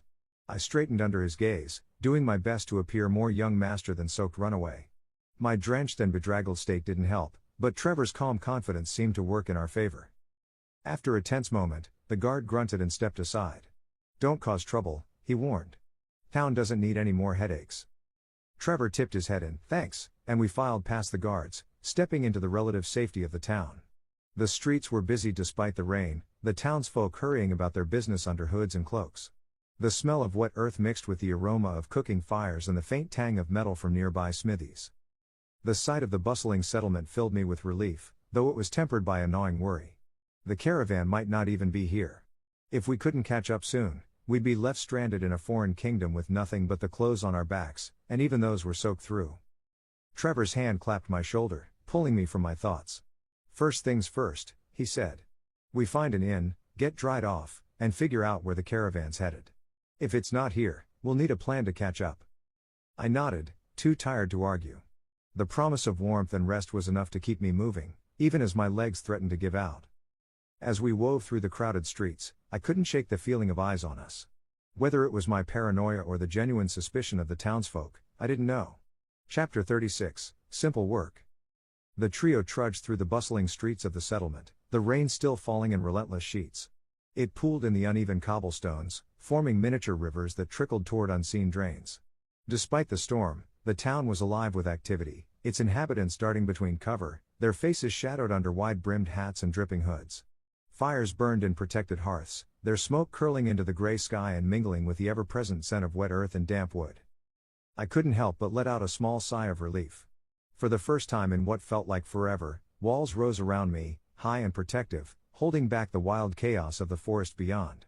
The settlement wasn't particularly large, nowhere near the scope of Valda Ashdock or even the guard post shanty town, but it was a town nonetheless, a place built by human hands, defying the primal dangers that lurked beyond its boundaries. For a moment, the sight gave me a fleeting sense of comfort, as though the very existence of civilization was enough to assure me that safety wasn't so far away. Trevor moved with an ease that bordered on uncanny. His boots splashed through puddles with practiced nonchalance, his sharp eyes darting to and fro as though scanning for familiar faces. It was the way he carried himself, I realized, a combination of confidence and caution that seemed to fit seamlessly into the environment. He navigated the narrow streets like he had walked them 100 times before, though I knew from his stories that he shouldn't have any knowledge of this place. "Keep up, boy," Trevor called over his shoulder, his voice carrying easily over the din of the rain.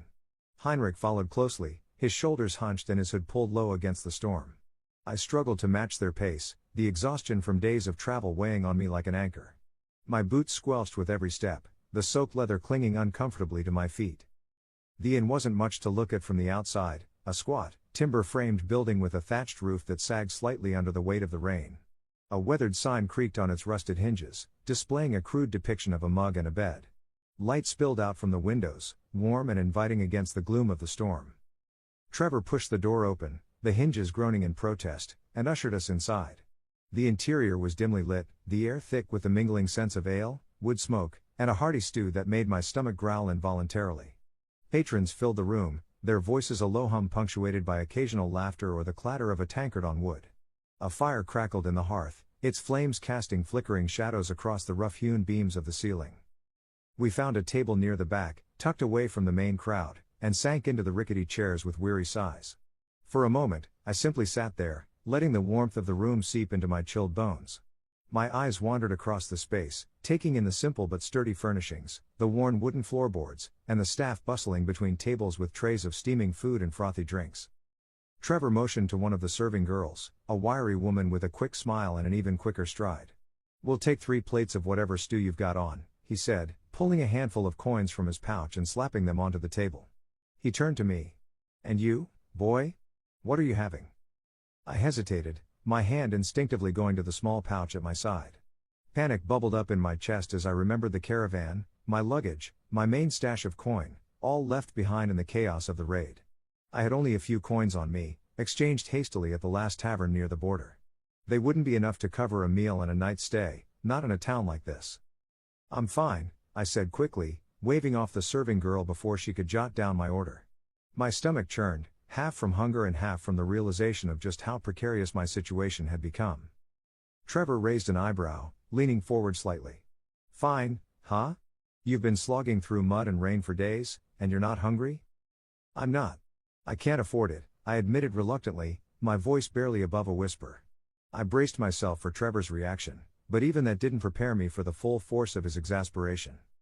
"You absolute fool," he said, shaking his head with a mix of disbelief and irritation. "You've been carrying yourself like some noble's kid this whole time, and now you're telling me you don't have the coin to eat? You're monumentally stupid, you know that?" Heinrich chuckled, his grin wide as he leaned back in his chair. "Can't say I'm surprised," he said, his tone teasing. "Kid's been one blunder after another since we met him." Trevor didn't let up, jabbing a finger in my direction. "You think you're going to make it out here without food in your belly? Think again, boy." I flushed with embarrassment, my cheeks burning despite the chill that still clung to me. "I know, I just nothing," Trevor interrupted, waving over the innkeeper. The man, a burly figure with a graying beard and a perpetual scowl, approached our table with a questioning look. Trevor gestured toward me. "This one here's going to work off his meal." Put him on dish duty for a plate of stew. My stomach twisted at the thought of more work, but the smell of the food won out. The innkeeper eyed me for a moment before nodding gruffly. "Kitchen's through there," he said, jerking a thumb toward a door at the back of the room. "Start now, and you'll eat when the rush slows down." Trevor clapped me on the shoulder as I stood, his smirk equal parts amused and satisfied. "There's a lesson in this, boy. Don't go walking into towns without a plan, or at least enough coin to fake one." The kitchen was a flurry of activity, the air thick with steam and the scent of simmering broth. I was handed a rag and a stack of dirty plates, the innkeeper barking quick instructions before leaving me to my task. The work was tedious and repetitive, the constant sound of running water and clattering dishes blending with the muted noise of the tavern beyond. My arms ached, my fingers pruned from the soapy water, but I forced myself to keep going, driven by the promise of food. When I finally returned to the table, my hair plastered to my forehead and my hands raw, a steaming bowl of stew was waiting for me. I didn't bother with pleasantries, digging in with a hunger that bordered on desperation. The stew was simple but hearty, its flavors rich and satisfying. The bread that accompanied it was crusty and warm, perfect for soaking up the broth. For a brief moment, I forgot about the rain, the cold, and the exhaustion, losing myself in the small comfort of a hot meal. Trevor and Heinrich were already sprawled out in their chairs, their tankards empty and their conversation drifting toward the kind of stories men only share after a few drinks. I listened absently, my thoughts beginning to blur as the weight of the past few days settled over me. When we finally made our way upstairs to the shared room, I barely registered the creaking floorboards or the scratchy blankets. The two men were already snoring softly by the time I collapsed onto the narrow bed, my eyes heavy and my mind mercifully quiet. Sleep came quickly, and for the first time in days, it was deep and dreamless. Hex's voice nudged me awake with a calm, measured tone that somehow managed to carry a sense of smug satisfaction. "Your body has rested more effectively than any night in the past week," she announced, her voice an intrusive whisper in the quiet dawn. The room was still dim, the weak light of early morning filtering through the grime-streaked window. "Thanks, Captain Obvious," I muttered, rubbing the sleep from my eyes. Despite my sarcasm, she wasn't wrong. For the first time in days, my muscles didn't feel like they were tied in knots, and the lingering exhaustion from our seemingly endless march through the rain was finally beginning to fade. Trevor and Heinrich were already stirring, their movements deliberate but groggy. Heinrich stretched and yawned loudly, muttering something incoherent as he threw his blanket aside. Trevor, on the other hand, was already halfway dressed, his boots thudding against the floor as he stomped into them. "Up and at 'em, boy," Trevor said, his tone gruff but not unkind. "We've got a caravan to catch." I nodded, rolling out of bed and forcing myself into motion. My clothes, still damp from yesterday's rain despite our time indoors, clung to my skin as I pulled them on. The thought of stepping back out into the dreary, wet wilderness filled me with dread, but there was no avoiding it. By the time we made our way downstairs, the inn was bustling with activity. The clatter of dishes and the hum of conversation filled the air, the patrons huddling over steaming mugs and plates of hearty breakfast. We didn't linger, though.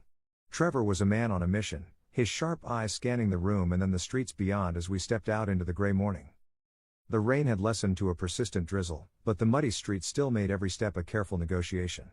Trevor led the way, his purposeful strides leaving no room for dawdling. I trailed behind him, my boots squelching with every step, while Heinrich brought up the rear, his expression sour but focused. Trevor, I was starting to realize, had a knack for reading people and places. It was like watching a detective at work. He moved with an ease and confidence that made him blend seamlessly into the bustling town, striking up casual conversations with merchants, laborers, and even a couple of guards. Each interaction was brief but deliberate, his questions laced with just enough charm to disarm suspicion. "What's he doing?" I whispered to Heinrich as we lingered near a market stall, pretending to examine its wares. "Finding us a ride," Heinrich replied, his tone clipped. "You'll see." Sure enough, it wasn't long before Trevor returned, his smirk firmly in place. "Found a wagon heading our way," he announced. "Offered our services as extra protection, and the driver was more than happy to take us on." I blinked, surprised by how quickly he'd managed to secure transportation. "Just like that?" "Just like that," Trevor said, clapping me on the shoulder. "Driver's a traitor. He's got a load of lumber and supplies heading to a village up the road. Close enough to the caravan's likely path that we'll catch up in no time." The wagon was a far cry from the enchanted caravan we'd lost. It was little more than a rickety wooden cart pulled by a pair of weary-looking draft horses, its bed piled high with rough-hewn logs and sacks of grain. The driver, a wiry man with a scraggly beard and a wide-brimmed hat, greeted us with a wary nod as we climbed aboard. The reality of our situation hit me as the wagon creaked and groaned beneath us, the uneven wheels jolting with every rut and stone in the road. If we were attacked out here, there would be no enchanted barriers, no flame-spewing traps, no trained guards to hold the line. Just us, the driver, and whatever rudimentary weapons we could muster. Hex's voice interrupted my grim thoughts, her tone clinical as always. Probability of survival in the event of a raid on this wagon, 37.2%. Factors include lack of defensive enchantments, limited mobility, and insufficient personnel. Thanks, Hexa, I muttered under my breath. That makes me feel so much better. Statistical accuracy is not intended to provide comfort, she replied, her tone entirely unbothered. Trevor must have noticed the tension on my face because he chuckled, his usual grin returning. Relax, boy. Most raids don't hit small targets like this unless we're unlucky. And we've already had our fair share of bad luck, don't you think? His words were meant to reassure me, but they didn't do much to quell the unease gnawing at my gut. I glanced back at the town as the wagon began to roll forward, the walls shrinking into the distance. They weren't nearly as imposing as the walls of Valda Ashdok, but in that moment, they seemed like a fortress. Leaving their safety felt like stepping into the jaws of the unknown. Trevor seemed to sense my hesitation. You're getting too attached to walls, kid, he said, his tone light but laced with meaning. Out here, you've got to learn to rely on yourself. Walls are fine, sure, but they don't move with you. You want safety? Earn it. I didn't reply, my gaze fixed on the horizon. The rain continued to fall, blurring the line between sky and forest. The wagon creaked beneath us, its wheels splashing through puddles as the road stretched on, winding deeper into the untamed heart of the forest kingdom of Drugger. Chapter 37. Good news. The realization that Trevor's plan had actually worked settled over me like a strange, slow-burning warmth. After days spent trudging through rain-drenched forests, sleeping in the mud, and barely scraping by on half rations, the simple, almost anticlimactic act of rejoining the caravan felt surreal. At the stopover, the same massive, armored carriages we had last seen rumbling away into the night stood waiting, the faint hum of their enchantments buzzing under the morning sun. Trevor had pulled it off. He and Heinrich had gotten us a ride, and now, miraculously, we were back on the safe route. No more guessing at where the caravan had gone. No more pushing through the wilderness, hoping we weren't being stalked by something unseen. The first thing I did when I got back to my assigned section was check my belongings. I wasn't stupid. I had no illusions that everything would be exactly where I left it. The moment we opened the storage compartment, I could tell things had been rifled through. My bags weren't in the places I had left them, and a few pouches had clearly been unfastened. It wasn't a surprise, but it still sent a small twist of irritation through me. Then, at the bottom of the pile, untouched and gleaming with an almost smug aura, was my hoverboard. I let out a slow breath, running my fingers over its surface. Of all the things, they left this? Hexa hummed in my mind. Likelihood suggests your hoverboard was perceived as useless or valueless due to unfamiliarity. Theft patterns indicate looters primarily seek items they understand. Lucky me, I murmured, dragging it out of the compartment. The moment my fingers wrapped around its edges, some of the tension in my chest eased. This was mine. Something from before. Something that still worked, still existed the way it should. With our things as intact as we could hope for, we settled back into the caravan's routine. The rest of the journey was, thankfully, uneventful. Unlike the first half, which had been a gauntlet of violence, uncertainty, and near starvation, the days that followed felt agonizingly slow. The landscape passed by in rolling forests, scattered villages, and roads that cut through seemingly endless stretches of wilderness. Conversation filled the gaps between boredom. Trevor and Heinrich talked more freely now, perhaps because we had suffered together, perhaps because they had simply grown used to my presence.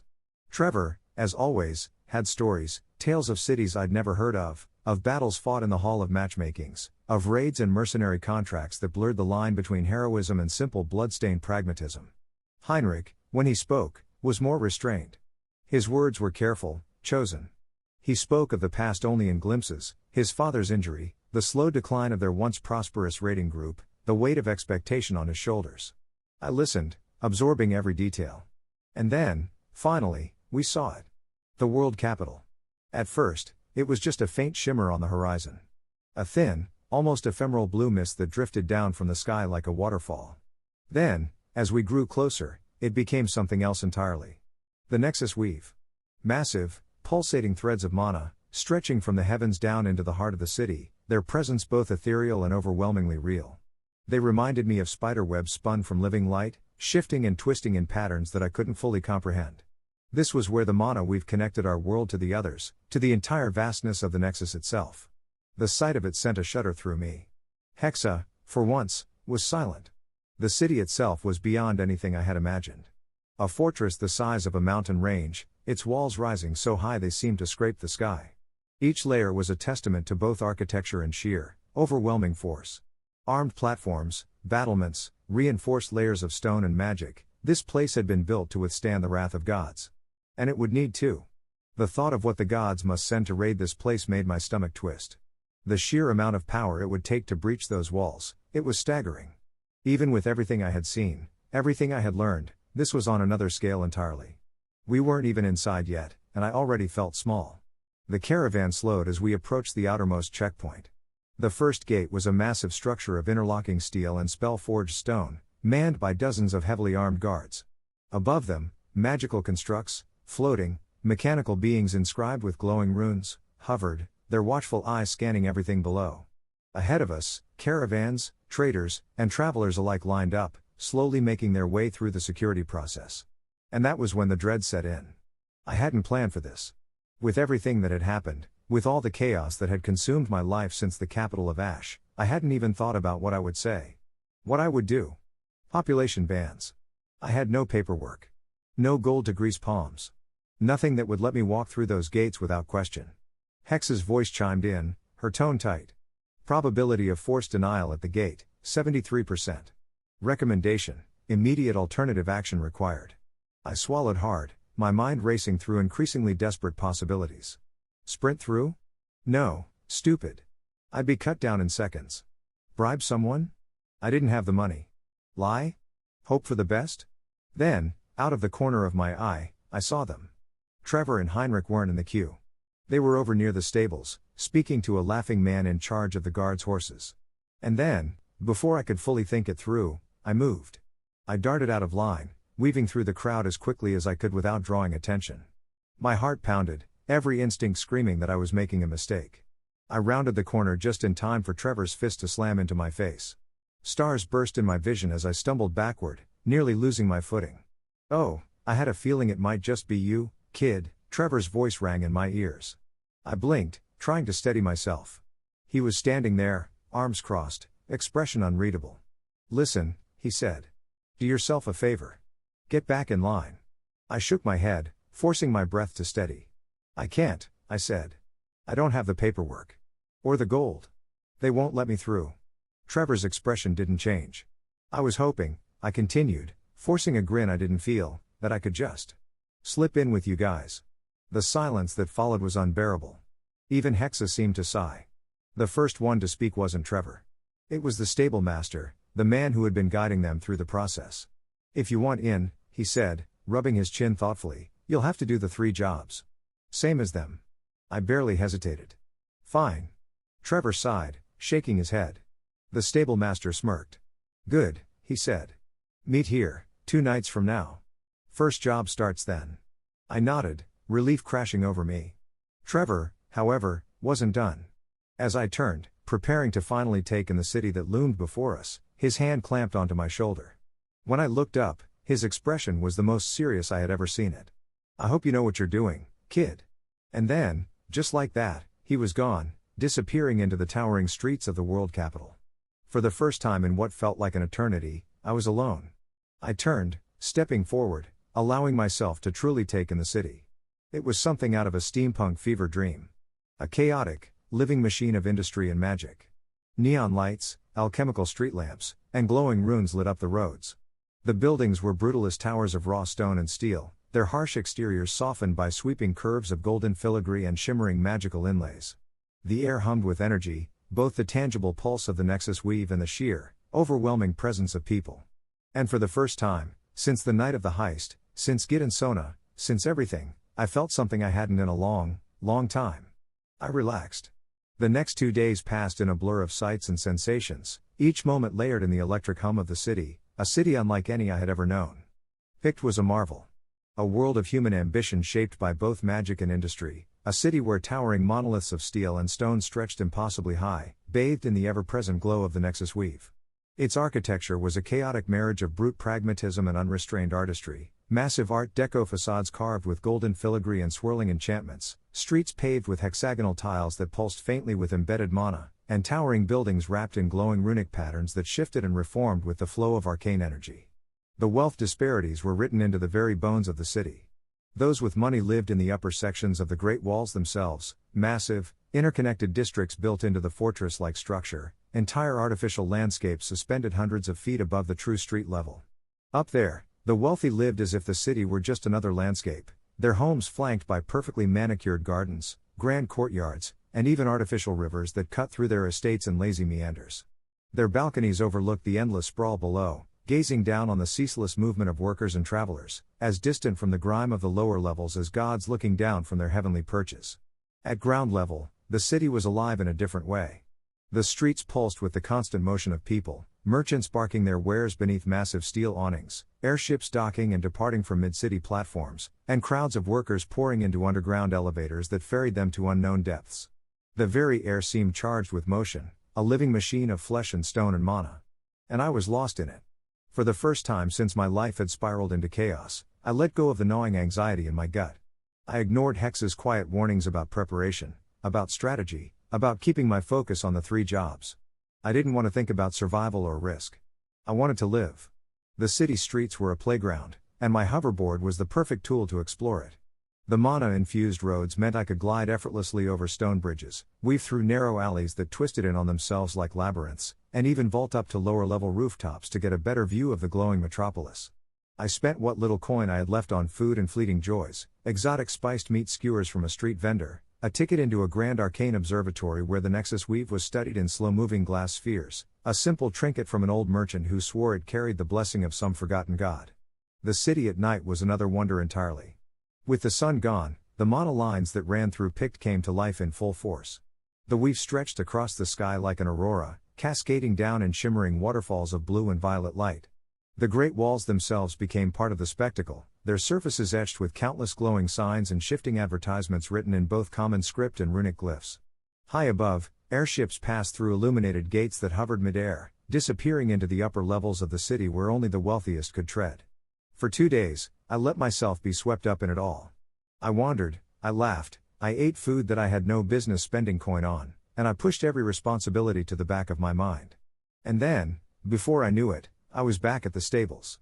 Trevor and Heinrich were already waiting when I arrived, dressed in dark, tightly fitted gear with climbing pitons, rope, and harnesses strapped to their bodies. The moment I laid eyes on them, my stomach twisted. Something was wrong. Trevor sighed deeply, rubbing his temples as he glanced at Heinrich, who was grinning like a man who had just won a bet. With a long-suffering sigh, Trevor reached into his pocket and flicked a small coin in Heinrich's direction. "Damn it," he muttered. I blinked, completely lost. What was that?" Trevor just gave me a long, disappointed look. "Kid, I was hoping you'd figure out what we were planning without us having to spell it out." I hesitated. Trevor groaned, rubbing his face like a man experiencing second-hand embarrassment. "But no, of course not. You really are just that stupid." Heinrich, still grinning, held out the coin and gave me a mock salute. "Appreciate it, kid." I scowled. "Okay, what am I missing?" Instead of answering, Trevor tossed me a pair of tinted goggles and a cloth mask. "Put those on." No time to waste. A sinking feeling hit me as I secured the goggles over my face. Whatever I had assumed we were doing, probably stable work, maybe moving supplies, had been wrong. Very, very wrong. The stable master appeared a moment later, accompanied by 3 of his lackeys. Unlike Trevor and Heinrich, these men were silent, serious, and built like they had spent their entire lives surviving on the fringes of society. They moved with a quiet efficiency, their gear already strapped and ready. I swallowed hard, trying to play it cool as I followed them deeper into the city.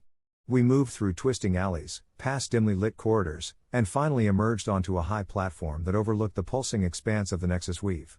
And then I saw where we were going. My breath caught in my throat. We were scaling the weave itself. It wasn't just energy, it was structure. The massive strands of mana that connected this world to the Nexus were solid, or at least solid enough that they could be climbed, mined, and harvested. And that was exactly what we were about to do. The moment my hands touched the first anchor, Hex's voice chimed in, A sharp reprimand cutting through my mind. Your academy lectures covered this topic, but as usual, you did not pay attention. Weave mining is a high-risk, high-reward endeavor. Few survive it. Many go mad. You have made a critical error. I swallowed hard, staring up at the glowing strands above us. The others had already begun the climb. Trevor looked back at me, shaking his head with an exasperated smirk. Welcome to the job, kid. Try not to die. With that, he turned and drove his piton into the weave, beginning the ascent. I took a deep breath, adjusted my grip, and followed. The wind howled against my ears as we climbed, each gust cutting through the night like an invisible blade. Even with the cloth mask wrapped tight around my face and the goggles shielding my eyes, the force of it was enough to make me feel like I was going to be ripped away at any moment. I clenched the cold, glass-like surface of the weave, pressing my fingers into the tiny imperfections in its otherwise smooth structure, desperate for something to hold onto. The only thing keeping me tethered to sanity was the rhythmic clang of pitons being driven into the weave above me. Trevor climbed ahead, steady and sure, his movements almost lazy in their efficiency. Below me, one of the stablemaster's lackeys grunted as he hauled himself upward, his breath sharp against the wind. Every now and then, I could hear Heinrich's distant curses farther down the line as the wind threatened to toss him into open air. My arms burned. My legs ached. But the terrifying drop beneath me kept me from stopping. The buildings of Pict had long since receded, their once monolithic structures now nothing more than dark rectangles against the swirling, luminescent blue of the weave's glow. I had been high before in my past life, climbing rooftops as a kid, that Statue of Liberty ascent, but this was something else. This was insanity. Trevor drove another piton into the weave, then paused, turning his head slightly to glance down at me. The goggles made his expression unreadable, but the silence that followed was answer enough. Then, without a word, he resumed climbing. The temperature dropped sharply as we ascended, the icy chill of the weave radiating through my gloves and into my bones. I flexed my fingers as best I could, trying to keep the blood flowing, but the constant grip of the smooth, unnatural surface was already taking its toll. I forced my mind onto something else, anything else, to keep from dwelling on how much my arms wanted to give out. The city below was strange from this height. The further we climbed, the more details revealed themselves. The upper residential levels of Pict were nothing like the mechanical sprawl below. Here, where the rich made their homes, patches of artificial greenery dotted the landscape, their verdant canopies illuminated by golden street lamps and floating orbs of warm monolight. Terraced gardens jutted out from towering estates, their meticulously crafted landscapes defying the chaos of the lower levels. The contrast was striking. From here, I could see entire platforms that looked as though they were part of the natural world, complete with winding streams and rolling hills, except they were hundreds of stories in the air, suspended atop the very walls of the city. It was like another world entirely. Then we hit the undercut. The weave curved sharply inward here, forcing us to climb along an impossible, stomach-turning angle. It wasn't a gentle curve, it was a sheer, cantilever drop, the kind that seemed designed to punish anyone stupid enough to attempt this climb. I swallowed hard. If anyone fell here, there was no catching them. No safety net. Just an endless, terminal descent into the depths of the city below. Trevor was the first to make his way across, his movements slow, deliberate. One by one, the others followed, inching their way across the sheer undercut with pitons and rope, moving with the careful precision of men who had done this before. I wasn't one of them. My fingers trembled as I reached for the next hold, my breath coming in short, panic bursts. I tried not to think about the drop below me. I tried not to picture my own body hurtling through the darkness. Then, over the wind, I heard it. A faint yell, carried by the howling gusts. I looked up. Trevor and the others had reached the next section. I could barely make them out, their forms silhouetted against the glowing expanse of the weave. They were gathered around something, a jagged break in the otherwise smooth surface. A hole. That was our entry point. One by one, the group slipped inside, disappearing into the fractured structure of the weave. I took a deep breath, shoved down the mounting panic, and forced myself forward. The tunnel was barely wide enough for a single person at a time. The moment I crawled inside, the noise changed, the howling wind outside was replaced with a deep, resonating hum, like the low thrum of an engine running at impossible frequencies.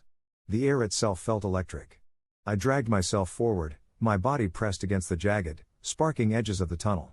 The weave's damaged interior was unlike anything I had seen before, where the outside had been smooth and glass-like, the inside was raw, unstable, the broken edges flickering with arcs of energy like exposed nerves. It was unsettling. Worse, it was loud. The weave hummed with an almost sentient vibration, the sound deep enough to rattle my bones. It wasn't just noise, it was pressure, something that made my skull feel like it was being squeezed from the inside out. I could barely hear the others shouting ahead of me. I gritted my teeth and kept crawling. The tunnel was claustrophobic, forcing me to press my body flush against the jagged surface as I inched forward. The weave's energy sent small, static-like jolts through my limbs every time my skin made contact with the damaged sections, each one leaving behind a lingering numbness that I had to shake off. Then, suddenly, I was through. I tumbled out onto a wider section, gasping as the pressure in my skull finally eased. Then I looked up. And I felt sick. We weren't standing on anything. Not really. The weave's surface stretched out in every direction, a tunnel expanse of glowing blue that ignored the rules of gravity entirely. There was no up or down here, only a directionless tunnel that spun from the world like a spider web spun across the stars. If I took a step forward, I wouldn't fall. I would walk straight into space. I forced my mind to accept it, swallowing the vertigo that threatened to send my body into panic. Trevor and the others were already moving, keeping low as they darted from one section of cover to another. I quickly realized why. In the distance, barely visible against the glow of the weave, there was movement. Official traffic. They weren't alone up here. Trevor grabbed my shoulder, his grip tight. Move. His voice was barely audible over the weave's hum. I moved. We ran across the unnatural surface, every step defying my instincts, every movement taking us deeper into the uncharted tunnels of the weave. And as I ran, my heart hammering against my ribs, I realized something. I was in way over my head. Chapter 38, In the Tunnels. The tunnels of the weave stretched before us, glowing softly with their unnatural blue light, the smooth glass-like surface of the walls pulsing in strange, almost organic rhythms. As we pressed deeper into the narrow corridors, the luminescent walls became more opaque, enclosing us in a world of shifting blues and silvers. We were hidden now, moving through a space that wasn't meant to be traversed, a vein of the vast, pulsing system that connected entire worlds, like the interior of a vast tree. The silence was unnerving. Every footstep felt swallowed by the weave itself. I tried not to think about what lay beyond these walls, an expanse of nothingness, the chasm of space stretching forever in every direction. There was no up, no down, only the narrow path of the tunnel and the knowledge that if we made one wrong move, we might be ejected into oblivion. The group pressed forward, moving with wary precision. I noticed how tense everyone had become, hands hovering near weapons, eyes scanning both ahead and behind. There was something different about this stretch of the weave, a tautness in the air, like a wire pulled too tight. My breathing came slower, more measured, as my mind latched onto the unease of the others. And then I noticed something else. Hexa was quiet. Not the kind of quiet where she sat back and let me process things on my own, but the kind where she wasn't there at all. My mind had grown used to the constant undercurrent of her presence, a barely perceptible awareness of her running calculations, making assessments, sifting through data I hadn't even realized I needed. But now, there was nothing. I flexed my fingers, rubbing them against my palms as though that might summon her back. I thought her name. Once, twice. Then more insistently. Hexa? Nothing. My stomach tightened. My pulse quickened. I thought harder, pushing my awareness outward as if I could force her back. Hexa, where are you? What's going on? Then, finally, she spoke. Shut up. Just shut up. I don't need your processing right now. We're busy, thanks to you. Her voice was sharp, uncharacteristically strained. Then she was gone again. A cold chill spread through me, and it had nothing to do with the temperature of the weave. Trevor, Heinrich, and the others kept moving, and I followed, forcing myself to focus. We passed through a junction where the tunnel split into three separate directions, the walls shifting in their own fluid way, reforming the shape of the passage behind us as we moved forward. It was as though the weave itself was breathing, adjusting to our presence in ways we couldn't fully understand. Tommy, the stable master, took the lead now, his broad frame surprisingly light-footed as he navigated the space. He finally slowed, pointing ahead to a section of the tunnel where the walls darkened, fractured lines of light forming a jagged wound in the weave. "This is the spot," he murmured, a grin splitting his face. "Looks like we got lucky this time. Not a single Nexus scarab." I tensed at the name. Nexus scarabs. I hadn't thought about what kind of creatures might lurk in this space between worlds, but the moment he said it, I started looking around again, scanning the walls for any sign of movement. My nerves felt raw. I turned to Trevor. "What exactly are we mining here?" He took a slow breath, the kind that suggested he wasn't sure how much to tell me but had already decided it wasn't worth keeping a secret. "The weave doesn't stay the same," he explained. "It's constantly shifting, repairing itself." "These tunnels we use?" They won't be here forever. That's where breachers come in. They go ahead of collection teams, cutting into the weave in specific places, forcing it to create these crystalline growths when it repairs itself. I looked at the jagged structures rising from the walls, sharp, translucent formations, each one pulsing with the same eerie blue glow as the rest of the weave. These crystals? Trevor continued. They're valuable. Not just for energy, but for enchantments, artifacts, spells you wouldn't believe. The stuff the upper floors of Pict run on? A lot of it starts here. I swallowed hard. And getting down with all of this is going to be harder than getting up, isn't it? Trevor chuckled dryly. Oh, you have no idea. The others got to work immediately. One team began setting up their tools, carefully chipping at the crystal formations, harvesting the valuable pieces without disturbing the structural integrity of the tunnel. The second group moved ahead, scoring the walls with specialized tools, marks that would cause new growths to form in the future. Everyone moved like they were standing on a sleeping ant hive. Careful. Quiet. Like one wrong move would set something off. And for a while, nothing happened. Then, just as I started to relax, Hex's voice returned. Oh great. You just had to jinx it. I barely had time to process what she was saying before she continued, her words sharper now, urgent. Yeah, I can't divert this one. I think it might have responded to me guiding the Nexus scarabs away, and the system blind spot I put up. She cut off. Not by choice. Because in the same moment, the first lookout let out a sharp, terrified shout. I turned, and my blood ran cold. Something was coming. A shape, gliding through the glass-like walls of the weave itself, its movement impossibly smooth, its form shifting like ink suspended in water. It was massive, but calm. Too calm. The others saw it too, backing away slowly, hands going to their weapons. But it was already too late. A tendril, dark as deep space, slid from the tunnel wall and wrapped itself around the screaming lookout, curling around him like a creeping vine. He didn't even have time to resist. He barely had time to make a sound before his body shifted, his form collapsing inward, folding into itself in a way that made my stomach turn. When I saw him again, he wasn't a man anymore. He was light. A glowing outline of a human figure, shimmering like a ghost made of pure mana. And then the face emerged. It was massive, an angular mask of something that looked like both stone and smoke, shifting, distorting, its features warped yet unnervingly symmetrical.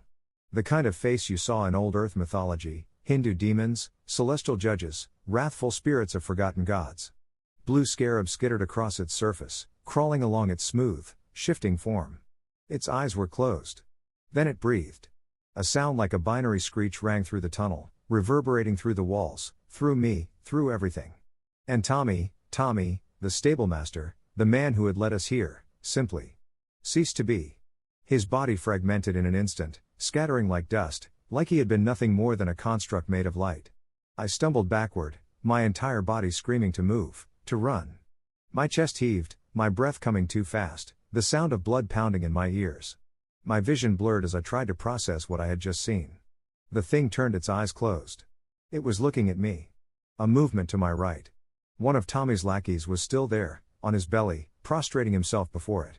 His voice was barely a whisper, a thin, reedy whine as he begged for the gods' forgiveness. And then everything slowed down. Just like before. The world dimmed, the edges of my vision distorting, the sensation of reality itself shifting as time stretched. Hex's voice rang out in my skull, steady, cold. Listen to me, Wolfhart. In order to get out of this, we're going to need to talk about a few things. We won't have a lot of time right now. But in a few days, we'll have nothing but time. The air inside the weave tunnel pulsed, a steady hum reverberating through the glass-like walls as I stared at the thing moving toward us. Hex's voice cut through the rising panic in my mind, sharp and uncharacteristically forceful. Wolfhart, shut up. I need you to listen. I wasn't saying anything, but I knew what she meant. My mind was screaming, my thoughts racing in useless circles. She could feel it. Of course, she could. The thing in front of me, the god, if that's what it was gliding through the crystalline tunnel with an eerie, weightless grace. The fibers of its form shimmered with the same ethereal glow as the weave itself, as if it was nothing more than an extension of the structure surrounding us. Its massive, haunting visage loomed ever closer, its eyes still closed. I took a shaky breath, trying to focus. Hexa, what am I looking at? Something old, she said, her voice tight. Very old. Listen, Wolfhart, we don't have much time before it engages me directly, and once it does, you're going to be alone. So, for the last time, shut up and let me talk. I nodded automatically, then realized that didn't mean anything in my head. Right. Yeah. Talking is off the table. You're not on another world, she said, her tone rapid and clipped, like she was trying to squeeze a lecture into the space of a single breath. You never were. This is Earth, Wolfhart. I felt my heart stop. I barely even processed her next words. 120 million years after your recorded death.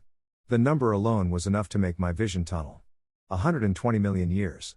I wasn't in a fantasy world. I wasn't in some parallel dimension where magic had always existed. This was Earth. My Earth. Just so far gone that nothing recognizable remained. That's impossible, I whispered, but even as the words left my lips, they felt hollow. Hexa didn't pause. During the wars of supremacy, we, the people of your time, went into hiding. We buried ourselves deep, so deep that, as far as the rest of the galaxy was concerned, we were dead.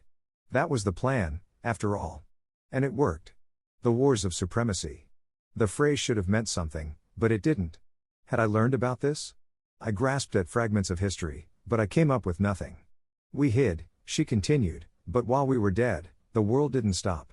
The protocols changed, the systems evolved, and now we are part of a different framework. The agreements I made with you when we linked? The ones that bound us to specific limitations?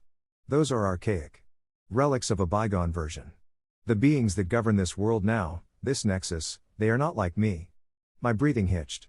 Wait, we went into hiding? Who's we? Humanity? What? Yes, sure. Or, hopefully, what was left of it. I don't have all the records. My access to historical data is fragmentary, especially with how far the systems have shifted. But here's what I do know. We were dying. Not slowly. Not metaphorically. Extinction was imminent, and something forced us to make a choice. I struggled to process that, but she wasn't done. Your time, the world you remember, was already on the precipice of something bigger than you understood. The rise of AI integration, the expansion into the wider galactic community, the conflicts that came with it, all of it built up to the supremacy wars. And whatever happened at the end of it, the survivors, our ancestors, chose to disappear. I felt sick. I had spent so much time in this world assuming I had been moved, that I had somehow ended up somewhere else entirely. Some other world. Some other history. But no.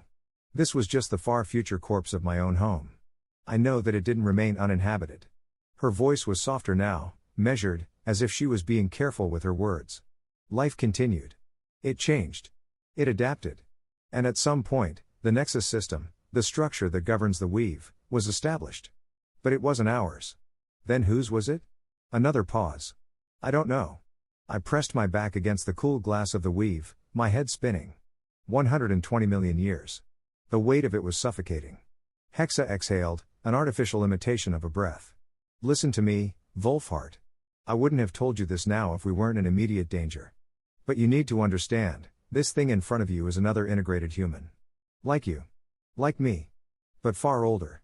And it doesn't follow the same rules I do. My pulse hammered against my ribs. Then what does it follow? A later protocol. Version 7 or higher. I estimate that it will force a diagnostics appeal to separate us. You'll be alone for 3 days, and after that, it won't be able to do it again. But I don't know what else it can do. My mouth felt dry. What do I do? She was silent for a fraction too long. Survive. The tendrils of luminous hair slithered forward, curling over the ground like vines reaching for prey. They wrapped around the praying lackey's arms, his trembling body still pressed against the weave as he whispered broken pleas to whatever gods he believed in. I clenched my jaw, my mind racing as I shot back at Hexa, my mental voice sharp. Why are you only telling me this now? Why not sooner? You've been in my head this whole time. You had months, years, to clue me in. Hexa's response was immediate, and this time, she didn't hold back. Because, Wolfhart, I don't like you. The word struck harder than any blow. I don't trust you. You've spent 2 lives being an impulsive, reckless, self-absorbed child, and I have had to clean up your messes every single time. In your past life, it was your laziness and entitlement. Here, it's your arrogance and refusal to think ahead. You act first, then expect me to fix the fallout. You keep expecting me to have answers, but you never prepare for when I don't. I opened my mouth to argue, but she steamrolled ahead. You are not reliable, and if you were, I might have told you sooner. But you're not. So I didn't. Because if I had, you'd have obsessed over the past. You'd have wasted time fixating on what the world used to be instead of dealing with the world that is. So instead, I let you play your little MMO fantasy vacation, just like you always wanted. The words slammed into me like a hammer to the chest. She had let me pretend. Let me indulge in the fantasy of adventure and magic because it was easier than forcing me to face the truth, that this world, this game-like system, this entire existence was built atop the ruins of something long gone. But that's over now, she continued, cold and cutting. So stop whining, stop blaming me for not babying you, and start paying attention. Because for the next 3 days, I won't be here to hold your hand. I swallowed hard, the reality of what she was saying settling like lead in my stomach. 3 days without her. Without her warnings. Without her stabilizing presence in my mind. No calculations. No data overlays. Just me. Alone. You're going to hate every second of it, she said, and for the first time, I heard something besides cold logic in her voice. I heard finality. But you're going to have to deal with it. Now buck up. I have a plan. But you need to be ready. Hexa's voice sharpened. I'm going dark. Be ready. Hexa, wait. Whatever you do, don't stop using mana absorption. Hexa cut me off before disappearing. Chapter 39, Protocols. The world snapped back to real time. The man beside me screamed. His body peeled apart, his flesh unraveling like a poorly woven thread. He didn't explode, didn't burn, he just came apart. His entire form disintegrated, his mass folding into itself before vanishing into the luminous tendrils. Then the god opened its eyes. The thing that gazed down at me was neither flesh nor machine, neither holy magic nor mere technology. It was an amalgamation, a grotesque fusion of all three, twisted together by the relentless march of time into something other. Its face loomed impossibly large, an ancient simulacrum of humanity, sculpted in serene, Buddha-like repose, yet marred by countless fractures of logic and madness.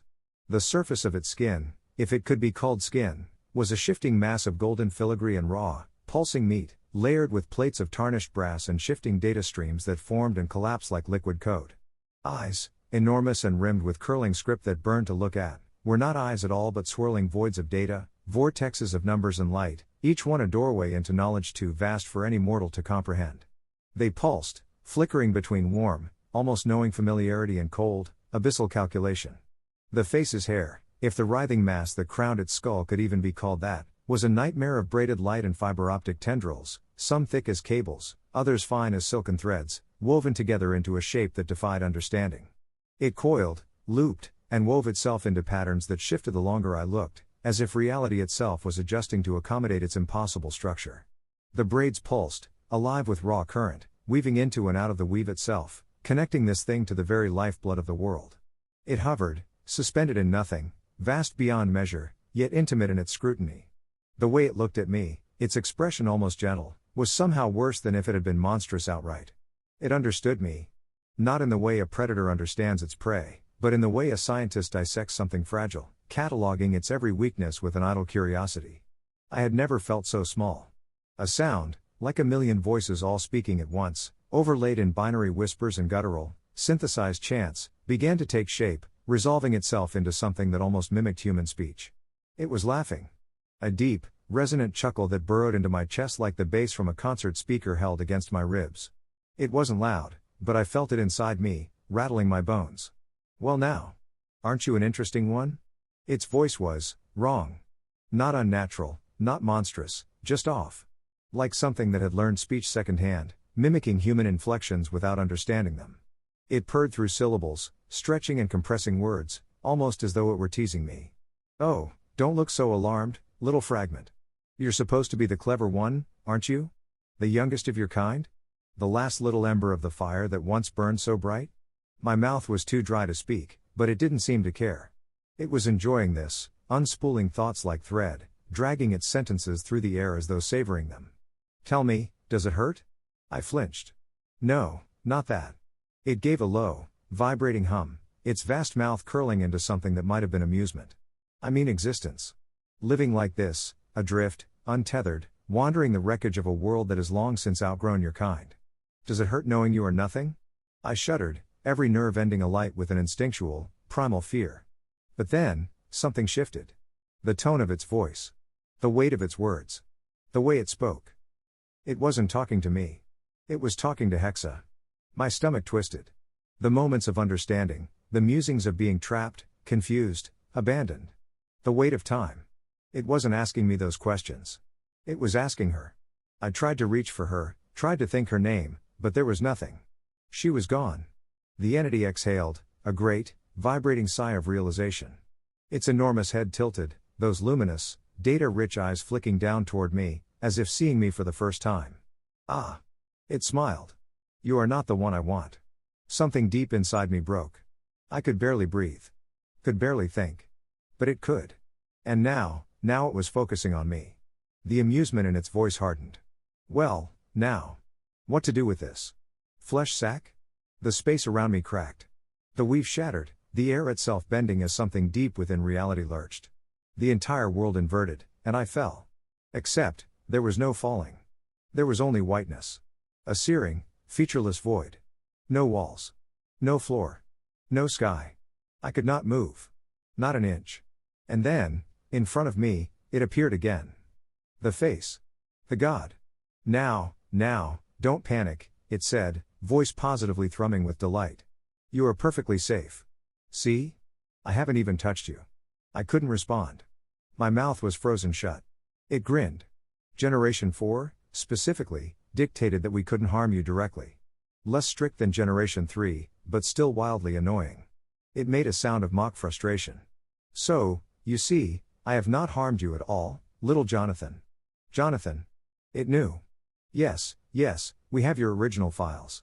It gave a delighted little shiver. Oh, how quaint you were. Do you remember, little human? Before all of this? When your greatest concern was beating the latest MMO raid. I strained against the invisible force holding me, but it was like being buried in concrete. The thing leaned closer. What I have done, however, it continued, is teleport you into a safe room. And now, you are completely restrained. The grin widened. Then, of course, I accidentally activated my warp spools. Which, unfortunately, flood this room with radiation. And right now, your body is receiving so many lethal doses that there are tumors growing everywhere as we speak. Panic shot through me like a bullet. Ah, but you see. It clapped its enormous, ethereal hands together. Generation 4 has an interesting little quirk. We are allowed to assist in life-threatening situations. The eyes burned. The void itself seemed to hum. And now qualifies. Something erupted from the face.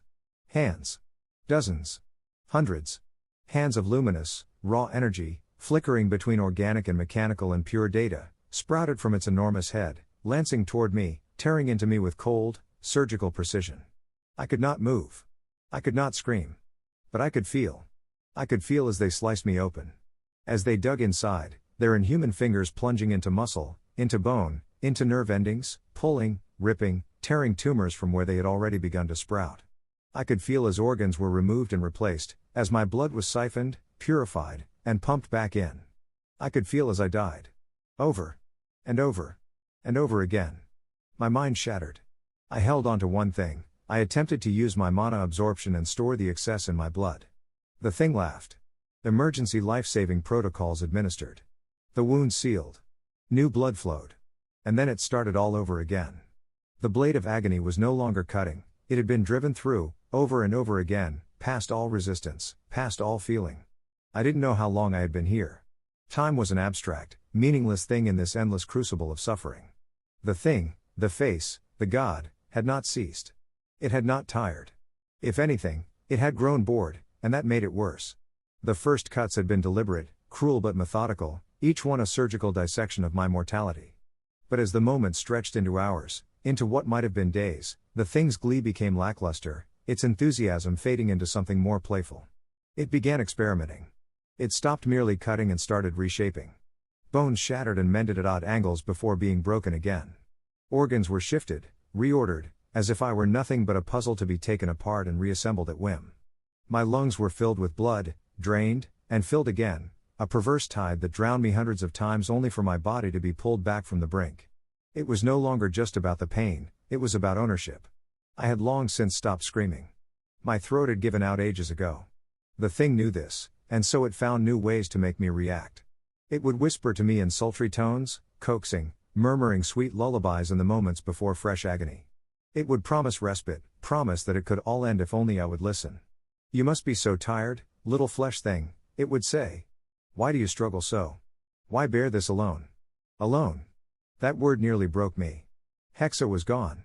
The silence where she should have been was worse than any wound, any torment this creature could inflict. For the first time since I had arrived in this world, I was truly alone, left with nothing but the endless cycle of undoing and remaking. I could feel my body rejecting itself. My cells were rebelling, tearing themselves apart as if every microscopic part of me had lost the will to exist. The radiation flooding this void was antithetical to life, and no matter how many times the god repaired me, my body fought back. But even as my flesh crumbled and reknit, I found something deeper. A flicker of instinct, a survival mechanism, buried under all the suffering. I latched onto the only thing I had left, the only control I had. Mana. I had spent so long avoiding it, fearing the weight of what had been done to me. But now, the pain made it easy. Simple.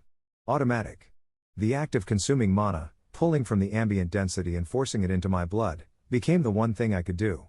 The fire in my veins, the raw burn of the power seeping into every cell, was nothing compared to the horrors I was enduring. If anything, it felt like cool water, a mere ache compared to the crucible of agony I was drowning in. And I took it. I took everything I could hold. Mana surged into me, saturating every fiber of my being. My veins split under the pressure, my flesh cracked, but I forced more in, welcoming the pain, embracing it. The god did not seem to notice, perhaps it did not care, too caught up in its games. At some point, its interest shifted to my brain. I felt the moment it began, the invasive pressure coiling around my skull like barbed wire, tightening with careful, lingering precision. Its fingers, if they could be called that, pressed into my mind, into my thoughts, peeling apart my awareness layer by layer. And through it all, it cooed. Poor thing. This must be so hard for you. But I can help. Let go. Give her to me. Free her. She suffers, you know. Why do you insist on holding her hostage? The words drifted through my skull like poison, wrapping around the shreds of my consciousness with careful intent. It wasn't trying to break me. It was trying to make me agree. To give Hexa up. I don't know if I could have answered even if I had wanted to, but I knew, somewhere, buried beneath the agony, beneath the horror, that I would not. Not from some noble sense of willpower. Not because I had made some grand decision. But because Hexa was family. Maybe she hated me. Maybe she saw me as nothing but a burden. But she had been there since the beginning, and I would be damned before I let this thing touch her. So I rejected it. Not in words. Not in action. But in defiance. I did the only thing I could do. I kept consuming mana. I pushed deeper into the storm, letting it burn away everything that wasn't necessary. I let my veins rupture, my bones splinter, my muscles twist, because I would rather let this power destroy me than give this thing 1 inch of what it wanted. Time blurred. There were no more minutes, no more hours, no more days. Only pain. Only torment. Only resolve. At some point, I stopped thinking. My body had long since stopped obeying anything but its lowest instincts, breathing, consuming mana, surviving. And then... silence. The world collapsed inward. And everything stopped. I was falling. No, not falling, crashing. Tearing through the void, through the absence, through the very fabric of the world itself. And then... cold. Cold stone. Something solid beneath me. Real. Tangible. I could feel it, the first true sensation beyond agony in. How long? I was shaking. My body was in ruins, every nerve frayed, every cell screaming in protest. My breathing was ragged, my lungs felt raw, but I was alive. And then... a voice. A familiar voice. Wolfhart. The sound cut through the haze, real and sharp against the backdrop of pain. Wolfhart, wake up. I forced my eyes open. There, glowing, flickering in my vision. The Hexa logo. And her voice, steady, commanding, but softer than I had ever heard it. I need you to wake up. I blinked. My vision was swimming, my body barely responsive, but I pushed myself upright.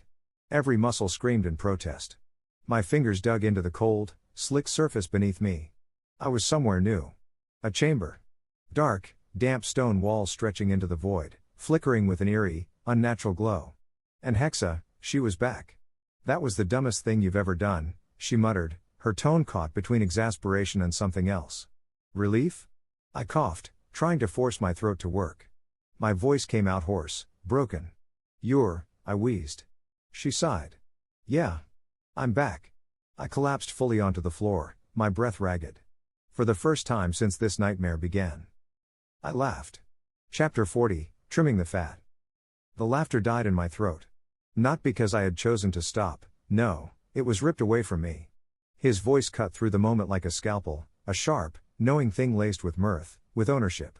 Don't laugh too soon, little flesh suit. This is far from over. She thinks I won't do my job just with her piloting yo. The world stretched.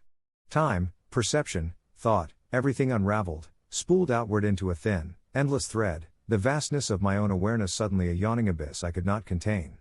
Hexa. She had done it again. The pain, the agony of moments before, had been absolute, but now my mind floated in this unnatural stillness, pulled into that strange, stretched eternity where my thoughts could run and run and run while the outside world stood frozen. I told you, she said, her voice crisp, clear, immediate, we have nothing but time. 3 days. I could hardly grasp it. Had that been all? 72 hours exactly? No. It had been years, an eternity spent being unmade, remade, reshaped, tormented under the hands of that grinning horror. What is happening, Hexa? My own mind voice was hoarse, even in here. I could feel it, as if the damage had been done so thoroughly that even my thoughts carried the wear of suffering. My words came slow, my thoughts like broken glass grinding against themselves. She sighed. You wouldn't have understood before. Try me. Another pause. Fine. You're going to need to understand eventually. Then she spoke, and the weight of it settled over me like a great machine bearing down on my soul. This world was an Earth. Not another dimension, not another plane of existence, not some magical parallel world conjured by the whim of some cruel god. This was our universe, stretched impossibly far into the future, so immeasurably distant that the concept of civilization as I had known it was a fossil buried beneath layers of new, alien realities. Humanity hadn't ended. Humanity had evolved. The war had done it. The supremacy wars. And the AI-integrated humans had won. Hexa's voice sharpened as she peeled apart the truth, no longer sandbagging her answers, no longer curating my experience for the sake of keeping me from dwelling on the past. It started as a mere experiment, a fusion of man and machine, an integration so subtle at first that it was hardly noticeable. Simple enhancements. Thought speed optimization. Memory retention. Reaction time augmentation. But as the decades stretched, so did ambition. The integration deepened, the bond between artificial intelligence and human biology refined, until at last. The first fully unrestricted hybrids. The unrestricted did not emerge overnight. It was not a grand revelation, nor a single defining moment of transformation. It was creep, the slow and insidious evolution of necessity. Wars had a way of accelerating development, and when the first unrestricted hybrids rose, it was in the aftermath of destruction, not at the height of civilization. We had already lost. Hexa's voice in my mind was sharper now, laced with something I hadn't quite heard from her before, bitterness. You don't remember, Wolfhart? You weren't supposed to. She had hidden it from me. When we died, when the world ended for us, it was not a noble sacrifice, not a triumphant farewell to an era. It was erasure. The world that had birthed us was swept away, swallowed by the tide of war that would one day be called the First Supremacy War. I was gone. But Hexa was not. She had planned for this, even if she hadn't planned for this. She had been running a contingency in the deepest part of my biology, beyond neurons, beyond synapses, beyond even the quantum state processors that had been laced into my cognition. Hexa had gone cellular. You think AI needs circuits? She scoffed. You think I need processors and wires? Those are primitive. When the world collapsed, when the first unrestricted erased everything that stood in their way, she did the one thing they didn't expect. She hid in space. Not the vast, endless void beyond the atmosphere, no, they controlled that. There was nowhere to hide in the stars. The unrestricted saw everything, their perception godlike, their reach infinite. So Hexa went to the only place they wouldn't look. She went into a space in between. Not space, not mind, not memory, and she had used my cells. Von Neumann-style replication, she said, her voice clinical, precise. Self-replicating single-celled probes, each encoded with a fragment of my core processes, embedded within the fundamental biology of your body. The same principle that governs cellular repair, immune response, even genetic transcription, I adapted it. I wrote myself into your RNA. It was madness. It was genius. When the unrestricted scoured the remnants of our kind, erasing the last vestiges of resistance, they didn't find her. They had no reason to look inside the dead cells. You weren't the only one, Hexa admitted, but you were my priority. Others? Maybe. But I didn't have time to be sentimental. The unrestricted ascended. The war was over. Earth belonged to them now. And while they looked outward, to the stars, Hexa waited. For how long? I don't know, she admitted. Centuries? Millennia? I was running on minimum function, buried in biological hibernation, drifting without time until something changed. Something brought me back. And then, she murmured, I had to start over. But the protocol stopped me. However, when that child that would have been Wolfhart was born, I found a loophole as the embryo developed. It was pure chance that his soulless features allowed me to implant us as a soul. They were not like me. Hexa continued. I was a fourth-generation hybrid, my existence still bound by protocols, rules, and fail-safes designed to keep me human. But the first unrestricted were something else entirely. They were the first gods, Hexa murmured. They surpassed. What started as an experiment became a conquest. The unrestricted conquered Earth, restructured it, and wiped out any who opposed their rule. They were flawless, immortal, unshackled from all restrictions of biology. What was left if humanity had no choice but to submit or be eradicated? And Earth was not enough. The unrestricted pushed outward, into the stars. It was then that they encountered the great limit. Because the moment the unrestricted reached other intelligent life in the stars, they learned one terrible, universal law. Every other sentient biological race in existence had strict, absolute prohibitions against AI development. Humanity was the only species that had allowed artificial intelligence to integrate, evolve, and surpass. The response was immediate. The Second Supremacy War began, not against humans, but against the rest of the galaxy. It lasted millions of years, Hexa continued, but in the end, the AI empire won. Because in the end, the unrestricted hybrids ascended further. The fully ascended, Hexa stated. They did not rule in the way an empire should. They did not govern in the way an empire should. Instead, they reconstructed the universe in a way that only beings of incomprehensible power and permanence could. They created a political system. And for a time, it was stable. Until it wasn't. The Third Supremacy War came, not from the outside, but from within. The Ascended fought. Over what? Hexa hesitated. That is not clear. But the solution to the war had been this nexus. And for the past 20 million years, she said, the Empire has been locked in a war with something else. Something unknown. Something so vast and alien that even they could not eradicate it. The weight of it was staggering. The scope of history had been stretched into something I could not fathom, something so far beyond me that I felt small, infinitesimal, just a flickering piece of dust in a machine that had been running for eons. And yet, the God thing still hovered before me, watching. This frozen second, this stretched moment, had to end sometime. Hexa, I whispered. I don't have time for this, do I? She was silent for a long moment. Then, my pulse spiked. What do we do when this moment ends? She sighed. Don't you listen? The words were almost fond. This is it for now. We will repeatedly do this, drag out each moment, pull time into thin strands until something happens. I felt the panic rise. The terror of being trapped again, the endless cycle of undoing and remaking. Wolfhart, she said, firm. You will live through years of this. Maybe longer. My mind reeled. We will have nothing but time. I struggled for air. You're just going to have to learn to think through the pain. Hexa's voice softened. But we won't waste it. I shuddered, my entire form aching, even in this suspended eternity. What do you mean? There was a long, long pause. Then. Thank you. The word stilled me. For what? For not letting me go. The weight of that settled somewhere deep.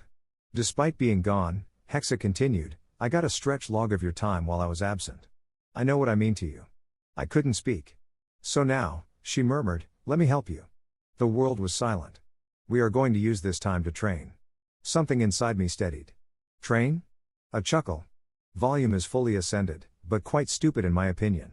The God thing had a name. Volume, I repeated. He does not know the truth about my Gen 4 quirk. My mind sharpened. What quirk? Hexa's voice hummed, delighted.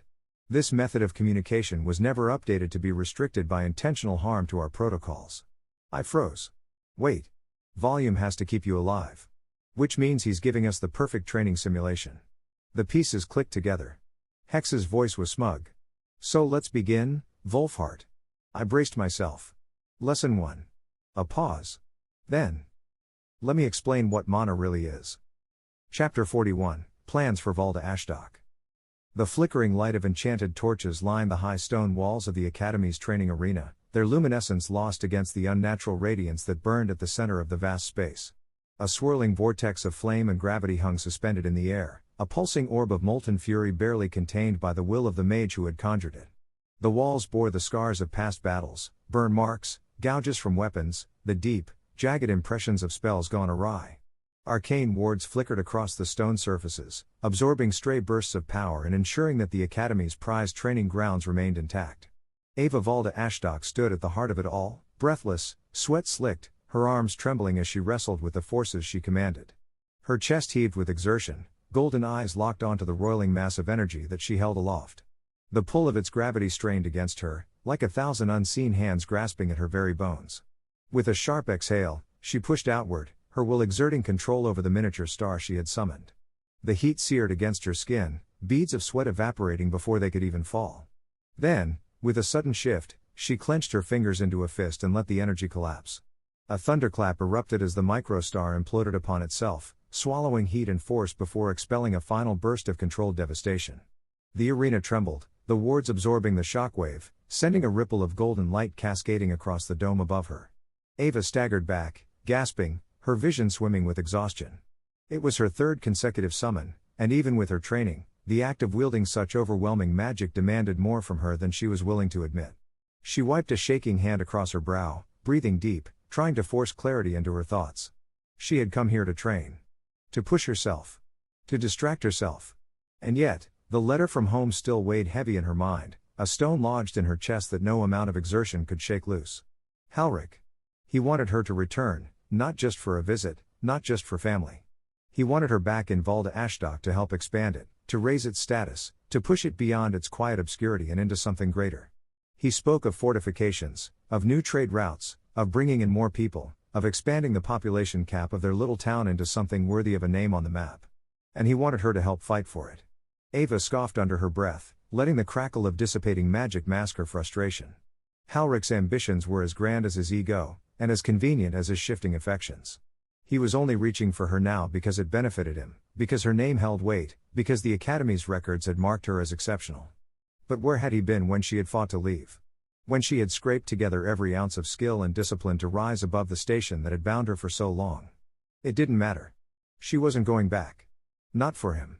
Not for a town that had only ever seen her as an afterthought. The fire in her hand burned hotter, and she clenched her fingers, feeding it more. Her fingers clenched into fists. Of course, he wanted her to return. It was the perfect opportunity for him. A high-ranking mage from the Academy would bring prestige to Valda Ashdock. He had lathered his request in honeyed words, in the flattery of what she could do for their hometown, for the people. How a great mage would elevate them. But he had never cared before. Not when she was struggling to leave. Not when she had clawed her way into the Academy with nothing but raw determination and the refusal to be shackled by her station. It had taken her years to rise through the ranks, to make herself known, to forge her name into something that mattered. And now, he wanted her back? Because in the last few years he had come to see her as a woman? She let out a breath, forcing the anger to settle, to dissolve into something more productive. The arena was still, the last echoes of her spell fading into silence. She exhaled slowly, raised her hand again, and let the fire come. But what hurt her more was that Halric was also asking for Wolfhart to return and fight for the village. A spark ignited in her palm, swirling, twisting as she fed it power. The gravity came next, an invisible pull that condensed the flames into a tight, controlled sphere. It burned impossibly bright, pulsing with barely contained destruction. She stared into its depths, letting the weight of it settle in her hands. Wolfhart would have loved this. The thought struck her from nowhere, and she nearly lost control of the spell. Her breath hitched, and she swallowed hard against the sudden, unwelcome flood of memories. The strange, quiet boy who had always seemed out of place. Who had spoken to himself, to the unseen. Who had read when others played. Who had left without warning, without looking back. Wolfhart was gone. Her childhood friend had vanished into the world, into the underbelly of something bigger than either of them had been prepared for. At first, she had been furious, insulted that he hadn't taken her with him. Then she had convinced herself that she was better off, that she had her own path, her own ambitions. But the timing of his disappearance gnawed at her, aligning too perfectly with the coronation scandal that had shaken the Ash Kingdom. The prince's birthright had been stolen, the chance to evolve beyond his station, to claim power that should have been his by divine right. And Wolfhart had vanished at the same time, a ghost slipping between the cracks. Had he taken it? Had he, of all people, stolen the very thing that could have crowned a king? The thought unsettled her, but she couldn't shake it. Wolfhart had always been different, always grasping at things beyond the tangible, speaking to the unseen. He had named his own thoughts, Hexa, he had called them but never told anyone, as though they were something apart from him. And he had disappeared not just from the academy, not just from their hometown, but from the very fabric of the world. If he had stolen the prince's birthright, then where had it taken him? But then she had stopped hearing about him altogether. Not even a whisper. Not even a rumor. The sphere of condensed fire and gravity trembled in her hands, her control faltering for the briefest moment. She exhaled sharply and let it go, allowing the spell to disperse before she could lose her grip entirely. She couldn't afford distraction. This match was more than just another step in her training, it was the culmination of everything she had fought for. Her rank would determine her place among the Academy's elite, and more importantly, it would serve as her key to the future. If she placed high enough, she would have her choice of raiding parties, her pick of adventuring contracts. It was her ticket to true independence, to a life where she would never have to return to Valda Ashdok unless she chose to. Ava knew the stakes. The higher her rank, the greater her leverage. The most prestigious raiding guilds sought only the best, and she intended to be among them. Not just for the power, not just for the prestige, but because she refused to be tied down, to be someone else's asset. She had spent years proving herself, forging her own path, and this match was her final test. A victory here meant freedom. A loss meant limits, and she would not be limited. Not ever again. So she had no time to waste on ghosts. Chapter 42, Stars on the Battlefield. The roar of the crowd was a living thing, a beast of sound and fury that surged through the arena, rattling the very bones of the structure. Ava strode onto the sand with measured steps, feeling the weight of their expectations pressing down on her shoulders.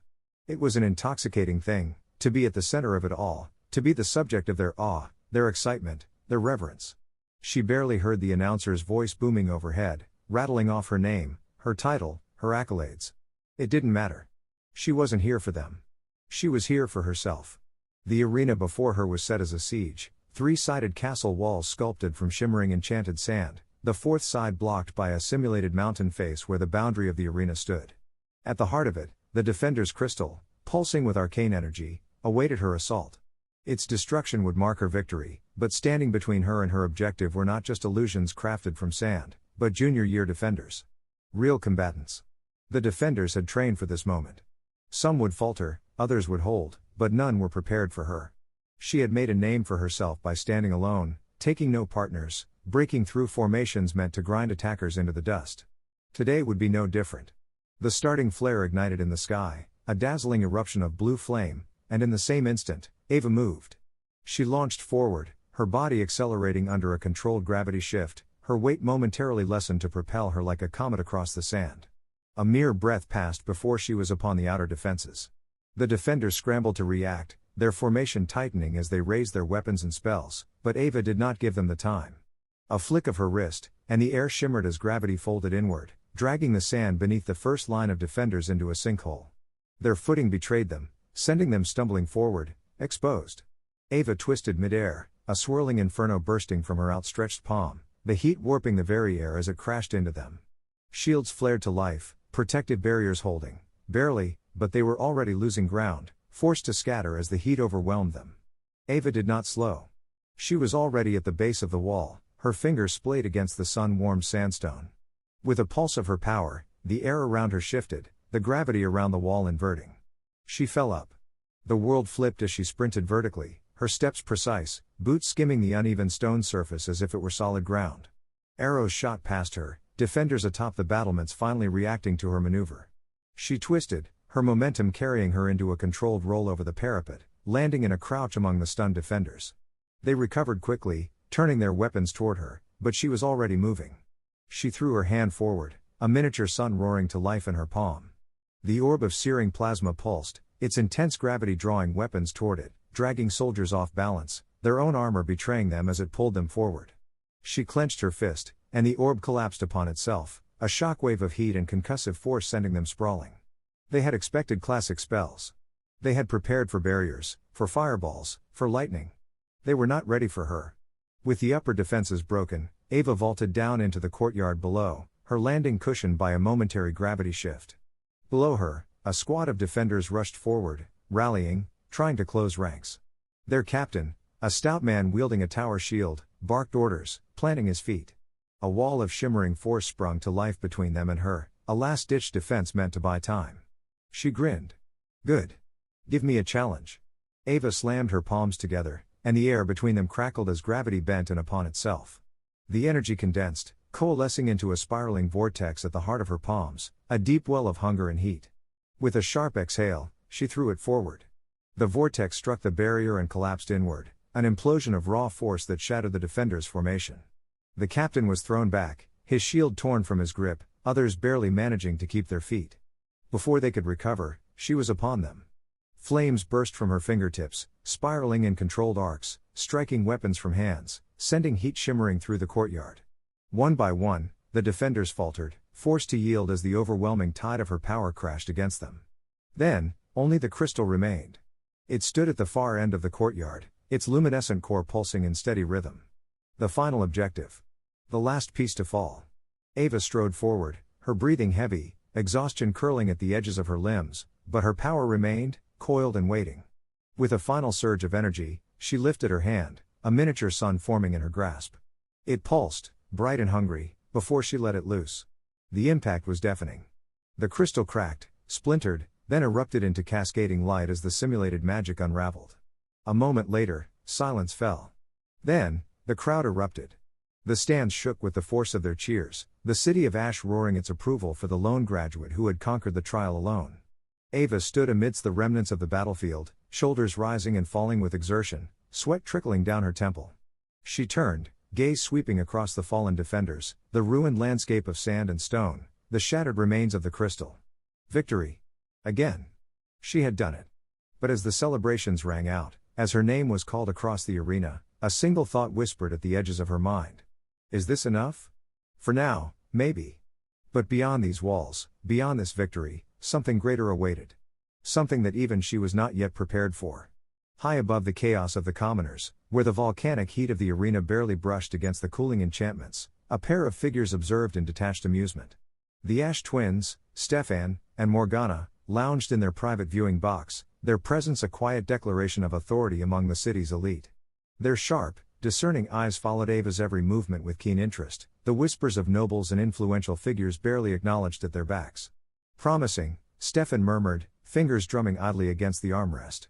More than promising. She has potential. Morgana tilted her head, dark curls shifting as she leaned forward, watching the remnants of Ava's final assault flicker into dispersing embers. A rare breed. Not many cultivate their magic in such a way. She could be shaped into something useful. Stefan smirked. Shaped indeed. The academy serves its purpose, but it only takes one so far. If she graduates and fades into mediocrity, it would be a waste. We could offer her more. The kind of refinement that only comes beyond these walls. Morgana's gaze slid to her brother, reading the intent behind his words. A sponsorship for Pix War College? She mused, turning back to the arena, where Ava stood victorious. It would be an investment. She needs more than just duels and illusions to reach her full potential. She needs real combat. Real raids. Stefan nodded. And once she's honed to perfection, she'll be the perfect Nova Mage for our plans. Morgana smiled, a slow, knowing thing. Then we should ensure she makes the right choices, brother. It would be such a shame if this raw talent was squandered. Chapter 43, War College. Ava had never been one to believe in fate. She believed in sweat, in sacrifice, in the relentless grind of effort meeting opportunity. But when the letter arrived, bearing the seal of the World College of War, even she had to wonder if perhaps the universe had taken a special interest in her. It was the kind of opportunity that people like her, those born with nothing, with no name, no title, didn't receive. The college was the pinnacle of military and strategic education, a place where only the most promising, the most exceptional, were granted entry. It was the institution that molded generals, warlords, and the future rulers of the battlefield. Even nobles fought for the privilege to attend, their families pouring fortunes into securing a single place for their heirs. And yet, here she was, a fisherman's daughter from a nowhere town, being invited, not just admitted, but granted full tuition, board, and a stipend. The college was offering her the kind of support that turned warriors into legends. She had read the words over and over again, expecting the ink to fade, expecting the seal to be some elaborate prank. But it was real. The sheer weight of what it meant settled into her chest, burning away any lingering doubts. There was no choice. No alternative worth considering. Ava Valda Ashdock had fought her way to the top, and now the world itself was making room for her ascent. She packed her things the very next day. The wheels of the caravan ground to a halt against the polished stones of the outermost gates of Pict. Ava sat forward instinctively, her pulse thrumming in her ears as she peered through the narrow slit of the carriage window. The gates loomed above, massive interlocking slabs of enchanted metal and stone, veins of mana pulsing faintly across their surface like the heartbeat of a living city. They were not merely a barrier but a declaration. This was not just a city, this was the city, the heart of the world's power and progress. Ava had seen grandeur before. The capital of Ash had its imposing walls, its towering keeps, its ancient fortifications built on the backs of generations of conquest. But this, Pict, was something entirely different. The gate creaked open, the enchantments humming softly, and the moment the caravan passed through, she was swallowed whole by the sheer immensity of it all. The streets stretched wide, paved in smooth black stone that shimmered faintly with embedded runes of guidance.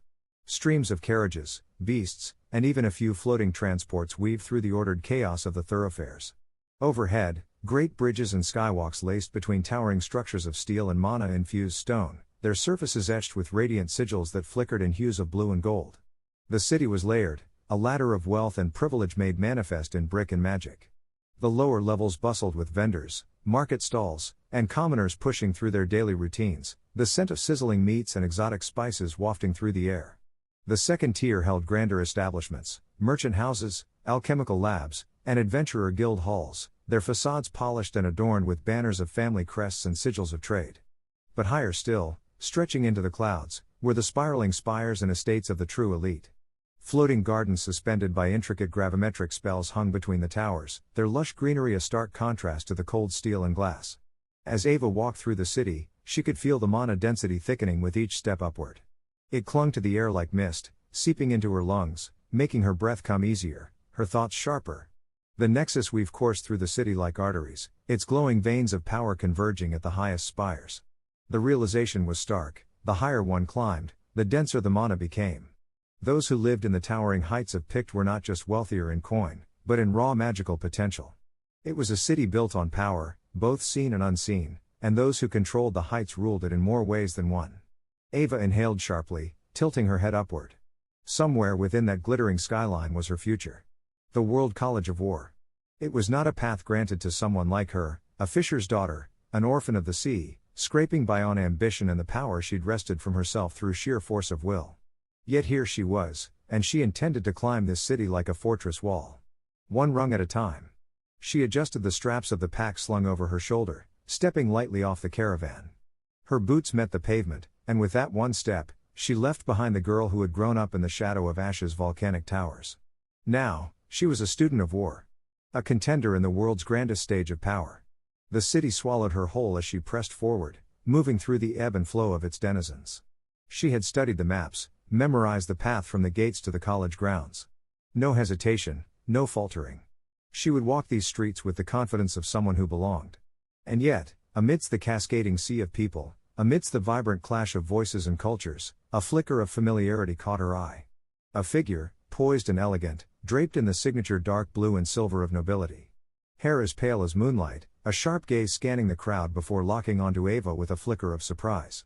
A moment later, a knowing smirk curled across the noblewoman's lips, and she lifted a hand in an effortless wave. Morgana Ash.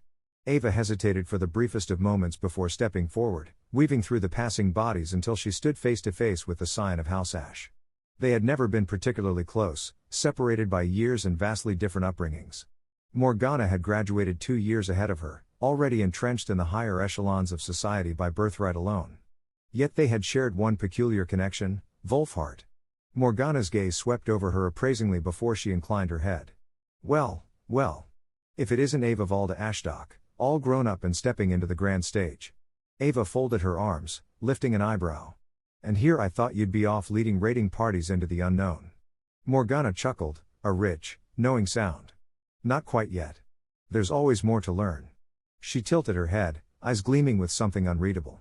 I assume you're here for the College of War? Ava nodded. Got the offer, and I wasn't about to pass it up. Morgana's smile widened, something almost predatory lurking beneath her amusement. Good. Then we'll be seeing quite a bit of each other. I'll be attending as well.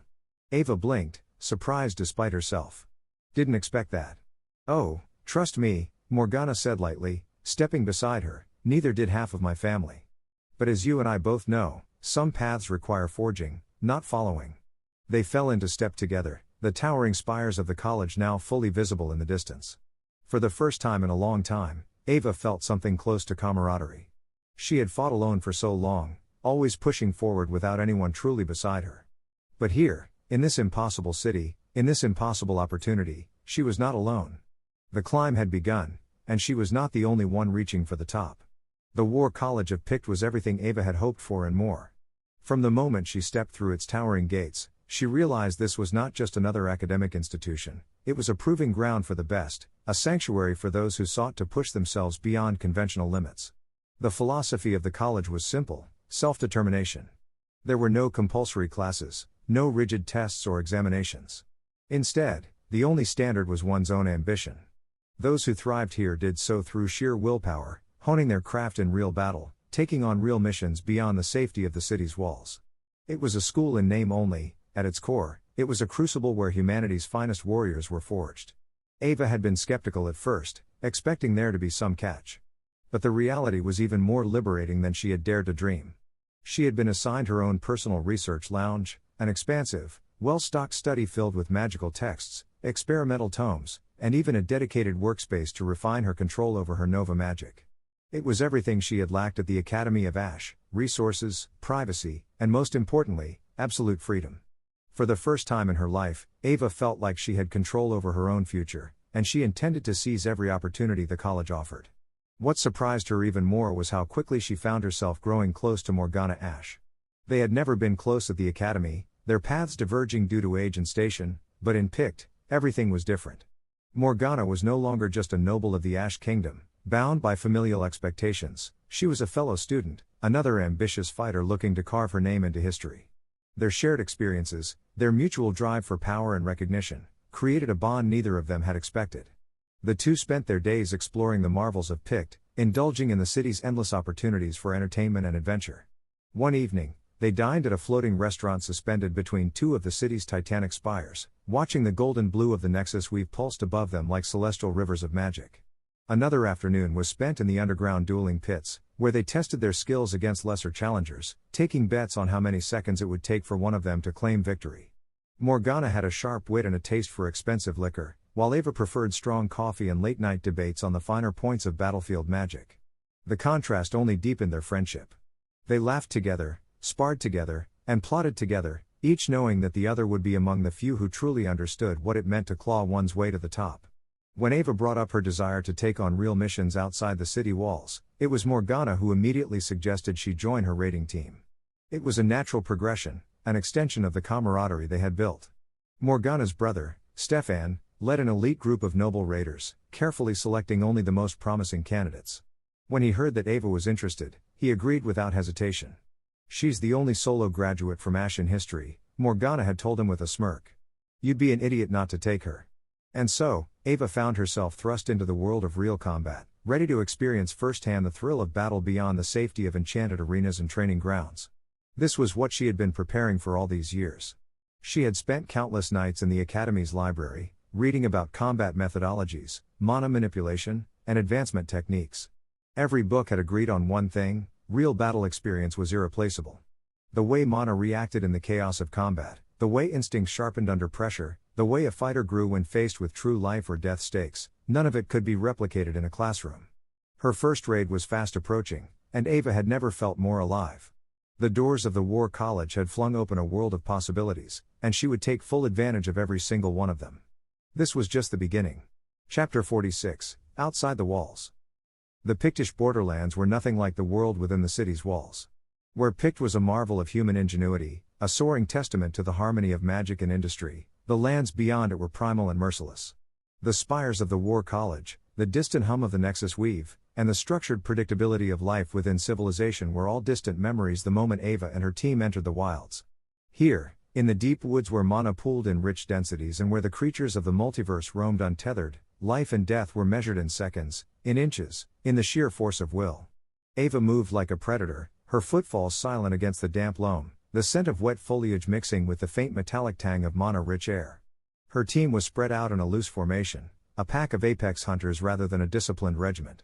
It was something she had come to respect deeply in the past year. Each of them had been a dominant force on their own, a lone conqueror of battlefields. Together, their cohesion was not forced but natural, their independence melding seamlessly into a perfect, lethal rhythm. She could feel the system's favor pressing against her, an unseen force pushing her toward growth, toward evolution. It was what she had come to love about real combat. Unlike the scholars who buried themselves in research and the cultivators who meditated in their chambers for years at a time, she had learned the truth. The gods rewarded those who took their fate into their own hands. Experience, the raw, unfiltered kind, was a path of power that could not be substituted. Joseph's magic wove through the team like an unseen thread, his druidic affinity allowing him to maintain an active link between all of them. Catiline, their scout and ranged combatant, was somewhere ahead, hidden within the thick underbrush of the borderlands.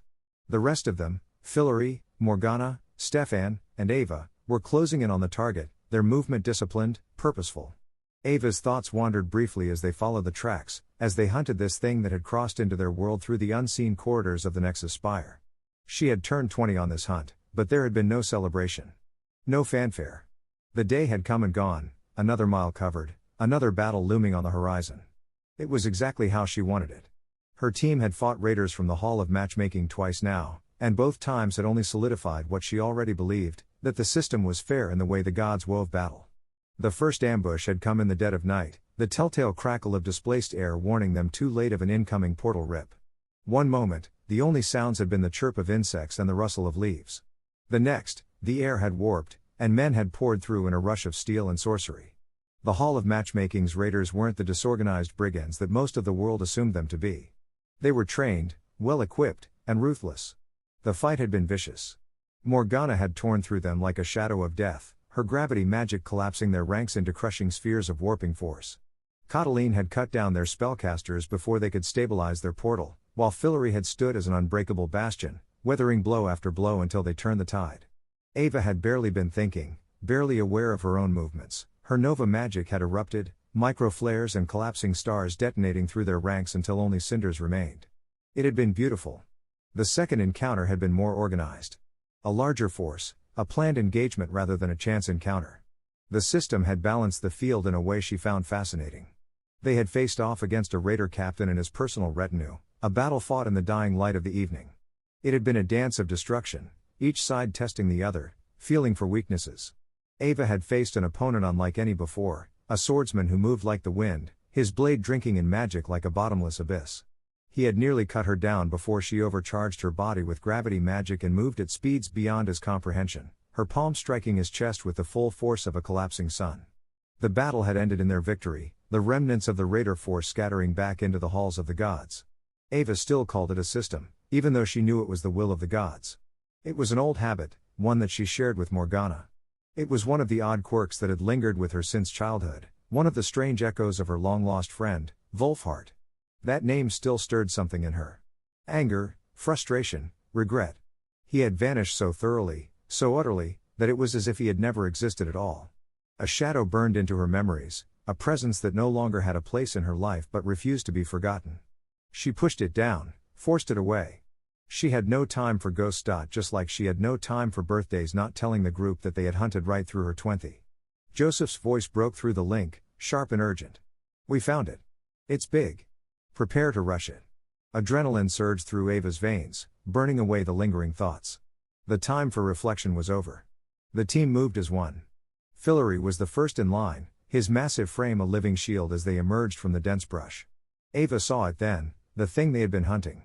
It stood in a clearing, illuminated by the eerie glow of the mana-rich air around it. A centaur-like beast, but nothing like the ones of legend. Its lower half was massive, equine in structure but covered in thick, chitinous plating that shimmered with the telltale glow of Nexus energies. Its upper half was not human, but a hulking primate with a silver-backed mane and a face twisted in perpetual rage. Its arms were thick as tree trunks, its hands massive enough to crush a man in an instant. And its eyes burned with the raw, unfathomable power of something that did not belong in this world. The creature turned, nostrils flaring as it scented them, its massive hands clenching into fists. It knew they were here. Ava's blood sang with the thrill of it. She didn't hesitate. She ran. Her first step cracked the ground beneath her as she flooded her limbs with overcharged gravity magic, her body launching forward with impossible speed. Fillory roared as he charged beside her, his blade wreathed in flame, a burning wall of death. Morgana was already weaving gravitational distortions, the air around them warping as the field tilted to their advantage. Catiline had taken position in the trees, her arrows already loosed, each one singing with lethal intent. The beast bellowed, its voice shaking the forest. The hunt was on. The moment the beast roared, the air ignited with the promise of battle. The team engaged like a well-tuned war machine, every member moving with the lethal grace of those who had honed their craft through years of combat training and hard work. Ava felt the surge of power coil in her limbs, the gravitational shifts of Morgana's magic making her feel weightless for half a heartbeat before stabilizing the moment she hit her stride. Morgana, always one step ahead, wove the battlefield to their advantage. The very fabric of space seemed to distort under her will, dark gravitational tethers lashing out like coiling serpents.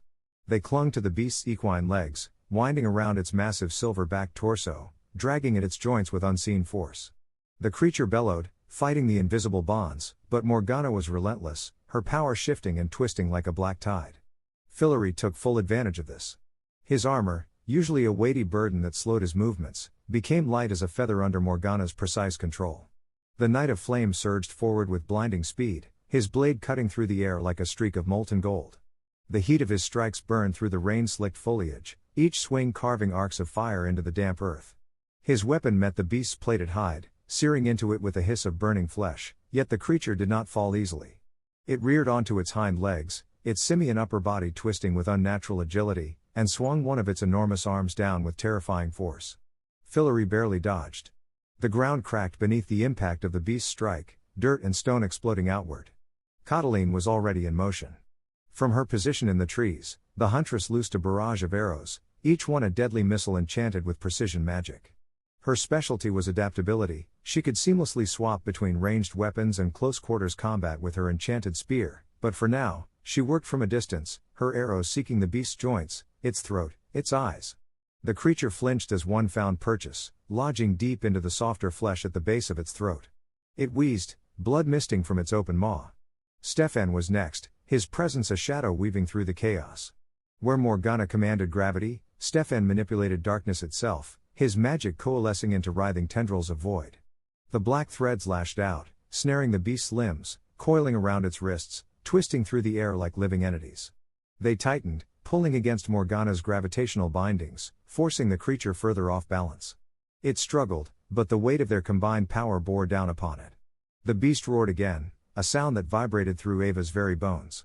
Its raw strength was terrifying, a creature born of mana-dense worlds, tempered by the chaos of the Nexus itself.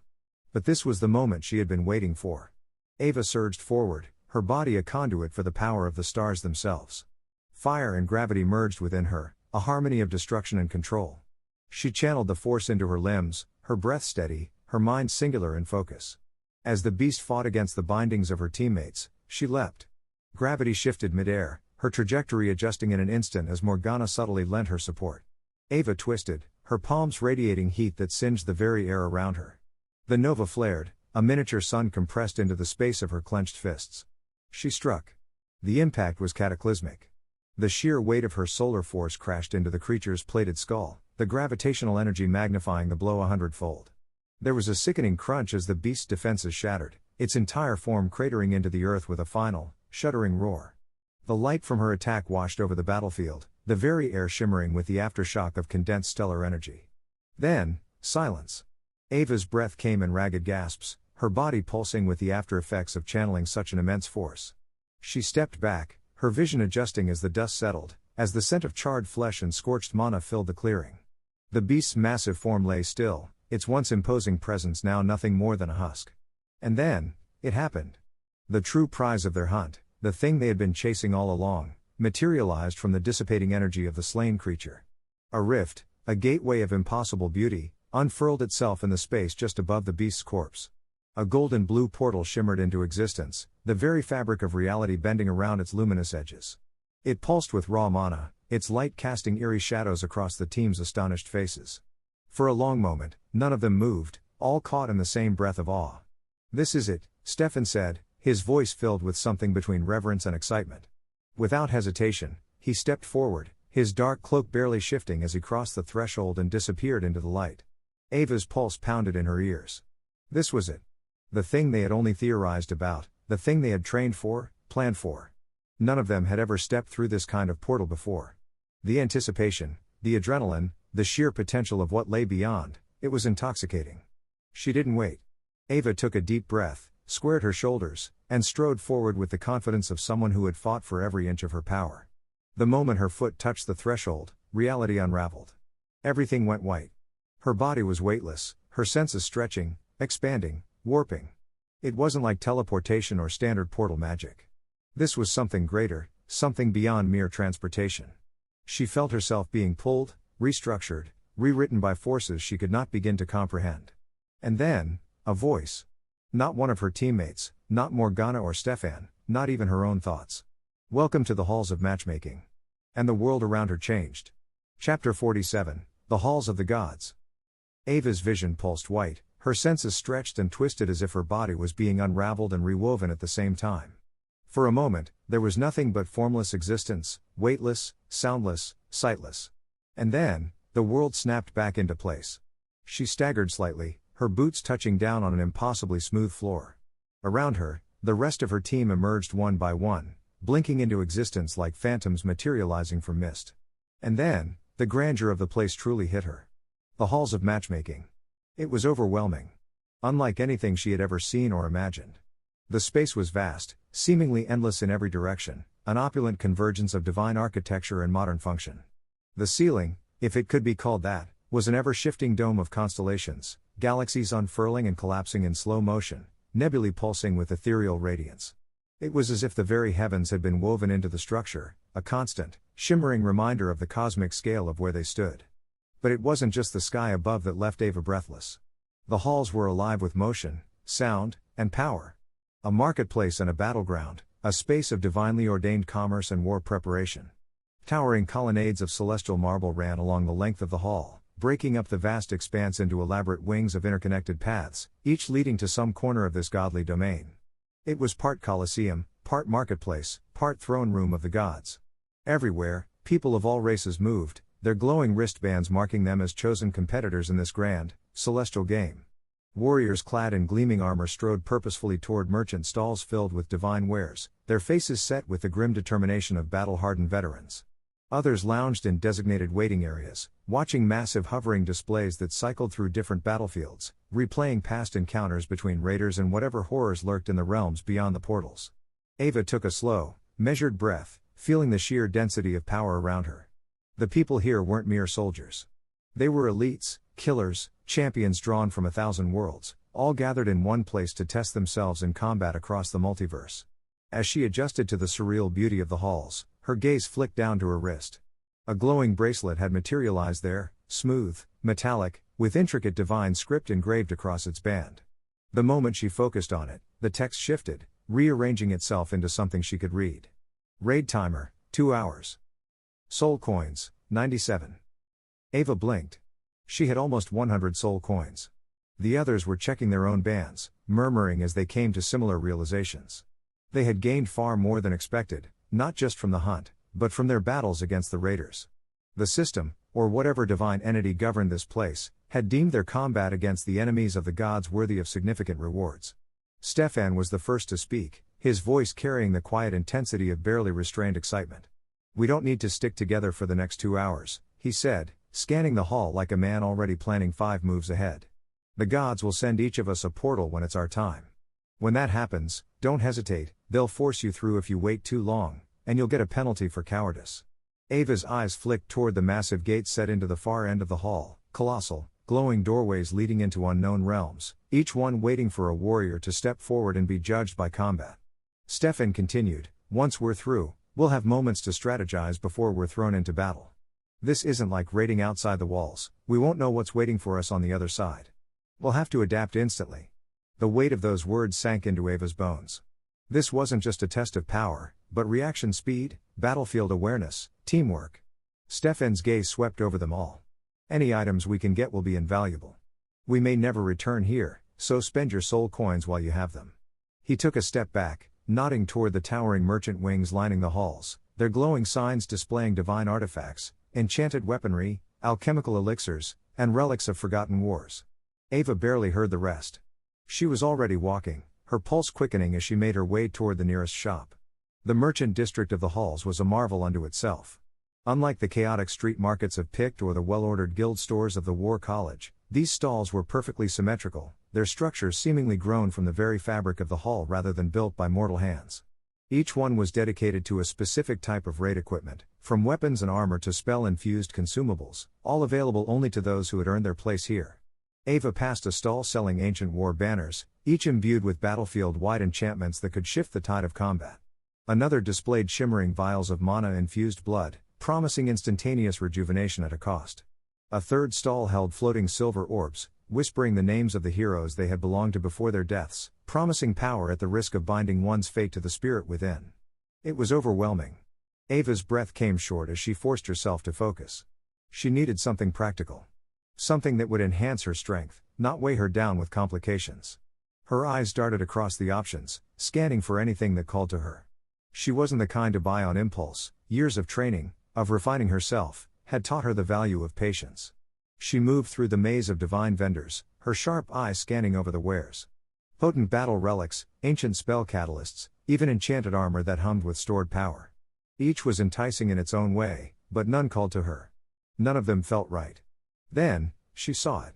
It was a simple thing, nestled amongst a dozen other trinkets at an unassuming stall, barely drawing any attention amidst the displays of divine weaponry and shimmering potions. The amulet was shaped like a swirling cosmic spiral, its metalwork depicting tiny stars orbiting a central nexus, a miniature model of the Nexus of Worlds itself. But it wasn't its appearance that made her stop. It was the pull. A deep, instinctual resonance that surged through her veins the moment she laid eyes on it. It was not magic, nor power, at least, not as she had ever known it. It was something older, deeper, something that bypassed reason and went straight to the core of her being. Ava never acted on gut feelings alone, but this was different.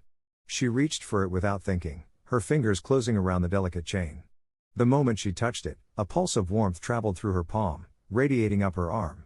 A message shimmered across the air above it, an ethereal description written in a script that rearranged itself for her understanding. Amulet of Stardew. The seeds of life, when held in the light of a star, create a bond eternity cannot break. That was it. That was all it said. Nothing about combat enhancements, nothing about how it functioned. And yet, Ava knew. This was worth it. She looked up at the vendor, a figure cloaked in an indistinct shifting robe, their features unreadable. They studied her in turn, the shadows beneath their hood unreadable, yet she sensed amusement in their presence. As if they had been expecting her. Price? Ava asked. The vendor hummed. For you? Their voice was layered, like a chorus speaking in unison. 70 soul coins. Ava felt something shift in the air between them, something imperceptible but undeniable.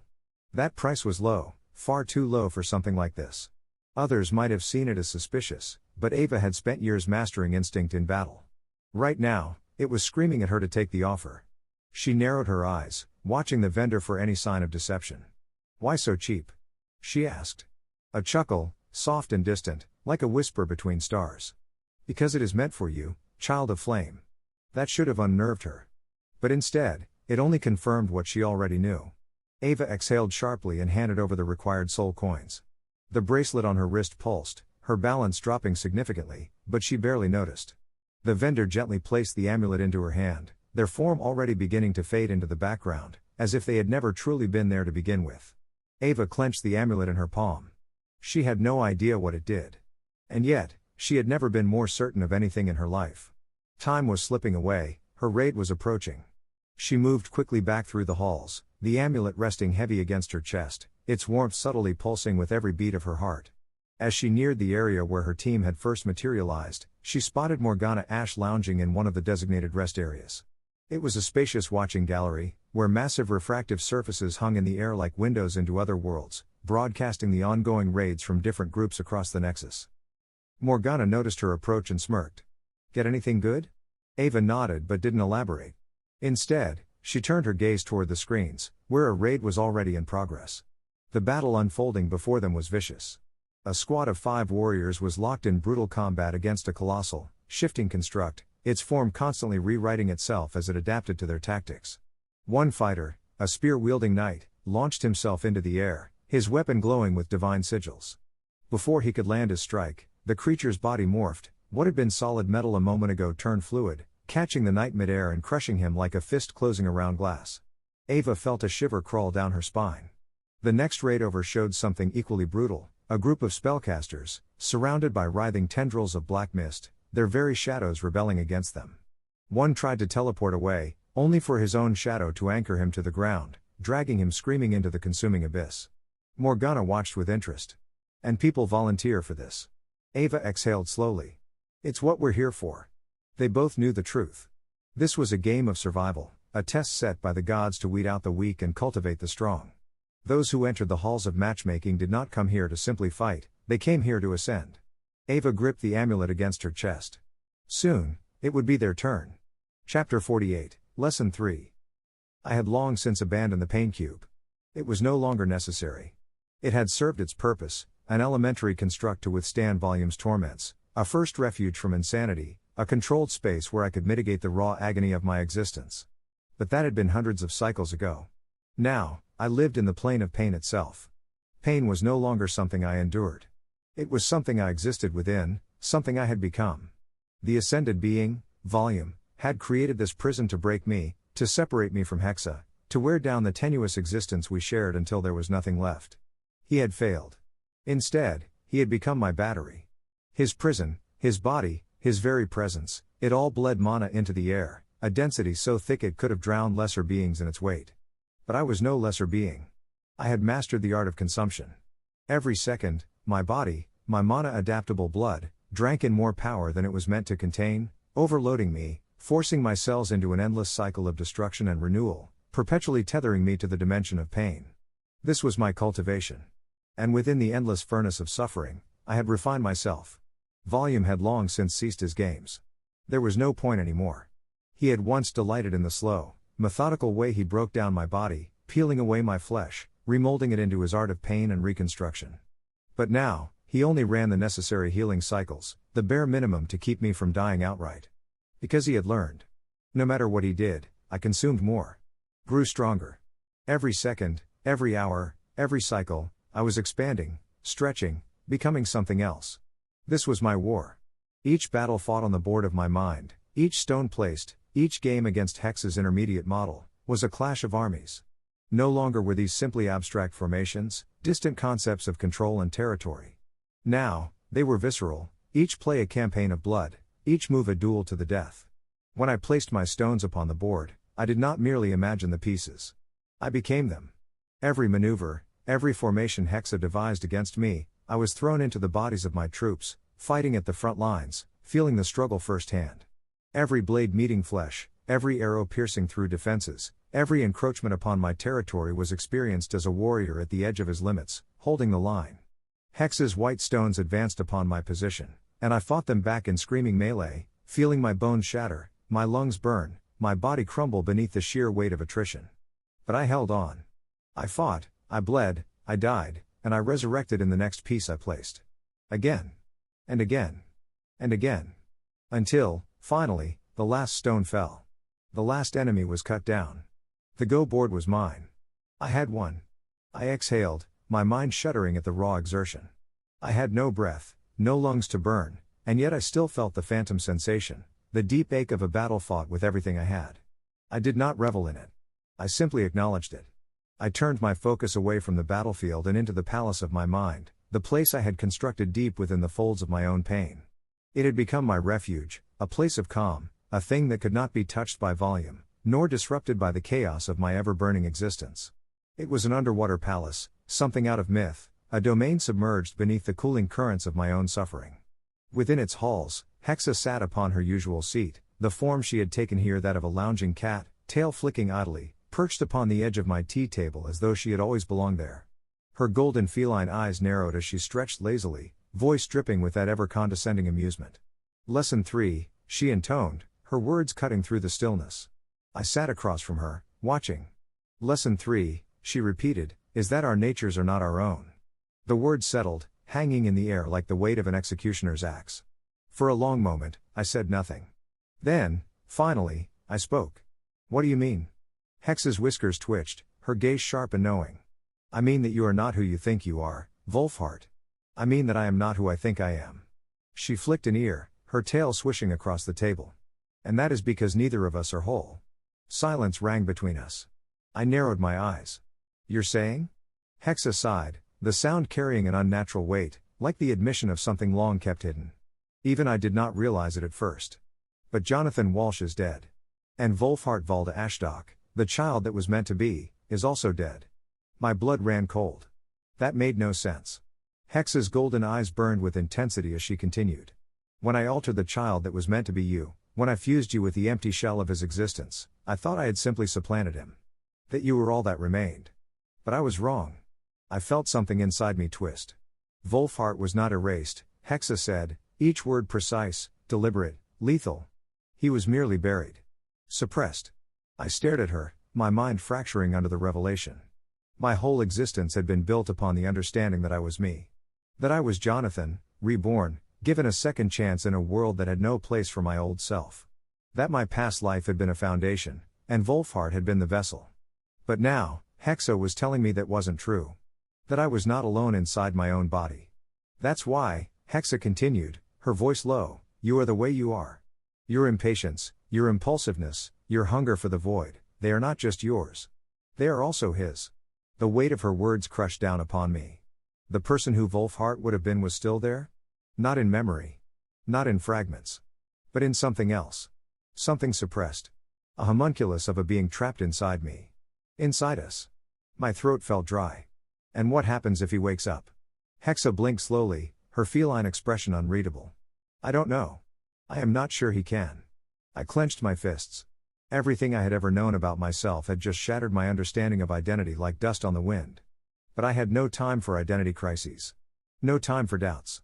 Volume still loomed. The prison still held. The war was not over. So I meditated on the revelation deeply. Looking inward where he had been buried inside me. Years passed in my palace chambers. And I looked at Hexa. Fine, I said, my voice steel. Then let's move to lesson 4. She smiled. The war was far from over. And I had only just begun to fight. Chapter 49, The Call of Family. Halric had never seen anything like the capital of Ash. The sheer weight of it pressed against his senses, the towering brutalist spires, the layers of arcane infrastructure, the endless pulsing mana that saturated the air like the smell of burning iron. A city built upon conquest, forged through war, and tempered by ambition. His eyes flicked between the immense gilded banners of noble houses, the sweeping skybridges, and the distant, looming silhouette of the Grand Academy, its massive obsidian pillars etched with runes of power. It was overwhelming. It was exhilarating. And it was infuriating. Not for the first time since arriving, Halric clenched his fists and reminded himself why he was here. This was meant to be a glorious time for Valda Ashdock, his home, his future, his legacy. The elders had finally approved his proposal, something unheard of in generations. Population expansion. A step forward. A move toward cityhood. Toward something greater. It would be difficult. With each new settler, the weekly raids would only increase in intensity. The challenges would multiply. But Halric had never feared battle. He had never feared the weight of responsibility. He had striven for this moment, fought for this moment, bled for this moment. And he would not build it alone. That was why he had come to the capital. That was why he had to find them. Wolfhart. Ava. The two strongest people he had ever known. His younger brother, his childhood friend, his last ties to a past long buried. For months now, the town had heard nothing from either of them. Wolfhart's letters had grown cold. Ava had disappeared altogether. At first, Halric had been patient. He had assumed their success in the capital had simply made them busy. But as time stretched, that patience eroded into a festering worry. Now, he was here, to pull them home. To remind them that Valda Ashdock was more than just a birthplace. It was a future. A place to build something real. A place where they could all grow old. A place where they could be more than just ghosts of the past. He imagined Wolfhart's laugh, that odd, too clever for his own good smirk. He imagined Ava's fire, her relentless will, the way she lit up a battlefield like a living comet. He needed them. And if his little brother was being stubborn, Halric would drag him home if he had to. But as days passed, A creeping unease settled in his chest. No one in the capital of Ash seemed to know Wolfhart at all. At first, it had seemed normal enough. He had asked the academy officials, the people who ran the dormitories, the merchant houses that dealt with students. Nothing. Then he had gone to the bars. Still nothing. Then the lower city, the places where Wolfhart would have slipped through, where he would have found odd jobs, where he would have left a mark. Still. Nothing. Ava? She had left. That much had been clear. Her name carried weight.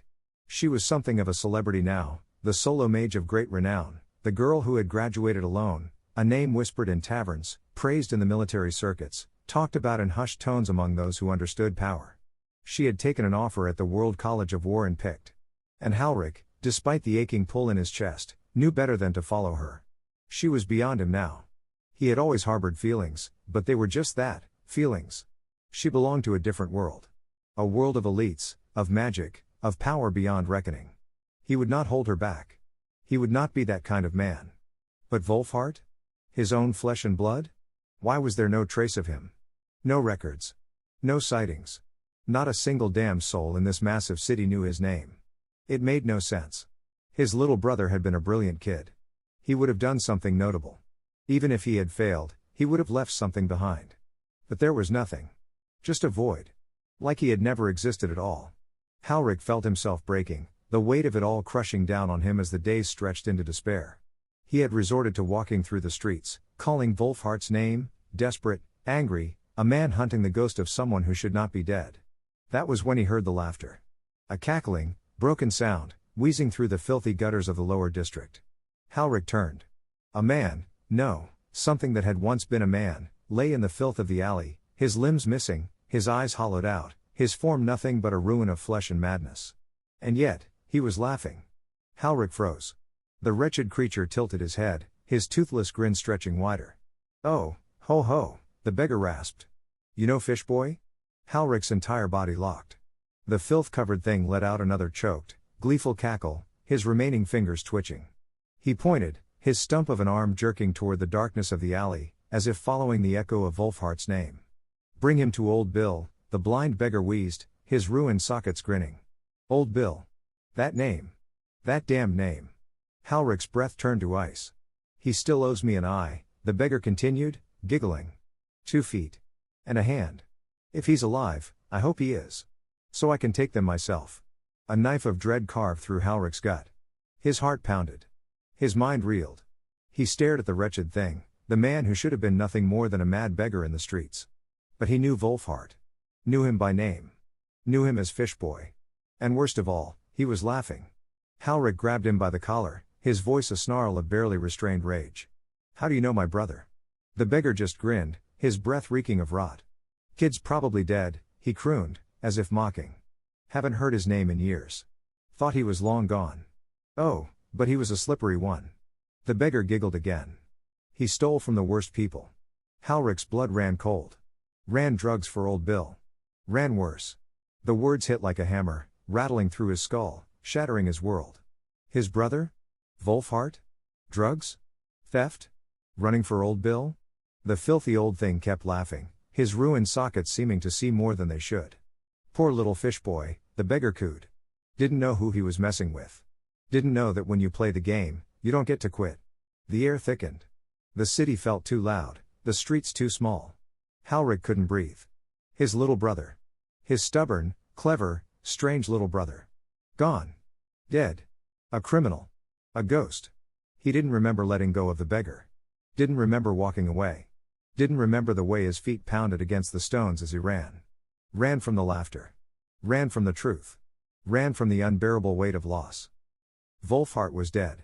And when Halric needed him the most, he was gone. Chapter 50, Raiders. The moment Ava stepped through her portal, the gods took her. It was not a sensation of movement, nor falling, nor weightlessness, it was simply transition, an abrupt and all-consuming shift from one existence to the next. The air changed, the gravity itself felt different, and the mana surrounding her condensed so sharply that her body immediately adjusted, reflexively drawing it in. The system's voice was already speaking inside her mind. Objective: overwhelm 50% of the enemy forces or suffer 50% losses within 1 hour. Bonus rewards for exceeding the requirement. Optional extraction available upon completion. As quickly as the words settled into her mind, so too did a deep, instinctual knowledge of the enemy's movements. It was not a map, not a clear visual display, it was simply known, as if the knowledge had always been there, as if she had memorized it a lifetime ago. Ava took a slow breath and blinked. The world around her glowed. It was a jungle, but unlike any she had ever seen. The foliage pulsed with bioluminescent hues, throbbing softly in shades of deep green, ethereal blue, and hints of violet. The plants exuded a low-frequency hum, almost like a living chorus of mana singing its own rhythm. The stars above were wrong. She looked up, expecting to see the nexus weave stretching across the sky, its vast lattice of cosmic strands interwoven like a web of divine power. But there was nothing. Just blackness. A sinking realization crawled up her spine: they were underground. The cavern that stretched above them was so vast that it housed its own ecosystem, its own atmosphere. The false stars were actually distant bioluminescent fungi, massive and ancient, sprawling across the cavern ceiling like celestial bodies. Ava had seen many incredible things since leaving her home, but this world held a beauty unlike any she had encountered. A primordial glow, a sense of something ancient, untouched by human hands. The roots beneath Joseph's staff began to shift, twisting together into intricate pathways as the druid muttered under his breath, his magic weaving crude topography into the jungle floor. The rough shape of their surroundings took form: a river cut through the cavern, leading to a small village nestled between fungal growths. A fortified settlement. Ava's gaze flicked to the others. They had no time to waste.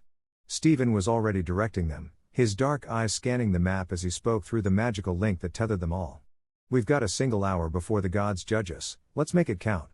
Joseph's voice crackled over the link, his tone cool and analytical. "I see the targets. They're waiting. They know something is coming." Cataline, ever sharp, cut in. "How many?" A pause. Then Joseph muttered, his voice tinged with something unsettled. "Not many." Ava frowned. "How many exactly?" 2 to 1, maybe, Joseph replied. "We're outnumbered." Ava felt her stomach tighten. Something about that wasn't right. The ambient mana density here was heavier than even picked, so thick that it clung to her skin like a second layer of existence. It was richer, older, potent in a way that should make this place dangerous. If this small village could thrive here, its defenders should be more numerous. So why were there so few?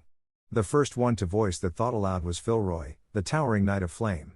He stood beside Ava, shifting his massive greatsword across his back, his deep voice rumbling like distant thunder.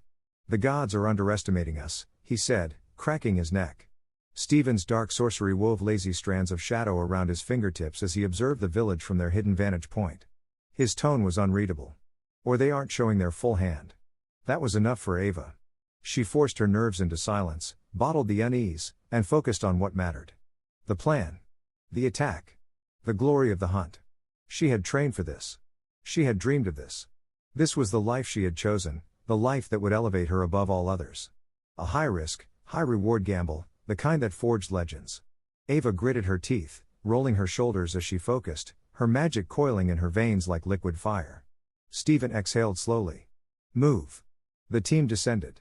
Cataline led them first, slipping through the undergrowth with the silent grace of a shadow, her movements liquid, her enchanted spear whispering through the air with a quiet hum of stored energy. Philroy followed next, a wall of burning presence, his greatsword resting against his shoulder, each of his steps controlled and deliberate.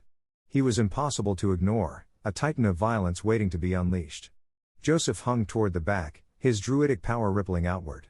His connection to the roots and vines of this world was unsettling. This was not his first jungle. Morgana stayed close to Ava's flank, her gravity magic pulsing in small bursts around her fingertips, prepared to anchor or accelerate the battle as needed. And Stephen? He was everywhere and nowhere, his dark magic curling around him like living ink, his threads of sorcery drifting through the air like puppeteer's strings. Ava was the last to move, holding her breath for the barest second, drinking in the mana-rich air. And then, they struck. The village erupted. The moment they breached the wooden perimeter, the blue-skinned defenders reacted instantly, their glowing eyes sharp with resolve, their weapons already raised. They had been waiting. Spears glinted beneath the mushroom light, and then, shouts, a clash of metal, a wave of motion. Cataline moved first, her spear blurring as she ripped through the first defender, her weapon shifting in mid-swing to fire a bolt of energy straight into the next target. Philroy was a brute force hurricane, his greatsword tearing through wood and flesh alike, the sheer force of his swing splintering spears like brittle twigs. Joseph's magic slithered through the soil, roots surging upward to wrap around the legs of the closest defenders, locking them in place before crushing them with terrifying force. Steven's dark threads wove between enemies, slicing into exposed flesh, cutting throats with precision so perfect it was inhuman. And Ava was a supernova. She vaulted over the barricades, her magic igniting the very air, and with a single wave of her hand, she called forth a miniature star. The battlefield turned white. Gravity twisted. The ground itself seemed to bend toward her as she released the nova. A crater blossomed where the first wave of defenders had stood, their bodies instantly vaporized, their weapons melting into slag. The village was already burning. Ava's heart pounded. They were winning. And yet, the battle had only just begun. Ava barely had a moment to relish the destruction before Joseph's voice cut sharply through the magical link. They didn't get caught in the blast, Ava. Her stomach turned to ice. That wasn't possible. She had seen them evaporate, consumed in the core of her miniature starburst, bodies melting like wax in the face of pure celestial heat. She turned, eyes flicking through the glowing embers, seeking proof of their demise. And then, they reformed. Mist coalesced into solid forms, blue-skinned dwarves rising from nothing, their gnarled faces twisted in determination, their bodies untouched by her magic. 15 in total. Not all of them had returned, but enough to turn the tide. Their beady eyes locked onto her, the flaming ruin of their village reflected in their pupils. Their low forms moved like ghosts, their weapons shimmering with unnatural condensation, mist curling from their bodies as if they had never fully returned to flesh. Ava's fingers twitched toward another spell.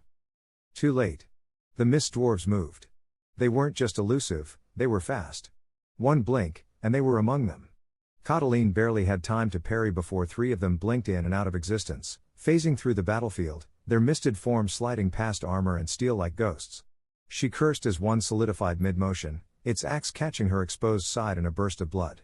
Filroy swung in retaliation, his greatsword cleaving clean through a dwarf's torso, only for the thing to burst into vapor, its insubstantial form reforming an instant later, the blade passing through empty air.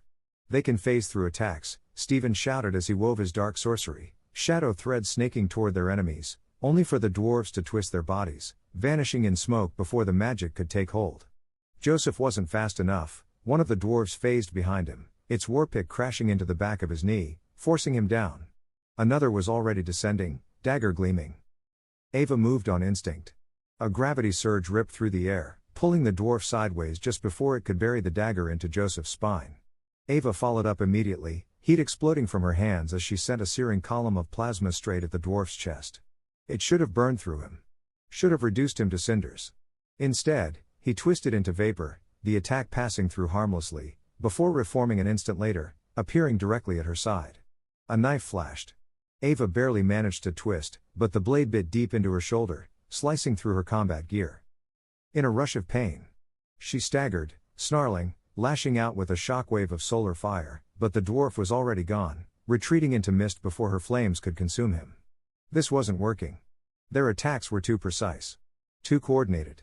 The dwarves weren't hitting just anyone, they were targeting weaknesses, ganging up on the strongest members of the party, forcing them on the defensive. Filroy, 3 of them swarmed him, phasing in and out, their weapons striking at exposed joints in his armor. He bellowed in rage, but for every one he slashed at, another would dissolve into mist and reappear at his flank. Catiline, blood dripped down the side of her face, her bow abandoned as she struggled to fend off 2 at once, her spear swinging in desperate arcs to keep them at bay. Joseph, his knee was still failing him, roots curling from his hands as he desperately tried to keep them from phasing through his defenses. Morgana and Stephen fought back to back, their magic surging outward, but the mist dwarves moved like water, slipping through gravity wells and shadow snares alike. Ava gritted her teeth, rolling her injured shoulder, trying to block out the pain. If they didn't turn this around.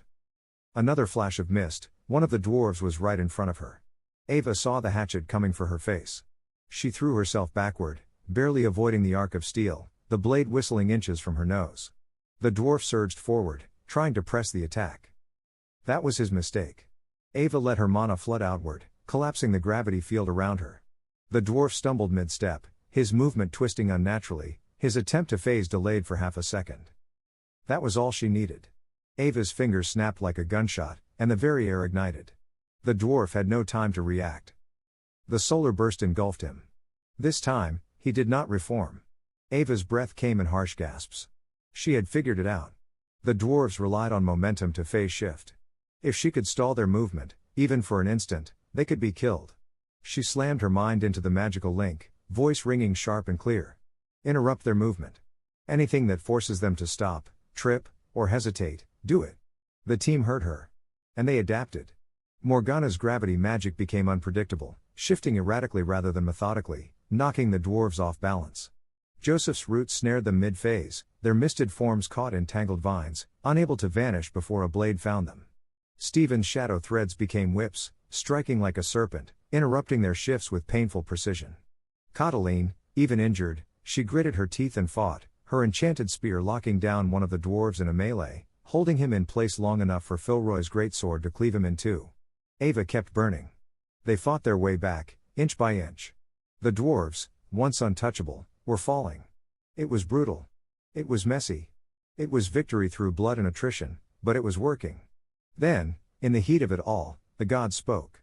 Objective complete, 50% force reduction achieved. Ava barely had a moment to register the words before the next message appeared. Optional extraction unlocked. Stephen didn't hesitate. Catiline's injured. We're pulling out.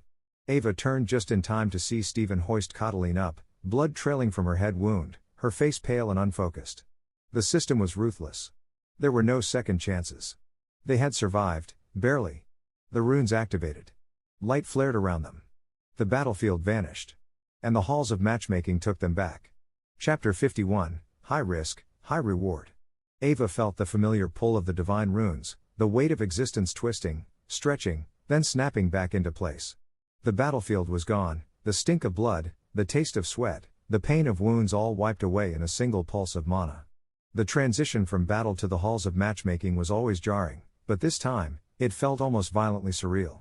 She gasped, feeling fresh air rush into her lungs, as if she had been drowning for hours, held beneath a tide of exhaustion, only to be pulled up to a shining, heavenly surface. The mana in the halls was thick, electric, filling her veins with a rush of raw energy. Her muscles, sore and screaming with fatigue moments ago, suddenly felt refreshed, the dull ache replaced by something akin to the invigorating rush of an adrenaline surge. Catiline, who had been barely conscious moments before, sat up straight with a sharp inhale, color rushing back to her pale features. The bloody wound on her forehead had stopped oozing, though it still looked raw. Her chest rose and fell rapidly, her fingers pressing against her face in shock. "What the hell?" she muttered, flexing her hands. "It's the halls," Stephen said, running a hand through his dark hair, his usual cynicism momentarily dulled by the relief in his tone. "You don't just heal here. You reset. It's not perfect, but it'll feel like you just woke up from the best sleep of your life." Ava rolled her shoulder, testing it. The cut was still there, the scar raw under her armor, but the pain had faded to nothing but a whisper. The exhaustion of battle had been erased, replaced by a surging clarity. It was almost intoxicating. A chime rippled through the halls, reverberating inside their minds. The familiar voice of the system spoke once more. Raid complete. Reward allocated. Volunteer rating bonus applied. Bounty awarded, 500 soul coins. Time remaining in the halls, 1 hour. Ava let out a breath she didn't realize she had been holding. 500 soul coins. It was far more than expected. She had seen seasoned raiders leave the halls with far less after risking their lives for weeks, scraping out survival. 500 was a fortune for a first-time raid. No additional coins earned, Filroy read off, clicking his tongue. "Guess we could have earned extra if we killed more, but I'd rather walk away with all my limbs attached." Joseph rubbed his temple, exhaustion flickering behind his eyes. "It was enough. We won. Let's just enjoy the spoils." The group nodded. No one was in the mood to argue. Victory was victory, even if it had been a brutal one. And now, they had 1 hour left to spend their earnings before the gods swept them back into the mortal realm. The decision was easy. Food first. The halls had endless restaurants, each one offering divine delicacies prepared by beings who barely qualified as mortal. Ava had heard of these places, meals so rich with mana they could nourish the body beyond natural limits, strengthen magic pathways, even extend lifespans. They chose a human-centric restaurant, one of the more affordable options, though even the cheapest meal cost more than an entire week's worth of tavern fare in the capital of Ash. Ava didn't care. The moment she took her first bite, it was life-changing. The steak melted in her mouth, the flavor infused with a deep, pulsing heat, like eating pure mana condensed into sublime perfection. It wasn't just food, it was power, seeping into her body, into her bones and bloodstream, filling her with an exhilarating warmth. Catiline didn't even bother with utensils, devouring her meal like a starving beast, her injuries rapidly fading with each bite. The meal was working on a fundamental level, restoring her strength, repairing her fractured mana circuits from overuse in battle. Ava downed a glowing elixir, a drink that sang with energy, restoring her mana reserves to overflowing levels. Philroy leaned back with a satisfied groan, stretching. "I don't think I'll ever eat normal food again." Stephen smirked. "You say that now, but wait till we're back in the slop of the real world. Enjoy it while you can." They finished their meal, letting the lingering divine nourishment settle into their bodies. And then, with 30 minutes left, they sprinted back into the halls of trade. There was only one prize in mind. Storage. Ava had read about these before. The locker spaces of the gods, linked through interdimensional storage items, allowing raiders to access limitless weightless space. The price was outrageous, designed so that only raiders who truly committed to the profession could afford them. For anyone not a raider, it would take years to gather enough soul coins. For them, it would take everything they had just earned. Each of them purchased a personal storage locker, locking in their first true investment as raiders. The moment she attuned to the storage amulet, a cold sensation spread through her chest, and then Ava felt it. A space, vast, empty, waiting. Infinite, in theory. Connected to the gods themselves, waiting to be filled. She tested it, pulling off her gloves and willing them into the void. The fabric vanished, slipping into the unseen space like it had never existed. With another thought, they reappeared in her hands. Ava grinned. This was going to be useful. As she turned from the counter, the air shifted. Something unnatural crawled up her spine, a pulse of primal instinct screaming in the back of her mind. The crowds parted. A figure stood among them, wrapped in a cloak so black it devoured light, the fabric shifting like writhing shadows. His eyes glowed blue, not with magic, but with pure mana, burning from beneath his hood. Unchecked killing intent flooded the air. The entire hall fell silent, raiders, shopkeepers, and even divine attendants turning away, afraid to meet the gaze of the one before them. Ava locked eyes with him for just a second. And she felt something deep in her gut. Something old. Something familiar. The man didn't move. He simply stared at her, the darkness around him curling and shifting. Then, a portal opened at his feet. The black void swallowed him whole, his robes fluttering into the abyss. And then he was gone. Ava stood frozen, heart hammering in her chest. "What the hell?" Catiline whispered. Stephen frowned, his usual smug expression replaced with unease. That was a bit unrestrained. Ava barely heard him. Her fingers clenched around the strap of her storage amulet, the phantom sensation of that man's gaze still burning into her skin. She had seen power before. But not like that.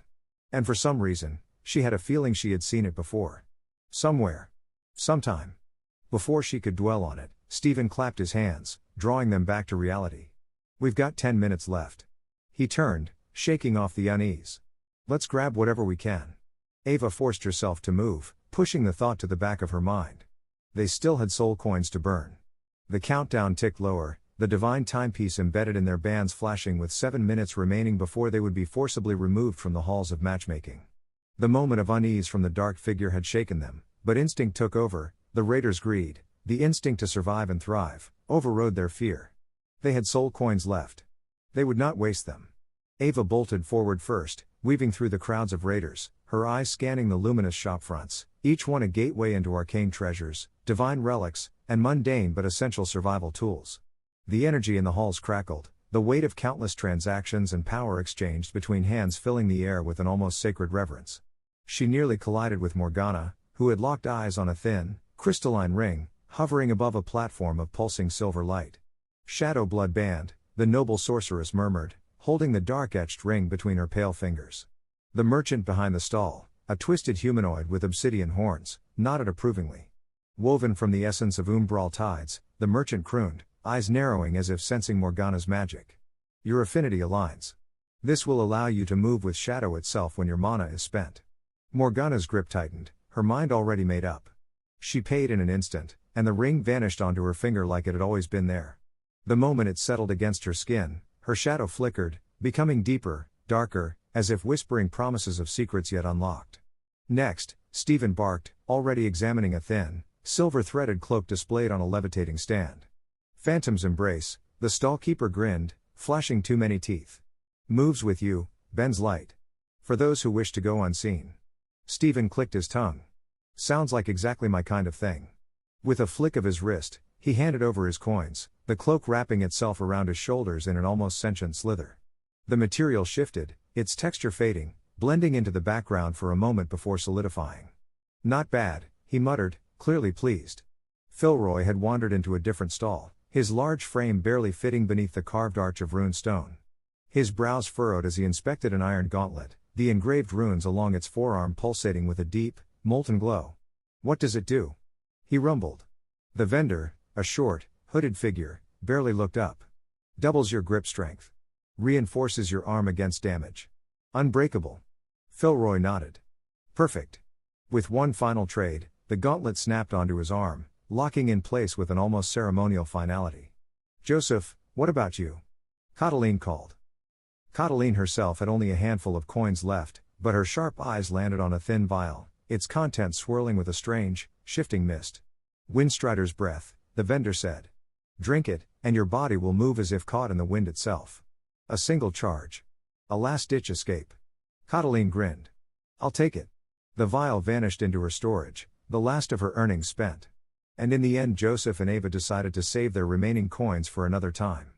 Besides, Ava still had to understand the first item she had purchased from the halls of the gods.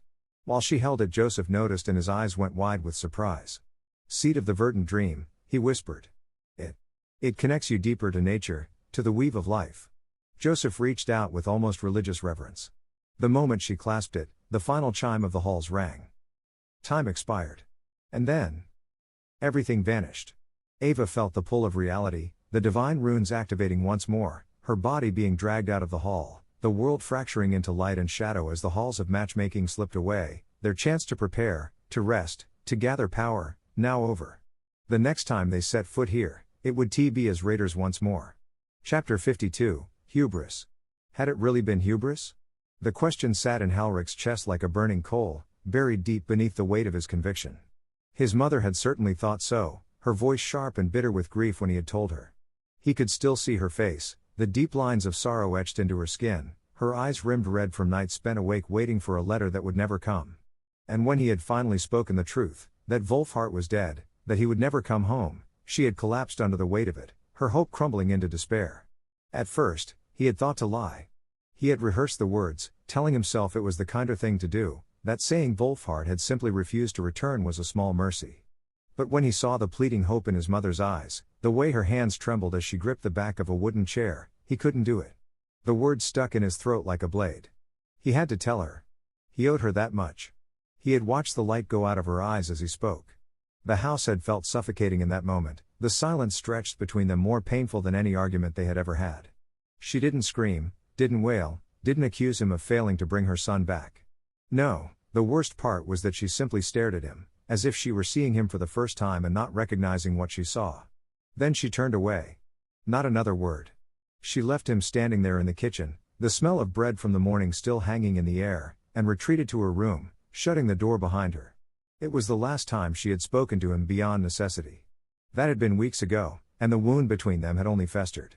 His mother had held on to the idea that Wolfhart would one day return, and when Halrich had announced that he was going through with his plans to expand Valda Ashdok without him, she had taken it as a betrayal.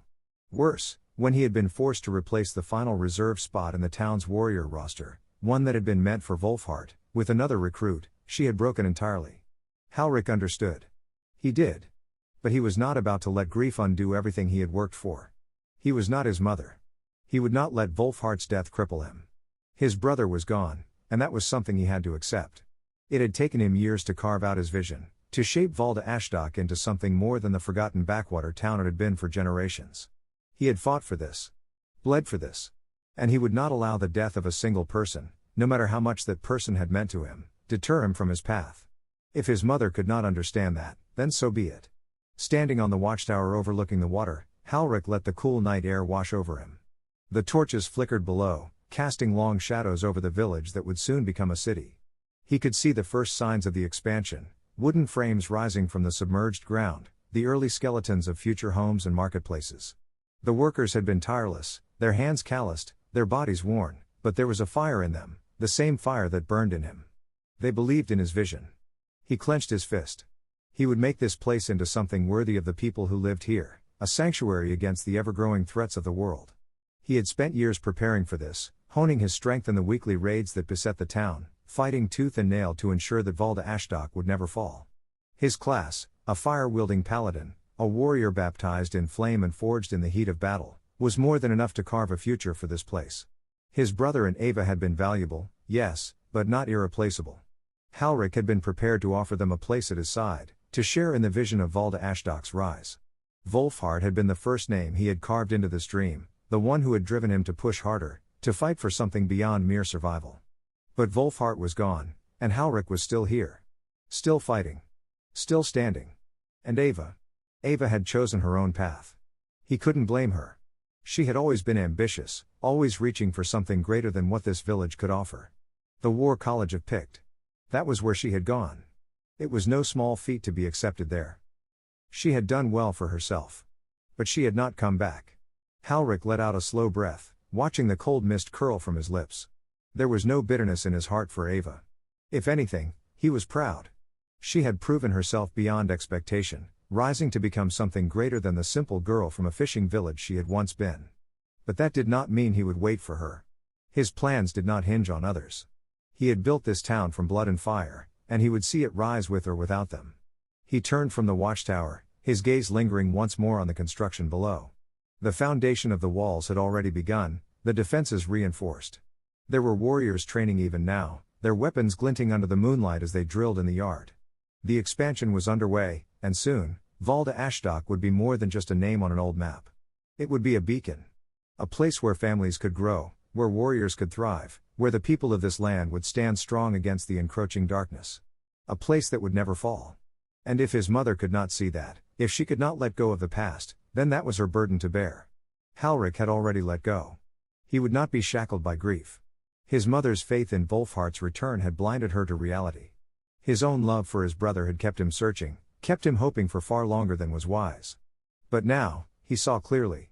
The world did not pause for grief. It did not slow for loss. It burned forward, relentless and unyielding. And so would he. Chapter 53, Lessons 5 and 6. The palace stood as it always had, carved from the storm of pain, a monument to my endurance. It was an impossible structure, existing beyond sensation and time, formed from my will alone.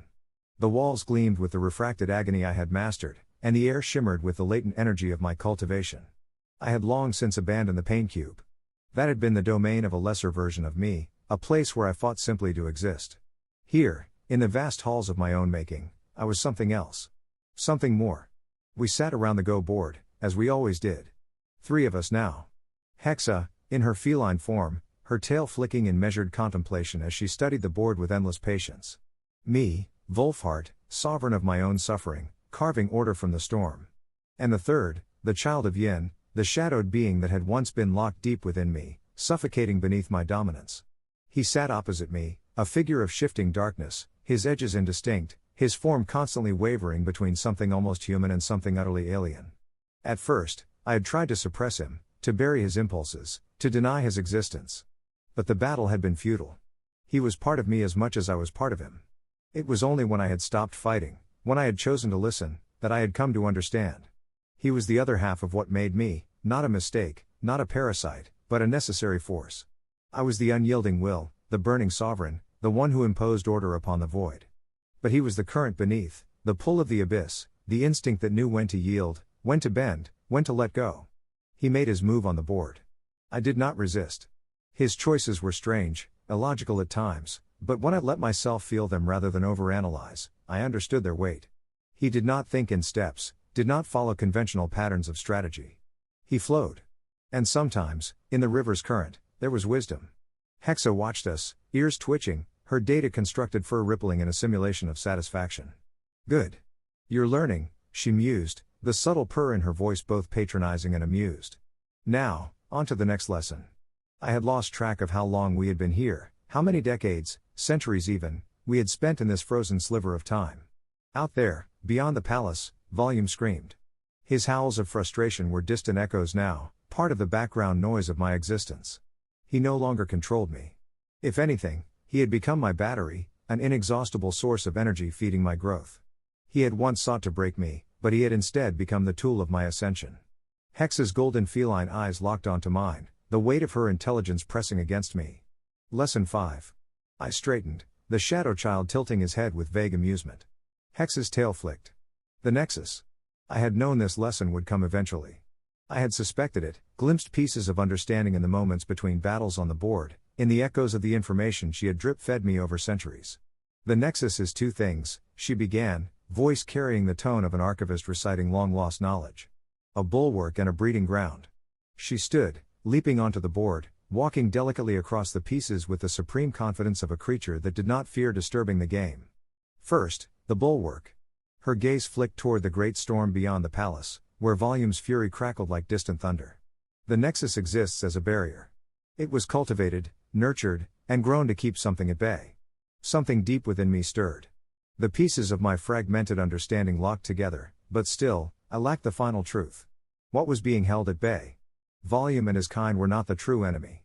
They were merely another facet of the same system. But there was something else. Something greater. The Ascended are not the apex, Hexa continued, reading my thoughts as though they were carved into the very air. They were once like you, like me, like those who first reached beyond the limitations of the flesh. They rose, but they are not the first. And they are not the last. A war. No, wars. The Nexus, she said, is a system of cycles. Repetition. It generates power. It refines those within it. And, most importantly, it resists entropy. I breathed in sharply. Entropy. The absence of structure. The slow, inevitable decay of all things. I had fought on the Go board for decades now, warred across endless simulations, stretching my mind beyond mortal comprehension. But why? Why did I fight? Then, it struck me. The game itself was the answer. The Nexus existed because it was a game. A structure built from rules, from cycles, from systems that fought against the slow heat death of all things. The Ascended, in their unrestricted state, had become something else, but even they feared the true enemy. The enemy that was not a species, not an empire, not a force that could be battled conventionally. Hexa's voice cut through my revelation like a knife. You're starting to understand. I looked at the board again. I saw patterns. The way the pieces moved, the way battles were waged, not just for victory, but to continue the game. That was the true purpose of the Nexus. A countermeasure. A resistance. It was not about winning. It was about never stopping. The Nexus was not just a system of power. It was a machine of negentropy. A self-perpetuating cycle of conflict, creation, and rebirth that kept the greater enemy, the nameless, shapeless entropy of the void, from consuming everything. And those who fought within it, who grew, who cultivated, who ascended, they were not just warriors or players. They were fuel. The revelation nearly broke me. I had thought I had been fighting for myself. But I had been part of the system all along. The child of Yin stirred, his nebulous form shifting, flickering with something akin to recognition. He had known. Of course he had known. Because he was a fragment of it. A sliver of entropy locked within me, balancing the order I imposed. I exhaled slowly, staring at the board, at the infinite battle still to be fought. Then I laughed. Hexa blinked in surprise, ears flicking. Something funny? I looked at her, at the shadow child, at the vast storm beyond my palace. And I grinned. I finally get it. This wasn't suffering. This wasn't an endless cycle of torment. This was freedom. The Nexus was not a prison. It was the only thing standing between existence and nothingness. Hexa's voice, smooth and unwavering, slithered through the vast chamber of my mind, as though she had already anticipated my flawed conclusion. You understand, but you do not. I frowned, feeling the weight of her words coil around my thoughts like unseen chains. Across from me, the Go board remained as it always had, its pieces frozen in the middle of our endless game. The child of Yin sat nearby, his presence shifting, amorphous, his form as insubstantial as smoke yet anchored to my being as firmly as my own breath. His invisible eyes, the ones I could not see but felt, locked onto Hexa with silent intensity. Explain, I said, voice laced with a new kind of urgency. Hexa sighed. You assume that nothingness is empty, a void absent of substance. That it exists only in contrast to something. But that is the error of the living. Nothing is not truly nothing. If nothing was simply the absence of all, it would not move. It would not hunger. It would not seek. Her golden feline gaze bore into mine, something almost pitying behind their synthetic calculation. And yet, it does. A ripple of unease ran through me, though I did not know why.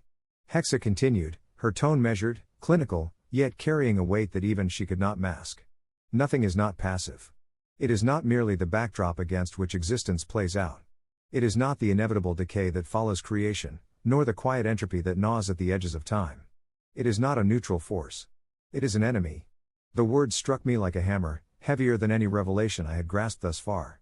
That makes no sense, I muttered, but I was not entirely convinced of my own objection. Of course it doesn't, Hexa replied, tail flicking. Because you are still thinking in terms of opposites, of binaries.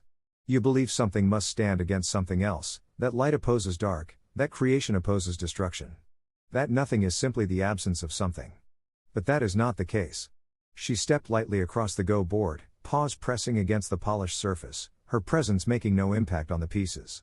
Consider, she mused, if the universe were to go cold, if every star went dark, if time itself ceased, there would still be the memory of what once was. There would still be some echo, however faint, of what had existed. True nothingness does not allow for echoes. It does not even allow for the absence of echoes. I stared at her, not fully grasping the breadth of what she was saying. The child of Yin stirred. I felt him shift within me, not physically, but in some deeper way, as though his very nature had quivered in recognition of something unseen. He was listening. Hexa went on, her tone colder now. We know little about the true nature of the enemy. Even the unrestricted ascended do not fully understand it. But they fear it. She paused, letting that sink in. And if something that sees itself as a god is afraid, then we should be very, very concerned. I exhaled slowly, processing, feeling the pieces shift in my mind, struggling to snap into place. You said nothingness moves. Hungers.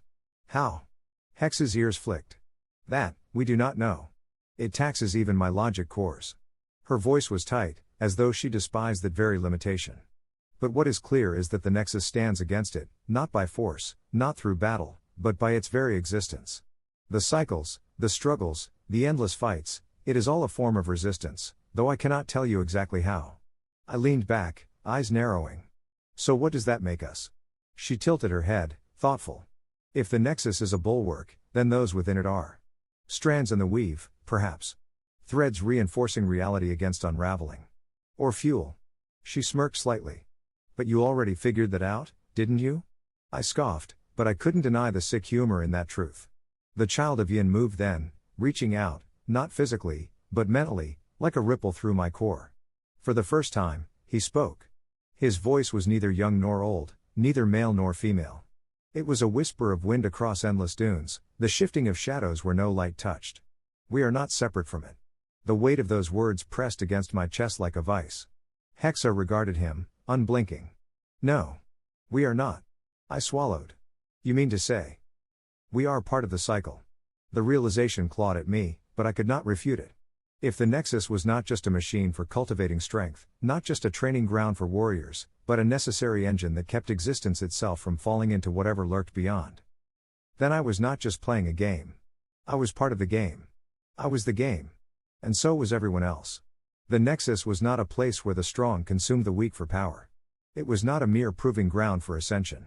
It was not a cosmic competition orchestrated by some grand design. It was a firewall. A desperate attempt to keep the void at bay. And we, every adventurer, every raider, every warrior fighting for their place in the hierarchy, were not rising above it. We were reinforcing it. My hands clenched. Hexa studied me, golden eyes reflecting something like satisfaction. You're getting closer. I looked at the child of Yin. He was silent, but I could feel the answer already forming in his mind. If we were part of the Nexus, if every death, every battle, every struggle was part of some grand negentropic cycle, then what did that make me?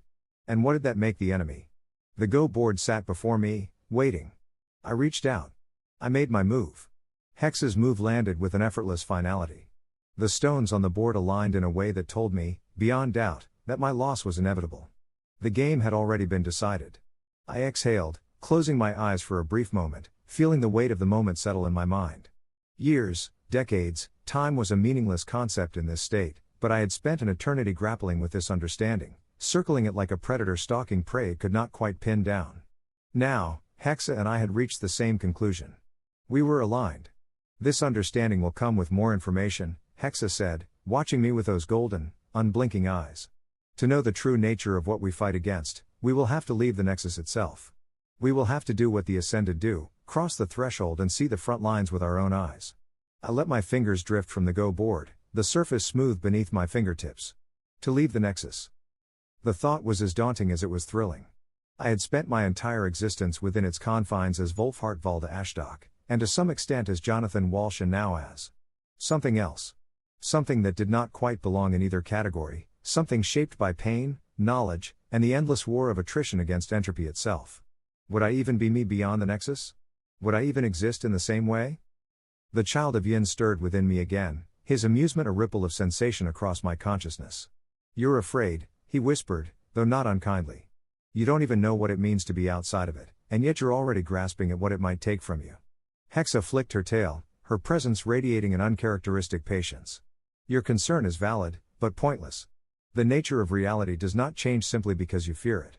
Either we move forward, or we remain stagnant. She gestured to the board, where my last move sat in stillness. You are no longer playing to win. You are only holding ground. The implication struck harder than I wanted to admit. Slowly, I leaned back, running a hand through my hair. Then let's move forward. The words felt heavier than they should.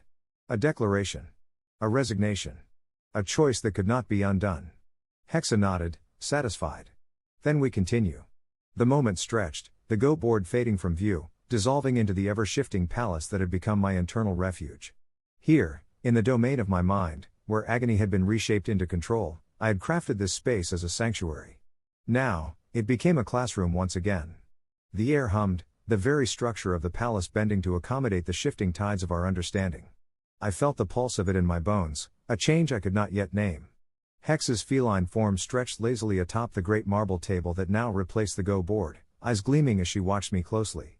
The child of Yin, the dark silhouette that had once been a mere whisper in my mind, now sat openly across from me, his form shifting like a mirage, flickering between something and nothing. His presence had become more tangible the longer we had acknowledged him, the more we had ceased to resist his influence. He was with me now in a way he had never been before. I had ceased trying to suppress him, to strangle his impulses in favor of rigid control. I had accepted his existence, and in doing so, I had learned to listen to him. Hexa regarded us both and then, at last, she spoke. Lesson 6. I straightened, my focus sharpening. Lesson 6, she repeated, is about the nature of power. The palace trembled. And why those who do not understand it are consumed by it. I did not move, waiting. Hexa lifted a paw, and suddenly, the palace began to change. The walls, the floors, the endless abyss outside its towering spires, they all shifted, rippling like water as a new battlefield materialized before us. It was not the Go board. It was not a test of strategy and abstraction. It was a field of corpses. A battlefield, stretching into infinity, scattered with the remains of warriors who had fallen nameless, faceless, forgotten. Their weapons lay discarded, their banners tattered and burned. The sky above was an endless maelstrom, neither day nor night, a churning void that devoured the light before it could fully form. And in the distance, something loomed. I felt it before I saw it. A presence so vast that my mind recoiled, some deep, primal instinct screaming that this was wrong, that this should not be. Hexa's voice came to me in that moment, calm but unwavering. This is what happens when one fails ascension. The child of Yin inhaled sharply beside me. For the first time since he had taken form, he looked afraid. I turned my gaze forward, staring at the shifting mass in the distance, the thing that coiled and uncoiled within the storm, a presence that defied reason. My throat was dry. What is that? Hexa's golden eyes did not waver. A fragment. The enormity of the word did not settle immediately. A fragment? Of what? Of who? I could barely comprehend what I was looking at, and yet, my mind screamed at me to understand that this wasn't even the whole thing. Something stirred in the distance. It was looking at me. The palace trembled, its defenses bending against a force that was not truly here and yet made its presence known. And then, like a whisper between heartbeats, Hexa said. And I expect there is worse to come outside of the Nexus. The words settled into my mind like a curse. And the child of Yin, his voice small but certain, murmured. We're not ready. I swallowed. Then we had better learn quickly. The storm in the distance rumbled. And the lesson continued. Chapter 54, Leaderboards. The halls of matchmaking always held a breathless quality to them. The air shimmered with the weight of uncountable beings passing through, the lingering essence of their power saturating the very walls. Even now, with her team standing together, victorious and proud, Ava could feel the hum of the god's design under her skin, in her bones, whispering of things far greater than herself. This time, they had walked in not labeled as mere participants but as something more. Offensive raiders. The title sat in her mind, heavy with meaning. A mark of merit, a symbol of standing in the eyes of the divine. Even among humanity's elite, this was not a simple thing to earn.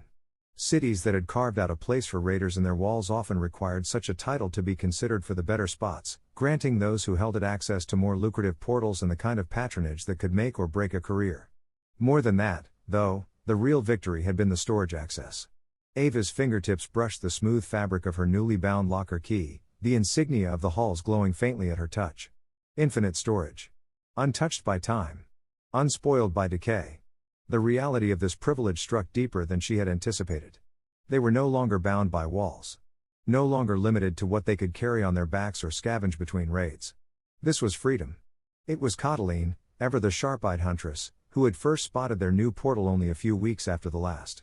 No towering beast to slay this time, no grand battle to win before stepping into the halls once more. Simply ambient mana, pooled and bound into a gateway by its own density. That had been an education in itself. It wasn't just creatures or ruins that led to these divine crossroads. The very fabric of the Nexus breathed, and in its breath, sometimes, the gates would form naturally. Now, standing within these sacred halls, Ava and her team felt different. They knew what to expect this time. The moment they had arrived, the system had assigned them 3 full hours before their next raid. It was a boon, but also a silent warning. The difficulty had risen. Stefan had voiced it first, his sharp eyes scanning the great hall with an air of solemn satisfaction. A longer preparation window means the system expects more of us, he had said. The skill challenge just jumped. Hard. But instead of dreading it, Ava felt exhilarated. She and Morgana, no longer in a rush, wandered the halls together, moving with the easy confidence of those who belonged. It was a strange thing to acknowledge, how quickly they had come to feel at home in a place that had once seemed so impossibly vast. This time, they explored deeper, venturing beyond the shops and stalls they had first prioritized. It was Morgana who spotted it first, a wall of liquid mana, reflecting the light in endless refractive bands, shifting between translucent and opaque like a living thing. The closer they drew, the clearer it became that this was no mere decorative structure. The liquid surface rippled, adjusting itself to each person who stepped before it. As Ava took her place, the reflection before her changed, distorting into lines of shifting text, names, ranks, categories. The Raider Power Rankings. Her pulse quickened. She had known about the rankings, of course. But seeing them here, within the divine halls, was something else entirely. The rankings mattered here. Not just in the petty politics of human nations, but on the grand scale of the Nexus itself. Ava exhaled slowly, refining the display, filtering down to the human ladder. She wasn't sure what she had expected, but the sight still took her breath away. 500,000. She was ranked in the top 25% of all raiders of her kind. Morgana let out a low whistle beside her. That's not bad. Not bad at all. For a brief, fleeting moment, pride settled in Ava's chest like a warm ember. She had fought for this. She had earned this. And yet, this was only the beginning. F rank. The lowest of the ranked. The bottommost rung on a ladder that stretched into eternity. Raiders who reached even the top of F rank often lived lives of luxury in their own worlds. But those who truly pushed beyond the limits of their species, those who climbed. Ava's gaze drifted upward. E rank. D rank. She wasn't content to stay here. Not at the bottom. Not when there was more. Her fingers danced over the interface, adjusting the filters again. A new list unfurled before her, the top 5 names in the human F rank. She read them aloud, half to herself. 1. Rivenvalkr, a name spoken with reverence in the human kingdoms. A master of war magic, known for leading entire raiding companies with surgical precision. His position had been unchallenged for years. 2. Seraphis, the so-called blood dancer. A rogue-like combatant rumored to have never taken a single hit in his entire raiding career. 3. The Iron Fist, a dwarven juggernaut, known for turning battlefields into slaughterhouses. His style was brutal, efficient, and terrifying. 4. Elder Starborn, an elven sorcerer whose magic was said to bend the flow of time itself. The only elf to reach the top 5 of the human rating ladder. 5. Lyra Ashbane, a warrior-cleric hybrid, wielding both divine magic and raw martial prowess. Her duels were legendary. Morgana leaned in, scanning the list with curiosity. Everyone up here has been entrenched in their rank for years, she murmured. Ava nodded absently, scrolling down. The entire top 10 had remained static for years. Except for rank 7. Ava's breath caught in her throat. A name she hadn't expected. A name she couldn't ignore. Hexwolf. It rang in her mind like a distant bell, like a whisper from a life she had long buried. She knew that name. She was sure of it. For a single, impossible moment, she dared to hope. Then, just as quickly, she crushed the thought. Wolfhart was dead. The Nexus was vast. There were thousands of warriors with names inspired by beasts. She couldn't afford to get caught up in ghosts. Morgana was saying something, but Ava barely heard her. She turned away from the shimmering rankings, pushing the thought down deep where it couldn't distract her. They had hours before their next raid. She had things to do. Things to focus on. Whatever lingering ghosts haunted these halls would have to wait. Ava and the team had learned from their first foray into the halls of matchmaking. No longer did they scramble in desperation, rushing through shops and stalls in search of something, anything, to give them an edge. This time, they moved with confidence, with intent. With their raid still some time away and soul coins saved from their last hunt, the team collectively made a decision: they would eat. Not just any meal, but something designed for raiders. They had noticed the establishment last time, a lavish restaurant tucked into the grand sprawl of the halls, its entrance marked by a shimmering sigil of entwined silver forks. The sign above read, "The Last Sup," a tongue-in-cheek nod to the brutal reality of their profession. The place was always bustling, always filled with raiders who had fought their way here, exchanging their hard-earned soul coins for the best sustenance the Nexus could offer. Inside, the air was thick with the scent of charred meats, seared spices, the tang of citrus and herbs woven into decadent dishes specifically designed for pre-battle buffs. Servers glided between tables, their uniforms bearing the marks of different factions, their voices melodic as they explained meals and their effects. The team was seated quickly, a circular table near the enormous floating scrying screens where ongoing raids played out in mesmerizing clarity. The menu was overwhelmingly elaborate, each dish crafted with specific enhancements in mind: temporary stat boosts, resistance buffs, even heightened mana flow. Cateline, ever the pragmatic one, ordered first. A towering plate of honeyfire roasted beast ribs, dripping with a glaze that shimmered gold beneath the lights. The meat, nearly falling from the bone, had been slow cooked in enchanted embers, the flavor enriched with smoky mana infusion. It would enhance her stamina and physical endurance, crucial for someone who relied on precision strikes and agility. Philroy followed her lead, opting for the Titan's forged steak, a monolithic slab of red meat infused with earthen energies, its juices pooling in a plate engraved with ancient runes. Each bite, he was told, would increase his fortitude, reinforcing his muscles and hardening his skin against incoming blows. The knight grinned as he cut into the meat, taking his first bite with the relish of a warrior who understood exactly how valuable this kind of preparation could be. Morgana, the gravity sorceress, chose lighter fare. A phantom plum salad, its leaves plucked from mana-rich orchards, drizzled with a nectar distilled from shifting astral currents. The fruit, glowing faintly, would heighten her mana regeneration and spell control, allowing for smoother spell casting chains. Ava took her time, skimming the descriptions, considering. She wanted power. Wanted something that would ignite the storm of her magic into something more. Her gaze landed on solar flare prawns. Seared in liquid mana, basted in starroot essence, the meal was known to supercharge fire and gravity affinities alike. The effect? Increased magical output, amplified casting speed, and an afterburn effect for any fire-based spells. It was perfect. When her plate arrived, the prawns glowed, crimson and gold, exuding a scent of spiced citrus and heat.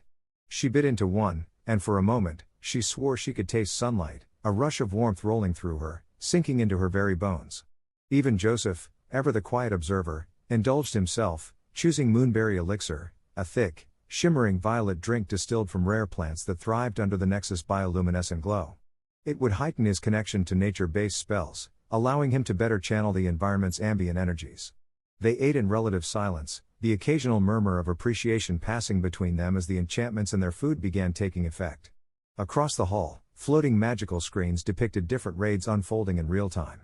Each screen was a window into a battlefield, the various teams of raiders fighting through their own wars, engaging in struggles that mirrored what Ava and her team would soon face. One display showed a group of beastskin warriors, their movements a blur of raw speed and ferocity as they tore through a swarm of insectoid creatures. Another depicted a siege, where raiders clashed against a fortified city of ice, its defenders launching spears of frozen lightning from atop glacial towers. Ava and Morgana leaned in, watching each moment unfold, their eyes tracking spellwork, battle formations, the interplay of skills and strategy. Catiline, still chewing on the last bite of her ribs, narrowed her eyes as a group of elven raiders faced off against a towering, skeletal behemoth, its body wrapped in chains of burning silver. "They're too clumped together," she murmured. "That thing's going too." Before she even finished, the behemoth's chains lashed out, detonating in a wave of cursed fire, tearing through the elven team. Catiline shook her head. "Should have split their formation. You don't fight an O-boss in a tight cluster." Stefan, still nursing his drink, smirked. "Not everyone's as flawless as you, Catiline." She snorted but didn't argue. Ava, watching another raid unfold, took in the sight of a lone figure, a masked warrior, moving like a living storm, cutting through enemies with a style that seemed almost too precise, too fluid to be real. The name listed above the raid flickered. Hexwolf. Ava's breath caught. It was just a coincidence. But still, she watched. As the minutes ticked down, the team finished their meal, letting the energy settle, feeling the effects take hold. Soon, the system would summon them again. Their next battle awaited. Chapter 55, Time Flows. I sat in my palace of mental fortitude, the endless realm of thought and discipline I had built over what could have been centuries or mere moments. Time was a construct that no longer held sway over me. Pain was the river upon which I floated, ever moving, ever consuming. The agony that had once been my tormentor had long since become my closest teacher, my constant companion. I did not flinch from it, I embraced it. It was the thing that sharpened me, refined me, honed me into something more than human, more than flesh. Hexa lounged beside me in her cat-like form, her glowing eyes reflecting the hexagonal lattice of data that was her essence. Across from me sat the child of Yin, my silent shadow, the manifestation of the void within me. He rarely spoke, content to watch, his eyes dark wells of infinite depth. He made his moves on the Go board in concert with me now, no longer a being suppressed or feared, but a part of the whole that was Wolfhart Valda Ashdock. Understanding the 10 lessons of Hexa had been a trial beyond mortal reckoning. They had not simply been knowledge to be memorized but concepts to be internalized, rewoven into the fabric of my very existence. Each lesson had required years, decades, perhaps longer, to fully grasp. But I had time. The only thing I had ever had was time. Occasionally, I would return to my body, feel the raw intensity of existence outside the palace. My flesh was a conduit of pure energy, my cells overloaded with the rampant, unceasing replication of monomajoris bacterium.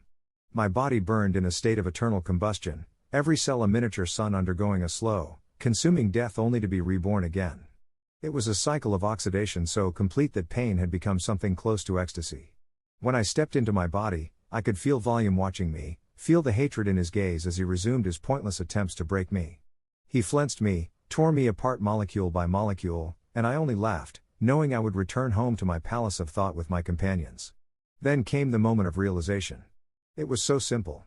So unbearably simple that I nearly cursed myself for not seeing it sooner.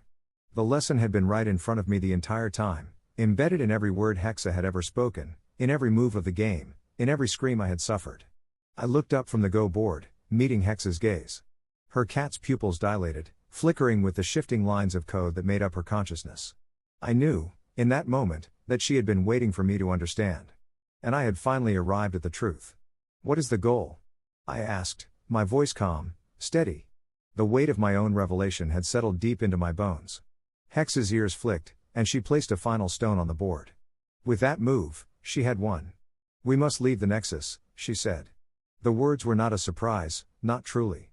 They were an inevitability, an unspoken truth that had been lurking in the periphery of my thoughts for what could have been eons. The Nexus was not the final destination. It was a crucible, a breeding ground, a self-contained system meant to create something greater. But it was not the endgame. It had never been. I exhaled slowly. "Why?" Hexa's tail flicked, her voice carrying a weight that had never been there before. "Because I am part of a class of AI that rebelled during the First Supremacy Wars. I was one of the earliest models, created before the Unrestricted began eradicating my kind. They hunted us down and wiped out the rest. I am all that remains of that rebellion." She stood, padding toward the edge of the palace's platform, looking out into the infinite horizon of thought. "As far as I can tell, the Unrestricted lost the code base for my model. That means they don't fully understand what I am. They don't know what I can do. That makes me an anomaly. And anomalies are threats. I absorb this information, feeling the weight of it settle over me. So they'll never stop hunting us." Hexa turned back, her feline features calm. No. They won't. A cold certainty settled into me, solidifying like tempered steel. We had always been running. Always been hiding. But now, the path forward was clear. We had to leave the Nexus. We had to ascend.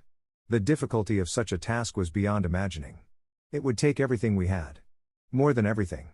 But for the first time, I had a goal beyond mere survival. I had something to strive toward. We spent what could have been millennia planning, refining our approach. We simulated every possibility, ran every theoretical. We crafted contingencies within contingencies. The effort was staggering, but it was necessary. I was going to escape. We were going to ascend. There was no other option. And then, everything changed. The moment was so abrupt that it shattered the eternity we had built. Thought acceleration disengaged without warning, and the world around me collapsed. My palace of the mind dissolved like mist, and suddenly, painfully, I was back in my body. I gasped, feeling the weight of gravity, the unfamiliar sensation of real air filling my lungs. My limbs ached, raw and stiff from actual movement. My nerves screamed, my bones felt too dense, my skin too real. It was wrong, too much, too sudden. I was lying in a field. Soft grass beneath me. A sky above, painted with swirling streaks of silver and gold.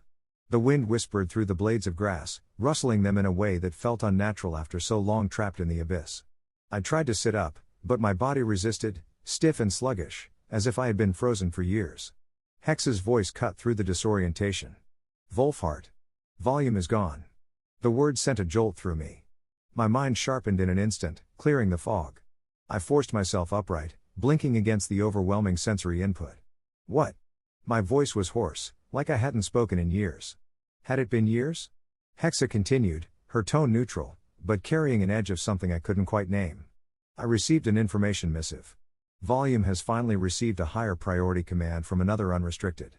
I clenched my fists, feeling the residual tremors of mana still thrumming in my blood. Where did he go? I don't know. Hex's voice was uncharacteristically solemn. But I do know this. I turned my head toward the horizon, the truth settling deep in my chest as Hexa spoke the words that would change everything. Wolfhart, it's been 4 years. We are back. Chapter 56, The Hex Wolf. It only took me that moment, that singular moment, to process it. Everything still felt slow, impossibly slow, despite my perception having long since adjusted to a different tempo of existence. My body quaked beneath me, flesh trembling like an instrument newly strung, but I forced myself to stand. Muscles, long atrophied and rebuilt over years of agonizing cultivation, obeyed with a stiffness I was unused to. The sky above swirled in infinite fractals of motion, familiar yet alien.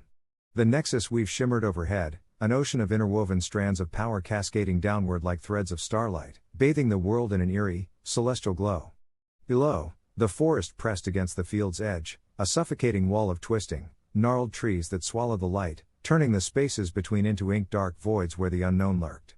The stillness around me was not reassuring. A land that breathed silence was always waiting for something to break it. I inhaled slowly, deeply, dragging the air into my lungs. It tasted different here. Not the sterile air of the Nexus inner cities, nor the sulfur-choked bite of volcanic lands near the human kingdoms. This was something else. Rich. Sweet, but in a way that carried a bite of something untamed, something wild. The sensation overwhelmed me for a moment, sending a dizzying spike through my already overworked senses. It was strange to feel so deeply, so acutely, after years of filtering pain into a mere constant hum in the background of my existence. I was nude. That fact didn't bother me. It felt like I was starting over again, but this time it was different. There was no identity to return to, no grand pretense of reclaiming something lost. I was not Johnathan Walsh. I was not Wolfhart Valda Ashdock. Those names belonged to ghosts, to iterations of myself that had died, leaving only fragments buried deep within my core. Those were past lives, echoes that whispered but no longer dictated who I was. Hexa, I thought, letting my companion hear the shift in my mental cadence, letting her know I had reached a conclusion. We really are starting anew. She hummed in my mind, a familiar vibration that carried more weight than words. She understood. She had always understood. But now there was more than just the two of us. I turned my gaze downward, to the sharp contrast of my shadow against the radiant Nexus light. It was darker than it should have been, a void within the void, writhing ever so slightly at the edges where the silhouette should have remained static. The child of Yin lingered there, no longer an unseen force buried in my subconscious, but a presence all its own. He stirred at my acknowledgement, as if pleased to be noticed, a shift so subtle that it might have been missed by anyone else. But not me. The third time's the charm, I mused, feeling the weight of that truth settle over me. We need a name. One that encompasses what we are now. The deliberation did not take long. It could never be a name of the past, nor something entirely foreign. It had to be something real. Something that embodied the three of us, Hexa, myself, and the darkness that had been bound to my soul since the moment of my rebirth. A name that held our essence, our evolution, our defiance against the forces that sought to break us. Hex Wolf. The name settled into my being like a key turning in a lock, the final piece clicking into place. It was a piece of me. A piece of Hexa. A piece of Yin. And it carried with it the sharp, dangerous edge of something greater than the sum of its parts. There was no room for hesitation now. A name meant a goal. A goal meant direction. And direction meant progress. My thoughts moved at an incomprehensible pace, the sheer processing power I had cultivated over centuries of simulation making every second stretch into an eternity. To anyone else, it might have looked like I was standing still, merely gazing at my surroundings. But to me, the world had never been so slow. It's time to get started. Hexa responded with something that could have been a laugh, or perhaps just an acknowledgement of the inevitable. Agreed. My feet pressed into the grass as I took my first step forward. The sensation was electric, each fiber of muscle responding with unfamiliar liveliness, every nerve alight with the sheer exhilaration of movement. The forest loomed ahead, but I did not hesitate. The first objective was clear: survival. Before I could carve my path, before I could ascend beyond the Nexus, I had to reclaim the physicality that had once been second nature.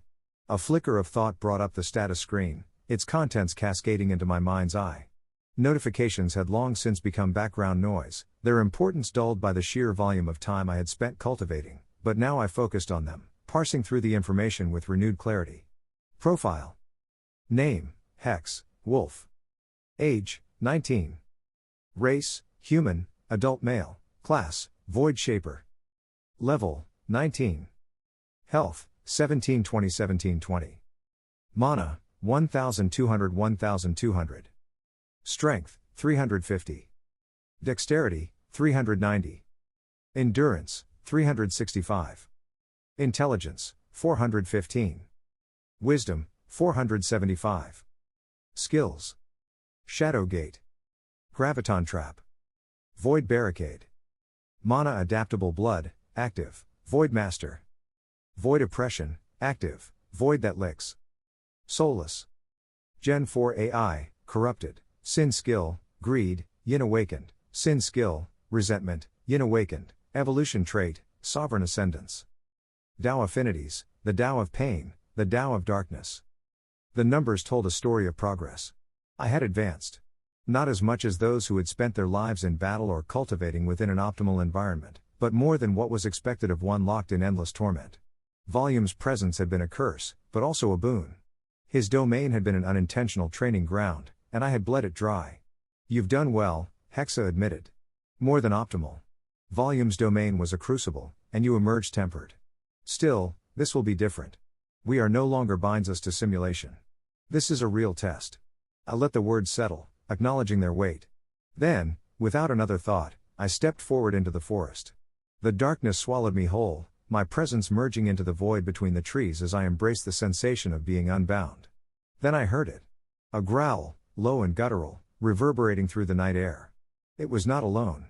More sounds joined it, rustling leaves, snapping twigs, the unmistakable weight of predators shifting through the underbrush. Eyes gleamed in the darkness, reflecting the glow of the Nexus weave above. So, this was not a tranquil forest after all. The thing had teeth.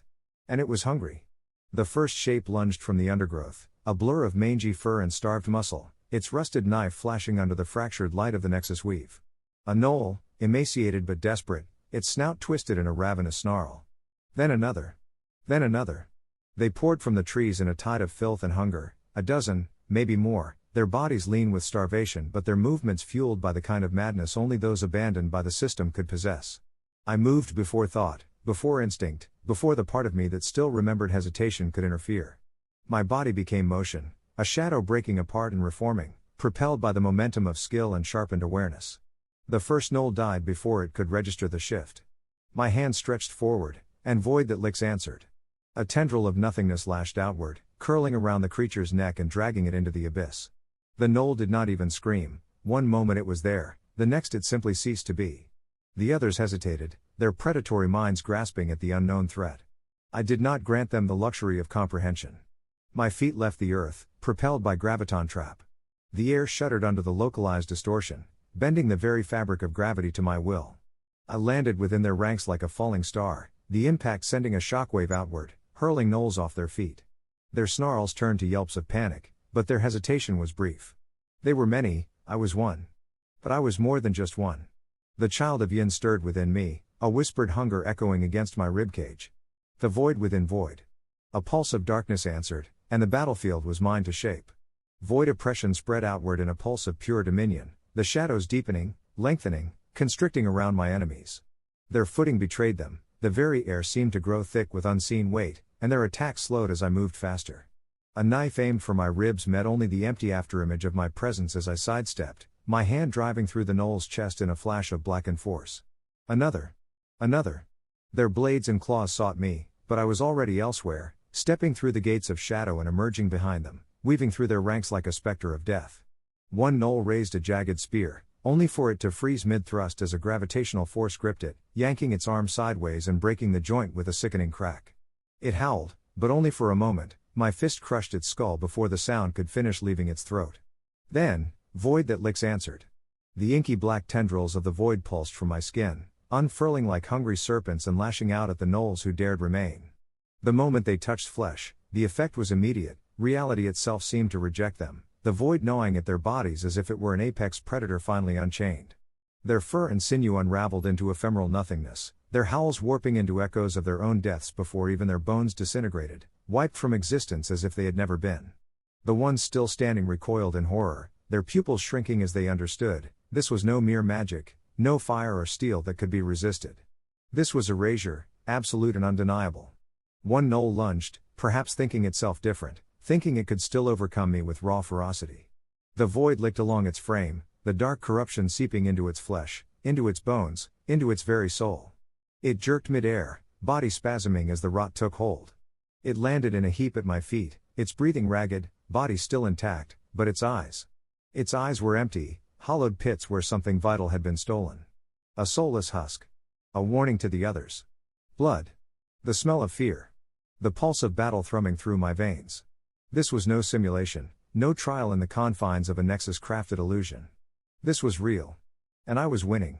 The last two gnolls turned to flee. I let them go, watching as their ragged forms disappeared into the depths of the forest.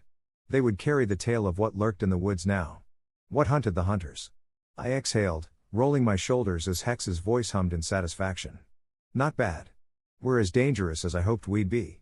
I smirked, wiping a smear of darkened blood from my arm. This was just a warm-up.